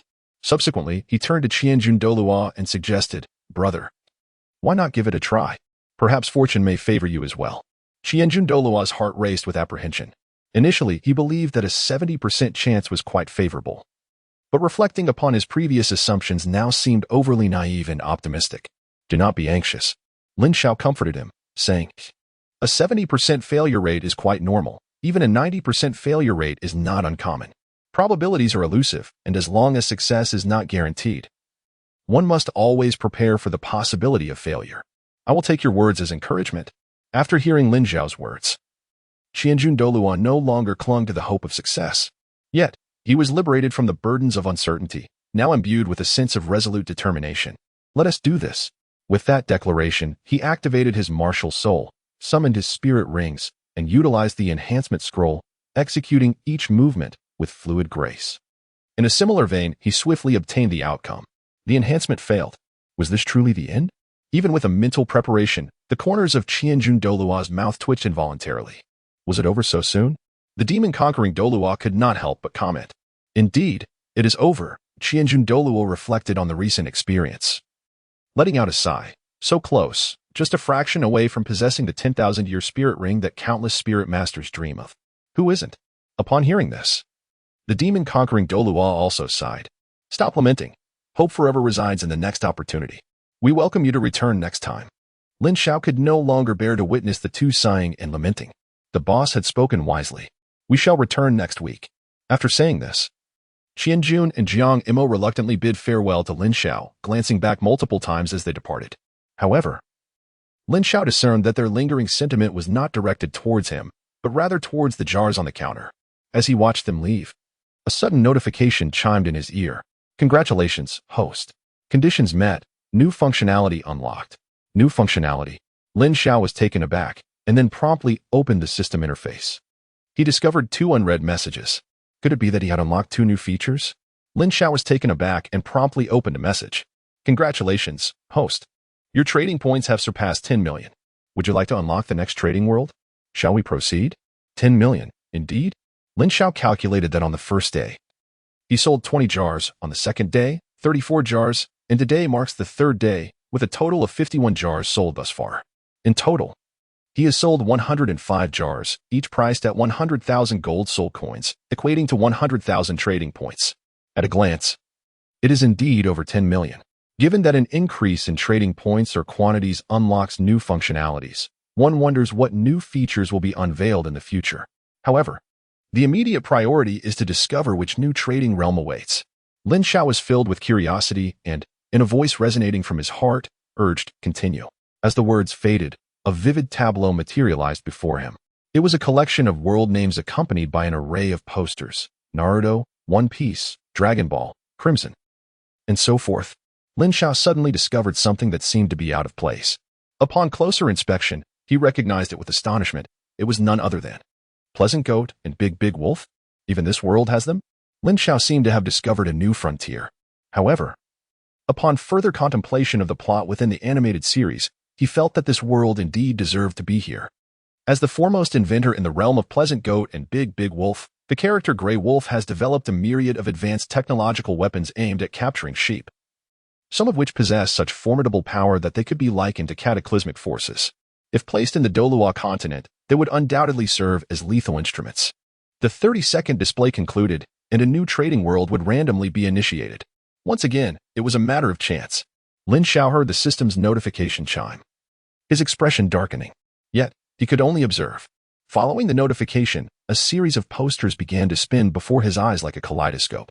Suddenly, the imagery froze, revealing a poster featuring the Straw Hat Boy, a world of pirates. Lin Xiao was instantly filled with overwhelming joy. The power and marvel of the devil fruit had long been a source of anticipation for him since he first watched the anime. He had even fantasized about acquiring one for himself. However, as Lin Xiao gazed expectantly at the screen, several large characters appeared. Current world is initializing. Yet, there was no further development. Below those words, he discovered a progress bar. What the hell? So selecting does not equate to activation? Is this merely a game of semantics?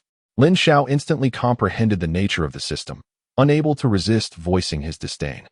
The system prompted, consuming transaction points is necessary to enhance unlocking progress. Transaction points? Why didn't you mention it earlier? Lin Xiao couldn't help but chuckle, for he was a person with millions of trading points at his disposal. Indeed, he was quite affluent. Surely, that should suffice to unlock the trading privileges of the pirate world, right? However, to his dismay, it was far from adequate. In the blink of an eye, millions of trading points had vanished, and the gray progress bar revealed only a mere flicker of golden light. Not even a full percentage had been achieved, it seemed. Lin Xiao mused aloud, expressing his astonishment. At this rate of advancement, it appeared that unlocking the privileges would remain an elusive dream. One must consider that resources in the Douluo Continent were finite, and the precious gold soul coins were not infinitely produced. If he wished to unlock the pirate world, it seemed he would have to exhaust the entirety of the Douluo Continent. Ah well, let it be. Lin Xiao, feeling somewhat dejected, closed the interface and opened the second message. To his surprise, he was greeted with unexpected delight. Congratulations to the host for having sold 100 jars, thereby unlocking the restrictions on trading currency. From now on, the sale of jars will no longer be confined to transactions involving gold soul coins. As long as the value of the items provided by the purchaser reaches 100,000 trading points, the transaction can be completed. Note: the items produced within the jars cannot be directly converted into trading points. 100,000 trading points also equates to items valued at 100,000 gold soul coins. Does it not? Lin Xiao comprehended the underlying meaning. The lifting of this trading restriction is indeed a welcome development, as it instills hope in many who previously despaired of opening jars. Otherwise, over time, even the titled Douluo would find it impossible to continue opening jars with limited golden soul coins. On the other hand, the two, Qianjun and Jiangmo, had returned to the spirit hall. "Brother," Jiangmo remarked, reflecting on our visit to the shop, "it feels almost dreamlike. Never have I been so close to a 100,000-year soul ring. I was so close to possessing it." Jiangma's eyes were filled with regret as he spoke of this matter. "Never mind, it's all fate. However, now that we have glimpsed hope, there will surely come a day when our wishes are fulfilled," Qianjun stated solemnly. "What is it they say? Where there is hope, there is no despair." Jiangma heartily agreed with Qianjun's words. Soon, he recalled something and gazed at Qianjun with an eager glint. Feeling uneasy under his scrutiny, Qianjun asked irritably, "Why are you looking at me like that? Do you remember the proficiency capsule I took earlier? It was truly remarkable, elevating my understanding of soul skills to an entirely new level. Why don't we have a friendly competition?" Jiangma suggested, rubbing his hands together with excitement. Today, he was determined to surpass his brother. Get lost. Qianjun coldly retorted, then retrieved a fruit from the sky tree from his spatial storage and tossed it over. He recalled Lin, the owner, mentioning that this fruit could indeed send someone flying. Brother, are you angry? Are you feeling insecure? Jiang Ma remarked gleefully upon witnessing Qianjun's embarrassment. He understood that Qianjun was intimidated and reluctant to compete with him. As for the sky tree fruit that came flying his way, he chose to ignore it, regarding it as a mere joke. Could a tidal Douluo truly be sent flying just like that? But in the next moment, Jiang Ma's perspective shifted dramatically. Boom! A thunderous sound erupted, and a strange force struck him. To his horror, he found himself uncontrollably propelled backward. Oh, it really did send me flying? Witnessing the spectacle, Qianjun could hardly believe his eyes. The unexpectedness was overwhelming. Thump! Jiang Ma crashed to the ground several meters away, still in disbelief. Wow! Is the sky tree fruit really that powerful? He was utterly stunned. Brother, do you intend to murder me? He called out as he saw Qianjun watching him with a mixture of concern and amusement. Jiang Ma stood up unsteadily, his breathing relatively normal but his appearance disheveled. His once neat hair now stood on end, and his face was smeared with dust. His tidy spirit hall attire lay tattered after the explosion, rendering him a pitiful sight, akin to a beggar on the street. Why didn't you defend yourself? Qianjun inquired curiously. Jiang Ma replied, somewhat exasperated, at first, I wasn't paying attention. By the time I wanted to resist, it was already too late. This fruit is extraordinary. Although the damage isn't high, it has a strong forced knockback effect. Unless one possesses a skill like body dominance, it's impossible to withstand it. Otherwise, one can only evade. Oh, this fruit is that formidable. Qianjun exclaimed with delight. His imagination raced with the possibilities of using it during a soul battle, where it could swiftly turn the tide in his favor. Brother, I never expected you to be such a person, Jiang Ma remarked quietly, sensing a rather unsavory idea brewing within Qianjun through their sibling bond. However, he found it amusing. Nonsense. What ill intentions could I possibly harbor? Qianjun feigned seriousness, adding, by the way, I have another matter for you to attend to. What is it? Jiang Ma asked, puzzled. Do you recall the young man we encountered outside the shop? The one who claimed to be from the Xiangjia sect? Of course. He introduced himself as Hu Yinli. What of it? Brother, you rarely concern yourself with matters outside of cultivation, Jiang Ma responded, even more confused. If it were anyone else, I wouldn't bother. But the Xiangjia sect has consistently maintained a close relationship with the Spirit Hall, and they are likely to become an affiliated force. This is something we cannot overlook. If they inadvertently offend Boss Lin, the Spirit Hall could face repercussions. At this point, Qianjun cast a meaningful glance at Jiang Ma and continued, as for the consequences of angering Boss Lin, I needn't elaborate, right? Jiang Ma's expression turned serious upon hearing this. So, what do you mean? Inform Shimiao, Guibao, and Ma Xiong about this matter. How they handle it is up to them. After all, the affairs of the Spirit Hall are primarily managed by the Pope and the Elder Hall, Qianjun stated solemnly.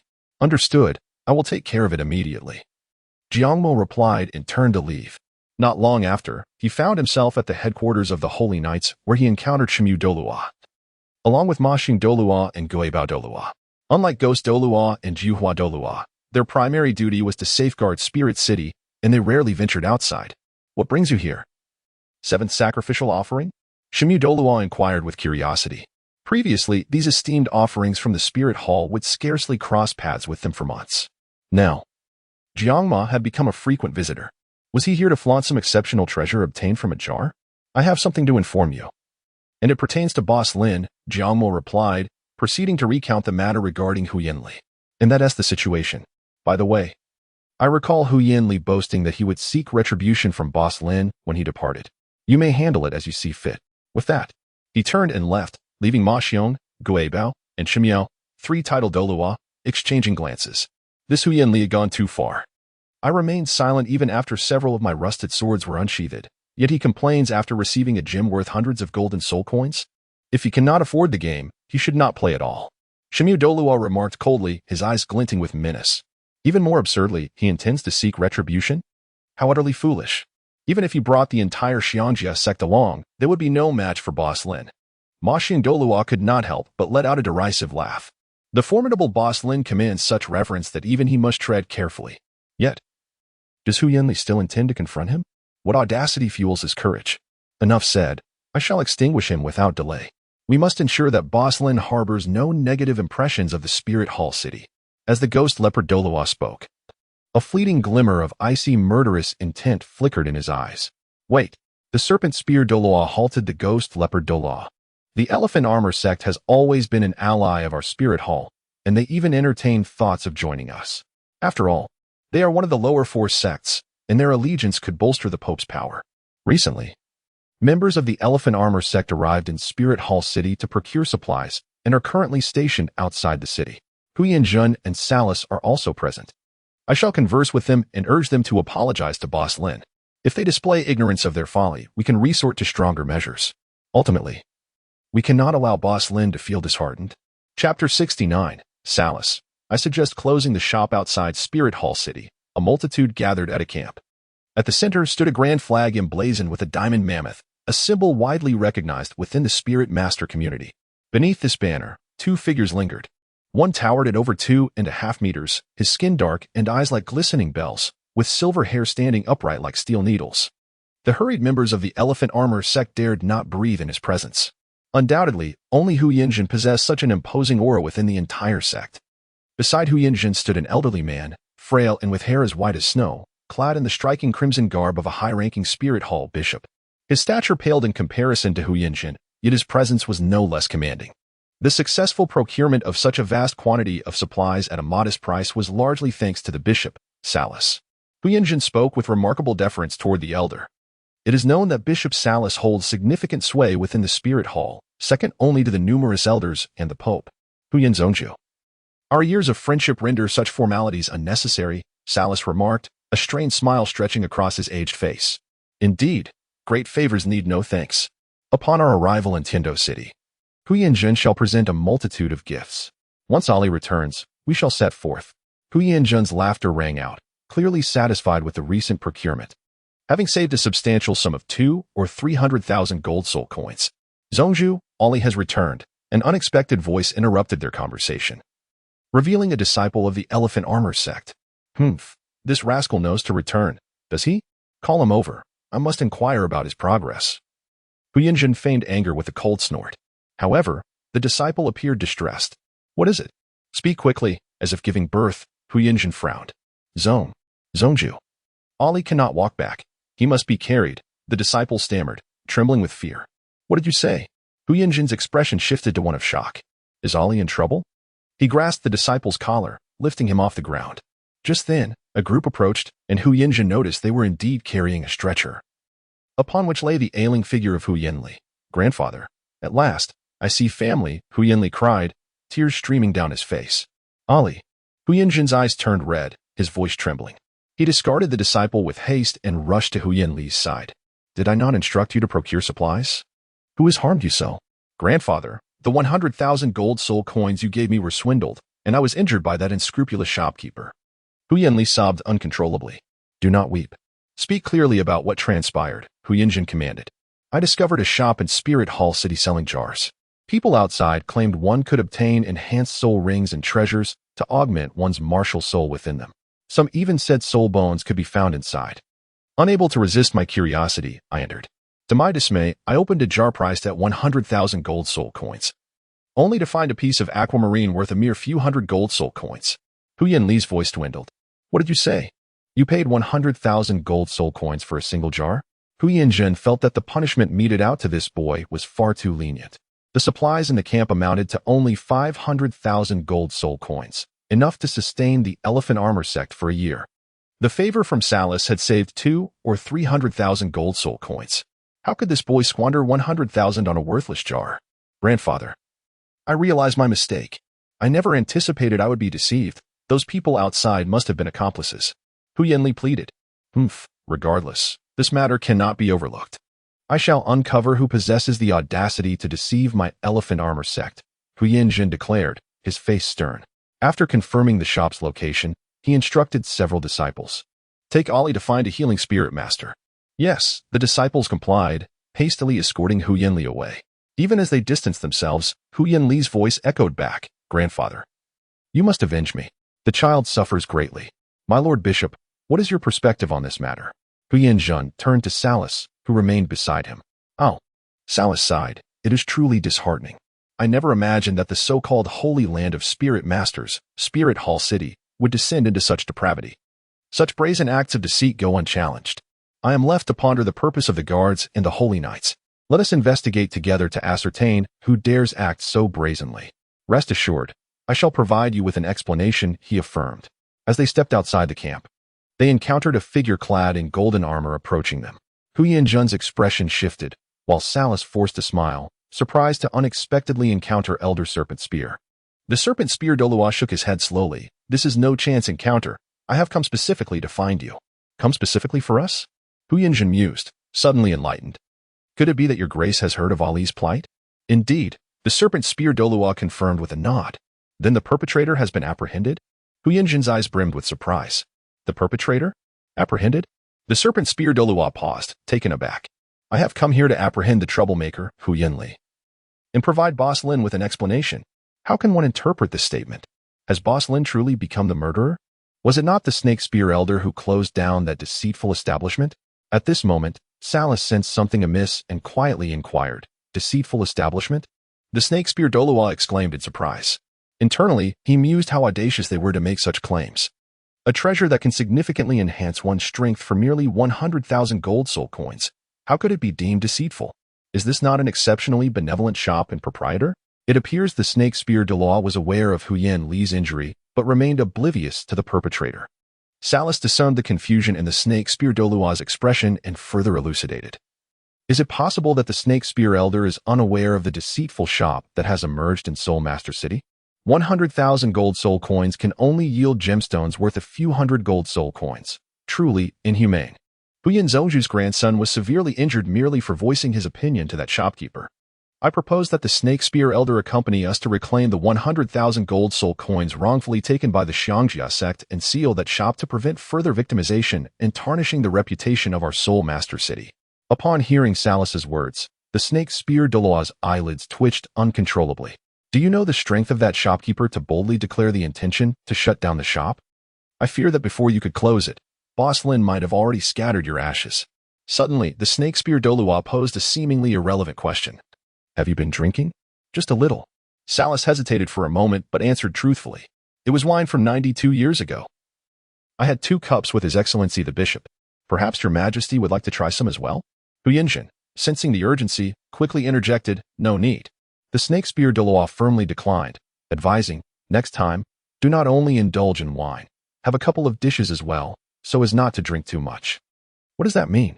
Both Hu Yanzhen and Salas were taken aback. At that moment, the Snake Spear Douluo continued, that little shop is beyond your reach. Besides, prior to opening the jars, the shopkeeper will clarify all matters. The possibility of deceit is non-existent. If no valuable items are produced, it merely signifies that Hu Yanli was unfortunate. Oh, I understand now. Hu Yanzhen elongated his voice, his smile fading as he realized that His Majesty was not unaware of that little shop but was feigning ignorance to act as a mediator for it. You are mistaken. I am not a mediator. Advising you to remain calm is for your own benefit, the Snake Spear Douluo replied, shaking his head slightly and speaking solemnly. Heed my counsel. Release Hu Yanli now, and then you all should apologize to Boss Lin.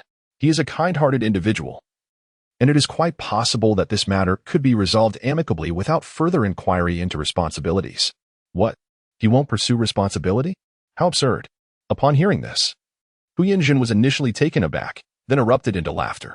He felt an overwhelming surge of indignation, disregarding the fact that he was in the presence of a titled Douluo, and directly questioned, my grandson Hu Yanli has been severely injured, and 100,000 gold soul coins have been extorted from us. Are we to apologize to others? Where is the justice in that? I also find this excessive. Salas chimed in. 100,000 gold soul coins for a stone worth a few hundred gold soul coins. How could the elder possibly accept this? What is there to accept? If one can acquire stones worth a few hundred gold soul coins, should one not be content? I accepted a rusty samurai sword, did I not? The Snake Spear Douluo felt an inkling that the others were subtly mocking him. However, he could not voice such thoughts. Taking a deep breath, he reiterated. I shall state once more, that little shop is extraordinary. What one gains or loses upon opening the jars is solely a matter of luck. Of course, if you are determined to cause trouble for the little shop, then please sever your ties with the spirit hall to prevent it from being implicated because of you. His voice resonated with authority, and the atmosphere in the room grew tense, with an undercurrent of hostility. Suddenly, Hu Yanzhen's expression shifted as he realized that His Majesty must have some connection with the shopkeeper. Otherwise, he would not be defending them so vehemently. To extort someone for 100,000 gold soul coins, such a figure could indeed entice even a titled Douluo. The snake-spear Douluo thought, am I now an accomplice? Alas, the moral fabric of society has eroded. No wonder that deceitful shop can thrive in Soul Master City, protected by an elder who is beyond reproach. When elders within the spirit hall could not act with impunity, Huyan Zhongzhu, would you be willing to accompany me to meet His Holiness the Pope and recount the truth? Salas spoke once more. Hu Yanzhen hesitated. Salas reiterated, Huyan Zhongzhu, what is there to fear if you are in the right? Rest assured, even a titled Douluo has no authority to act recklessly in Soul Master City. His Holiness the Pope will surely discern the truth and grant you justice. Very well. Hu Yanzhen gritted his teeth and nodded decisively. Simultaneously, he constantly reassured himself that the snake-spear Douluo was merely the weakest among the titled Douluo and could not be far superior to himself. There was no need to fear. You seek to meet His Holiness? The desire is mutual. The snake-spear Douluo replied with a cold smile. Lin Xiao observed the dwindling crowd outside the small shop and mused to himself, it seems there will be no customers today. He pondered about Hu Yanli, who had mentioned seeking revenge, uncertain if he would actually show up. He could only hope that his arrival might add a touch of amusement to his otherwise mundane life. Let us hope I am not disappointed. In truth, Lin Xiao was quite eager to encounter the well-known characters from the original narrative, such as Lu Erlong, Zhao Wujing, and Flandra. After waiting for a considerable time, he realized that neither customers nor foes had graced his doorstep. Well, it seems I have afforded them an opportunity. Yet it was in vain. Whether it be opening jars or confronting enemies, I shall have to wait until tomorrow. With this thought, Lin Xiao waved his hand and closed the shop door. He then proceeded to open 10 jars, each boasting a tenfold explosion rate. Not bad, he reflected, as he discovered a mix of miscellaneous items, alongside 3 enhancements and an upgrade scroll. Lin Xiao did not hastily utilize the enhancers and upgrade scrolls. Instead, he collected the items with great determination and activated the second set of 10 jars. A dazzling display of white, blue, and purple lights flickered, creating a mesmerizing spectacle. Not bad, quite comparable to the first set. Lin Xiao waved his hand, summoning all the items back into their respective places. Without a moment's hesitation, he retrieved the third set of 10 jars. This time, he didn't even bother to inspect them closely and immediately proceeded to open the fourth set of 10 jars. However, it was within this particular set that Lin Xiao suddenly encountered something extraordinary. After one of the jars shattered, a radiant pink glow emerged. Could it be another artifact-level item? He felt a surge of excitement. If only I could obtain another enhancement scroll, I would surely strengthen it to level 10 and then cease my endeavors. Lin Xiao silently vowed, but it was not an enhancement scroll. Item: Pet Capsule Level, Divine Artifact Type, Non-Tradable Description, transforms the pet sealing function into a soul beast sealing function. Effect: can be used on any soul beast, but only possesses a success rate of approximately 30%. If successful, the soul beast will remain absolutely loyal. Moreover, the capsule will not be consumed and will serve as storage space for the pet. Heavens, this is impressive. There are no restrictions on the grade or age of the soul beasts, which implies that if successful, both the Azure Skybull Python and the Titan Great Ape could become my pets. After reading the item description, Lin Xiao gasped in astonishment. Remarkable. Of course, he did not overlook the 30% success rate. Yet, this does not hinder him from indulging in fantasies. After all, on the Douluo Continent, humans and soul beasts are sworn enemies. Only low-level, less intelligent soul beasts can be domesticated. It is utterly impossible for soul beasts that have existed for 10,000 or even 100,000 years to submit, even in death. The emergence of the pet capsule will fundamentally alter the history of the Douluo Continent, provided that one can successfully capture. Suddenly, Lin Xiao recalled Xiaowu. No, Xiaowu is too young. The Azure Skybull Python and the Titan Great Ape are currently roaming the Stardow Forest, but capturing these two brutish fellows would serve little purpose. Fighting them would be less advantageous than summoning Old Su. Ziji and Baiji are decent options, however. Provoking them, even with Old Su by his side, might not guarantee a safe escape. As for the Silver Dragon King, Guyuna, who lurks in the deepest shadows, that is an unattainable thought. With this in mind, Lin Xiao sighed. If only they would come to the shop, all problems would be effortlessly resolved. P.S. An additional update. Please lend your support and leave favorable reviews. Chapter 71. Managing the shop, he tucked away the pet capsule. Lin Xiao, with unwavering determination, opened the remaining 11 jars in one go. The outcome was rather ordinary. Lin Xiao meticulously tallied the spoils of this endeavor. A total of 51 jars were opened, among which 5 were double jars, resulting in an impressive total of 56 items acquired. Among the divine artifacts, there was 1 pet capsule. The rare items included 5 upgrade scrolls, 10 enhancers, 8 teleportation potions, and 2 Sodros dolls. As for the advanced items, mutated strawberries were harvested.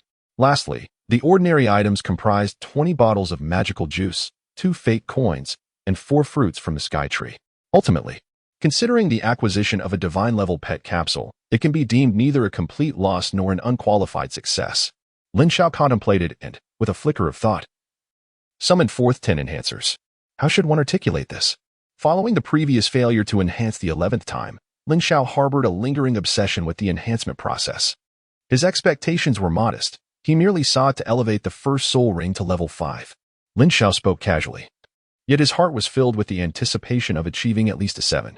Naturally, he would not object to a perfect 10 along the way. A quarter of an hour later, Lin Xiao gazed intently at the enhancer before him, his expression taut with tension. Congratulations, enhancement successful. As the melodious voice resonated within his mind, a faint smile finally graced Lin Xiao's lips. The outcome was unexpectedly splendid, surpassing even his own anticipations, astonishingly. 8 out of 10 enhancers had successfully enhanced. At that moment, a purple soul ring drifted gracefully from the enhancer, descending upon Lin Xiao. The first ring of a millennium. Alas, without a soul ring lock, he lamented that he could not secure this ring, lest his own impulsiveness lead to regret in the future. After Lin Xiao finished speaking, he took out a stack of papers, which were upgrade scrolls. After tearing apart 4 upgrade scrolls, Lin Xiao's soul power level rapidly ascended, reaching the 19th level in just a few breaths. Due to the increased age of his soul rings, he was not far from the 20th level. Not bad. Today, he would treat himself to a feast. With that thought, Lin Xiao headed towards the kitchen in the backyard. Ahead loomed the Hall of the Pope. Meanwhile, Salus gazed at the magnificent palace in the distance and said, Elder Snake Spear, if you nod your head now and agree to compensate Master Huyan, quietly closing the shop afterward, I can pretend as if nothing has happened. After all, if this matter reaches the Pope's ears, it may not end well for you. Salus had calmed down somewhat. Despite Elder Snake Spear being regarded as the weakest elder in the Spirit Hall, he was still a title de law. If possible, there was no need for matters to become too tense. I, Shilong, am upright and have no need for underhanded dealings. Elder Snake Spear firmly rejected. He believed that the existence of this small shop was already known to the Pope, and even suspected that the Pope might have some understanding of it and tacitly approved its existence. He was curious to see how Salus and Hu Yinjin would resolve the issue. All right, remember, Elder, I have given you a chance, Salus said, turning his serious gaze to Hu Yinjin. Master Huyan, let us go. Very well, Hu Yinjin replied, taking a deep breath. He knew he had thoroughly offended this title de law. Outside the Hall of the Pope, Salus respectfully announced, Your Majesty, Salus requests an audience. After a brief silence, a languid voice resonated from within the hall. Come in. With that, the doors of the hall slowly opened. The three hesitated momentarily before stepping inside almost simultaneously. On the imposing throne, Bibi Dong's authoritative gaze swept over them as she asked in a deep voice, What brings you three here? Elder Snake Spear remained silent, while Hu Yinjun cast a fleeting glance at the Pope before bowing his head. After a moment of hesitation, Salus spoke solemnly, Your Majesty, I wish to report Elder Snake Spear for dereliction of duty. He has engaged in nepotism by opening a shop in Spirit City, exploiting others. Oh, is that so? Bibi Dong expressed surprise, as she knew Shilong's character well. Although his talent for cultivation was lacking, his personal integrity was generally sound. Your Majesty, you may not be aware that a shop has emerged in Spirit City, claiming that one can obtain a soul bone for a mere 100,000 gold soul coins.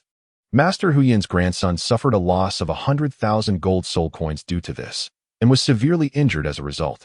After discussing with Master Huyan, we intended to eradicate this malignancy. However, Elder Snake Spear appeared at that moment. Not only did he refuse to act impartially, but he also suggested that Master Huyan take his grandson to apologize. Pointing at Elder Snake Spear, Salus continued, Your Majesty, I cannot believe that this matter has no connection to Elder Snake Spear. I even suspect that the so-called boss Lin is colluding with him, emboldened by the Elder's protection to act so brazenly. Indeed, Your Majesty, I implore you to deliver justice for my injured grandson, Hu Yinjin added, suddenly kneeling down. He believed that the wise and mighty Pope would support him.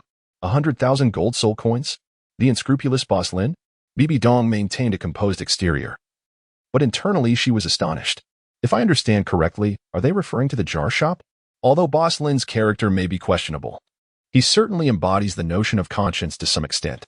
However, Bibi Dong did not hastily draw conclusions. Instead, she inquired of Hu Yinjin. How do you wish to handle this matter?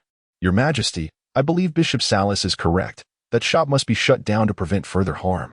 Additionally, we should retrieve the 100,000 gold soul coins that were swindled from us. And of course, there should be compensation for my unfortunate grandson. Hu Yinjin wished to add that the mastermind behind the shop should also be brought to justice, but considering Elder Snake Spear's status, he swallowed his words. While Salas was undeterred by Elder Snake Spear, Hu Yinjin did not share that confidence. Yet Salas, resolute, declared, Your Majesty, the person behind the shop must also face severe punishment. He shot a victorious glance at Elder Snake Spear. Oh, Bibi Dong elongated her tone, directing her gaze at Elder Snake Spear. Elder Shi, what do you think of this matter? As expected, it aligned closely with my conjectures.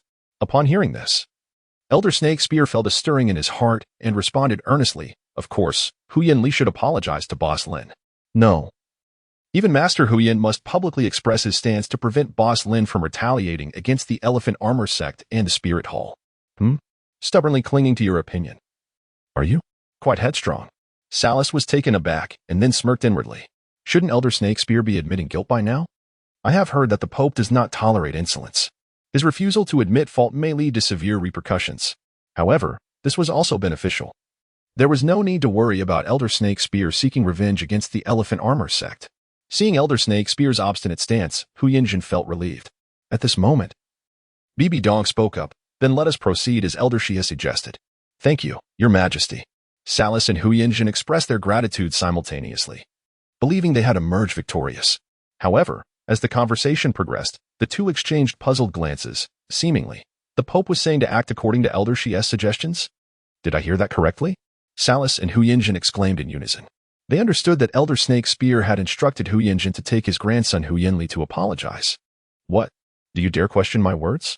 Bibi Dong's voice dripped with coldness. There was no need for explanations. What she demanded was absolute obedience. Upon hearing this, cold sweat trickled down the backs of Salas and Hu Yinjin. Despite the multitude of questions swirling in their minds, they dared not voice them. Then, Hu Yinjin, you shall return and take my inept grandson to apologize to Boss Lin. Hu Yinjin pressed his forehead firmly against the ground, too afraid to lift his head. He had no idea who Boss Lin was, but he was certain that this was not someone he could afford to offend. Salas, do you have any further objections? Bibi Dong inquired once more. No. At this moment, the esteemed Platinum Bishop, Sarath, was flustered, hastily proclaiming, Your Majesty, I have just reflected upon my previous statements, which were rather one-sided and lacked rigor. I feel deeply ashamed of this. He also extended his apologies to Elder Shi, admitting, In my old age, I have become somewhat muddled. Sarath's face was a portrait of contrition. A seasoned schemer, Elder Shi, the serpent spear Douluo, shot him a disdainful glance. Nearby, Hu Yinjin silently scoffed. That change of expression was rather rapid, truly adaptable. One might mistake you for possessing the martial spirit of an ancient turtle. Very well. Since there are no objections, let us proceed as such. Bibi Dong nodded lightly, expressing her satisfaction. Her gaze shifted to the serpent spear Douluo as she instructed, Elder Shi, please oversee the forthcoming matters. As you command. The serpent spear Douluo replied with a respectful gesture. It is getting late. You may all retire. With that, Bibi Dong leaned back against her throne, her jade hand pressing against her brow. The assembly dared not linger, respectfully taking their leave. Upon exiting the Wuhuan Hall, Sarath and Hu Yinjin remained enveloped in silence. As they approached the gates of Wuhuan City, the serpent spear Dai finally spoke. It is late. Boss Lin has likely closed for the night. We shall extend our apologies tomorrow. Hu Yinjin suddenly clenched his teeth and asked, Elder, who exactly is that Boss Lin?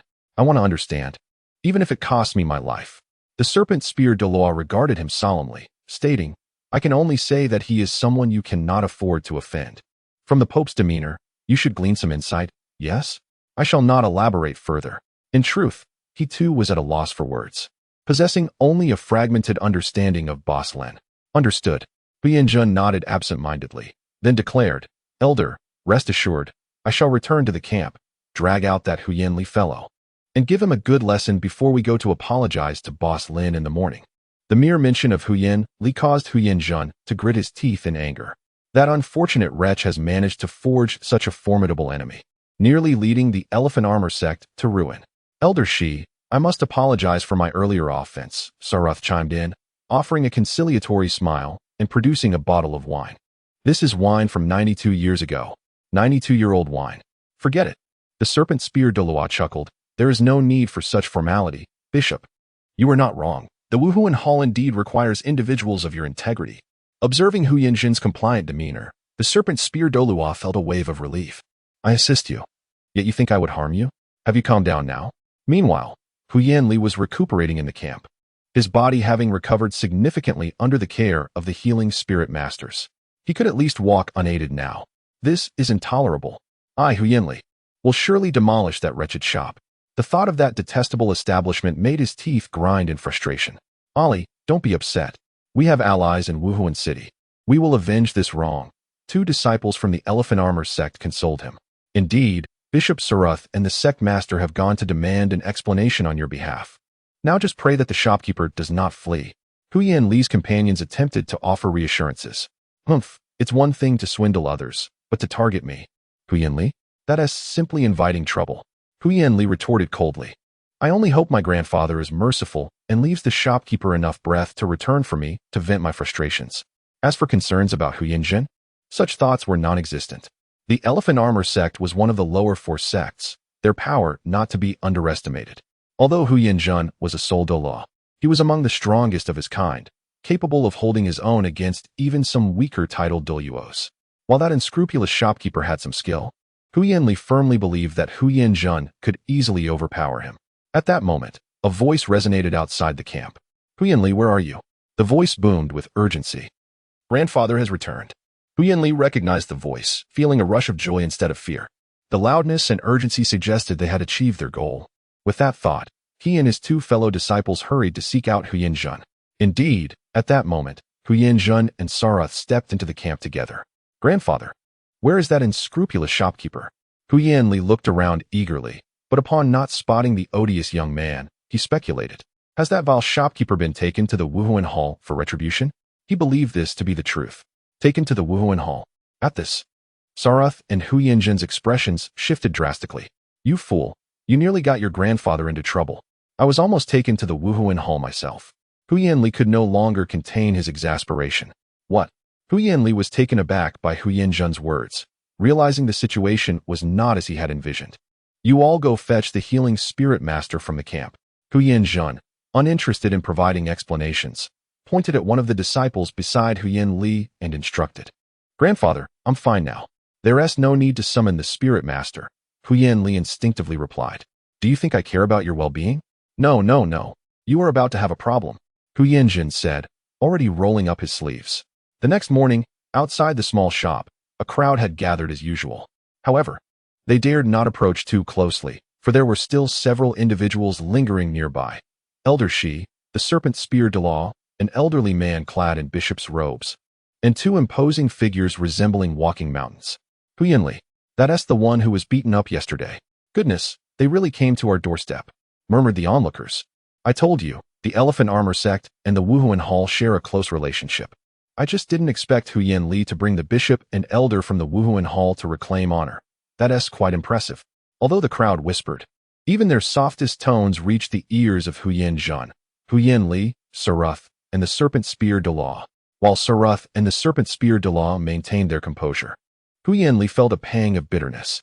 We are not here for revenge. We have come to apologize. Huyan Zhen too felt a flush of embarrassment as the murmurs around them grew louder. Where is that mysterious boss Lin? Why has he not yet appeared? Huyan Zhen frowned. It must be deliberate. With his strength, he likely knows every movement outside the shop. His prolonged absence must be a way to mock us, murmured in a tone audible only to.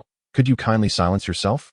Were it not for you, would I, your grandfather, be here to share this humiliation with you? Employing a technique of forceful reprimand, sternly chastised. Nevertheless, if Lin Xiao were to overhear their conversation, he would undoubtedly exclaim his innocence. Even though his strength had significantly increased yesterday, he remained at a mere level 19. One must ponder. Can a warrior of level 19 truly be attuned to every subtle shift in their surroundings? Furthermore, the system is unwavering in its promise within the confines of the store.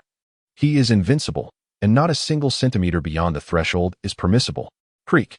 At that moment, the shop door swung open. The crowd turned toward the sound and beheld Lin Xiao, stretching lazily at the entrance. Hu Yanjun and Salas were taken aback. Could this be the enigmatic Lin, the proprietor? He appeared even younger than Hu Yanli had described. He seemed hardly older than Hu Yanli himself. Yet this was the same individual who had shattered several of Hu Yanli's ribs with a single kick. Hu Yanjun couldn't help but think that had Lin Xiao not shown mercy, Hu Yanli might very well have met his demise with that blow. Perhaps he is an ancient being skilled in the art of preserving youth. He continued to ponder. For anyone who earns the respect of His Majesty the Pope and the reverence of the snake spear Douluo is certainly not to be underestimated. What brings you here? Lin Xiao pondered for a moment, his eyes suddenly alight. Could it be that they had come seeking vengeance? He recognized Hu Yanli. A glance at the white-haired figure beside Hu Yanli led him to deduce that it was indeed Hu Yanjun. Could it be that the imposing figure accompanying the snake spear Douluo was none other than the Bishop of Salas? His curiosity piqued. At that moment, a kind voice interjected. Shopkeeper, knowing that they seek revenge, why do you not flee? You are still young and may not recognize this tall elder beside Hu Yanli as Hu Yanjun, the master of the Elephant Armor sect, who has been a sole Douluo for decades. It is often said that those who gather to watch the spectacle are not without their own motives. Yet the soul masters outside Lin Xiao's establishment evidently did not wish for him to come to harm. They even expressed concern for his safety. While a jar priced at 100,000 gold soul coins is indeed expensive, there are those who have truly obtained fortuitous opportunities. Some have fulfilled long-held aspirations through the miraculous items found within those jars, while others have managed to preserve their very lives. With great risk invariably comes great opportunity. Yet, one must ponder, what endeavor is without its perils? One might choke while eating or risk aspiration while drinking. However, before Lin Xiao could utter a word, the discussion surrounding him caused Hu Yanjun's countenance to darken. Seeking vengeance? Huh, would I dare? He then coldly remarked, Hu Yanli, what are you waiting for? Huh. Hu Yanli finally grasped the situation and, with a thud, fell to his knees. Boss Lin, I was in the wrong. Yesterday I offended you. As he spoke, his large head heavily pressed against the ground. Esteemed Boss Lin, it is my failure to properly educate my grandson. I implore you, do not hold it against me. Hu Yanjun, too, bowed deeply to Lin Xiao. An apology has arrived? Lin Xiao was somewhat taken aback. Wasn't it said that the members of the Elephant Armor sect were rather reckless? The contrast was quite striking. However, glancing at the serpent spear Douluo beside him, he began to contemplate. Meanwhile, the surrounding crowd erupted in astonishment. What a spectacle! To think they had come merely to offer an apology? The disparity was simply too great. Good heavens, I've gone so far as to remove my trousers, and this is what you show me? Although the Elephant Armor sect was formidable, there were always those stronger within. It seemed this modest establishment possessed a far more remarkable background than initially perceived. The remarks of the crowd pierced the heart. Even with the resilience of a diamond mammoth, he felt a burning embarrassment on his cheeks. What misfortune had he brought upon himself? Hu Yanli wished fervently to find a crack in the ground to burrow into. If only he had known, he would never have put on such airs today. He longed to slap himself twice. Boss Lin, may we enter the shop to continue our discussion? Hu Yanjun implored, desperation evident in his voice. Lin Xiao cast a glance at the crowd, inviting them to enter. As he stepped into the small shop, Hu Yanjun and Salas curiously surveyed their surroundings. The decor was simple, akin to what Hu Yanli had described. What naturally caught their attention were the neatly arranged jars on the shelves behind the counter. Grandfather, those are jars worth 100,000 gold soul coins each. The one in the center is even more outrageous. It cannot be purchased directly unless one opens 30 jars first, Hu Yanli whispered to Hu Yanjun. 30 jars? That means one would need 3 million gold soul coins to buy. Converted into resources, that amount could sustain the Xiangjia sect for several years. This is indeed exorbitant. Hu Yanjun involuntarily twitched the corners of his mouth, thinking to himself, surely no one would be foolish enough to squander millions of gold soul coins here on jars. Cough, cough. Salas suddenly cleared his throat gently, reminding, has the sect master forgotten something? Right. The matter at hand is urgent. A look of realization flashed in Hu Yanjun's eyes as he retrieved a small box from his spatial soul-guiding device. Boss Lin, this 100,000 gold soul coins is our token of apology. Please accept it. 100,000 gold soul coins? How generous. Lin Xiao replied slowly. While I will accept the money, there is no need for an apology. Consider it as if you were purchasing a jar from me. Among the jars behind, aside from the central one, you may choose any you like. He then turned his gaze to Hu Yinli, who was, in fact, the real victim in this scenario. However, the one who had previously boasted so boldly now appeared utterly cowed, resembling a quail that dared not meet Lin Xiao's eyes, which rendered the situation rather dull for him. As the saying goes, the more one resists and struggles, the more exhilarating it becomes. Without resistance, it swiftly became uninteresting. This is unacceptable. Hu Yinjin hastily waved his hand. Just then, a middle-aged soul master entered the shop. Ah, Boss Lin, I see you have guests. His tone was somewhat surprised. He had been lost in thought upon his arrival and hadn't paid much attention to the discussions outside, unaware that there were patrons in the shop. No worries, we were merely chatting. It's nothing serious. Are you here to open jars? Lin Xiao inquired. Not at all. The middle-aged soul master replied, his response both straightforward and unexpected. I have come to express my gratitude. Previously, I stumbled upon a sky tree fruit in the shop, and I initially thought it to be of little significance. To my astonishment, it saved both my life and that of my companions in a critical moment. We were besieged by a group of pink ladies, and despair had nearly consumed us. However, upon consuming a single fruit, it miraculously forged a path for our escape. As he spoke, the middle-aged soul master bore the relaxed and relieved expression of one who has narrowly escaped calamity. So it was gratitude, after all? Can jars truly yield such valuable items? Upon hearing this, Hu Yinjin and the others were momentarily taken aback. That is merely your own fortune. Lin Xiao smiled gently, displaying no sense of entitlement. However, the power of the sky tree's fruit seemed rather formidable, did it not? Boss, I find myself devoid of funds. This is a cherished heirloom of mine, and I offer it as a token of gratitude. Please, do not decline. When I am prosperous again, I shall return to pay.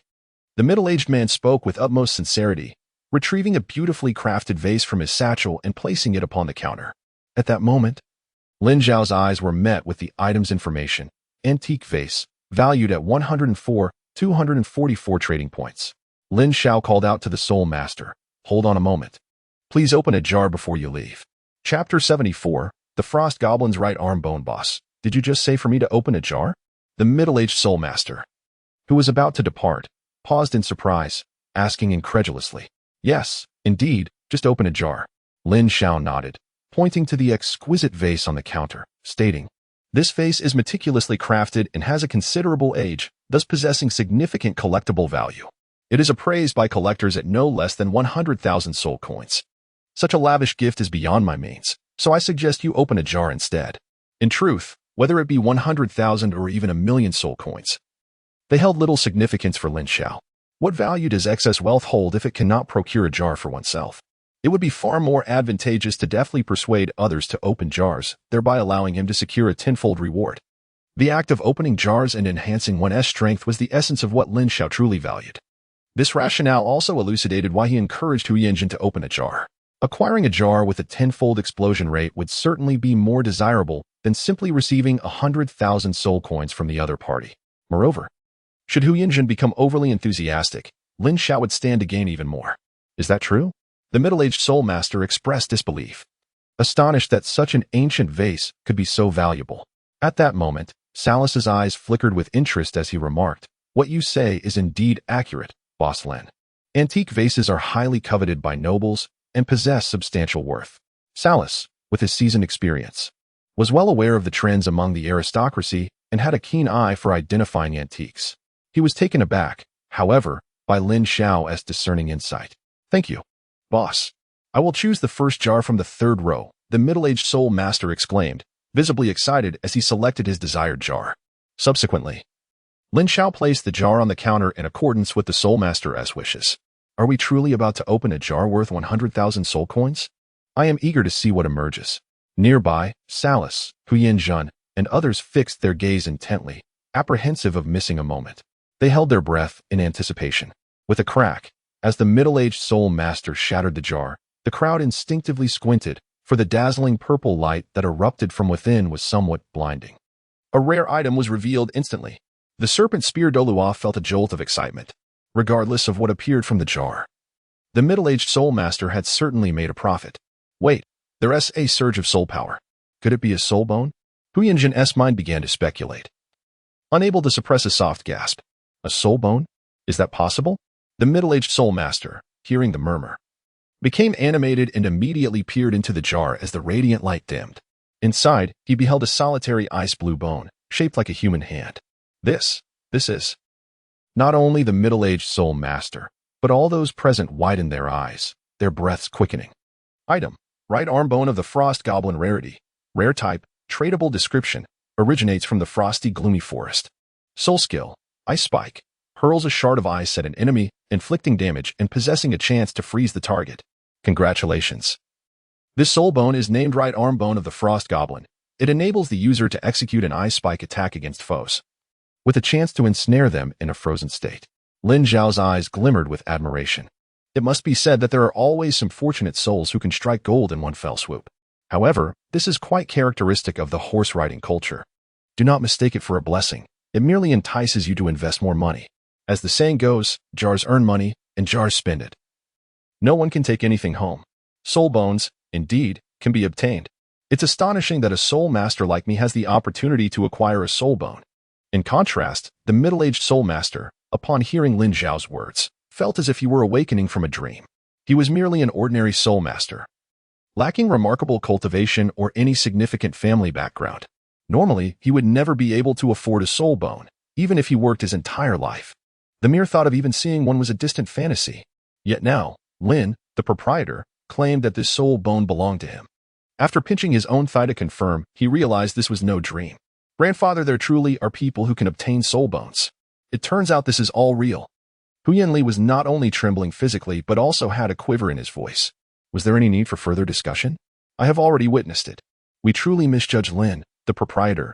You, my friend, have unearthed a gem, and it can only be said that you are simply unlucky. Hu Yinjin's gaze gradually transformed into one of fervor, although he was unaware of the exact species of the frost goblin soul beast. The bone from the goblin's right arm appeared to be several thousand years old and exceedingly precious. In major auction houses, it could easily fetch a staggering price of over 1,000,000 gold soul coins. If used by another ice attribute soul master, the price could soar even higher. Salaris took a few deep breaths to calm his excited heart. It was not that he had never seen a soul bone before, rather, he had never witnessed anyone obtaining one in such a manner. Moreover, he had never seen someone encase a valuable soul bone in a jar to sell at the price of 100,000 gold soul coins. What was the motivation behind this? Was it an act of charity? Thank you. Lin, you are the finest person I have ever encountered, alas. I am but a man. At this moment, the middle-aged soul master was so overwhelmed with emotion that he stumbled over his words, repeatedly bowing to Lin Xiao in gratitude. Meanwhile, Lin Xiao discerned a fleeting glimmer of regret and frustration in the man's eyes. Was he harboring any inappropriate thoughts? Lin Xiao glanced at the imposing figure before him, a chill creeping into his heart. He thought to himself, even if you were a woman, you are quite safe. No one would harbor any ill intentions towards you. The last time you spent 100,000 gold soul coins to obtain the fruit of the sky tree. And now you might acquire a soul bone. It is purely a stroke of luck, unrelated to me.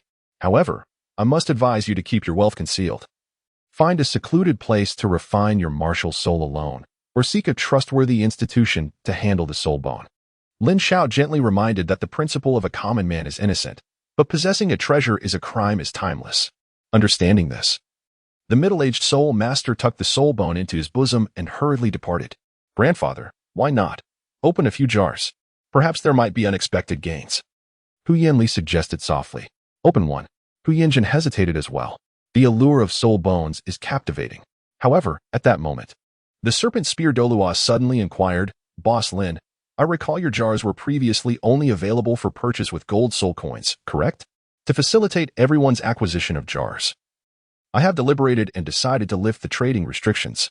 You may also inform the magic bear and the ghost leopard that any item worth at least 100,000 gold soul coins, or a combination of items totaling that value, can be exchanged for jars here.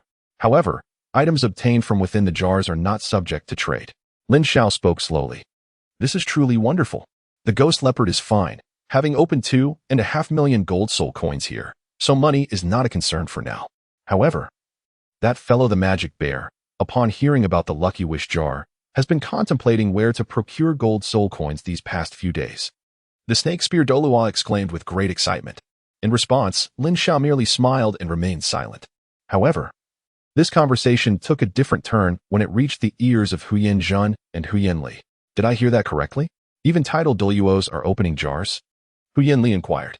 Nearby, Salas could not contain his curiosity, asking, Elder Snake Spear, are you implying that you have also opened jars? Chapter 75, Huyan Zhen. I cannot simply give up. Are you asking me if I've opened jars? After Salas' words, the Snake Spear Douluo affirmed, of course. If it weren't for the weekly limit of 10 jars, I would be inclined to spend all my savings on them. Is the elder truly willing to pay such a hefty price? Salas questioned, incredulous. Opening jars is one thing, but risking everything is another matter entirely. He thought to himself, even if a soul bone were to be found within, would it really drive a titled Douluo to such madness? In terms of enhancing strength, what is money in comparison? Not just me, but the magic bear and ghost leopard would make the same choice. The Snake Spear Douluo declared earnestly. Salas fell silent, at a loss for words. Realizing that half of the Elder Hall were die-hard fans of this establishment. Boss, now that the restrictions on trading items have been lifted, do you have any idea when the limits on trading quantities will be removed? The Snake Spear Douluo asked with curiosity. To this, Lin Xiao could not provide a precise answer. As for future matters, we shall discuss them later. Of course, it is not without possibility. In truth, he desired to lift this restriction more than anyone else. After all, wouldn't it be delightful to sell hundreds of jars in a single day? With a stroke of luck, reaching full levels in a day could indeed become a reality. How far off are epic sets and mythical equipment? But for now, it was merely a thought. Have you decided which jar to choose? Lin Xiao then asked Huyan Zhen. As previously stated, 100,000 gold soul coins were of little use. It was far more practical for the other party to open a jar, thus acquiring a jar with a tenfold drop rate. This money is intended as compensation, Huyan Zhen said awkwardly, forcing a smile. He had even lost his usual loud demeanor. Beside him, Huyan Li's eyes widened in disbelief. Is this really my grandfather? He had never seen Huyan Zhen so timid before. Yet, the Snake Spear Douluo could no longer bear it and frowned. Huyan Zhen, since Boss Lin has given you the choice, you should select one. This.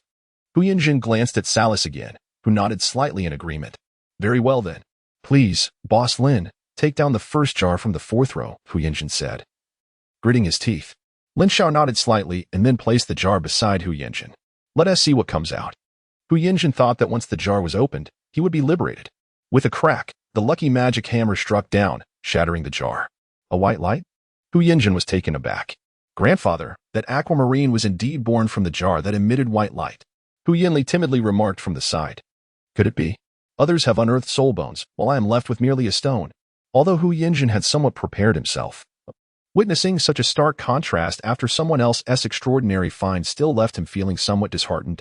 Wait, this item is extraordinary. It appears to be an experience capsule. Suddenly, the Serpent Spear Douluo spoke, recognizing the item's uniqueness. Experience capsule? Huyan Zhen, Salas, and the others turned their attention to the Serpent Spear Douluo, who then looked at Lin Xiao. Upon receiving a nod from him, he simply and straightforwardly explained, it is a treasure that, when consumed, can enhance your soul power. Consuming it can truly elevate my soul power? Is it really that miraculous? With skepticism, Huyan Zhen picked up the experience capsule and inquired. How is this experience to be utilized? Lin Xiao remarked, just consume it directly. Upon hearing this, Huyan Zhen wasted no time and promptly swallowed the experience capsule. Shortly thereafter, a glimmer of light seemed to flicker in his eyes. Grandfather, how do you feel? Huyan Li inquired with a hint of trepidation. Marvelous. Absolutely marvelous. This experience capsule is truly extraordinary. My cultivation, which had stagnated for years, has experienced a remarkable surge. Huyan Zhen could hardly contain his laughter, his voice brimming with excitement and joy. It is worth noting that he had been stuck at the 89th level for many years, unable to make any progress despite his relentless efforts. Yet, just moments ago, the experience capsule had astonishingly elevated his soul power by 10%. Such advancement in cultivation was nothing short of astounding for him. A 10% increase in soul power. If you were to consume a few more experience capsules, does that mean reaching the 90th level is within reach? Huyan Li instinctively remarked. The 90th level. The Xiangjia sect has not seen a powerhouse of such caliber in many years. Very well. If there are no further matters, you may take your leave. At this moment, Lin Xiao spoke up and issued an ultimatum for departure. Leave? Huyan Zhen was taken aback. Previously, he had felt as though every passing second in this place was like sitting on pins and needles, desperately wishing to escape. Yet now, he found himself unable to depart. I wish to open a few more jars. I kindly asked the owner to overlook past grievances and sell me some. Hu Yinjin implored, a hint of desperation lacing his voice. Is this the intoxication of ambition? Lin Xiao chuckled softly, yet refrained from responding immediately. Boss, I implore you. Hu Yinjin once again beseeched, even bowing low. Grandfather, you. Hu Yinli opened his mouth to speak, but his words were abruptly halted by Hu Yinjin. You rascal. Do not utter another word. You might ruin my good fortune. Hu Yinjin employed a method of subtle communication, inaudible to others. Naturally, Lin Xiao was the exception. Within the confines of the small shop, he reigned supreme, every detail and nuance firmly within his grasp. After a brief pause, Lin Xiao stated casually, you may open the jar, but I must forewarn you, the contents are entirely random. What you might uncover relies solely on your fortune. You could gain immensely or suffer great losses. Understood, Hu Yinjin replied solemnly. I swear, regardless of what is revealed, I shall harbor no grievances. Very well. Lin Xiao nodded appreciatively. Thank you for your generosity, boss. Hu Yinjin was overjoyed. With a swift motion, he retrieved 300,000 gold soul coins from his spatial soul guide. Let us begin with 3. 3 jars were opened in an instant. However, the result left Hu Yinjin's eyes reddened with disappointment. As it turned out, one contained a rusted samurai sword, another aquamarine gemstone, and the last a ruby. All were of no remarkable effect, merely ordinary items. Lin Xiao gradually explained, Grandfather, we should leave. Everyone is waiting for us outside the city. Hu Yinli sensed a terrifying expression on Hu Yinjin's face, yet he forced himself to speak. He feared that Hu Yinjin would become increasingly entrenched in his obsession. Leave? We cannot simply walk away. We've invested a significant amount of resources and money over the past 6 months, and now that Hu Yinjin finally sees a glimmer of hope for a breakthrough, how can he bear to leave? It is known that for the vast majority of soul masters, the pursuit of a higher realm is more important than life itself. I'll take one more, he declared, retrieving another 100,000 gold soul coins. A common item, a transparent stone. The last one. He gritted his teeth and pulled out another 100,000 gold soul coins.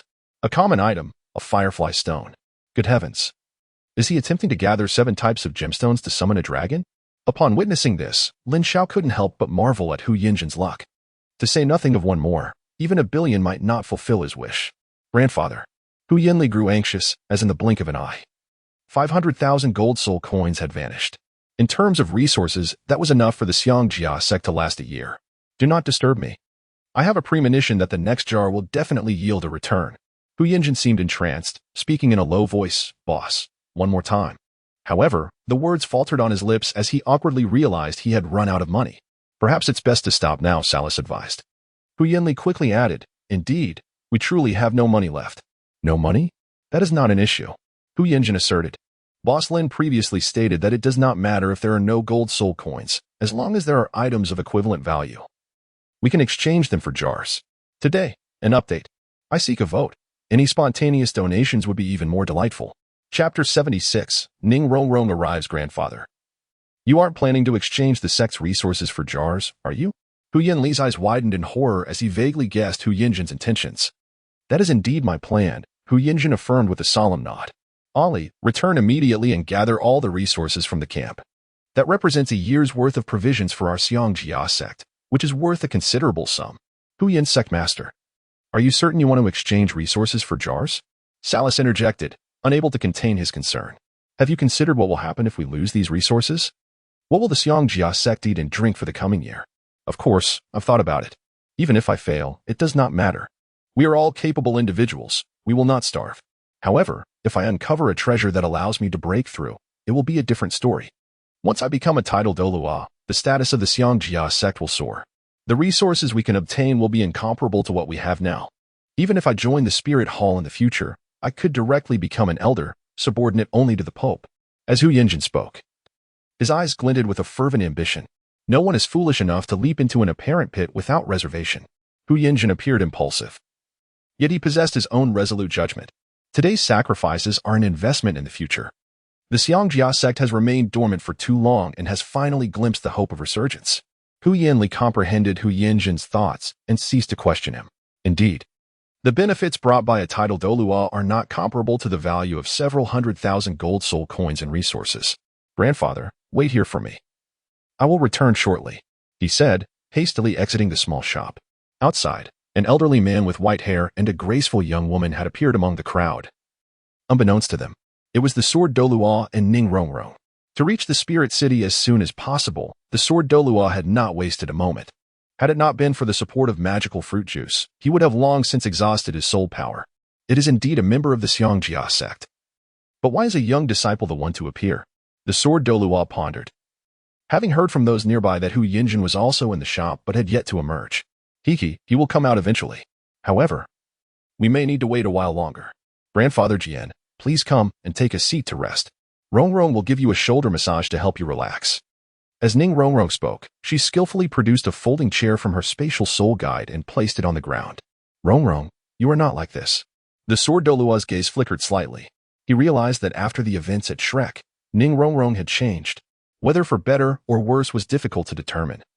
But in his heart, he believed that her happiness was what truly mattered. Hearing this, Ning Rongrong's expression flickered momentarily, and she bit her lip before speaking. Grandfather Jian, do you know? When I was very young, my mother told me that girls should not be too sensible. The more sensible they are, the less they are cherished. Being overly sensible only harms oneself. One must not always think of others. Only the children who cry will receive sweets. Perhaps it was precisely because of this, along with a certain degree of talent, that she was able to receive her father's favor. As she spoke, her tone grew increasingly melancholic. This is the sorrow of great sections. Sigh. The sword Douluo sighed deeply. He understood that Ning Rongrong spoke the truth. Yet, her sudden maturity caused him a pang of sorrow. Rongrong, just be yourself. Grandfather Jian will support you. Upon hearing this, Ning Rongrong's face blossomed into a radiant smile. Before long, Hu Yinli returned, followed by a caravan of dozens of horse-drawn carts. The carts were laden with the resources purchased by the Xiangjia sect. My heavens! What is happening? It must be that Hu Yinjin has lost his mind. Lacking funds to open jars, he intends to trade resources instead. This is quite the gamble. Observing this scene, the crowd outside the shop murmured in speculation. At that moment, Hu Yinli approached the entrance of the shop. Boss Lin, do you think these resources can be exchanged for jars? Hearing the sound, Lin Xiao slowly approached the door, his gaze falling upon the boxes, cases, and bags on the cart. A crate of iron ore valued at 500 trading points.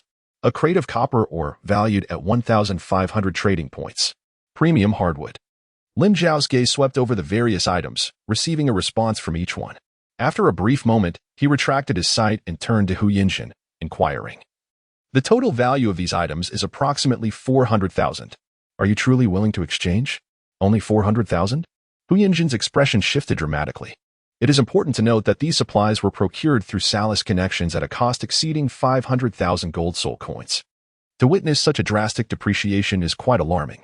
However, it is to be expected. What merchant does not seek profit? Are they philanthropists? Grandfather, this seems excessively unwise. Hu Yinli's stance wavered once more. Perhaps we should reconsider our options. What other options are there? We have already brought this much money on our journey. Hu Yinjin's gaze turned towards Salus, who showed no inclination to lend assistance. Very well, time is of the essence. A small loss is acceptable. Once we return to the sect, we can gather more funds for further acquisitions. I have a feeling this venture may not result in a loss. Hu Yinjin gritted his teeth and agreed to the exchange. Lin Xiao nodded, instructing the others to transport the supplies. As his voice echoed, the crowd sprang into action. Soon, the materials from the carts were collected by Lin Xiao. Observing this, Hu Yanli felt an acute pang of distress, his eyelids twitching in disbelief. One could also select 4 jars, perfectly culminating in a total of 10, with the final jar promising a double reward. Upon returning to the quaint little shop, Lin Xiao addressed Hu Yinjin, expressing his thoughts. Hu Yinjin, filled with excitement, chose a jar that captured his fancy. As a result, they discovered shadow stones, obsidian, ice crystal stones, and 2 diamonds. Perhaps selling these to a gem collector could yield a price several times their original value. Lin Xiao gazed at the items produced by the 4 jars and began to explain. He had not anticipated that Hu Yinjin would be so ruthless, ultimately failing to turn the tide. This outcome is somewhat unacceptable to me. Hu Yinjin's heart raced. Besides the first jar, the remaining 9 did not yield even a single experience capsule. It was quite disheartening. Simultaneously, he felt an unsettling calmness envelop him. A chill that penetrated from head to toe. The path beneath his feet was one he had tread himself. You must endure, despite the discomfort, Saras stated solemnly. The implication was unmistakable. Grandfather, Hu Yinli called softly. Misfortune is a matter of fate, beyond anyone's control. Hu Yinjin regained his composure and then turned to Lin Xiao, saying, Boss Lin, I shall return. You are always welcome. Lin Xiao revealed a faint smile. Yet, upon seeing the return of Hu Yinli, he shuddered. Outside the quaint shop, the crowd erupted in excitement upon the appearance of Hu Yinjin. However, as they discerned his countenance, an immediate silence fell over them. No one dared to utter a word. After all, Hu Yinjin's face was as dark as the bottom of a pot, a clear indication that his fortune mirrored his grim visage. At this moment, who would dare to confront the danger head-on? Your Excellency, why do you not open the jar? Are you not intrigued? Hu Yinjin suddenly inquired. My age is advancing, and my heart is not in good condition, Saras replied solemnly. Hu Yinjin retorted, I believe your nonsense. As he observed the crowd gradually disperse, Douluo rose from his seat and turned to Ning Rongrong with a smile. Rongrong, let us go. It is our turn now. And so, the story continued to unfold. Those who understand, understand. Chapter 77. Ning Rongrong opens the jar. Inside the quaint shop, Lin Xiao initially believed that no one would arrive for the time being. To his surprise, however, two figures almost simultaneously entered the quaint little shop. The first, clad in white robes with flowing white hair, was someone he recognized without need for introduction, the sword Douluo. Yet, it was the young lady beside him who truly captured his attention. Dressed in a simple yet elegant white gown, her appearance was both pristine and graceful. Her short hair framed her delicate features, and her skin glowed with the freshness of lychee, while her exquisite visage exuded an ethereal charm. If he were not mistaken, this young woman must be Ning Rongrong. After a brief moment of distraction, Lin Xiao deduced her identity. At that instant, it seemed that the young lady had also sensed his gaze, and she responded with a gentle smile that felt like a warm spring breeze, soothing to the soul. A smile began to grace Lin Xiao's face as he welcomed them. Welcome. Haha, Lin boss, I have come to trouble you once more, the sword Douluo exclaimed heartily. This jovial demeanor was rare for him, reserved only for Lin Xiao. Lin boss? He is the proprietor? Ning Rongrong's beautiful eyes sparkled with intrigue. During their journey to Wuhuan City, the sword Douluo had spoken highly of this Lin boss. Not only was his own strength unfathomable, but his servant was also a formidable swordsman, to the extent that even sword grandpa could not match him. According to the sword Douluo, despite Lin Xiao's youthful appearance, he was, in truth, an ancient monster skilled in the art of maintaining his youth. The sword Douluo had cautioned Ning Rongrong time and again to approach with care and to uphold proper decorum. At this moment, Ning Rongrong chirped brightly, Hello, Lin boss. My name is Ning Rongrong. I am Lin Xiao, the proprietor of this little shop, he replied. After a brief self-introduction, Lin Xiao swiftly addressed the matter at hand. I am well aware of your intentions for being here. So let us dispense with unnecessary pleasantries and commence directly. Are you familiar with the rules of this establishment? Ning Fengji had made his intentions clear upon his departure, having also provided a substantial sum of 1 million gold soul coins as a fee for opening the canister. Therefore, Lin Xiao did not perceive this visit as a mere social call. Grandfather Jian had already elucidated the situation to me prior to your arrival. With a serious expression, Ning Rongrong nodded and slowly articulated 8 words. Life and death are predetermined. Wealth and nobility are ordained by the heavens. This statement sounds peculiar. Yet it holds a certain truth. Lin Xiao was quite straightforward. Choose the jars you desire. This one, and that one. Ning Rongrong extended her delicate fingers, selecting the jars she wished for. Before long, 10 jars had been chosen. In contrast, with a snap of his fingers, all the jars levitated from the shelves and gracefully settled on the counter. Such a marvelous display of skill. Ning Rongrong's beautiful eyes sparkled. It is noteworthy that Lin Xiao performed this feat without exhibiting any soul power. To accomplish such a task without the use of soul power is something even Grandfather Jian could not achieve. Let us begin. Lin Xiao was equally curious about the fortune of this little enchantress, wishing to discern whether it was Hu Yinjin's misfortune or merely an inauspicious day for opening jars. Observing closely, he saw Ning Rongrong take a deep breath, extending her delicate hand to grasp the lucky magic hammer, yet she hesitated to bring it down. Her slender brows knitted together, her small face betraying signs of tension. Fear not, even if nothing of worth emerges. Consider it a contribution towards the 30 times required for accumulating the lucky wish jar. Jiande comforted her, echoing the words of Ning Fengji from long ago. Undoubtedly, this proved effective. Rongrong began to understand. Upon hearing this, the tension and gravity etched upon her delicate features eased significantly. No longer hesitating, she brought the hammer down decisively, and the first jar was opened. Crack!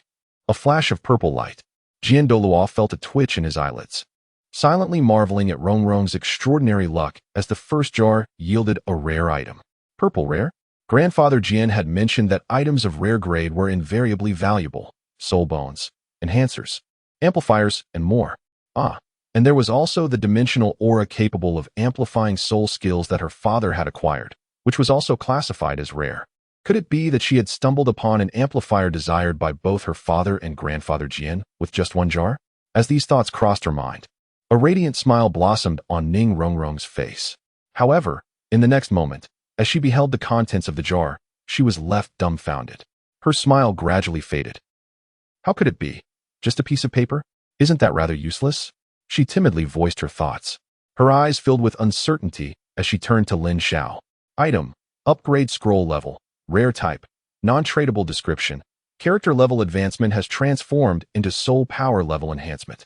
Effect: upon use, it can elevate soul power by 1 level. Lin Xiao found himself at a loss for words. Is the upgrade scroll truly worthless? After all, he had sold over 100 jars, and this was the first time he had witnessed someone obtaining an upgrade scroll. For the average person, merely acquiring an experience capsule would be a cause for elation. In fact, Lin Xiao had previously believed that the upgrade scroll was exclusive to jars with a tenfold drop rate. However, it seems that is not the case. It should not be considered a useless item. Lin Xiao gently remarked, "Do not underestimate this piece of paper in your hand. It is known as an upgrade scroll. Once utilized, it has the power to elevate your soul power level by 1. An elevation of soul power by 1 level. As Lin Xiao's voice fell, a pin drop could be heard in the arena. Such a remarkable item. The sword Douluo's eyes widened in astonishment, his heart exclaiming in disbelief. To think that when he first unveiled the experience capsule, he believed it to be extraordinary. Yet now, in comparison to the upgrade scroll, it suddenly seemed far less appealing. Does this mean that with my current soul power at level 26, I could ascend to level 27 upon its use? Ning Rongrong, speaking as she instinctively tightened her grip on the paper in her hand, realized she had indeed underestimated this object. Indeed, Lin Xiao nodded. How wonderful. The mood of the young girl shifted rapidly. One moment she was slightly melancholy, and the next, Ning Rongrong's face was once again beaming with joy. She turned to Sword Douluo, her excitement palpable. Grandpa Jian, it seems my luck is quite favorable? More than just favorable. This is simply remarkable. Sword Douluo felt genuine happiness for Ning Rongrong. Haha, Rongrong, this time you need not feel any pressure. This upgrade scroll is certainly worthwhile, and it bodes well for you. Now, you can proceed boldly with opening the jars. The young girl nodded emphatically before shattering the second jar. With a sharp crack, another flash of purple light illuminated the space. Oh, another piece of paper? Could it be another upgrade scroll? If this is the case, I could directly ascend to level 28. Achieving the rank of Soul Master before the age of 13, it's not a dream. Ning Rongrong excitedly retrieved the paper from the jar, only to reveal a look of astonishment in her eyes. To be precise, it was a blueprint, densely filled with minuscule text, documenting various details. I never expected you to unveil such an item. Upon receiving the feedback regarding the item, Lin Xiao was momentarily taken aback. Is this truly so precious? Upon hearing his words, Ning Rongrong's heart began to flutter like a startled fawn. In the Daily Pursuit of Votes, Chapter 78, titled 8 Treasure Glazed Tile, presented a significant moment. The paper in Rongrong's hand could not possibly be. At that moment, the gaze of Sword Douluo also fell upon the paper held by Ning Rongrong, and he could scarcely divert his attention. The final form depicted in the blueprint bore a striking resemblance to the legacy of light hand cannon I had bestowed upon Feng Zhi and Rongrong. Sword Douluo mused to himself. You are not mistaken. It is indeed the design blueprint for the legacy of light hand cannon. As long as one follows the outline manufacturing process, the corresponding equipment can be obtained. At this moment, Lin Xiao provided an affirmative response. To be candid, he had not anticipated that Ning Rongrong's luck would be so extraordinary. Just as Ning Fengji had a need, it was promptly fulfilled. Item: Light of Inheritance. Hand Cannon Blueprint Rarity. Rare Type. Tradable Description. The usage limit has been lifted in accordance with the characteristics of the Douluo Continent. Effect: Crafted according to the specifications, it allows for the creation of a level 21 Light of Inheritance hand cannon. Did I actually obtain a blueprint? Upon hearing this, Ning Rongrong felt a sense of unreality. For a powerful assault-type soul master, the existence of a hand cannon might not seem particularly significant. However, for the Seven Treasures Glazed Tile School, the importance of this blueprint was monumental. At the very least, it would afford the disciples, whose combat capabilities were nearly non-existent, a means of self-defense. Ning Rongrong was acutely aware that her father, Ning Fengji, had been deeply troubled over this matter, yet had failed to find a suitable solution. Initially, she thought that Tang San's hidden weapons might be a reasonable choice, but their effectiveness came with numerous restrictions. The hand cannon, however, posed no such concerns. With the infusion of soul power, one could unleash its might without hesitation. Rongrong, you have truly accomplished a great feat for our sect this time. I believe your father will reward you handsomely, said the sword Douluo, his voice tinged with joy. He could surmise that upon learning of the existence of the blueprint from Lin Xiao, acquiring it would undoubtedly become a lingering worry for Ning Fengji. Unexpectedly, that worry was swiftly alleviated by Ning Rongrong. With the blueprint in hand, it would be difficult for Ning Fengji to remain displeased. Grandfather's sword. Such a precious hand cannon must be challenging to produce, correct? Although Ning Rongrong lacked manufacturing knowledge, the dazzling array of the production process appeared far from simple. Indeed, it was no trivial matter. The cost of materials was substantial, and the crafting and refining processes required skilled artisans to successfully produce the finished product, which would cost at least 1,000 soul coins. The sword Douluo estimated its value and soon found solace. However, financial matters have never posed an issue for our Seven Treasures Glazed Tile School. Please keep the blueprint safe for now and make arrangements after you meet with the sect leader. After listening to the sword Douluo's instructions, Ning Rongrong solemnly stored the blueprint away. Taking a deep breath to calm her emotions, she turned her gaze to the remaining jars, softly murmuring, "This time, the harvest has already been substantial. Anything that emerges from the remaining jars would be a bonus." Upon hearing this, Lin Xiao couldn't help but chuckle inwardly. Was she trying to self-soothe? It seemed unlikely that her luck would hold out for a second time. The sword Douluo shared this sentiment, for fortune is not everlasting. Yet, in the next moment, a flicker of orange light caught his eye. It was Ning Rongrong opening the third jar. Heavens! Orange light. A legendary item. Even the sword Douluo could not suppress his astonishment. A legendary item. Truly a phenomenon of myth. He had not heard of anyone obtaining one before. Legendary. Was Ning Rongrong's luck truly that astonishing? Lin Xiao's gaze flickered slightly, and he found himself at a loss for words. Could it be that Ning Rongrong was the legendary lucky koi? Boss, it seems I have stumbled upon something extraordinary. I kindly ask for your assistance in identifying it. Ning Rongrong's small face flushed with excitement, and at that moment, she cradled the item from the jar in her hands, unable to contain her exhilaration. She felt an instinctive sense that this object would prove to be of paramount importance to her. Lin Xiao also turned to look, discovering that it was a sheet of paper glowing with a faint orange light. This object he was exceedingly familiar with. Item, Awakening Scroll Level, Legendary Type, Non-Tradable Description, can be used for martial soul awakening or evolution. Effect, upon use, if one possesses no martial soul, it will awaken a martial soul. If a martial soul already exists, it can evolve once. Not merely legendary, but specifically tailored for Ning Rongrong. Can you believe it? Lin Xiao let out a silent sigh, his gaze settling upon Ning Rongrong's exquisite visage. He spoke slowly. Congratulations. You have become the first customer in our establishment to acquire a legendary item. The item you hold is known as the Awakening Scroll. Its function is quite straightforward. Upon use, it allows your martial soul to undergo a singular evolution. In the Douluo Continent, every individual possesses a martial soul. So I shall refrain from elaborating on the concept of awakening one's martial soul. Martial soul, evolution. Upon hearing Lin Xiao's words, Ning Rongrong's mind went blank, and her breath quickened uncontrollably. Beside her, the sword Douluo was also taken aback, unable to suppress his astonishment. Boss Lin, you cannot be jesting about the constraints of the Seven Treasures Glazed Tile, can you? It was not that the sword Douluo doubted Lin Xiao, but rather that the 8 Treasures Glazed Tile held immense significance for the 7 Treasures Glazed sect, leaving no room for ambiguity. It is essential to recognize that the lifelong aspiration of Ning Fengji revolved around this very matter. The 8 treasures? Logically speaking, Ning Rongrong possessed the innate ability to elevate the 7 Treasures Glazed Tile into the 8 Treasures Glazed Tile. Eventually, with the assistance of the divine herb, she successfully advanced to the 9 Treasures Glazed Tile. While it appeared to be a secondary leap, the reality was far more complex. The Awakening Scroll, being a legendary item, surely could not be inferior in efficacy to the divine herb, could it? Lin Xiao speculated that it was highly likely he would directly become a member of the Nine Treasures. However, one should not speak too confidently, lest fate deliver a slap to the face. He smiled mysteriously. To know how far one can go, one must try. Lin Ba spoke wisely. Ning Rongrong nodded emphatically and immediately tore apart the Awakening Scroll. In the next moment, a cascade of orange light enveloped her, accentuating her extraordinary presence. With a stroke of inspiration, Ning Rongrong closed her eyes, deeply perceiving the changes brought about by the Awakening Scroll. Simultaneously, the Seven Treasures Glazed Pagoda was summoned, hovering before her. Wait, it was not just 7 hues, but 8. The sword Douluo quickly detected the anomaly.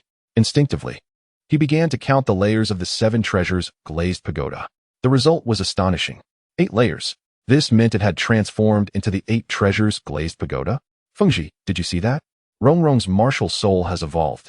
She has accomplished what no one has achieved in countless years with the 7 Treasures Glazed Pagoda. Rongrong is truly deserving of your indulgence. She is our most outstanding disciple of the 7 Treasures Glazed sect. The sword Douluo was exhilarated.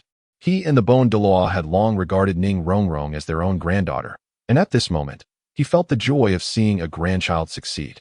But he rubbed his eyes vigorously. Was there not just 8 hues, but an additional color? 9 colors? Could it be? Chapter 79. The Soul-Hunting Mission of Shrek Academy. Instinctively, the sword Douluo counted the layers of the small 7-layered tower again. Instantly, he was stunned. When had it transformed into 9 layers? The sword Douluo's eyes widened in disbelief, confirming it was not the 8 treasures but the 9 treasures. A 9 Treasures Glazed Pagoda even more powerful than the 8 Treasures Glazed Pagoda. Grandfather Sword, can you tell Rongrong this is true? After the evolution of her martial soul concluded, Ning Rongrong gazed at the 9-layered pagoda shimmering with 9 colors, unable to believe it. She had once thought that the 8 Treasures Glazed Pagoda was the pinnacle for soul masters of the 7 Treasures Glazed Pagoda. Even Ning Fengji's greatest hope was for her to become the 8 Treasures Glazed Pagoda. But what of this 9 Treasures Glazed Pagoda? Even Ning Fengji would surely be left dumbfounded. With a deep sigh, the sword Douluo spoke slowly. Rongrong, as you can see, there is no falsehood. Your martial soul has indeed evolved. Moreover, it is not the 8 Treasures Glazed Pagoda as the sect leader speculated, but rather the more formidable 9 Treasures Glazed Pagoda, signifying that you possess the potential to become a title Douluo. Ha ha. A 9 Treasures Glazed Pagoda soul master at the title Douluo level. Just the thought is exhilarating. By the way, Rongrong, do you sense any changes in your strength? The sword Douluo looked at Ning Rongrong with eager anticipation. Sure enough, in the next moment, Ning Rongrong exclaimed joyfully that with her martial soul-S evolution, her soul power level had also risen by 2 tiers. So, you are now at the 28th level? The sword Douluo was momentarily taken aback, then couldn't help but laugh heartily. Excellent, excellent. This is a tremendous enhancement in strength. Meanwhile, Lin Xiao, who had witnessed everything, silently nodded. Indeed, the 9 Treasures Glazed Pagoda was as he had anticipated. At that moment, Lin Xiao noticed Ning Rongrong's gaze turning towards him. Her youthful face flushed with excitement, trembling all over, her legs unable to remain still. Boss, thank you. This kindness, Rongrong shall forever cherish in her heart. As Ning Rongrong spoke, she deeply bowed to Lin Xiao. In truth, had it not been for Lin Xiao's esteemed status, making her a noble of the 7 Treasures Glazed sect, feel so unreachable for fear of offense, she would have genuinely desired to offer him a kiss. Of course, should things go a bit further, it would not be out of the question. After all, in life, there are moments of impulsiveness where one might give everything without regret. It is merely a matter of fortune. Lin Xiao pondered for a moment before adding, indeed, one could say that luck is exceptionally favorable. Rongrong, please proceed to open the remaining jars and see what treasures may yet emerge. The fiery curiosity in the eyes of the sword Douluo burned brightly, brimming with anticipation. All right. Ning Rongrong nodded, shattering each jar in turn. The first item revealed was a body armor potion, a high-grade item that, when consumed, would put the user in a state of invulnerability for 10 seconds, immune to all forms of control. Next was an upgrade scroll, a rare item that could elevate one's soul power by 1 level. The contents of the other 2 jars were identical mutated strawberries, a high-grade item that, upon consumption, would heal all external wounds and restore a certain amount of vitality. The final item was a mobility potion, a rare item that, when ingested, would allow the user to travel to any location, provided that the destination truly exists. Lin Xiao introduced the various items presented by the young girl.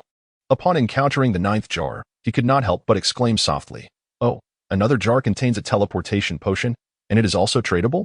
This implies that one can bestow it upon anyone for their use. Oh, the least valuable items are still of high quality. It seems that fortune continues to favor me." The girl's eyes sparkled with excitement. Meanwhile, the sword Douluo stood by, numbed by the extraordinary luck displayed. What an astounding stroke of luck. Only the final double jar remains. I wish you the best of luck. Lin Xiao smiled slightly and said, "Hee, having obtained so many wonderful items, I am already content. From now on, even if nothing else appears, I can accept it." Ning Rongrong chuckled as she shattered the final jar. As expected, a flash of white light flickered, an ordinary level item. She recalled that Grandpa Jin had mentioned that the value of items could be discerned by the brilliance at the moment the jar shattered. Among ordinary items, aside from experience capsules and proficiency capsules, the rest held little value. However, at that moment, Jian Douluo could not help but exclaim, "2 proficiency capsules? No way." Hearing this, Ning Rongrong eagerly inquired, "Grandpa Jian, are you referring to the capsules that grant a significant understanding of soul skills after consumption? Could we be this fortunate? Is it truly one of the few valuable items you mentioned?" "Indeed, it is," Jian Douluo remarked, secretly astonished. "With these 2 proficiency capsules, your mastery of our 7 treasures glazed sect's secret technique, the 7 apertures Ling Long heart, will surely elevate by at least 1 level." As his voice fell, Ning Rongrong felt a surge of excitement. To fully unleash the potential of the 7 treasures glazed tower, mastering its corresponding secret technique was of utmost importance. Yet, the training process for the sect's secret techniques could only be described in 4 words: unbearably tedious. It was a torment that she found excruciating. Hence, the proficiency capsule was a true blessing for her, even more significant than an upgrade scroll. Without a moment's hesitation, Ning Rongrong opened her mouth and swallowed the proficiency capsule whole. Moments later, a look of enlightenment flickered in her eyes, and an involuntary smile of understanding graced her lips. "How was it?" Jian Douluo asked softly, waiting for her to emerge from this state of clarity. "The improvement is tremendous." Ning Rongrong could hardly conceal the joy radiating from her face. "I have already reached the realm of the 4 apertures constant heart regarding my understanding of the 7 apertures Ling Long heart." "The 4 apertures constant heart?" Jian Douluo gasped, momentarily at a loss for words. It was important to note that Ning Fengji had only comprehended this realm after becoming a 4-ring soul master. Yet, Ning Rongrong had achieved it much more swiftly. Indeed, a moment of exhilaration leads to continuous delight. Beyond this phrase, Jian Douluo found himself at a loss for further description. "Grandpa Jian, once I finish using these 2 upgrade scrolls, we can venture into the Douluo forest to hunt for souls." At this moment, Ning Rongrong collected all items except for the upgrade scrolls and without a trace of hesitation, tore them apart. In the next moment, her soul power level soared, 29. 30. Meanwhile, just outside the Douluo forest, Flender calmly surveyed Tang San, Dai Mubai, Xiaowu, Zhu Qing, Oscar, and Ma Hongjun before speaking. "Ahead lies the Douluo forest, fraught with danger. Even though our objective is to hunt the Millennium Soul Beasts in the outskirts to assist Oscar in acquiring a soul ring, we must remain vigilant. Furthermore, this serves as your training. Unless it is a matter of life and death, I will not intervene. Do you understand?" "Understood." The 6 replied in unison. "Very well. Let the training commence." With Flender's words, they stepped into the Douluo forest. Surprisingly, after Ning Rongrong departed, Oscar, seemingly inspired by some unknown stimulus, inexplicably broke through to level 30. The task of leading the hunt for soul rings had always been entrusted to Zhao Wujie. However, with the loss of Ning Rongrong from the team, Flender felt quite dejected and had come out for a bit of fresh air. Chapter 80. Ning Rongrong and Oscar's similar choices. Haha. Who said our Rongrong couldn't become a soul sovereign before turning 13? See, it has happened. Jian Douluo remarked with a sense of deep contentment as he observed Ning Rongrong's progress. "Grandpa Jian, this was achieved through spending money." Ning Rongrong said somewhat shyly. "Haha, using money to enhance one's strength is still considered an enhancement, isn't it? What sort of rule is that?" "Having money is a form of strength in itself," Jian Douluo replied with a smile. "Indeed, it is about the power of wealth." Upon hearing this, Lin Xiao silently scoffed, realizing that one truly resembles the company one keeps. Having spent considerable time with Ning Fengji, the sword Douluo unwittingly conveyed the essence of arrogance in his words. "Humph, it seems that holds some truth. Ning Rongrong tilted her little head in contemplation, and her face brightened with joy. Internally, she found herself in agreement with the Sword Douluo's statement. Rongrong, bid farewell to Boss Lin, the Sword Douluo instructed Ning Rongrong. Time is of the essence. Since you have reached the threshold of your breakthrough, I shall take you to hunt souls in the Douluo Forest. I believe your father will be utterly astonished by your transformation upon his arrival. Indeed. Ning Rongrong nodded emphatically and turned to Lin Xiao, saying, Boss, I will visit you again once I return from the Douluo Forest. Lin Xiao thought to himself that there was little point in seeing him. Practical matters were paramount. Outwardly, he replied, Of course, you are always welcome. He then watched the two depart from his small shop.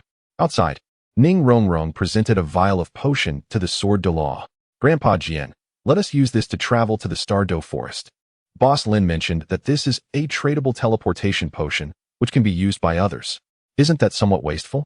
The distance from Wuhuan City to the Douluo Forest is minimal. I could fly you back and forth in just 2 days, the Sword Douluo frowned. Don't worry, Grandpa. We've spent the money, so we should enjoy it, shouldn't we? Let us meet at the sect's foothold outside the Douluo Forest. With that, Ning Rongrong forcibly placed the teleportation potion into the Sword Douluo's hands. She then consumed another vial of the potion and vanished from sight. Very well. With that thought, the Sword Douluo also drank the teleportation potion and disappeared. Outside the Douluo Forest, in a concealed location, Ning Rongrong appeared amid a flash of silver light. As she surveyed her surroundings, her eyes sparkled with wonder. How extraordinary! We have arrived at the Douluo Forest so swiftly. Who on earth is that Boss Lin, capable of creating such marvelous items? The enigma surrounding Boss Lin deepened, as even the Sword Douluo had materialized beside her, remarking, Indeed, no one knows his origins. He then inquired, Rongrong, what do you wish for your third soul ring? To enhance my soul power. After some contemplation, Ning Rongrong concluded that strength, speed, and soul power were fundamental and practical attributes to prioritize. Very well, then it is settled. The Sword Douluo nodded. I happen to know a location where you can find the soul beast you require. With his words, a beam of sword light enveloped both of them, causing them to vanish from their spot. Not far from their location, the Shrek team of 7 traversed the dense forest. At this moment, Tang San had unmistakably emerged as the core of the group. He then posed a question, Oscar, do you have any thoughts regarding your third soul ring? Oscar pondered for a moment before responding with unwavering determination. I wish to enhance my strength, speed, or soul power, abilities that can directly bolster my teammates' combat effectiveness. I am not interested in recovery sausages or detox sausages as alternative support. This was clearly the outcome of Oscar's careful consideration. However, his response elicited frowns from the others. Oscar, is it possible that you have been influenced by Ning Rongrong's capabilities, leading you to desire a path similar to the 7 Treasures Glazed Tower Pagoda? Dai Mubai scrutinized Oscar with a sigh. Oscar bit his lip and fell silent. In truth, Dai Mubai's observation was astute. Ning Rongrong's 7 Treasures Glazed Tile Pagoda provided straightforward and powerful support, even enabling teammates to engage in battles beyond their level. Its significance to a team was undeniable.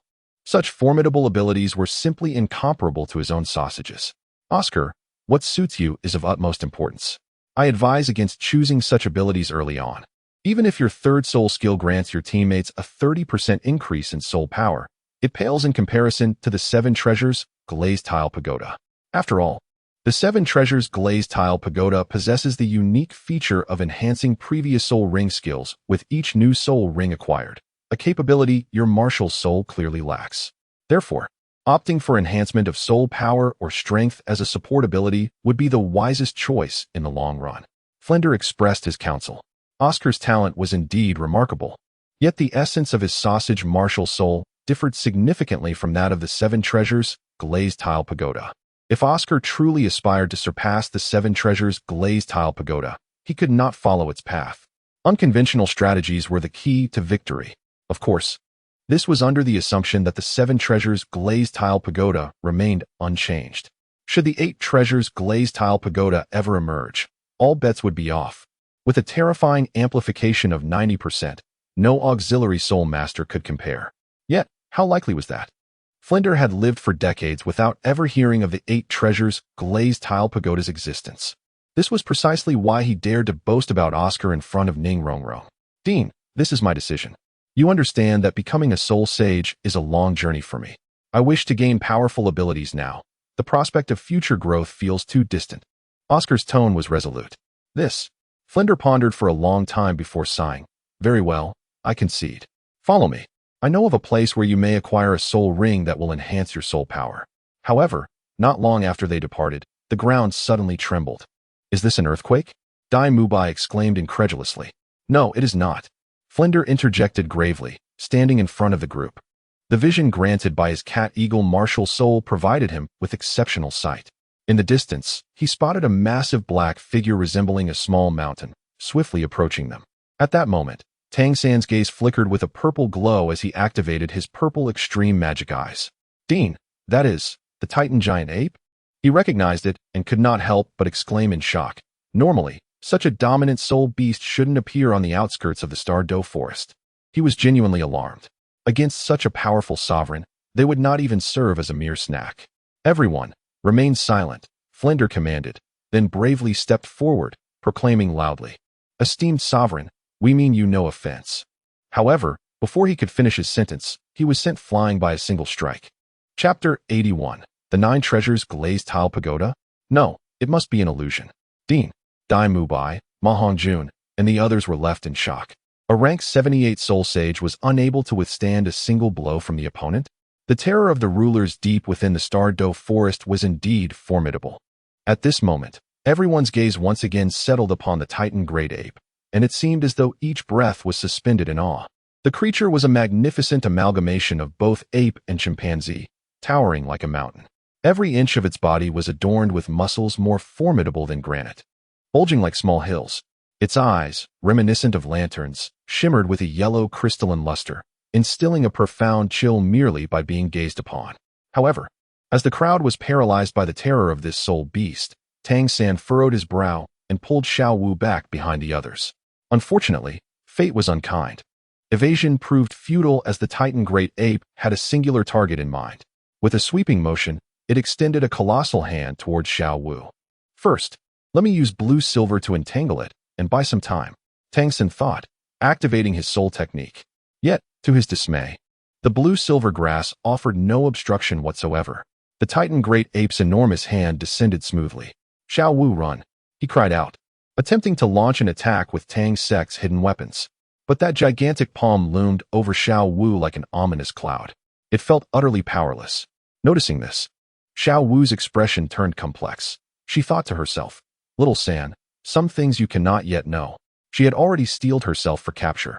Just then, a brilliant flash of sword light rent the air, descending with unmatched sharpness and striking the enormous hand. A terrifying wave of soul power surged outward, raising clouds of dust.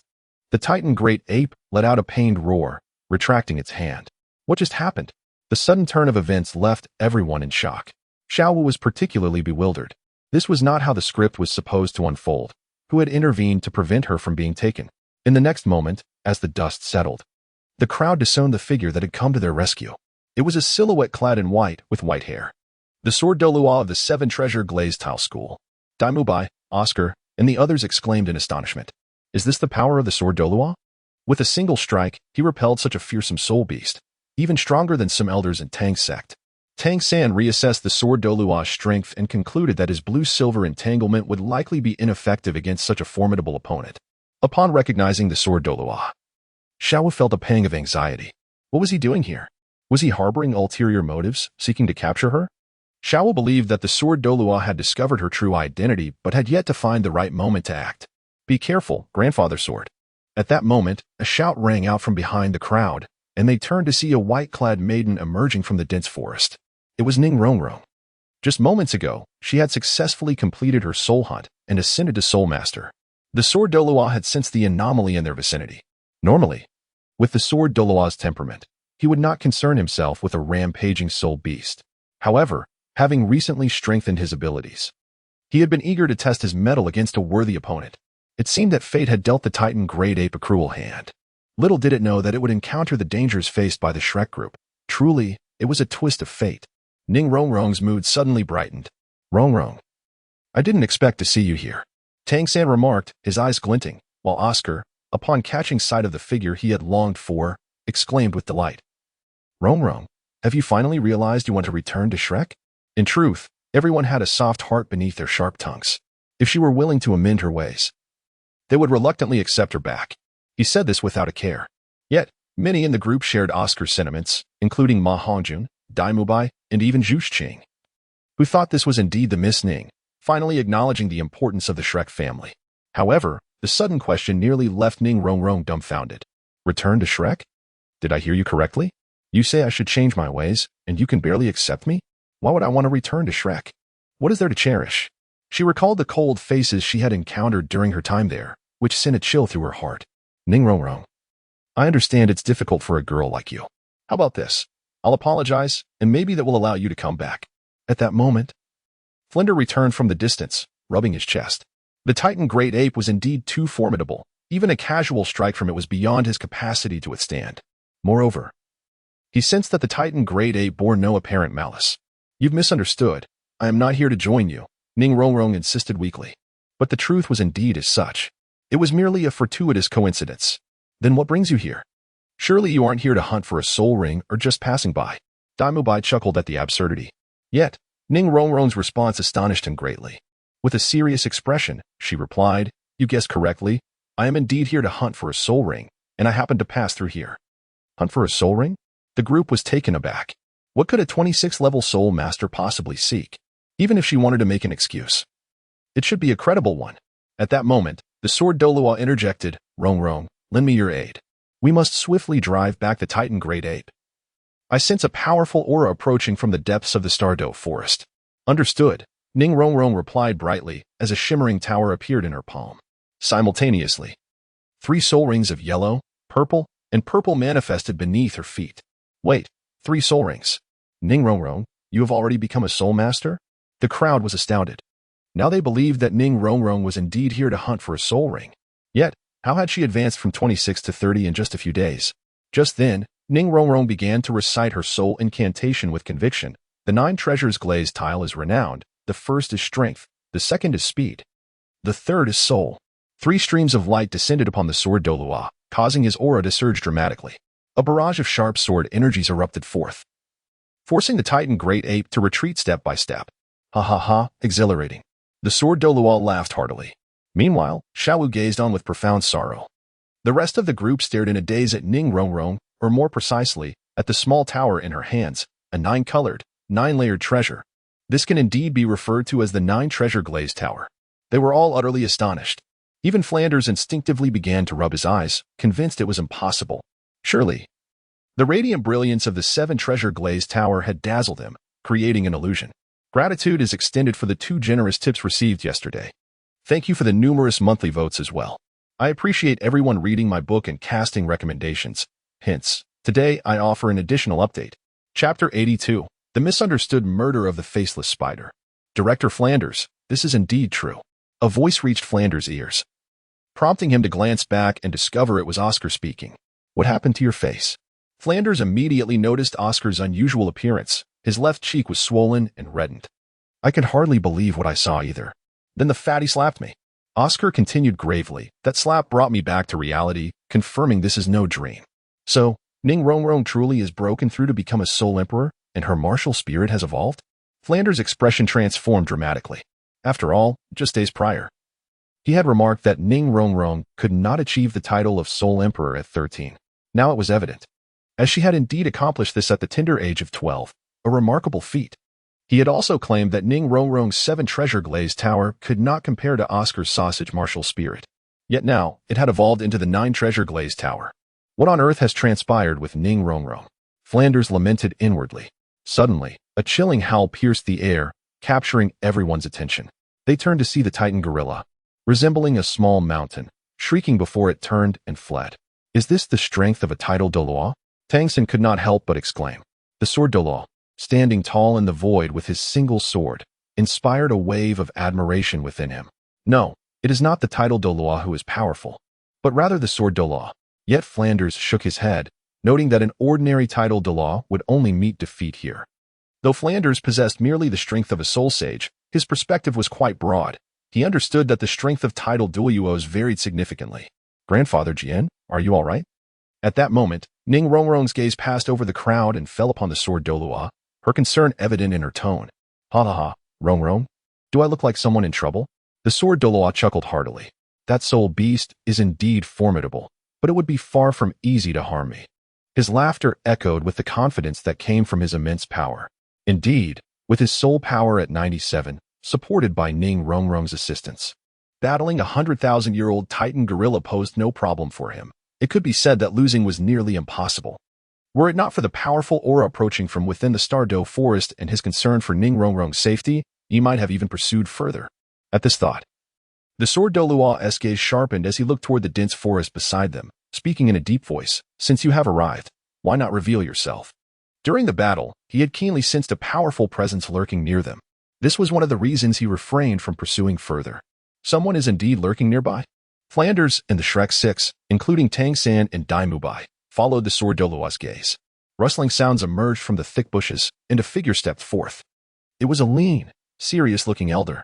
When the elder's dragon-headed cane struck the ground, producing a dull thud, it captured the attention of everyone present. The bearer of such a cane, possessing this demeanor, could only be one. Flanders' pupils constricted in realization, and he quietly inquired, "Are you not Ming Xiao, the Dragon Duke of the legendary Dragon Serpent?" "Indeed, it is I," replied Ming Xiao, nodding gently to Flanders before turning his gaze toward the sword Douluo. Speaking in a solemn tone, "Your Grace Qinshin, I mean no offense, I merely happened upon this place while pursuing a soul beast." Upon hearing this, the sword Douluo furrowed his brow, questioning, "Pursuing a soul beast? What a coincidence! Are you implying I am involved in some dubious dealings?" Sensing the sword Douluo's frown, Ming Xiao's heart trembled, and he quickly clarified, "The soul beast I pursued is a 1,000-year-old faceless spider. I intended to capture it for my granddaughter's third soul ring, but it was driven here by the rampaging Titan gorilla. Then why do you linger here instead of searching for it?" The sword Douluo probed again. "I would, but..." Ming Xiao's face bore a bitter smile. "Your Grace may not have noticed, but the sword energy unleashed during your battle with the Titan gorilla inadvertently struck and killed that little spider." He gestured not far away, where remnants of the spider could indeed be seen scattered about. "I see," the sword Douluo replied indifferently. With that, he had no further inquiries. Relieved, Ming Xiao said, "Then I shall take my leave." "Go ahead." The sword Douluo waved his hand nonchalantly, watching Ming Xiao depart in a dejected manner. Flanders felt a pang of envy. Such was the advantage of immense power. While he had greeted warmly, he received indifference in return. Yet the sword Douluo's aloofness was met with eager explanations. The disparity between individuals was truly exasperating. "All right, Rongrong, let us depart. Considering the time, the sect master and Old Bones should have nearly reached Spirit City, and we ought to be able to return by tomorrow morning." The sword Douluo cast a deep glance at Xiao before addressing Ning Rongrong. He had resolved to bring Old Bones here after their departure. Splendid. I am exceedingly eager to see father," Ning Rongrong replied with a giggle. The sword Douluo smiled in return, understanding the girl's anticipation. He too was curious to witness Ning Fengji's reaction upon seeing his daughter's growth in strength and martial spirit, as well as how he would respond when the designs he had longed for were finally unveiled by his daughter. In the midst of this, the Shrek members exhibited a variety of expressions upon seeing the girl again. Oscar yearned to retain her presence but found no justifiable reason. Flanders, on the other hand, felt increasingly anxious, as each moment with Ning Rongrong seemed like a slap to his face. Xiao wished fervently for Ning Rongrong to leave immediately. After all, every moment the sword Douluo lingered increased her own peril. Suddenly, Zhu Zhiqing spoke up. "Ning Rongrong, could you please wait a moment?" "What is it? Do you have something to discuss?" Ning Rongrong asked in confusion. Regarding Zhu Zhiqing, she harbored no ill feelings, nor did she have any particular affection. Yet, a flicker of sympathy lingered in her heart. She had heard from the sword Douluo that this young girl was fated to be entwined with the wayward nobleman Dai Mubai from the moment of her birth. It must be said, this is indeed a lamentable circumstance. "I do not wish to perish. I aspire to grow stronger. I hope you can assist me." With these words, the girl knelt, her expression resolute and unyielding. She yearned to gain strength and alter her destiny. "Zhiqing, you." Dai Mubai opened his mouth to speak, but upon sensing the coldness in Zhu Zhiqing's gaze, he reluctantly fell silent. "If you seek answers, come to Soul Master City to find me. The 7 Treasure Glazed Tower School has considerable influence there. Locating me shall not prove difficult." After casting a deep glance at Zhu Zhiqing, Ning Rongrong spoke. "Thank you." Zhu Zhiqing pressed her lips together and offered no further words. No one could fathom the choices she might make. At last, they departed. Observing the sword Douluo taking Ning Rongrong away on his sword, Xiao was about to breathe a sigh of relief. Yet, the next moment, her heart sank again, filled with urgency. Xiao-san, what is wrong? Chapter 83, Zhu Zhiqing Crisis.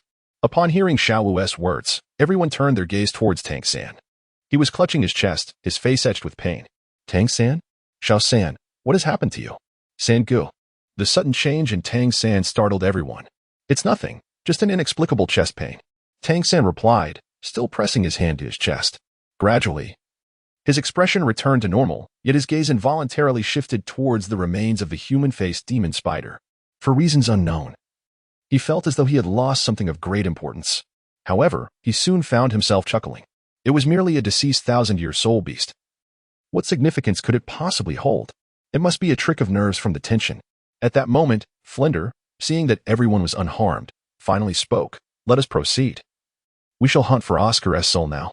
However, someone hesitated. Zhu Zhiqing, do you not intend to join us? Flender noticed the unusual expression on Zhu Zhiqing's face. Dean Flender, I am grateful for your recent support and guidance. However, I wish to leave for a while. The uncertainty in Zhu Zhiqing's eyes gradually transformed into determination. Regardless of the truth in Ning Rongrong's words, she longed to see Soul Master City.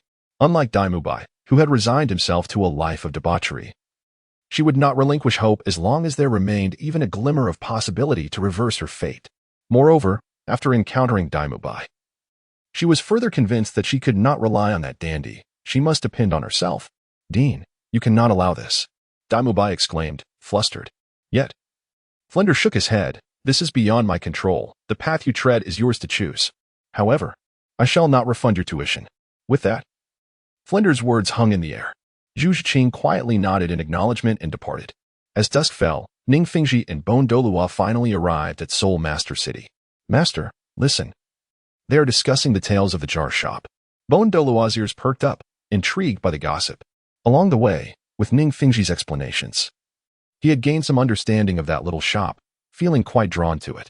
Ning Fengji nodded gently. Indeed, the shop's popularity is surging. It won't be long before its fame spreads across the Douluo Continent. At that moment, voices from the surrounding crowd reached them. Have you heard about today's major incident? Was it about the black elephant opening jars and losing everything? Who is the black elephant? Brother, elaborate. You don't know? The black elephant is Tianxiang Huyinjin. He risked the resources of his sect to open jars, only to leave with a face as black as the bottom of a pot. Thus, everyone started calling him that. Wow, opening jars carries risks. One must be cautious with hammers. I suggest cherishing life and staying away from jar opening. Black elephant Huyinjin? Hearing this, Ning Fengji couldn't help but chuckle. Bon Douluo also heard and hesitated. Master, should I refrain from opening the jar? Why not? I feel my luck is not favorable. Ning Fengji reassured him. Uncle Long, the money we carry is packed into several spatial soul guide devices. Those without strength depend on luck. We rely on our abilities. However, as night falls, Boss Lin must rest. Let us return tomorrow morning to open the jar. Very well. Bon Douluo found it hard to counter Ning Fengji's reasoning and inquired. Master, where shall we stay? Do not worry, I have already sent word to our representative of the 9 Treasures Glazed Tower School in Soul Master City, securing a courtyard not far from the jar shop for our stay. Ning Fengji smiled softly. That's enough for today. Meanwhile, in the little shop, Lin Xiao closed the door. Perhaps due to witnessing Huyinjin's bankruptcy, no one had visited after Ning Rongrong opened her jars. Today, Huyinjin had anxiously opened 10 jars. Ning Rongrong had opened 10, and a middle-aged soul master had opened 1, totaling 21, less than half of yesterday's sales. Lin Xiao sighed. This means that there are only over 2 million trading points. At this rate, when will the next world be unlocked? When will an epic set be obtained and reach level 100? The quantity is insufficient. Let the quality compensate. The expectations are modest. Each jar should suffice as a rare grade item. Lin Xiao secretly contemplated as he first claimed 10 tenfold jars. However, the first jar brought him a delightful surprise, a coveted upgrade scroll. Lin Xiao quietly murmured to himself, wondering if luck could indeed be contagious. Intrigued, he proceeded to open the can. To his delight, the results were truly gratifying. Out of the 21 cans, he discovered 23 items, 5 enhancers for upgrade scrolls, 5 teleportation potions for mutated strawberries, 3 body armor potions, and 5 pieces of peculiar snake meat.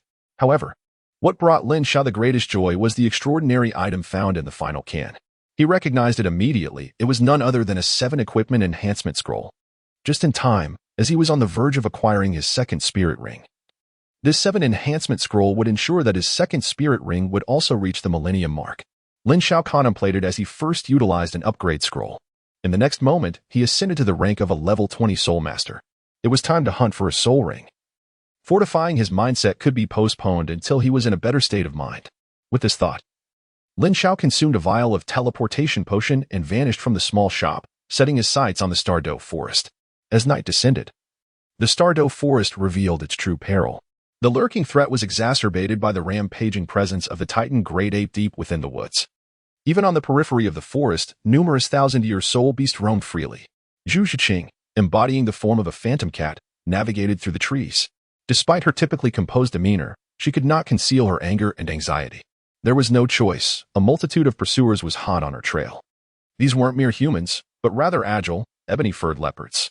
Curse be it, how could there be so many ghost leopards? Zhu Zhiqing sensed the relentless approach of her pursuers. Her heart racing. Undoubtedly, if they caught up, death awaited her. Yet, in the next instant, a shadow obstructed her path. It was another ghost leopard. But this one was considerably more robust. This was it. At least 1,000-year-old ghost leopard. Zhu Zhiqing's movements faltered, despair clouding her eyes. Although she excelled in speed, prolonged flight had drained her significantly. It was impossible to shake off the soul beast now. She felt utterly hopeless. After finally glimpsing a chance to alter her fate through Ning Rongrong, she now found herself ensnared in dire straits. Why grant me hope only to lead me to despair? Zhu Zhiqing's mental fortitude began to shatter. What sin had she committed to incur such torment and punishment? However, at that moment, a silver light flickered in the vicinity. A figure suddenly emerged. Zhu Zhiqing discerned that it was a young man, who also turned his gaze towards her. "Are you surrounded?" he inquired. In Chapter 84, as she noticed the absence of soul power, martial spirits, and soul rings, she was astonished by his presence. Yet, upon hearing his question, she could not help but roll her eyes dramatically, responding with a frosty tone. "What is your situation? Can't you see it? Though I don't know how you arrived here. I can only hope you can leave in the same manner. It will soon be too late." In truth, without Zhu Zhiqing's words, Lin Xiao had already discerned his predicament. Lin Xiao's inquiry was entirely unexpected, a means to alleviate his own embarrassment. The situation felt akin to stumbling into a thicket, only to discover 5 burly men lurking within. He could not help but lament his ill fortune. "However, I find your perspective quite reasonable." Upon the reminder from the young girl before him, Lin Xiao hastily extracted a vial of teleportation potion and consumed it in one swift motion. In the next instant, a shimmering silver light flickered, and Lin Xiao's figure vanished from sight. Had he truly departed? Zhu Zhiqing's beautiful eyes widened in astonishment, realizing that the young man had indeed left with such decisiveness. Yet, a tumult of emotion swirled within her. Just then, the leader of the ghost leopard, witnessing the mysterious man's departure, let out a deafening howl, rallying the surrounding shadows to surge towards Zhu Zhiqing at an alarming speed. The moment of the hunt had commenced. It was over. She was doomed. Despair enveloped Zhu Zhiqing once more. However, at that very moment, her gaze sharpened. She noticed, scattered upon the ground not far away, a number of green fruits. She was certain these had not existed before. Could it be that these were left behind by the young man before his departure? Yet, what purpose could they serve? Zhu Zhiqing's mind raced with myriad thoughts. In the next instant, she witnessed the fruit's astonishing effect. Boom, boom, boom. As the fruits detonated before her astonished eyes, an inexplicable force propelled the encroaching ghost leopards away, even sparing the leader from harm. Hope surged within Zhu Zhiqing's eyes as she seized the opportunity, transforming into a shadow and swiftly escaping. Meanwhile, a few miles away, a silver light flickered as Lin Xiao reappeared. He surveyed his surroundings, which were enveloped in an eerie silence, devoid of any hulking figures emerging to confront him. A sigh of relief escaped his lips. It seemed that this time, he was truly safe. Reflecting on the earlier events, he realized he had been on edge. Who would have thought that his first solo soul hunt would nearly culminate in disaster? The notion of a heroic rescue was better left aside. With his current strength, confronting such soul beasts head-on was futile. He could only contemplate a strategy to outlast them. Lin Xiao possesses a commendable sense of self-awareness. Nevertheless, he is not devoid of compassion. Moreover, he firmly believes that a girl with such an alluring figure cannot possibly be of ill intent. Thus, he decided to leave behind a few fruits from the sky tree as a token of goodwill. As for whether she can soar to new heights, that remains to be seen. The map provided by Bai Dong is remarkably detailed, even illustrating the distribution of the majority of soul beasts within the Douluo forest. After surveying his surroundings, Lin Xiao confirmed his location, finding himself fortunately not too far off course. Not far ahead lies his destination, where a group of non-combative soul beasts known as hooded grass awaits. Lin Xiao roughly discerned the direction and strode forward. Before Lin Xiao stood a plethora of plants, densely packed together, resembling wild grass in their abundance. Undoubtedly, this was the objective of Lin Xiao's expedition. The peculiar appearance of the hooded grass spirit beast was one thing, but its taste left much to be desired. Even herbivorous spirit beast showed no inclination to consume its branches and leaves. Human spirit masters, too, had little interest in hunting this spirit beast for soul rings. However, these numerous limitations held no significance for Lin Xiao. Safety was paramount, and there was no shame in that. After all, soul rings were merely a means for him to transcend the constraints of levels. As long as the duration was sufficient, that sufficed. The nature of the soul abilities he could acquire stemmed entirely from the skill tree of the sword soul. This was his chosen path. Lin Xiao searched for a moment and came to a halt before a robust hooded grass that stood as stout as a small tree. Judging by its height, it was estimated to be around 7 to 8 centuries old. With a swift motion, a lightsaber materialized in his hand. A mere ordinary strike was sufficient to sever the plant. A yellow spirit ring slowly emerged. Immediately, Lin Xiao settled into a meditative posture, absorbing the spirit ring. After a considerable time had passed, Lin Xiao once again opened his eyes, a glimmer of brilliance fleetingly illuminating his gaze. 2 soul rings, one purple and one yellow, emerged before him. Remarkably, the second soul ring possessed 4 skills. A thought crossed his mind, and Lin Xiao discerned the abilities unlocked upon acquiring the second soul ring. Automatic block, passive. A heightened sensitivity to danger enables instinctive blocking. Successful blocks allow the martial soul to absorb all damage. Cooldown, 10 seconds. No self-sword chi, passive. Achieving a state of selflessness and swordsmanship grants a 10% increase in all attacks. Breaking the limits of arms, passive. Surpassing the limits of the martial soul grants access to greater power, enhancing all attacks by 30%. Flowing heart. In a state of flowing heart, one can execute the skills of ascend, thrust, and leap, each manifesting distinct effects depending on the weapon wielded. For skills, 3 passives. An impressive feat, as the saying goes. The most formidable active skill is indeed a passive one. However, it remains uncertain how many levels of soul masters he could challenge with this newfound power. When time permits, perhaps a visit to the soul arena would be in order. For now, it would be prudent to return and enhance the soul ring first. This time, he vowed to remain composed. He would cease once he reached a reinforcement of 10. Lin Xiao contemplated, and after consuming a vial of teleportation potion once more, his figure vanished within the Douluo forest. However, just as he departed, a silhouette emerged from a nearby thicket. It was a young girl clad in a pink dress. How peculiar she seemed, wielding a sword-type martial soul, and yet, having chosen the hooded grass for her second spirit ring, despite being only a first-ring spirit for a millennium, what a disheartening choice. Could it be that, having grown older, she had resigned herself to despair, believing further breakthroughs were unattainable? Yet, what was that ability that allowed him to disappear so instantaneously? It appeared even more formidable than the innate teleportation possessed by the soft-bone rabbit. Xiao found herself baffled. The young man she had just encountered seemed utterly enigmatic, but in the next moment, her thoughts were interrupted by a series of calls. Xiao, where are you? Xiao, have I done something to upset you? Please tell me, and I shall amend my ways. Xiao, turning around, she recognized the voices of Tang San and the rest of the Shrek crew. Tang San, I am truly sorry, but I must take my leave. This is the second time that tidal Douluo must have detected my presence. If I remain by your side, unforeseen dangers may arise. A flicker of struggle appeared in Xiao's eyes. Nevertheless, it soon transformed into resolve. Tang San, this is how it must be. I shall return once I reach maturity. With that, Xiao strode purposefully into the depths of the Douluo forest. Chapter 85, The Probability of Enhancement, Quite Promising. In the martial soul city, within a small shop, Lin Xiao gazed upon the familiar surroundings, feeling an overwhelming sense of relaxation. After all, within this realm, he was invincible. Even if Douluo, Poseidon, and Tangshan were to join forces, they would be no match for him. However, Lin Xiao remained mindful of his objectives. His mission was to enhance his abilities. In his possession were 5 enhancement devices and a 7 equipment enhancement scroll. He decided to commence by fortifying his second soul ring. Lin Xiao contemplated for a moment before producing the 7 enhancement scroll and directing it towards the second soul ring. Instantly, a visible transformation occurred. as the ring shifted from yellow to purple. This was quite ordinary.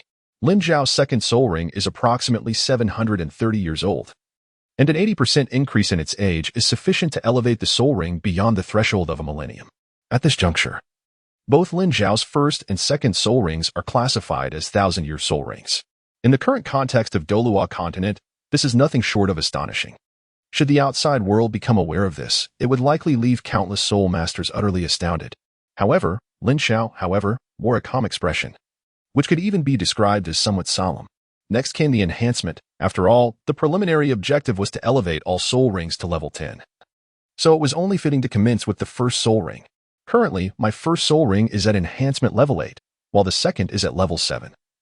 And fortuitously, I possess 5 enhancers. Could this be an opportunity for me to elevate both the first and second soul rings to level 10? Lin Xiao contemplated this and felt it was highly probable. Ultimately, one could only say that ideals are often grandiose. The outcome of the first enhancement was quite promising. Yet, the enhancement failed, shattering dreams. At best, after the first soul ring reached enhancement level 10, the second soul ring only attained 9. Lin Xiao pondered. However, when the enhancer was exhausted, the final outcome was that the first soul ring barely reached 10, while the second soul ring remained at 7. This was indeed a stroke of good fortune amidst misfortune.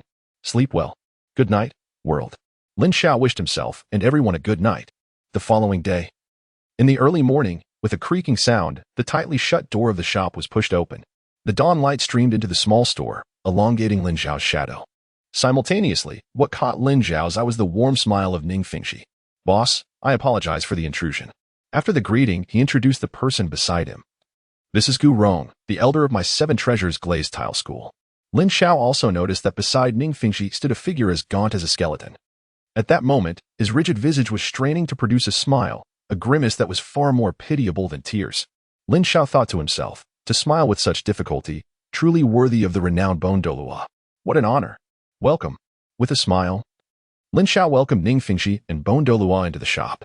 Without hesitation, the wealthy Ning produced 1,000,000 gold soul coins, placing them on the counter. Boss, this is for Uncle Long's jars. Lin Xiao was not surprised by Ning Rongrong's straightforwardness. Their relationship had always been a matter of mutual agreement, devoid of any personal emotions. Casually accepting the 1,000,000 gold soul coins, Lin Xiao turned to Bone Douluo and remarked, I trust that Sect Master Ning has briefed you on the shop's regulations. Now, please proceed to select your preferred jar. Upon hearing Lin Xiao's words, Bone Douluo looked to Ning Rongrong for guidance. Sect Master, what do you think? Ning Rongrong chuckled. Fortune does not change destiny. Uncle Long, there is no need to overthink it. Choose whichever you fancy. Very well, Bone Douluo nodded, opting for the jars in the topmost row. That is agreeable. Lin Xiao nodded and placed the jar chosen by the Bone Douluo upon the counter. Gazing at the neatly arranged jars before him, even the esteemed title Douluo and elder of the 7 Treasure Glazed Tile School felt a surge of excitement. How could he not? After all, within these jars lay treasures capable of altering the fates of titled Douluos. There was no room for ambiguity. If he could unveil something remarkable, it would be a windfall, and should he uncover the design blueprint desired by the sect leader, it would be an unparalleled boon. The advantages for the 7 Treasure Glazed Tile School were beyond imagination, potentially transforming the destinies of many of its soul masters and even influencing the school's standing on the Douluo Continent. The Bone Douluo contemplated this, his heart filled with silent prayers. With a crack, the first jar shattered. A flash of white light flickered and vanished. It was unexpected yet predictable. The Bone Douluo sighed internally. Though he had never opened a jar himself, Ning Rongrong had shared numerous tales with him. Most white items held little value. But not all. The experience capsule used by the Sword Douluo to elevate his realm was also produced from a common jar. Yet, would fortune smile upon him as well? This was an experience capsule. Realizing the bewildered look in the Bone Douluo's eyes, Lin Xiao, after discerning the item within the jar, spoke, upon consumption. It will increase your current soul power limit by 10%. Wait, an experience capsule? The very one utilized by the Sword Douluo to enhance his strength? At this revelation, the Bone Douluo's face lit up with astonishment. He could hardly believe his luck. Lin Xiao smiled silently. As Ning Rongrong shook his head with a wry smile, he began to elucidate. Uncle Long, you are indeed correct. Uncle Jian has indeed achieved a breakthrough to level 97 after consuming the experience capsule. However, the essence of this breakthrough lies more in the comprehension of swordsmanship. I do not lack in comprehension either, while I may not reach the pinnacle of level 97. Surpassing the limitations of level 96 should pose no challenge. Yet, over the years, my focus on understanding my martial soul has left little time for enhancing my soul power, resulting in my inability to reach the peak of my abilities. The emergence of the experience capsule precisely addresses this shortcoming. Having concluded his explanation, Douluo promptly ingested the experience capsule. Moments later, a mighty surge of soul power erupted from his being. Haha, marvelous. Truly astonishing. This singular experience capsule has indeed enabled me to reach the limits of level 96. It has spared me considerable toil in condensing soul power. Feeling the torrent of soul power coursing within him, Douluo experienced a delightful sensation. Moreover, he could perceive that this enhancement was solid and would not impede his future accomplishments. With sufficient comprehension, breaking through to level 97 would be entirely feasible. With the experience of opening the capsules, Douluo underwent a significant shift in mindset. He proceeded to open 4 more capsules before pausing. However, he found 3 white and 1 blue, 2 bottles of magical fruit juice, 1 fruit from the sky tree. As for the other high-grade item, Lin Xiao spoke as he descended upon the exquisite item. It was a shimmering, silver animal pelt, radiant with electric flashes. Item: Kainos pelt grade, advanced type, tradable description, sourced from the dungeon world, Lord of the Thunderous Ruins. Effect: a material for crafting items and equipment. What is this? At that moment, Douluo, undaunted by the crackling arcs of electricity, grasped the pelt in his hands, filled with curiosity. Lin Xiao elucidated.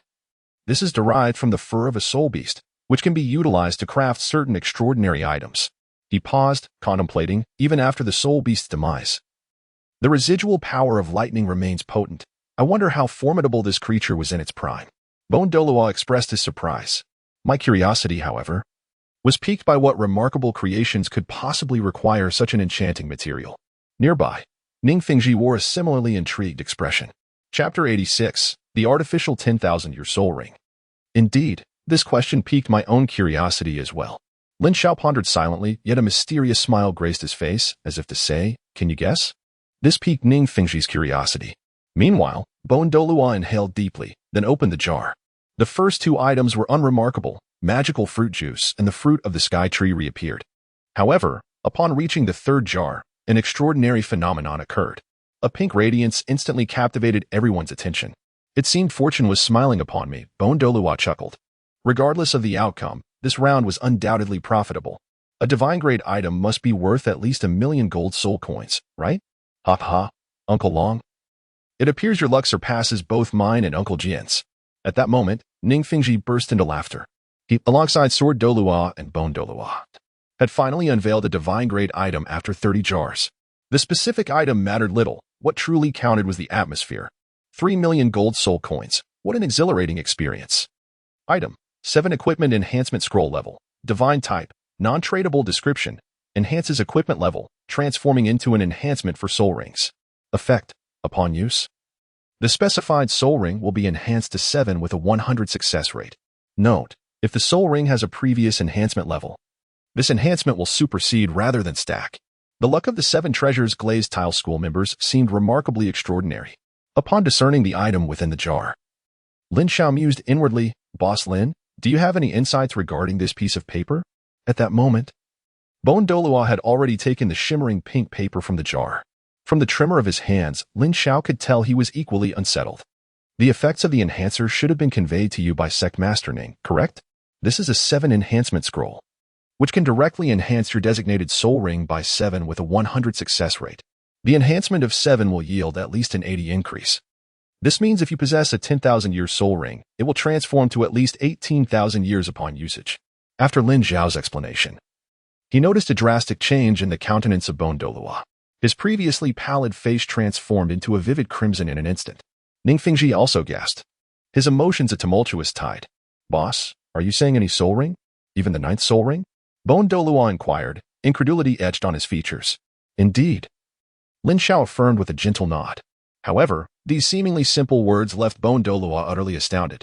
"My 9th soul ring is approximately 80,000 years old. If it increases by 80%, does that mean it would be 12 to 13,000 years? I shall possess a 100,000-year soul ring." Were it not for Lin Xiao's confirmation, Douluo would have thought himself ensnared in a dream. A 100,000-year soul ring, a cherished aspiration for countless soul masters. Typically, The pursuit of such a ring is akin to an insurmountable challenge for someone like him who has already obtained soul rings. The notion of acquiring 100,000-year soul rings seemed utterly preposterous. Yet now, this dream appeared within reach. Shock, elation, disbelief, and a myriad of complex emotions flickered through Douluo's mind. Uncle Long, do not hesitate. I, too, wish to witness the birth of a 100,000-year soul ring. Ning Fengji interjected eagerly. Admittedly, as the master of the 7 Treasures Glazed Tile School, he had yet to behold what a 100,000-year soul ring resembled. His anticipation was palpable. Very well, Douluo replied, summoning forth his martial soul. Instantly, he appeared clad in a white skeletal armor. Subsequently, 9 soul rings manifested at his feet. Yellow, yellow, purple, purple, black, black, black, black, black. Then, with trembling hands, he tore apart the 7 enhancement scroll. At that moment, a transformation commenced. Douluo's 9th soul ring, once an abyssal black, gradually deepened in hue, infused with a hint of red, which soon overwhelmed the black entirely. Ultimately, the black faded away completely, yielding to a brilliant red. A magnificent aura erupted forth. Indeed, the disparity in power between a soul master possessing a 100,000-year soul ring and one who does not is profoundly evident. The mere essence emanating from Douluo surpassed what it had been before by leaps and bounds. Lin Xiao contemplated and waved his hand, dissipating the aura into nothingness. 100,000 years. Truly achieved 100,000 years. Witnessing everything firsthand, even the ever-calm and resourceful Ning Fengji could not maintain his composure. Lin Xiao understood this. No soul master could resist the profound impact of a 100,000-year soul ring. Moreover, having personally witnessed this transformation, who could have imagined that I, Douluo, would live to see a day where I could acquire a 100,000-year soul ring? The Douluo, unable to contain his excitement, retracted the soul ring. Congratulations, Uncle Long. Ning Fengji said with a smile, genuinely pleased. Whether for personal sentiments or sect interests, the enhancement of the Douluo's strength was indeed a cause for celebration. Haha. Sect Master, I am eager to see if the prowess of the sword Douluo at level 97 can surpass the 100,000-year soul skill I have just obtained. The Douluo laughed heartily, feeling immensely elated. At that moment, the only word to describe his feelings was exhilarating. He and the sword Douluo were not only friends but also kindred spirits in rivalry. Initially, the sword Douluo's breakthrough had placed considerable pressure on him, but he believed that upon their next meeting, the sword Douluo would surely pursue him for a spar. At that time, would he engage or refrain? He felt conflicted. To fight would be futile. To refrain would seem like conceding defeat. Either way, it appeared quite embarrassing. However, things had changed. The elevation of the soul ring's age had dispelled the pressure brought by the sword Douluo's breakthrough to level 97. Let us do this. Who is afraid of whom? Oh, it seems that after the evolution of Uncle Long's soul ring, he has also acquired a soul skill, an exceedingly powerful one at that. I wonder what the Douluo's 100,000-year soul skill is. Ning Fengji mused, both perplexed and curious. Indeed, 100,000-year soul rings could bestow 2 soul skills upon a soul master. But he had not anticipated that the Douluo would gain such a skill upon the upgrade of his soul ring to 100,000 years. It was truly a delightful surprise. Defense. An absolute defense for 3 seconds, impenetrable by anyone, the Douluo chuckled. I see now. Ning Fengji's eyes lit up with understanding, and he began to contemplate. The so-called invincibility for 3 seconds, for other defensive-type soul masters, would merely signify passive defense. Yet for the Douluo, it was different. Let us not forget that the Douluo was also exceptionally skilled in offense. This meant that those 3 seconds would be the moment of his fiercest attack. A true man for 3 seconds. Perhaps even Sword Uncle would think twice before approaching. Ning Fengji mused inwardly, soon breaking into a smile. Considering the time, Rongrong and Sword Uncle should be arriving soon. Your wish will soon be fulfilled. Ahem, to clarify. The sword Douluo and Ning Rongrong had indeed returned, but after Ning Rongrong opened a few upgrade scrolls in the shop, her soul power had reached level 30, and she went with the sword Douluo to the Star Doe Forest to hunt for souls. Lin Xiao chose to remain taciturn, saying little. What? Rongrong has already reached level 30? Douluo was momentarily taken aback, then chuckled. Haha, Fengji, I told you Rongrong is undoubtedly the most exceptional. A 12-year-old soul master. Such talent is indeed rare in the Douluo Continent. Upon hearing this, Ning Fengji also nodded with a smile. I have high hopes for Rongrong as well. Fully expecting her to surpass the limits of the 7 Treasure Glazed Tile Pagoda, and achieve the 8 treasure glazed tile. Listening to their conversation, Lin Xiao merely smiled without interjecting, thinking to himself, when Ning Rongrong returns, you will be astounded. An additional update has been made. Thank you all for your generous rewards and monthly votes. As the beginning of the month has arrived, those who possess tickets, please cast your votes. I will strive to provide another update by tomorrow. Chapter 87. The shock of Ning Fengji. However, in the subsequent 3 jars, Douluo was unable to unveil any remarkable treasures. 2 bottles of magical fruit juice, while the double jar contained the fruit of the sky tree. Lin Xiao pointed at the 4 items produced from the 3 jars and sighed. Although he had anticipated such an outcome, Douluo could not help but express his disappointment. Master, we were unable to obtain the design blueprint you desired. On their way here, Ning Fengji had demonstrated the power of the hand cannon and emphasized the significance of the design blueprints. Douluo still harbored some hope for the blueprints. Uncle Long, this is quite normal. Such precious items cannot be easily acquired.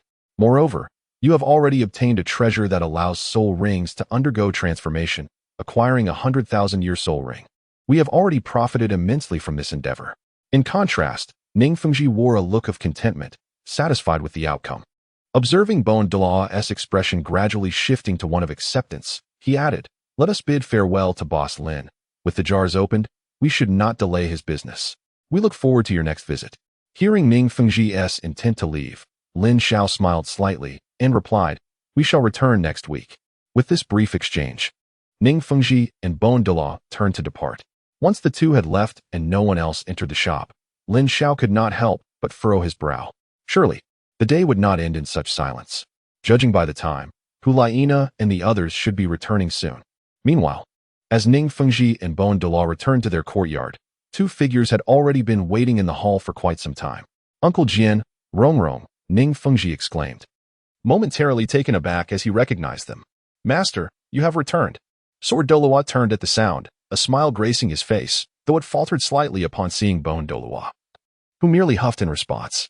Beside him, Ning Rongrong beamed with joy, exclaiming, Daddy, Grandpa Bone, I missed you both so much. Ning Fengji could not help but smile at her words. Before he could speak, Douluo chuckled, aha, it has been long. Yet our little princess has grown quite a bit. He gestured as if to illustrate her newfound height. Ignoring Sword Douluo's less than friendly demeanor, he continued, Grandpa Bone. Not only have I grown taller, but my strength has also improved. Ning Rongrong declared proudly, demonstrating her little fists in a display of triumph. Very well. Our little princess is the greatest. Douluo laughed heartily, his joy unabated since seeing Ning Rongrong. Rongrong, we have already learned about your breakthrough to the 30th level from Boss Lin, Ning Fengji began, his tone turning serious. However, while it is indeed rare for a 12-year-old to become a soul master, it has happened in the history of Douluo Continent. You must not let pride distract you. You must work even harder to cultivate and never waste your talent. Achieving the rank of soul master at your age increases the chances of your martial soul evolving into the 7 Treasures Glazed Tower by at least 10%. It was evident that Ning Fengji placed all his hopes for the future upon Ning Rongrong. Daddy, I understand. Ning Rongrong chirped in response, her smile unwavering. You seem not to have absorbed my words. With such a mindset, how can you achieve great accomplishments? Ning Fengji sighed, exasperated by his daughter's playful demeanor. At that moment, Sword Douluo interjected, Master, you have misunderstood Rongrong. Uncle Jian, please do not defend her, Ning Fengji replied, feeling increasingly helpless. Each time he attempted to discipline Ning Rongrong, Sword Douluo and Douluo would promptly intervene, indulging her to an outrageous extent. Sword Douluo raised his hands in surrender, laughing, Master, I assure you this time I am not protecting Rongrong. He then turned to Ning Rongrong, saying, You, young lady, should show your father your strength instead of letting him misunderstand. Show my strength? Although still somewhat skeptical, both Ning Fengji and Douluo turned their attention to her. They beheld a small, colorful tower suspended in her palm, radiant with swirling lights. Simultaneously, 3 soul rings, yellow, and purple, floated beneath her feet. What is so remarkable about just being a soul master? Ning Fengji pondered in confusion. However, the next moment, his eyes widened in shock. The soul rings were normal. But what astonished him was Ning Rongrong's martial soul. 1, 2, 3, 4, 5. Douluo counted aloud, his voice trembling with disbelief.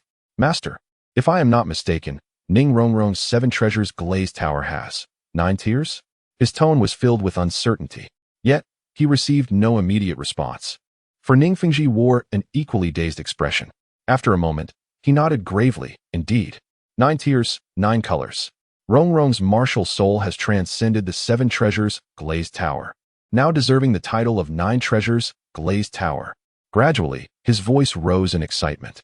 This is a feat that has never been achieved since the inception of the 7 Treasures Glazed Tower. By the end of his declaration, his voice cracked with enthusiasm, revealing the depth of his astonishment. "See, I told you I was innocent," Sword Douluo exclaimed, feeling wronged. "I misjudged you all." Ning Fengji turned to Ning Rongrong and asked, "Rongrong, can you explain to your father how this came to be?" "Daddy." "This story begins with the awakening scroll I drew from the jar." Ning Rongrong recounted her experiences with utmost seriousness. After a lengthy explanation, Douluo and Ning Fengji exchanged glances, both reflecting the same astonishment.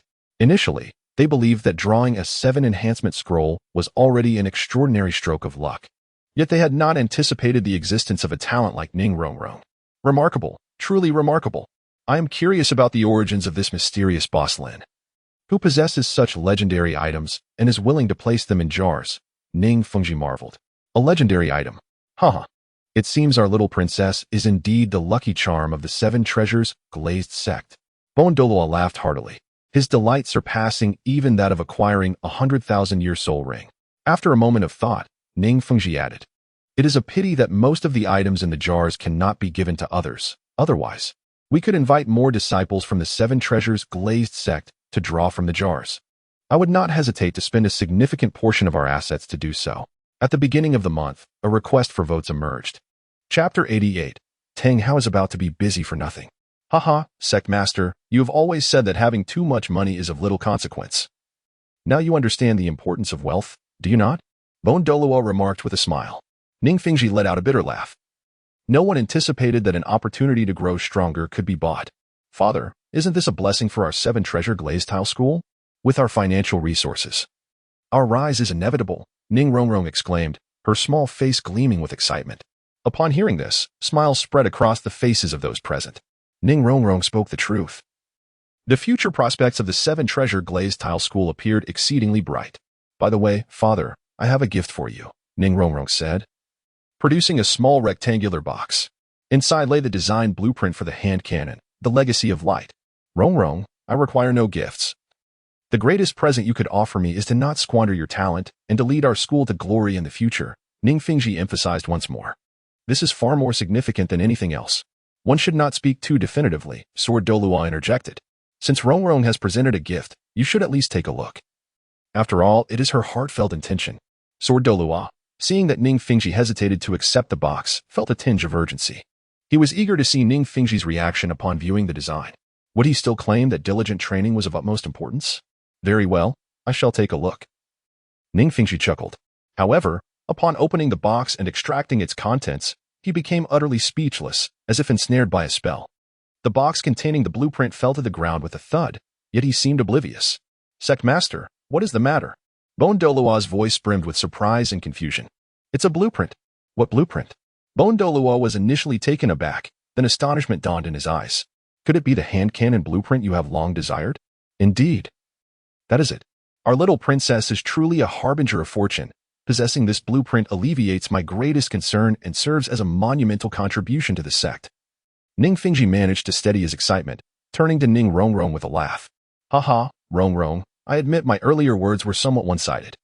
This blueprint is one of the finest gifts you could have bestowed upon me before leading the 7 Treasure Glazed Tile School to glory." Ning Fengji was not an ordinary man. He was adaptable, masking his embarrassment with laughter. "I'm glad you like it." Ning Rongrong beamed with joy. "Uncle Long, I must trouble you to return to the sect and prepare for this. I cannot rely on anyone else." Ning Fengji was a decisive individual, eager to commence the production of the hand cannon. However, before Douluo could agree, Sword Douluo spoke up to halt him. "Sect Master, we should proceed with caution. I have something else to discuss that requires your and Old Bone's assistance." "Humph, seeking help? You must ask me nicely," Douluo retorted, clearly displeased. Nonetheless, Sword Douluo paid him no mind, his expression serious as he awaited Ning Fengji's response. "Uncle Jin, what exactly has happened?" Ning Fengji frowned, sensing the gravity of the situation. Otherwise, why would Sword Douluo, with his strength, require assistance. Without delay, Sword Douluo revealed, I have discovered a transformed 100,000-year soul beast. What? A transformed 100,000-year soul beast? The revelation shocked everyone present. 100,000-year soul beasts were exceedingly rare, let alone one that had taken on human form. This was simply extraordinary. At what time did you make this discovery?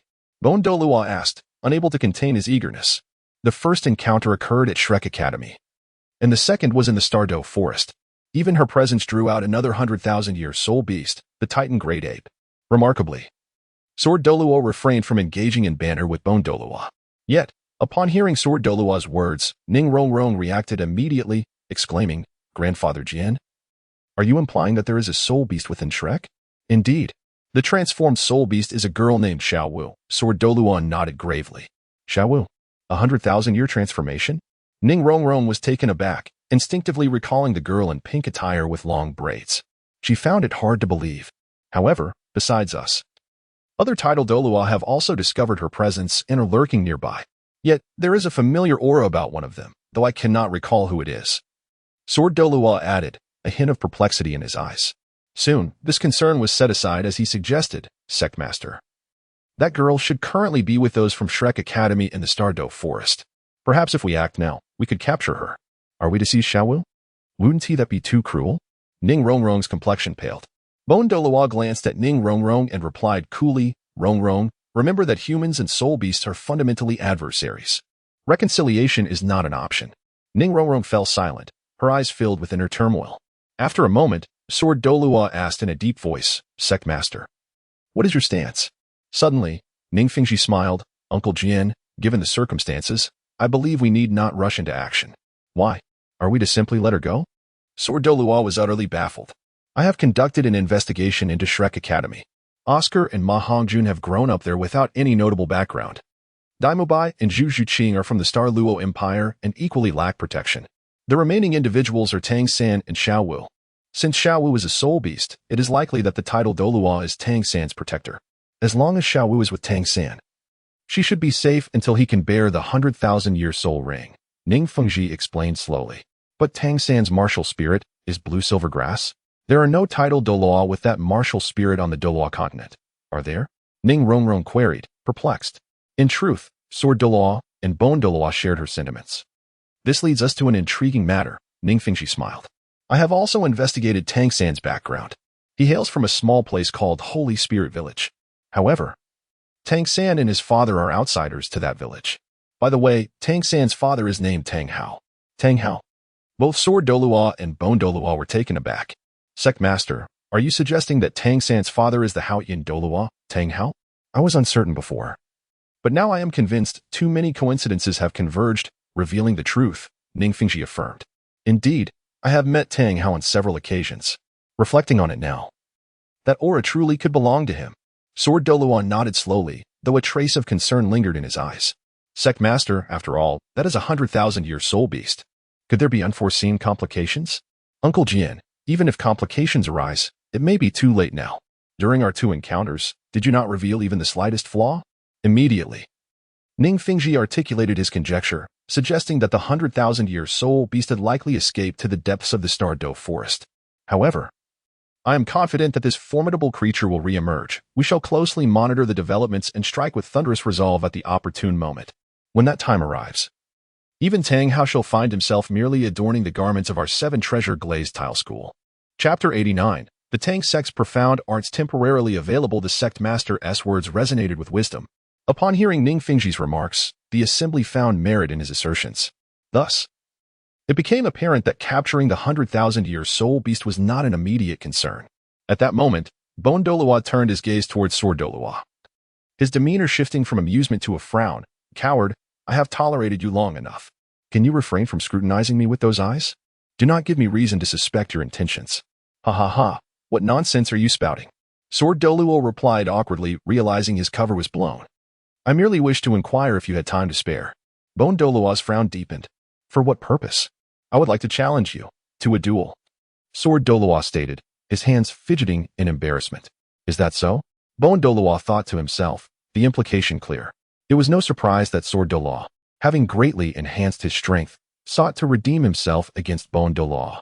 However, He shook his head and replied, with your level 97 prowess and my level 96. Do you truly believe it wise to compare ourselves? Do you think I relish in humiliation? Really? Sword Douluo's expression transformed into one of disbelief. Surely the renowned Bone Douluo is not afraid? Begone! Do not presume I am unaware of your provocations. I do not fall for such tricks. I have important matters to attend to under the sect master's directives, and I cannot afford to be entangled with you. With that, Bone Douluo began to exit. In contrast, Sword Douluo grew anxious. Wait, do not think I am conceding. In our duel, I shall only utilize 90% of my strength.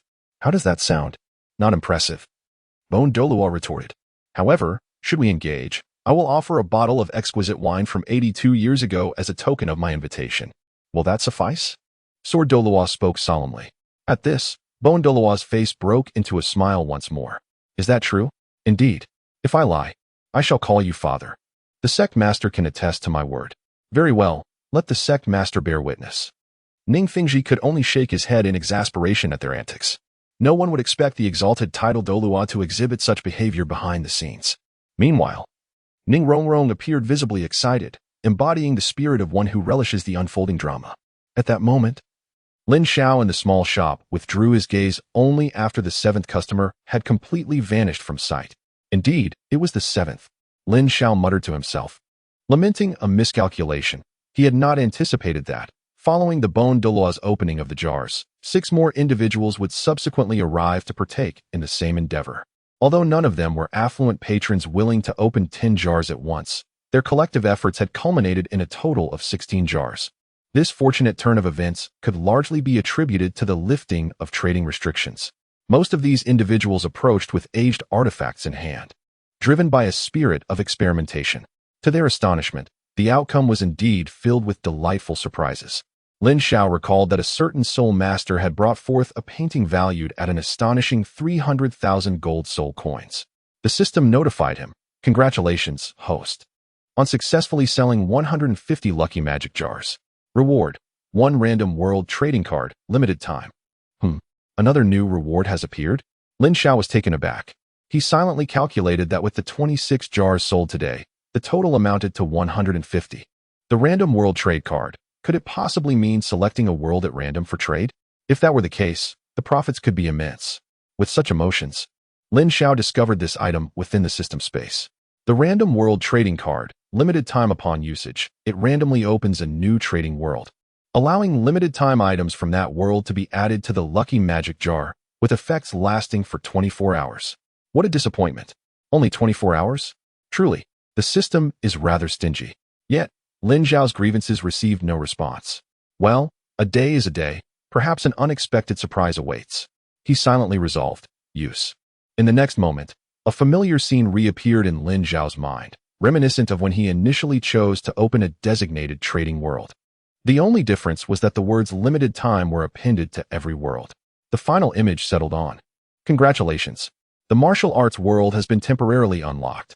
From this moment, within the lucky magic jar, in addition to items from the dungeon world, there is a chance to acquire items from the martial arts world. Effective for 1 day. Remaining time, 23 hours, 59 minutes, and 59 seconds. The martial arts world? Is this scope not a bit too vast? Upon receiving the system's prompt, Lin Xiao paused momentarily. Soon, information about the martial arts world flooded his mind. The martial arts world, a comprehensive universe of martial arts. Fengyun, Tianlong, Xiaowu, Xindiao, Tianya, Feidao, and many other well-known martial arts stories are encompassed within. This implies that if fortune favors him, he might obtain powerful martial arts such as the 3 points of returning essence, the 18 dragon-subduing palms, and the sunflower scripture. Categorically, Lin Xiao noticed a familiar sect towards the end of the sect list, Tangmen. Controlling cranes and capturing dragons, ghostly shadows and mysterious traces, the Xiantian treasure record. Unexpectedly, even the secret arts of Tangmen are included. If this were to be discovered and propagated by someone, it would surely become intriguing. Lin Xiao couldn't help but chuckle to himself. After all, he was merely a vendor of jars, one who relished the spectacle of chaos. Meanwhile, Bone Douluo escorted Ning Fengji, while Sword Douluo accompanied Ning Rongrong to a desolate wilderness situated 30 to 50 miles from Soul Master City. They settled Ning Fengji and Ning Rongrong to one side. Sword Douluo, with a grave expression, summoned his 7 kills sword, which gracefully fell into his grasp. Beneath his feet, 9 spirit rings of yellow, purple, and black emerged. Faced with a long-standing rival, he dared not show the slightest hint of complacency. Old Bone, do you see how much respect I afford you? Sword Douluo remarked, pointing the 7 kills sword at Bone Douluo with a grin. Huh. To adopt such a posture against someone weaker than yourself, what else could it be but cowardice? Bone Douluo retorted without reservation. Yet, his dismissive words belied a profound respect within. In an instant, he completed his martial soul manifestation, revealing his own spirit rings. Yellow, yellow, purple, purple, red. Am I seeing things? Sword Douluo's eyes widened in disbelief as he discerned the configuration of Bone Douluo's spirit rings. He extended his left hand. Trembling as he asked, Old Bone, what is the meaning of your spirit rings? How did they turn red? Haha. As you can see, my 9th spirit ring is now one of 100,000 years, Bone Douluo replied with a satisfied smile. Surprised? 100,000 years? Sword Douluo exclaimed incredulously. How is that possible? Your spirit rings were clearly around 85,000 years. Huh. Have you forgotten what I was doing with the sect leader this morning? Bone Douluo laughed heartily, relishing Sword Douluo's astonishment. What were you doing? Opening jars. In that moment, understanding dawned upon Sword Douluo. You acquired a treasure from the jars that enabled your spirit rings to evolve to 100,000 years? Realizing the implications, he felt a pang of being duped. That old rascal Gurong had been playing possum all along. Haha, congratulations on your deduction. Allow me to reward you with a dose of society's harsh lessons. Bone Douluo said with a chuckle as he took a heavy step forward, his 9th spirit ring glowing ominously. The crimson light of the spirit ring was blinding. Once the radiance dissipated, a colossal skeletal dragon manifested in the arena. With a thunderous roar, the bone dragon unleashed a powerful wave of soul power, sweeping in all directions. Sword Douluo's eyelids twitched at the sight. Was this the enhancement of a 100,000-year spirit ring? It was exponentially stronger than an 80,000-year ring. He realized that even at full strength, he might struggle to breach its defenses. Sword Douluo's heart raced, but there was no time for contemplation. As the white skeletal dragon had already lunged toward him, Sword Douluo raised his sword in response. Boom, boom, boom. In the next instant, a fierce clash erupted as the two engaged in combat. In the distance, Ning Rongrong blinked her large eyes in an effort to discern the figures of Sword Douluo and Bone Douluo. Frustrated, she turned to Ning Fengji and curiously inquired, Daddy, what treasure did Grandpa Bone obtain from the jars? Is it an enhancer that can increase the lifespan of spirit rings? But how many enhancers would he need to elevate a spirit ring to 100,000 years? Ning Fengji shook his head. Rongrong, you're mistaken. Boss Lin's methods are beyond our imagination. The Lucky Magic Jar not only contains enhancers but also other treasures that augment the lifespan of spirit rings. Not an enhancer? Ning Rongrong's disappointment vanished as her eyes sparkled with excitement. Ning Fengji continued, it is a 7 enhancement scroll. A miraculous item that guarantees 100% enhancement to 7 for spirit rings. After using it, Grandpa Bone's spirit ring lifespan increased by over 80%. I witnessed his spirit ring's transformation with my own eyes. Every time Ning Fengji reflected on this, he couldn't help but marvel. Had he not seen it for himself? He would find it hard to believe that such unreasonable phenomena could exist in the realm of soul masters. Even more unfathomable was the emergence of someone like Lin Xiao in Douluo Continent. A 7 enhancement scroll. Ning Rongrong committed the name of this item to memory, secretly wishing that she too could acquire such a treasure. Boom. In the arena, after a powerful collision, Sword Douluo and Bone Douluo's figures became discernible. Following a brief exchange, they appeared evenly matched. Old Bone, you must tread carefully. I shall employ my 9th soul skill, Sword Douluo warned. Come if you dare. I'm not afraid. Bone Douluo replied nonchalantly. Humph, don't say I didn't warn you. This strike carries newfound insights, and with the support of my 97th level soul power, its might is immense.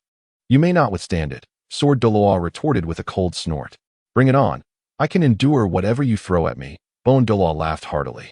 Seeing Bone Douluo's arrogance, Sword Douluo fell silent, as terrifying soul power began to accumulate, foretelling an impending cataclysmic strike. Meanwhile, not far from the scene, within the dense forest, 5 swift shadows suddenly halted. What is it, old chrysanthemum? The specter-clad ghost Douluo inquired solemnly. Old ghost, have you noticed the powerful wave of soul power emanating from that direction? The white-robed chrysanthemum Douluo asked, peering into the distance. Ghost Douluo, upon reflection, furrowed his brow. Your observation is indeed astute. Something feels amiss. I wonder who could unleash such formidable soul power. Why not just find out? I'm curious to see who dares to act so brazenly outside Soul Master City. Do they think the elders of our spirit hall are mere decorations? Chrysanthemum Douluo remarked, vanishing in an instant. Ghost Douluo then turned to Lin Xiao and Yin, instructing, this place is not far from Soul Master City. You three should return alone. Chrysanthemum Elder and I will investigate the matter. Understood. Be cautious, elders, the trio replied, sensing the gravity of the situation. Ghost Douluo nodded slowly before disappearing as well. Meanwhile, Ning Fengji had retreated 100 meters with Ning Rongrong before halting. There was no choice. Sword Douluo's impending strike was simply too formidable. Uncle Jian's upcoming strike is indeed significantly stronger than before. It seems the effects of the proficiency capsule exceed my expectations, enhancing Uncle Jian's power to such an extent. Ning Fengji had witnessed Sword Douluo's ninth soul skill before, but never had he seen it wielded with such overwhelming force. Ninth soul skill, Divine and Demon Dual Slash.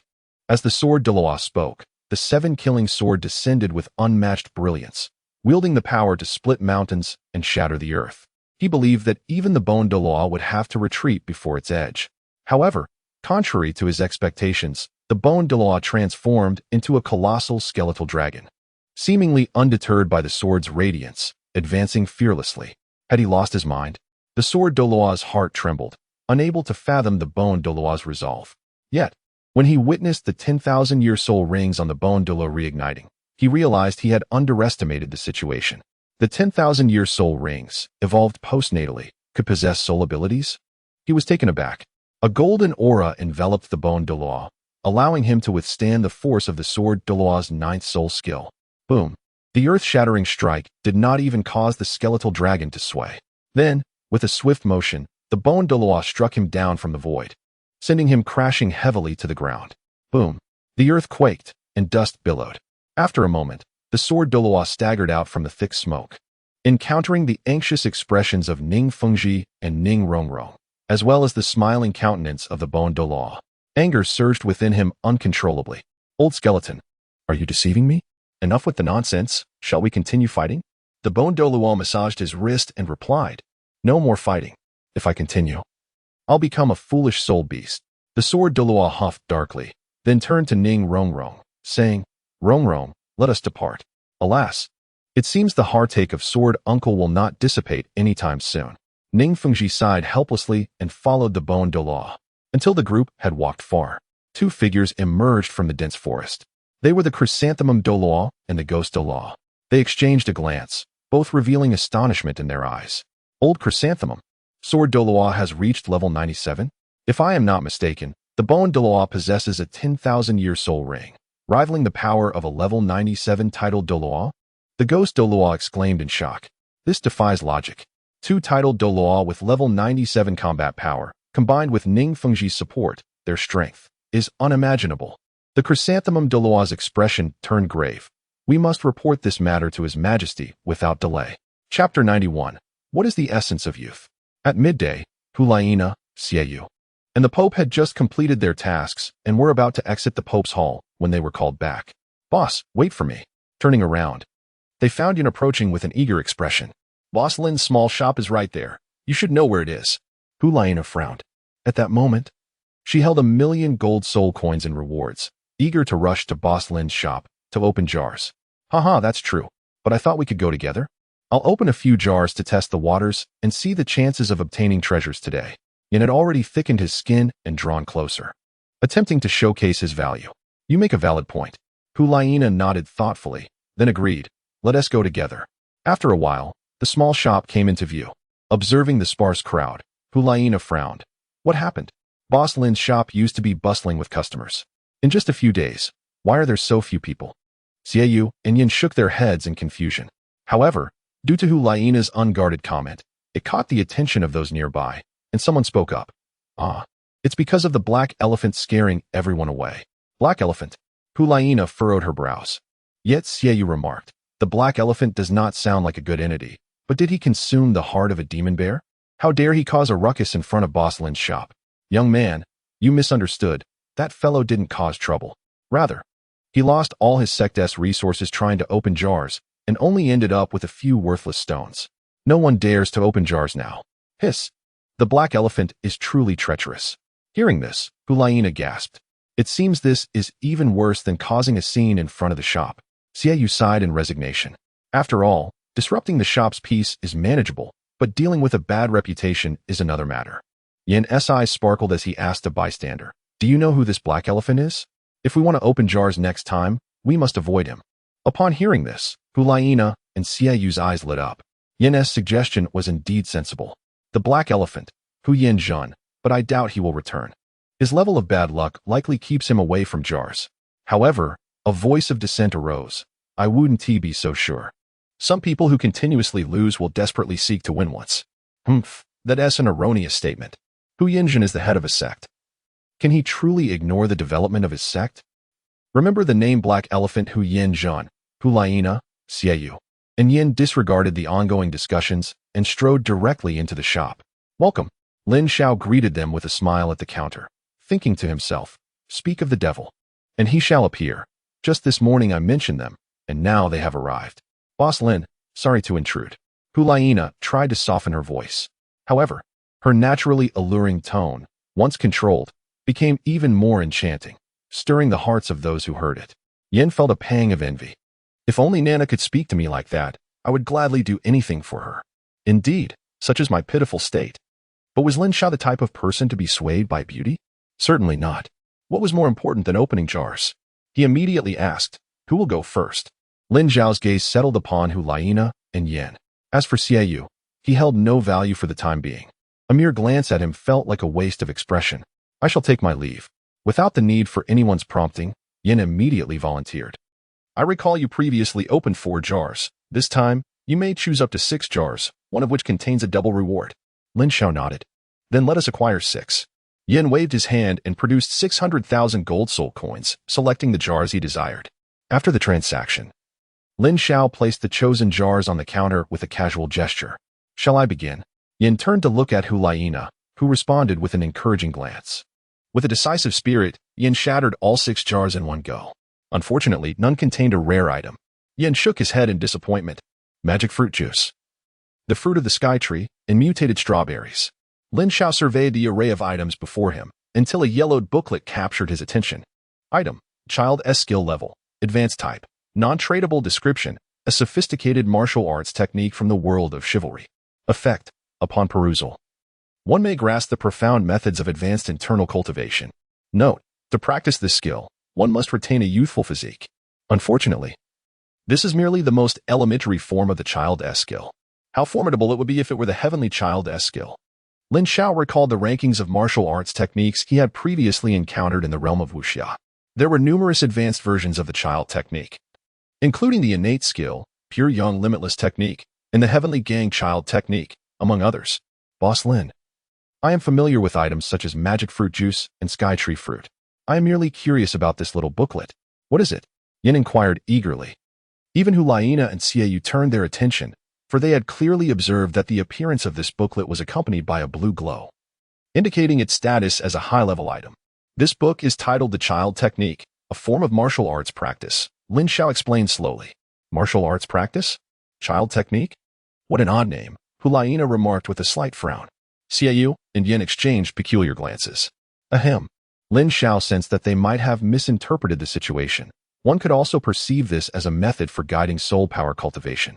It is likely far more effective than the soul power guiding techniques they currently practice, and it is even conceivable that one might acquire abilities akin to soul skills from it, a technique superior to the soul power guiding techniques within the Spirit Hall. Moreover, could it also enable the cultivation of soul skills through such a method? Hulaina and Xiaoyu were momentarily taken aback. It is important to note that as the youthful generation of the Spirit Hall, they consumed only the most elite resources available. The method of soul power guidance and cultivation stands as the pinnacle among the finest. Aside from the top 3 sects, no one else could rival the Spirit Hall. Yet, even so, it does not seem as miraculous as Boss Lin describes. Why not give it a try? However, there is one prerequisite. Lin Xiao spoke, casting a meaningful smile towards Yin, indicating that to practice this skill, one must remain chaste. This. Yan's face flushed a deep crimson as she replied. But before she could finish, Xiaoyu couldn't contain himself and laughed. A 20-year-old old virgin. How amusing. However, Hulaina shot him a glare. What? Is it embarrassing? Not at all, Xiaoyu retorted, falling silent. Yin, blushing, began to leaf through a thin book, and in the blink of an eye, she reached the final page. Instinctively, Yin closed her eyes, and her soul power began to circulate uncontrollably. Strangely, everyone in the shop felt the air around Yin grow increasingly heated. Boom. In the next moment, a burst of bright yellow flames erupted around Yin, fiercely burning. What is happening? Is it truly evolving into a self-created soul skill? Xiaoyu and Hulaina widened their eyes in astonishment. After practicing for over a decade, they had never witnessed such a miraculous soul power guiding technique. After a brief moment, the peculiar phenomenon surrounding Yin ceased. The bright yellow flames extinguished, and as he opened his eyes, there was a mix of nostalgia and bewilderment within them. How does it feel? Xiaoyu and Hulaina had been watching intently until Yin awakened from his trance and asked softly. It feels remarkable, absolutely splendid, Yin replied, his excitement gradually mounting. The soul power he had acquired through this method was far more substantial, at least double the quality of what it had been before. If my previous soul power could support all my soul rings to release a soul skill once, now I can unleash it twice. Is it truly that extraordinary? Upon hearing Yin's words, Hulaina's face paled in disbelief. Did this not equate to an enhancement in strength? Yin shook his head slightly, indicating he had more to say. But that is not all. The speed of soul power growth has at least exceeded that of my previous soul power guiding technique by a factor of 2. Moreover, my understanding of the technique is still quite superficial. As I delve deeper, I am certain to discover even more surprises. The possibility of comprehending several self-created soul skills is not out of reach. Such an evolution is astonishing. In this light, the highest level soul power guiding techniques in the spirit hall pale in comparison to this martial arts technique. Xiaoyu's voice quivered slightly. Isn't this far superior to the soul power guiding techniques we practice now? Although this technique may not provide the instant surge in soul power like experience capsules do. From a long-term perspective, martial arts techniques are undeniably more significant. After all, martial arts techniques can accompany one throughout their life, while experience capsules are not always available. I hope that the next time I open a jar, I too can obtain such a miraculous martial arts technique, Xiaoyu remarked with longing. Next time is certainly not possible. The jars currently for sale in the shop will only yield martial arts techniques until noon tomorrow, came the response. After tomorrow noon, it will no longer be possible to obtain them. As for when there might be another opportunity, that remains to be seen. Lin Xiao spoke frankly, interrupting Xiaoyu's reverie. A deadline had been set. What? Only until tomorrow? Xiaoyu wore a dazed expression. Was he truly destined to miss out on such a wondrous technique? He found it difficult to accept. Yet, in the next moment, a spark seemed to ignite in his eyes as he turned to Yin. In truth, I harbor a secret. I remain a virgin. Uffed. Hulaina struggled to suppress her laughter. Yin burst out. Ha ha, an old virgin nearing 20? Indeed, I confess. I have brought shame upon my fellow man. Xiaoyu gritted his teeth, his face flushed. He was willing to risk it all for the technique. However, this was the truth. Yet, Yin, fully aware of Xiaoyu's thoughts, could only helplessly shrug. It's not that I do not wish to assist you, my friend. It is simply that this technique is extraordinarily enigmatic. It resides within me as if it were an instinct. With but a thought, I can summon it. However, if you ask me to elucidate its workings, I find myself at a loss. My mind holds no corresponding memories. What? How could this be? Xiaoyu felt as though he had been struck by lightning. Was he truly to part ways with this technique? He was unwilling to accept such a fate. Ahem. Lin Xiao lightly cleared his throat, drawing back the attention of the crowd. Yin, there is something I must remind you of. Before mastering this technique, one must maintain a youthful state. What? Does that mean I must endure for decades? How dismal. What if one day Nana decides to move on? Should I or should I not? Although the likelihood of that happening is almost negligible, one must still live with dreams, should we not? Yan's expression suddenly turned unnatural as he nervously inquired. But what if one were to lose their purity? Should that happen, all previous efforts would be rendered futile. The soul power cultivated through this youthful practice would dissipate. Such a drawback is indeed severe. Yan's complexion paled significantly, and he found himself embroiled in a fierce internal struggle. Ignoring Yan's turmoil, Hulaina approached the counter and sweetly said, "Boss, it's my turn. You understand the procedure. So I want to elaborate further." Lin Xiao smiled in response. However, unexpectedly, Hulaina chose a different approach. She leaned in, her red lips whispering, "Boss, which jar do you think I should open?" Upon finishing her words, she even fluttered her lashes enticingly. "I'm afraid I cannot say," came the reply. Lin Xiao, impervious to all poisons, chuckled lightly. Umph. Lacking in charm. Hu Laiina's expression stiffened, clearly indicating that Lin Xiao's words had wounded her pride. Nana, why not start selecting from that row at the top? I believe those positions so high are seldom chosen, suggested Xiaoyu from behind Hu Laiina. Brother, you make a valid point. Hu Laiina nodded thoughtfully before adding, Boss, let us begin with the jars from the bottom row. With that, she produced 1,000,000 gold soul coins. Xiaoyu remarked, Are you intentionally trying to tease me? Hu Laiina, undeterred by Xiaoyu's forlorn gaze, proceeded to open the jar. With a crack, the first jar emitted a blue glow. Lin Xiao gazed, his expression momentarily frozen. Before him lay a set of exquisitely miniature and alluring garments. To put it simply, it was a delicate pink bikini. Item: passionate summer attire, pink version. Level: advanced type. Non-tradable description: a charming piece of clothing from the world of dungeons, immensely favored by enthusiasts of peculiar tastes. Effect: can be donned or removed with merely a thought. Goodness, even this exists? Is it not destined to bring me social doom? A rare hint of embarrassment flickered across Lin Xiao's face. However, upon glancing at Hu Laiina, he discovered that she was blushing furiously, as though wishing to vanish into the very ground beneath her. It seems I am not the one feeling awkward. Rather, it is others who are. Ahem. Please keep this little outfit well. When you wish to don it, a mere thought will suffice. Lin Xiao succinctly explained a statement. Hu Laiina, blushing from Lin Xiao's reminder, hurriedly put it away. Nana, what kind of clothing is that? Let me see. At that moment, Xiaoyu, standing behind Hu Laiina, finally asked.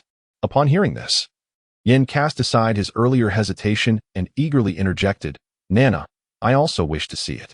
Although I do not know what kind of clothing it is, I believe it would look splendid on you. In an instant, he resorted to his usual flattery. However, Hu Laiina furrowed her brow and coldly dismissed them with a single word, scram. Is that clothing for anyone to see? Well, let's continue. We will not look anymore. Seeing Hu Laiina's outburst, Xiaoyu and Yin fell silent, yet they murmured internally, It's just a piece of clothing. What's the big deal? Why not show it? So stingy.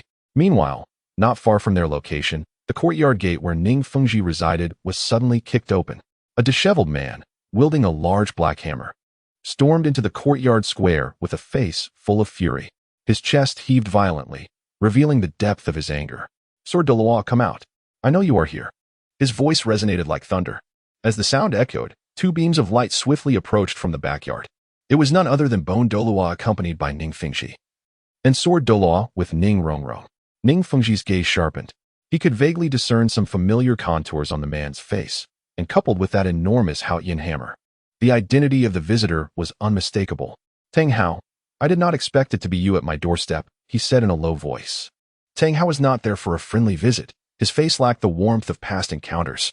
I see that Bone Douluo and the head of the Ning clan are also present, Tang Hao remarked, his brows knitting together in surprise. At that moment, Sword Douluo's sharp gaze fell upon Tang Hao, coldly inquiring, Speak your purpose for seeking me. I merely wish to state that the girl beside Little Sand is one I have taken a liking to, and I hope you will refrain from intervening out of respect for the Haotian clan. Tang Hao directly stated his intentions. Yet, he felt helpless.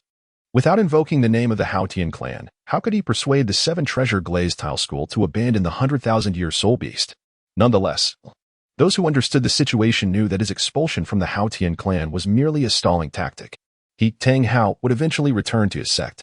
Furthermore, the current leader of the Haotian clan is none other than his elder brother, Tang Xiao. No further words were necessary. He believed that the 7 Treasure Glazed Tower school would retreat in the face of difficulty. Little San, is that Tang San?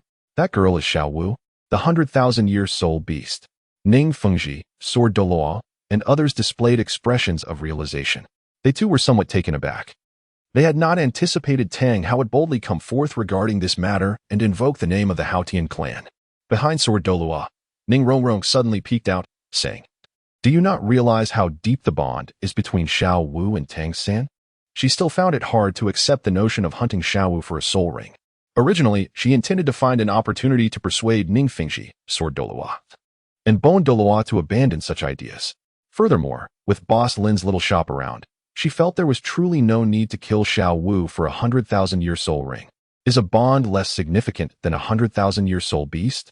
The importance of a 100,000-year soul ring and soul bone to a soul master is something you will understand when you grow up. It is a treasure that can drive a soul master to madness, even to the point of forsaking everything in pursuit. Tang Hao's eyes gleamed with fervor. Ha ha. Suddenly, Douluo laughed. What are you laughing at? Tang Hao was taken aback. What great authority Sword Douluo possesses. Listening to you, I almost thought you were the leader of the Haotian clan. You are but a disciple cast out from the sect. Yet you expect the 7 Treasure Glazed Tile School to retreat at your word? Do not speak of you. Even if Tang Xiao were present, it would not suffice. Douluo, seeing Ning Fengji silent, sneered. Tang Hao did not respond to Douluo but turned his gaze toward Ning Fengji, asking, What is your stance, clan leader Ning? Uncle Long's position reflects my own, Ning Fengji replied nonchalantly. Ning Fengji actually rejected him? Tang Hao was somewhat surprised. He knew Ning Fengji's business-minded nature. He had originally intended to leverage the name of the Haotian clan to intimidate the opposition, hoping to negotiate peacefully. After all, the combat strength of the world's foremost sect surpassed that of the 7 Treasure Glazed Tile School. He had even considered offering 100,000-year soul bone in exchange for the 7 Treasure Glazed Tile School to disregard Xiao Wu. However, the attitude of the 7 Treasure Glazed Tile School today was excessively resolute. Well, this matter is one that I, Tang, have not fully considered. Farewell. As Tang Hao pondered, he prepared to leave. However, he was halted by Sword Douluo's call. Even though this is not the mountain gate of the 7 Treasure Glazed Tile School, it is not a place where one can come and go as they please. Sword Douluo's tone was frigid. With Ning Fengji, Douluo, and Ning Rongrong present, Tang Hao's direct intrusion was no different from breaking through the gates of the 7 Treasure Glazed Tile School. Should they yield simply because of a former Haotian Douluo? Perhaps in the past, but not now. What do you intend to do? Tang Hao coldly inquired. Receive my blade. After one strike, regardless of the outcome. We shall not hold you accountable for your impudence. Tang Hao, Sword Douluo declared solemnly. What is your stance, clan leader Ning? Tang Hao turned to Ning Fengji once more. Uncle Jian's stance is my stance. Ning Fengji's voice was quiet yet resolute. Tang Hao suddenly laughed. Has clan leader Ning forgotten the vow of the 3 upper sects standing together? Standing together was merely a jest. For Tang Hao to utter such words was utterly ridiculous. Yet, it also confirmed that he had no way out. However, you are not a member of the 3 upper sects. Yet, with Ning Fengji's wisdom, he would not pierce through this thin veil. Well, since that is the case, I shall accept your blade without hesitation. One strike was all it took, and Tang Hao still held some confidence. After all, he was at level 95. And with the secret techniques of the Haotian clan, what did it matter if Sword Douluo was at level 97? Were it not for Ning Fengji and Douluo's presence, he would have the courage to battle Sword Douluo. This was precisely why he dared to intrude directly. Very well. In the next moment, Sword Douluo summoned the 7 killing sword, his soul power surging. Will you not summon your soul rings? Tang Hao was taken aback. No need, Sword Douluo replied coolly. He wished to test the potency of his newly grasped unity of man and sword. So, it was a means for him to save face. Seeing this, Tang Hao chuckled, positioning the Haotian hammer before him. Come. In the next instant, Sword Douluo moved. Tang Hao, Ning Fengji, Douluo. And even Ning Rongrong perceived that Sword Douluo had vanished, transformed into a sword. The scene unfolds with a palpable tension as Douluo feels a jolt of shock. What the hell? Why do I feel as if he intends to kill me? A powerful self-created soul skill emerges, catching Tang Hao off guard. The seemingly ordinary strike from Sword Douluo is overwhelmingly terrifying. Haotian's true form, god of death's domain.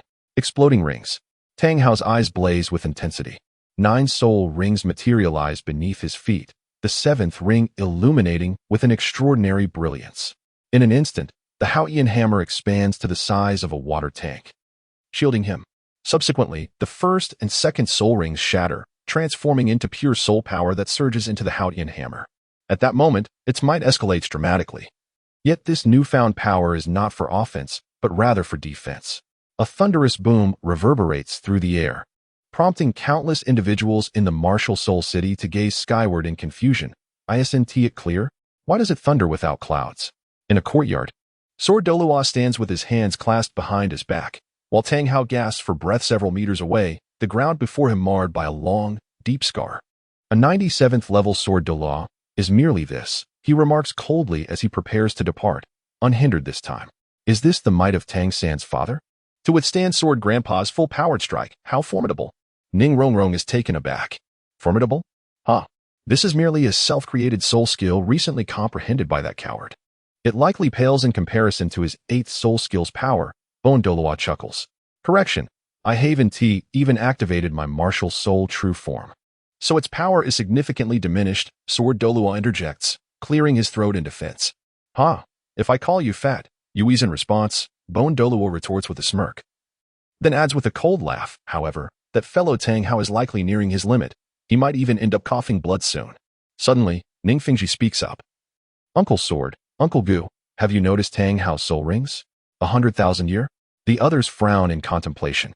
This 100,000-year soul ring appears to be the very reason Tang Hao is being hunted by the Spirit Hall, the primary cause for the Haotian clan's seclusion.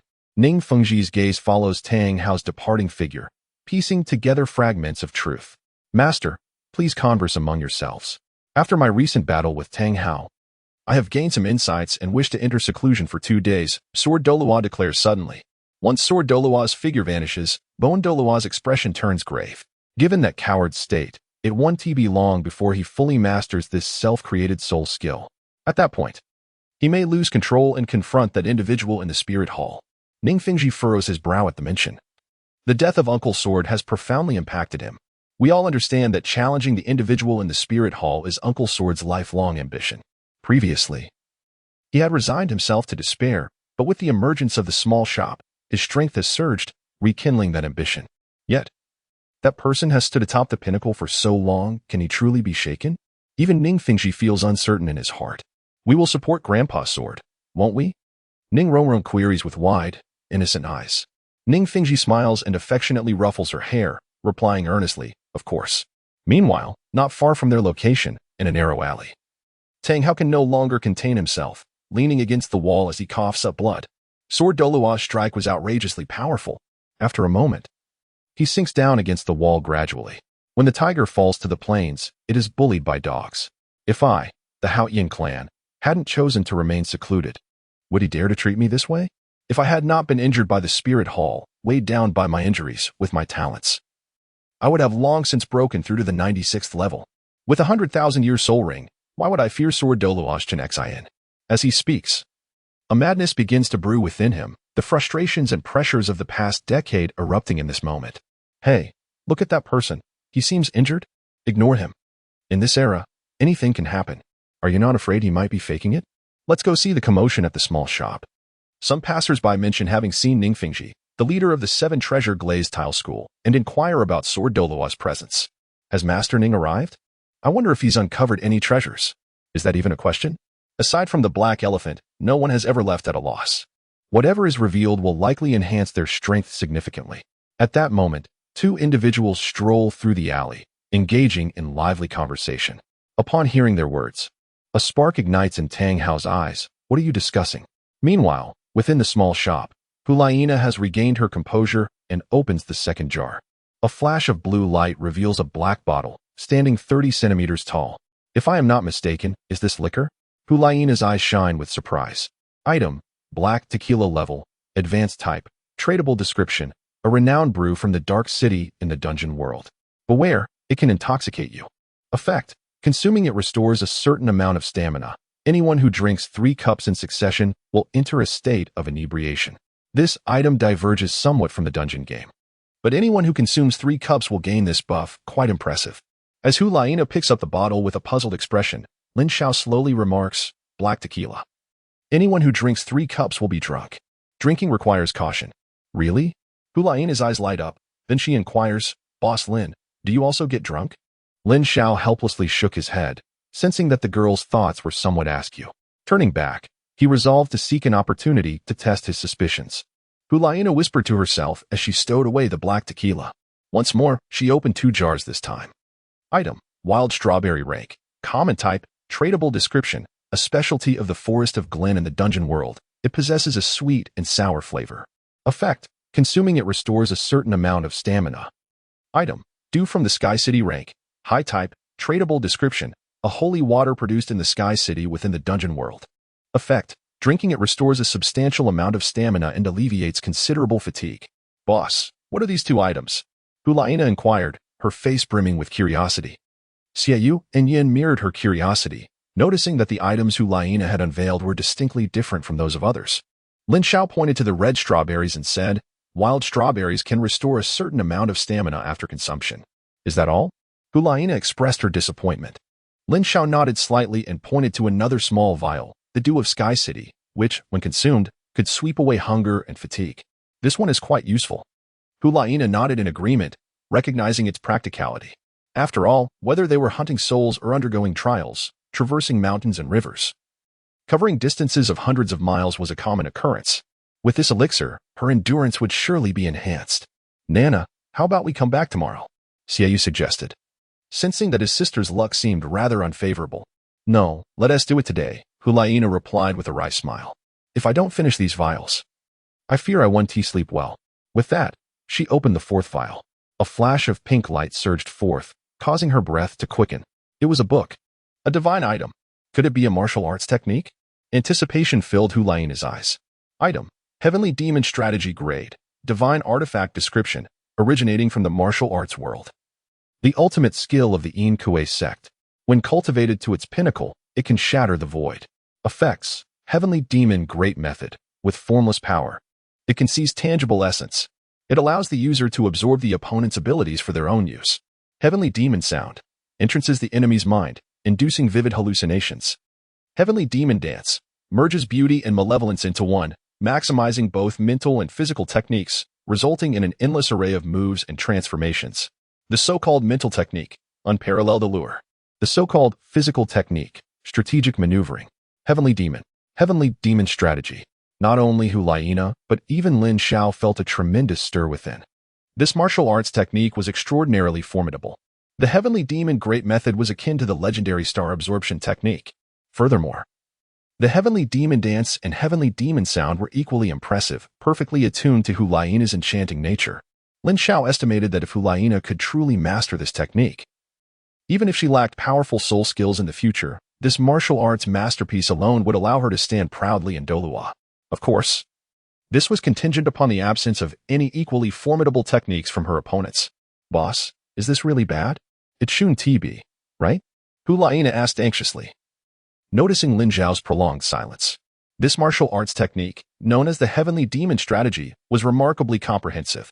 From techniques to martial arts, it encompassed all aspects. If mastered to the utmost, even without soul rings, one would find few rivals among peers, provided, of course, that one could reach such heights in their cultivation. Lin Xiao spoke softly, explaining that this technique differed fundamentally from the Tang sect's methods. The Tang sect's profound skills are designed to assist with hidden weaponry, whereas the Heavenly Demon Strategy is centered on the individual, surpassing the Tang sect's arts by an immeasurable margin. The disparity between individuals is indeed stark. Upon hearing Lin Xiao's words, Hu Laina and Xiaoyu were left in a state of astonishment, while Yin felt a pang of jealousy, suddenly finding his own foundational skills lacking in allure. With great enthusiasm, Hu Laina eagerly grasped the Heavenly Demon Strategy and began to peruse its contents. Soon, her bright eyes gleamed with a fervent obsession as she mused, "I am curious to discover the essence of this Heavenly Demon Strategy. I wish to see in what manner it surpasses my foundational skills." Xiaoyu and Yin, too, approached Hu Laina's sides, their gazes fixated on the Heavenly Demon Strategy. However, to their bewilderment, the pages appeared entirely blank, devoid of any punctuation or text. Xiaoyu sighed, lamenting, "It truly feels like entering a treasure trove only to find nothing of value." Yin nodded in agreement. "Indeed, what a pity. What are you lamenting? At least you have acquired a martial arts technique, foundational skills. I am far worse off," Hu Laina retorted. Yin responded, "That is not quite fair. To reach the pinnacle of my technique, I would require decades of dedication without any distractions. If I train, it is arduous. If I do not, it is equally burdensome. It feels as though it would be better not to pursue it at all. You think you have it worse? I do not even have the opportunity to feel discomfort." Listening to the exchange between Xiaoyu and Yin, Lin Xiao shook his head in exasperation. Were they truly comparing their misfortunes? Nevertheless, it seemed that Hu Laina had entered a state of enlightenment, rendering her unable to engage further at the moment. Lin Xiao remained patient, for aside from Hu Laina, no other customers had arrived. After a while, the thick tome had been reduced to a few thin pages. An unusual aura suddenly emanated from Hu Laina's presence. Lin Xiao, Xiaoyu, and Yan's gazes involuntarily fell upon the young girl, their eyes immediately reflecting a peculiar expression. She was still the same person. Yet the aura she exuded felt entirely different. Boss, if it weren't for her still resembling Nana, I would almost think she had transformed into someone else. Yin couldn't help but exclaim. Xiaoyu's eyes flickered as he nodded slightly. Not just you. I too feel as if my sister has adopted an entirely new soul. Brother. Yin, what are you talking about? At that moment, Hulaina softly interjected, having thoroughly perused the last few pages of the book. With this, she had fully grasped the essence of the heavenly demon strategy. And no, it's nothing, Yin stammered, his complexion somewhat unnatural, his gaze evasive. At that moment, Hulaina's charm was simply overwhelming. He felt that if he gazed any longer, the progress he had made in barely a day might be shattered. Nana, could you please behave normally? If you continue like this, we may no longer be able to communicate. Xiaoyu managed to maintain some semblance of calm in front of his sister, sternly reminding her. However, the way she called him brother sent shivers down his spine. Hiki, I won't tease you anymore, Hulaina chuckled, ceasing her use of the heavenly demon voice and other arcane techniques. She then turned to Lin Xiao and asked, Boss Lin, may I proceed? Of course, Lin Xiao replied, puzzled by the sudden change in the alluring girl. Was there a hint of reverence in her earlier tone? All right. Hulaina nodded and, gathering her resolve, smashed the remaining 5 jars with a swift motion. The sound echoed, leaving her in a state of astonishment. Boss, there's no need for you to explain. I already recognize them. 2 bottles of magical fruit juice, 2 bottles of black tequila, and 2 wild strawberries. Before Lin Xiao could say a word, Hulaina gleefully answered, clearly undeterred by the items she had uncovered. I must say, you were quite magnanimous, Lin Xiao teased, a rare smile gracing his lips. Hiki, one must learn to be content. Having discovered such a powerful martial art like the heavenly demon strategy, even if I find nothing else in the future, I can still. Hulaina's words trailed off, only to be interrupted by Xiaoyu covering her mouth. Children speak without restraint. Once he released his grip, Hulaina frowned. Xiaoyu, have you spent too much time with the old ghost? You seem to have become bewitched. Feeling somewhat embarrassed, Xiaoyu replied. There are certain things Nana should not say so recklessly. Never mind. Hulaina recognized that Xiaoyu meant well. Is it truly impossible for the boss to continue? You may not know, but I have 8 abdominal muscles. I can. At that moment, Xiaoyu, unwilling to concede, interjected. Lin Xiao's expression darkened instantly. Get out. Even if you possess 80 abdominal muscles, it is of no consequence. With a wave of his hand, Xiaoyu was unceremoniously cast out. Yin, witnessing this, hurriedly followed him outside. Upon seeing Xiaoyu's condition, he let out a sigh of relief. Thankfully, he was alive. Boss, you won't hold my brother accountable, will you? In the small shop, Hulaina wore a pleading expression. Of course not. Lin Xiao's state of mind gradually settled into tranquility. Then, we shall return to see you next week, Hulaina said, cautiously turning to leave. Just as she was about to step out the door, Lin Xiao's voice echoed softly, by the way, I must remind you, if you do not cultivate the heavenly demon strategy to perfection, all your previous efforts will be in vain. What? Hulaina's expression froze, as if turned to stone.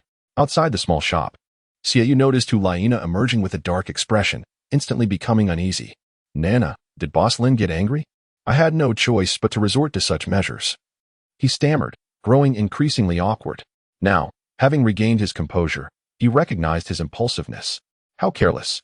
Such matters should never be discussed in front of so many people. With fewer people, perhaps there would have been a chance. Boss Lin generously chose not to blame you, but let this be a lesson. Hulaina glanced at Xiaoyu, then at Yin. Let us go. The teacher is still waiting for our response in the Hall of the Pope. Upon returning to the Spirit Hall, Hulaina, Xiaoyu, and Yin headed straight for the Hall of the Pope. Meanwhile, within the Hall of the Pope, Bibi Dong sat gracefully upon her throne, her expression serene, her autumn-like eyes as tranquil as an ancient well. At her side stood the chrysanthemum Douluo and the ghost Douluo. At that moment, the chrysanthemum Douluo spoke, Your Majesty, the sword Douluo of the 7 Treasures Glazed Tile School has broken through to level 97. And the bone Douluo's 9th spirit ring has transformed into a 100,000-year spirit ring. This is certain, as witnessed by both myself and the old ghost. Bibi Dong nodded slightly and inquired, And what of Ning Fingxi? Has there been any change with the 7 Treasures Glazed Pagoda? Your Majesty, Ning Fingxi did not take action. So we cannot ascertain if there have been any changes, the ghost Douluo quickly replied. Tap, tap, tap. Bibi Dong's slender fingers gently drummed on the armrest of the throne, producing a crisp sound. Silence enveloped the room. No one knew what thoughts traversed her mind. Your Majesty, I have just learned that the Seven Treasures Glazed Tile School has purchased a courtyard not far from the small shop. The strength of the sword Douluo and the bone Douluo must surely have increased due to treasures acquired from the shop. The chrysanthemum Douluo articulated his conjecture. As his words fell, the sound of tapping abruptly ceased. I am aware of this matter, Bibi Dong stated calmly. Your Majesty, should we not take some measures? If we allow this to go unchecked, the status of the spirit hall may be threatened in the future. The ghost Douluo voiced his concerns with a grave tone. Today I have matters to attend to, and the remaining chapters may be updated later. Chapter 97. Does the ghost Douluo wish to learn the child technique? Is it really a child? To leave it unchecked? Well said. But how do we manage it? Bibi Dong's countenance reflected deep contemplation. Yet her heart was already tumultuous with waves of concern. Lin Xiao is a man shrouded in mystery to her. Over the past few days, she has secretly dispatched individuals to investigate, and the findings are astonishing. Lin Xiao and the small shop appeared as if they had materialized from thin air, shrouded in mystery. For the time being, Bibi Dong ordered someone to monitor the shop's movements and to document each individual who entered to open a can. After a moment's contemplation, she issued this directive. Your Majesty. Ghost Douluo opened his mouth, seemingly about to voice his thoughts. However, Bibi Dong interjected, there is no need for further discussion. Do not forget, within the spirit hall, there exists someone who is even more averse to the ascendant three sects growing powerful alongside other sections. Should the situation spiral beyond control, he will take action. Upon hearing this, both Chrysanthemum Douluo and Bone Douluo felt a tightening in their chests. They were acutely aware of whom the Pope referred to. Great offer. Teacher, we have returned. May we enter? At that moment, a girl's voice resonated from outside the Pope's chamber. Come in. Bibi Dong's voice was calm as it floated into the air. With a creak, the heavy doors of the chamber swung open, and sunlight poured in, casting three elongated shadows into the grand hall. Following this, Hulaina, Xiao, and Yin stepped inside. Teacher, we have returned, Hulaina said softly. How was your journey? Bibi Dong inquired, seemingly casually. Yet, those familiar with the Pope knew that she rarely displayed curiosity. It was quite fruitful. Hulaina replied with excitement, turning to Yin and instructing, you should demonstrate your success to the teacher.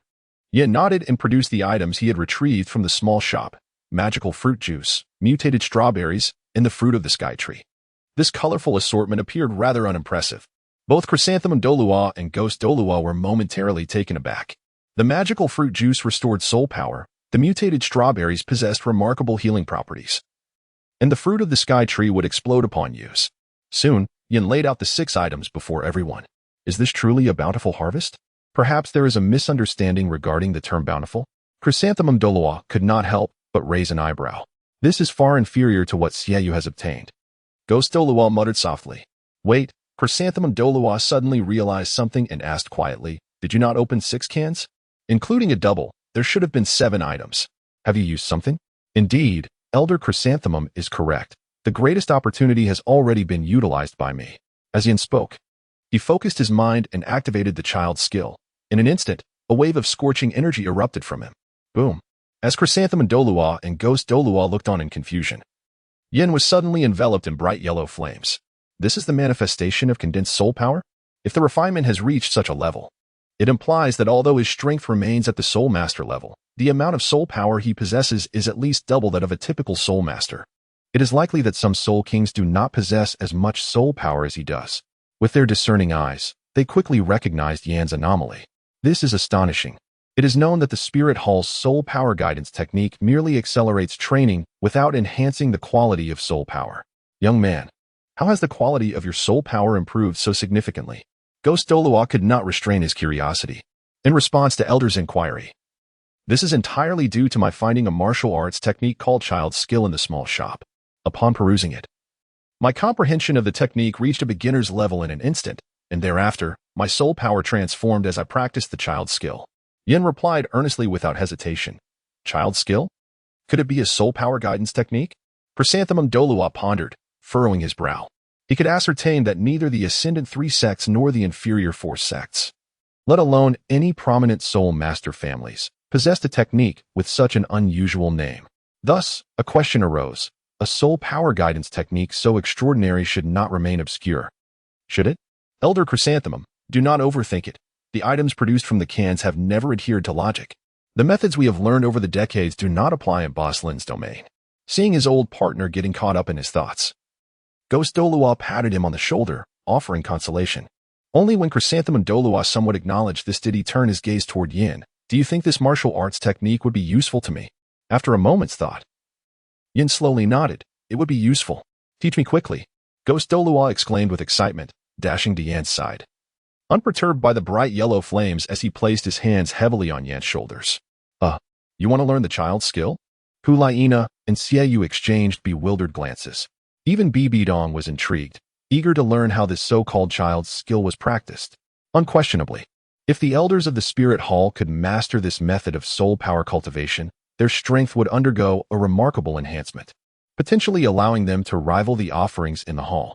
However, Yin wore a wry smile as he began to speak.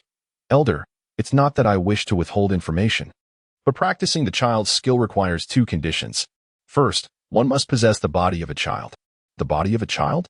Ghost Douluo was taken aback and instinctively glanced at Chrysanthemum Douluo, as if to inquire, do I qualify? This. Why does Ghost Douluo look at Elder Chrysanthemum? Was it a distortion of humanity or a decline in morality? Hu Laiina and Xiaoyu exchanged peculiar glances, as if they had stumbled upon a great secret today. Bibidong's gaze also flickered momentarily toward the two, deep in thought. Yin was even more astonished. This was indeed a confirmation. The rumors circulating were true. You old ghost. What are you staring at me for?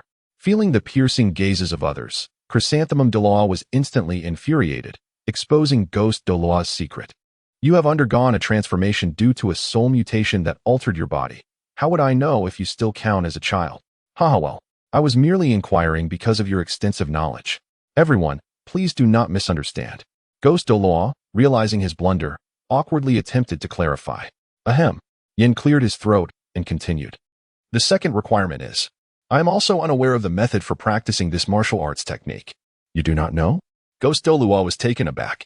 Yin nodded, explaining, after reviewing the texts, the operation of child's skill felt instinctual to me. I can utilize it, but I cannot articulate it.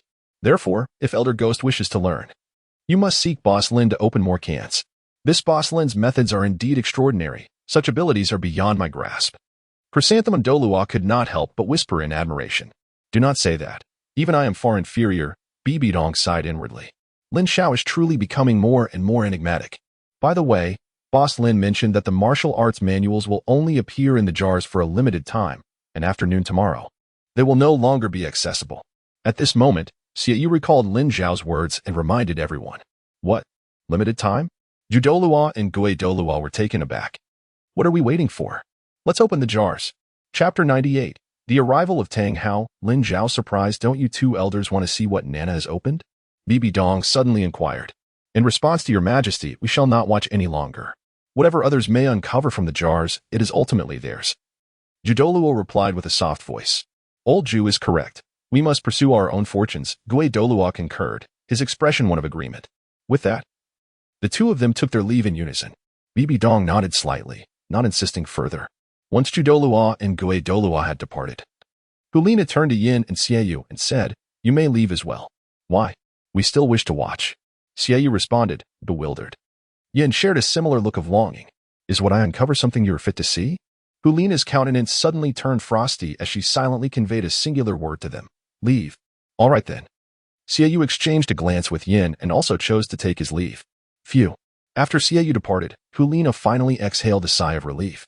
However, her delicate face became unnatural in an instant. Shyly, she retrieved an item from the soul guide space. It was a pink.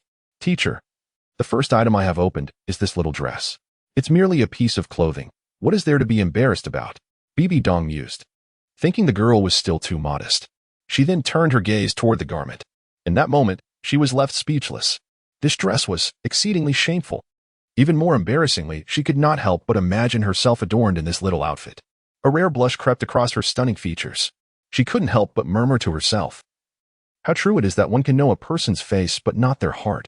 Lin Xiao is indeed a rogue. Achoo. In a small shop. Lin Xiao inexplicably sneezed. Who was thinking of me? I suppose it must be someone who has benefited from opening jars in this little shop, expressing their gratitude towards me. Lin Xiao, lost in pleasant thoughts, suddenly perked up at the sound of approaching footsteps. He turned his gaze towards the entrance. The muffled thuds of footsteps echoed in the small shop before the figure finally materialized.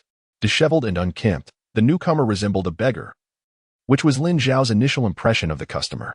However, being a professional, he quickly donned a welcoming smile and said, "Welcome."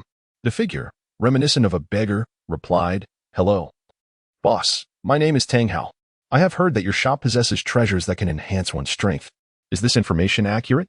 Indeed, the visitor was Tang Hao. After encountering the two individuals in the alley and inquiring about the shop, he had made his way here. He was eager to witness for himself the wonders of the shop that had bestowed fortune upon the sword Douluo. Tang Hao? The father of Tang San, the Haotian Douluo? It was indeed fitting that he appeared so disheveled, as described in the original narrative. Yet, what brought him here? Suppressing his curiosity, Lin Xiao responded. The information is indeed accurate, but the items you can acquire from the jars depend entirely on luck. Luck? Tang Hao frowned slightly at those words. It seemed that this was precisely what he lacked. With insufficient luck, he would make up for it with quantity. He glanced at the shelves behind Lin Xiao, filled to the brim, and boldly declared, "Boss, I shall take every jar in your shop." Lin Xiao slowly shook his head, indicating that each person could only open 10 jars per week. Only 10 jars per week for each individual? Tang Hao furrowed his brow, surprised by this unexpected outcome. Previously, the two individuals in the alley had been rendered unconscious before they could finish their conversation. There was still much he did not comprehend. Only 10 jars a week? It seems nothing more than a gimmick, he mused internally. They must intend to raise the prices after others have uncovered valuable items. Very well, I shall open 10 jars, Tang Hao declared, gazing at Lin Xiao as he prepared to speak again. Lin Xiao gazed at him and calmly stated, "Our establishment has a rule, 100,000 gold soul coins per jar, and 1 million gold soul coins for 10 jars. Payment must be made before opening the jars." What? 100,000 gold soul coins for a single jar? 1 million for 10 jars? Tang Hao was utterly astonished. He couldn't help but murmur to himself, "Is this place a scam?" Moreover, seeing Ning Fingji and the sword Douluo here to open jars, he wondered if this was merely a trick devised by the 7 Treasure Glazed Tile sect to swindle people. Tang Hao felt a sense of confusion. Yet since he had already come, he was reluctant to leave without trying. "I'll open a jar first, and then I'll pay you," he insisted. "The rules of the establishment cannot be broken. What if I wish to test it first?" Tang Hao frowned. Testing it could lead to dire consequences. As Lin Xiao's voice fell, his gaze met Tang Hao's with unwavering courage. Suddenly, a tremendous pressure erupted from Lin Xiao, enveloping the surroundings. Tang Hao felt as if he were shouldering a small mountain. What an overwhelming force! This boss is no ordinary individual, possessing at least level 98 soul power. A chill of terror coursed through Tang Hao's. Beads of sweat began to trickle down his forehead. "I have wealth. Indeed I do. I was not jesting earlier. Boss, please do not be angry. I shall retrieve it at once," Tang Hao exclaimed, drenched in perspiration. Humph. Lin Xiao's gentle utterance suddenly alleviated the immense pressure on Tang Hao. He felt as if he had been granted a reprieve, hastily fleeing the scene. Before long, Tang Hao found himself in a bank within the Soul Master City. As a former genius of the Haotian sect, he possessed a wealth of resources, including a card with a limit of 1 million gold soul coins. However, he had never utilized it before. When the card was revealed, the bank clerk was taken aback, astonished that this disheveled man intended to withdraw such a substantial sum. Fortunately, the bank in Soul Master City was sufficiently capitalized, and it was not long before Tang Hao departed with 1 million gold soul coins in hand. Old ghost. Do you think the person who just exited the bank looks somewhat familiar? Douluo furrowed his brow. He and Ghost Douluo had intended to visit the bank to withdraw money for their jar, but were surprised to spot a recognizable figure. Yet, he was uncertain. "Of course. I recognize him even if he were reduced to ashes. It's Tang Hao the Haotian Douluo." Ghost Douluo's voice was icy. "The real Tang Hao? I cannot believe he dares to appear in Soul Master City." Douluo's gaze flickered as he declared, "Let us postpone our withdrawal for today. We cannot open the jar for the time being. The fact that Tang Hao has appeared in Soul Master City must be reported to His Majesty immediately." "Indeed." Ghost Douluo nodded solemnly. The two exchanged a knowing glance before turning back towards the spirit hall. Meanwhile, within the hall of the Pope, Bibi Dong's eyes shimmered with astonishment as she remarked, "What a remarkable heavenly demon strategy. I never imagined such a powerful technique could emerge from the jar. It starkly contrasts the strongest soul power guidance technique from the spirit hall, akin to the difference between a firefly and the bright moon." Reflecting on this, Bibi Dong sighed inwardly. "If only I had possessed such a technique at Hulaina's age, my achievements would have been immeasurably greater. Alas, there are no ifs in life." She then added, "Lina, the The heavenly demon sound and heavenly demon dance are practically tailor-made for you. You must diligently cultivate them. Your future potential could very well surpass mine. It is worth noting that Bibi Dong, a dual martial spirit, spoke these words with profound significance. The potency of the heavenly demon strategy was undeniable. Today's additional chapter is quite a feat. I kindly request your support with some votes. Thank you. Chapter 99. Bibi Dong's expectations surpass my teacher? Upon hearing Bibi Dong's words, Hulaina felt a wave of panic rather than joy. Teacher, I dare not entertain such thoughts, she murmured, lowering her head in trepidation. Do you think I am testing you? Bibi Dong shook her head slightly. Who said a disciple cannot surpass their teacher? It is only by becoming stronger, perhaps even exceeding my own capabilities, that you can fulfill my expectations and repay me in the best possible manner. Her voice resonated with conviction. Upon hearing this, Hulaina felt a jolt of realization. After a moment's silence, her initial panic transformed into determination as she replied solemnly, Teacher, rest assured. I shall remember your words and will not disappoint you. Exactly. Bibi Dong nodded gently, a rare smile gracing her face. Continue. I trust you have more to share with me? At this point, Hulaina produced various items, including a small garment, wild strawberries, due from the Sky City, and the heavenly demon strategy. Indeed, teacher, I also retrieved this bottle of black tequila from the jar, Hulaina stated, revealing the bottle. The jar can even produce liquor? Is there something extraordinary about it? Lin Boss mentioned that 3 cups would lead to intoxication. 3 cups and you're drunk? Bibi Dong's exquisite features broke into a faint smile. Is that so? I find that hard to believe. With that, a delicate goblet materialized in her hand. Hulaina, seeing this, hurriedly filled it to the brim. 1 cup. Is this all? 2 cups. I'm feeling slightly tipsy. Teacher, are you sure you want to continue? Hulaina asked anxiously, recalling Lin Boss's words about the effects of 3 cups. You may not realize how much I long for a drunken experience, Bibi Dong replied slowly. With no choice, Hulaina filled her cup once more.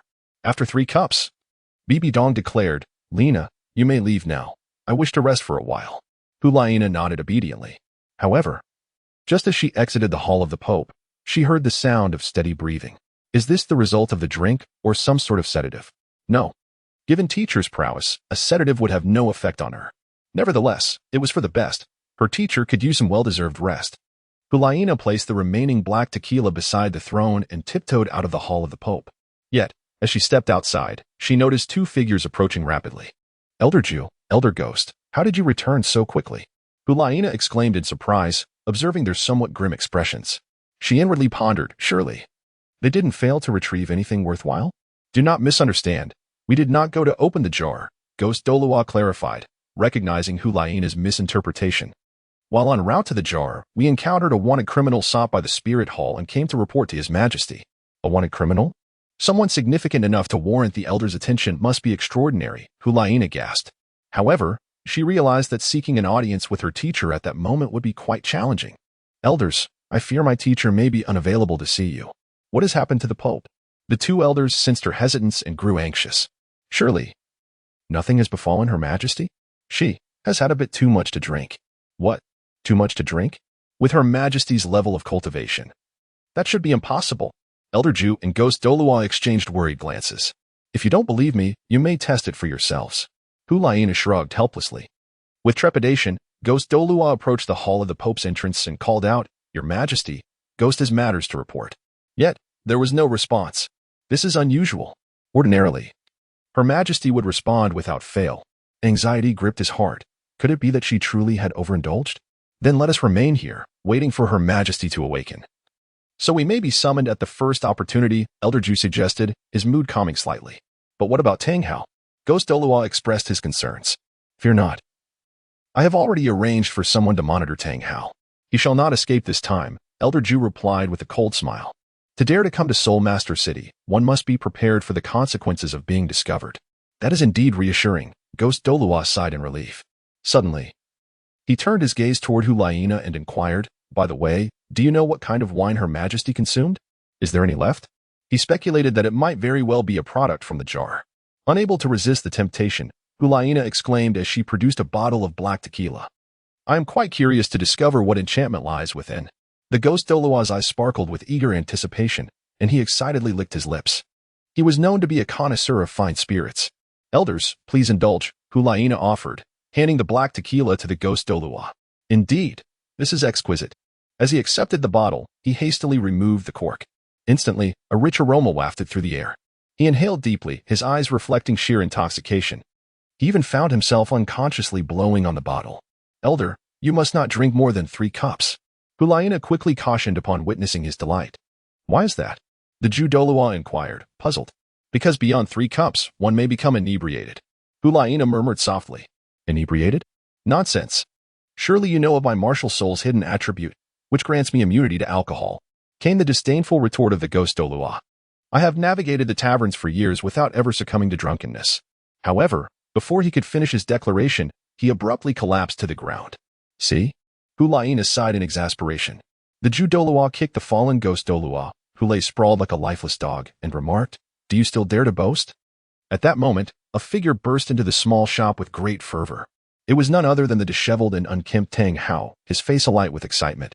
In the brief moment that Lin Xiao was taken aback, Tang Hao had already arranged 10 small boxes neatly on the counter. With an air of urgency, he proclaimed, quickly, Bring me 10 jars, starting from the 3rd row. Certainly, came the reply. Lin Xiao nodded gently, yet I must remind you that the outcome entirely hinges on fortune. Whether it results in loss or gain, one cannot place blame on others. Rest assured, I am well acquainted with the rules. All is dictated by fate, and not a fraction is within one's control. Tang Hao, with a solemn expression, nodded in agreement and added, However, I, Tang, have languished in obscurity for over a decade. This is undoubtedly the darkest moment of my life. I believe that from this day forth, fortune shall favor me. As he spoke, a glimmer of light began to illuminate his eyes, yet Lin Xiao felt an eerie familiarity with this scene. Indeed, Hu Yinjin seemed to have been in a similar state before. In gratitude for your support, I appreciate any encouragement, votes, and gestures of goodwill. Furthermore, I would like to mention that items such as tequila and wild strawberries are tradable commodities, as previously noted. At this moment, before the gates of the Xiangjia sect, a multitude of disciples had gathered. In their line of sight, a procession appeared, with the grand flag of the Xiangjia sect fluttering proudly within the ranks. The sect leader has returned. Come, let us welcome the leader. The disciples of Xiangjia sect rushed forward, brimming with excitement. However, they were left dumbfounded. Leader, where are the supplies?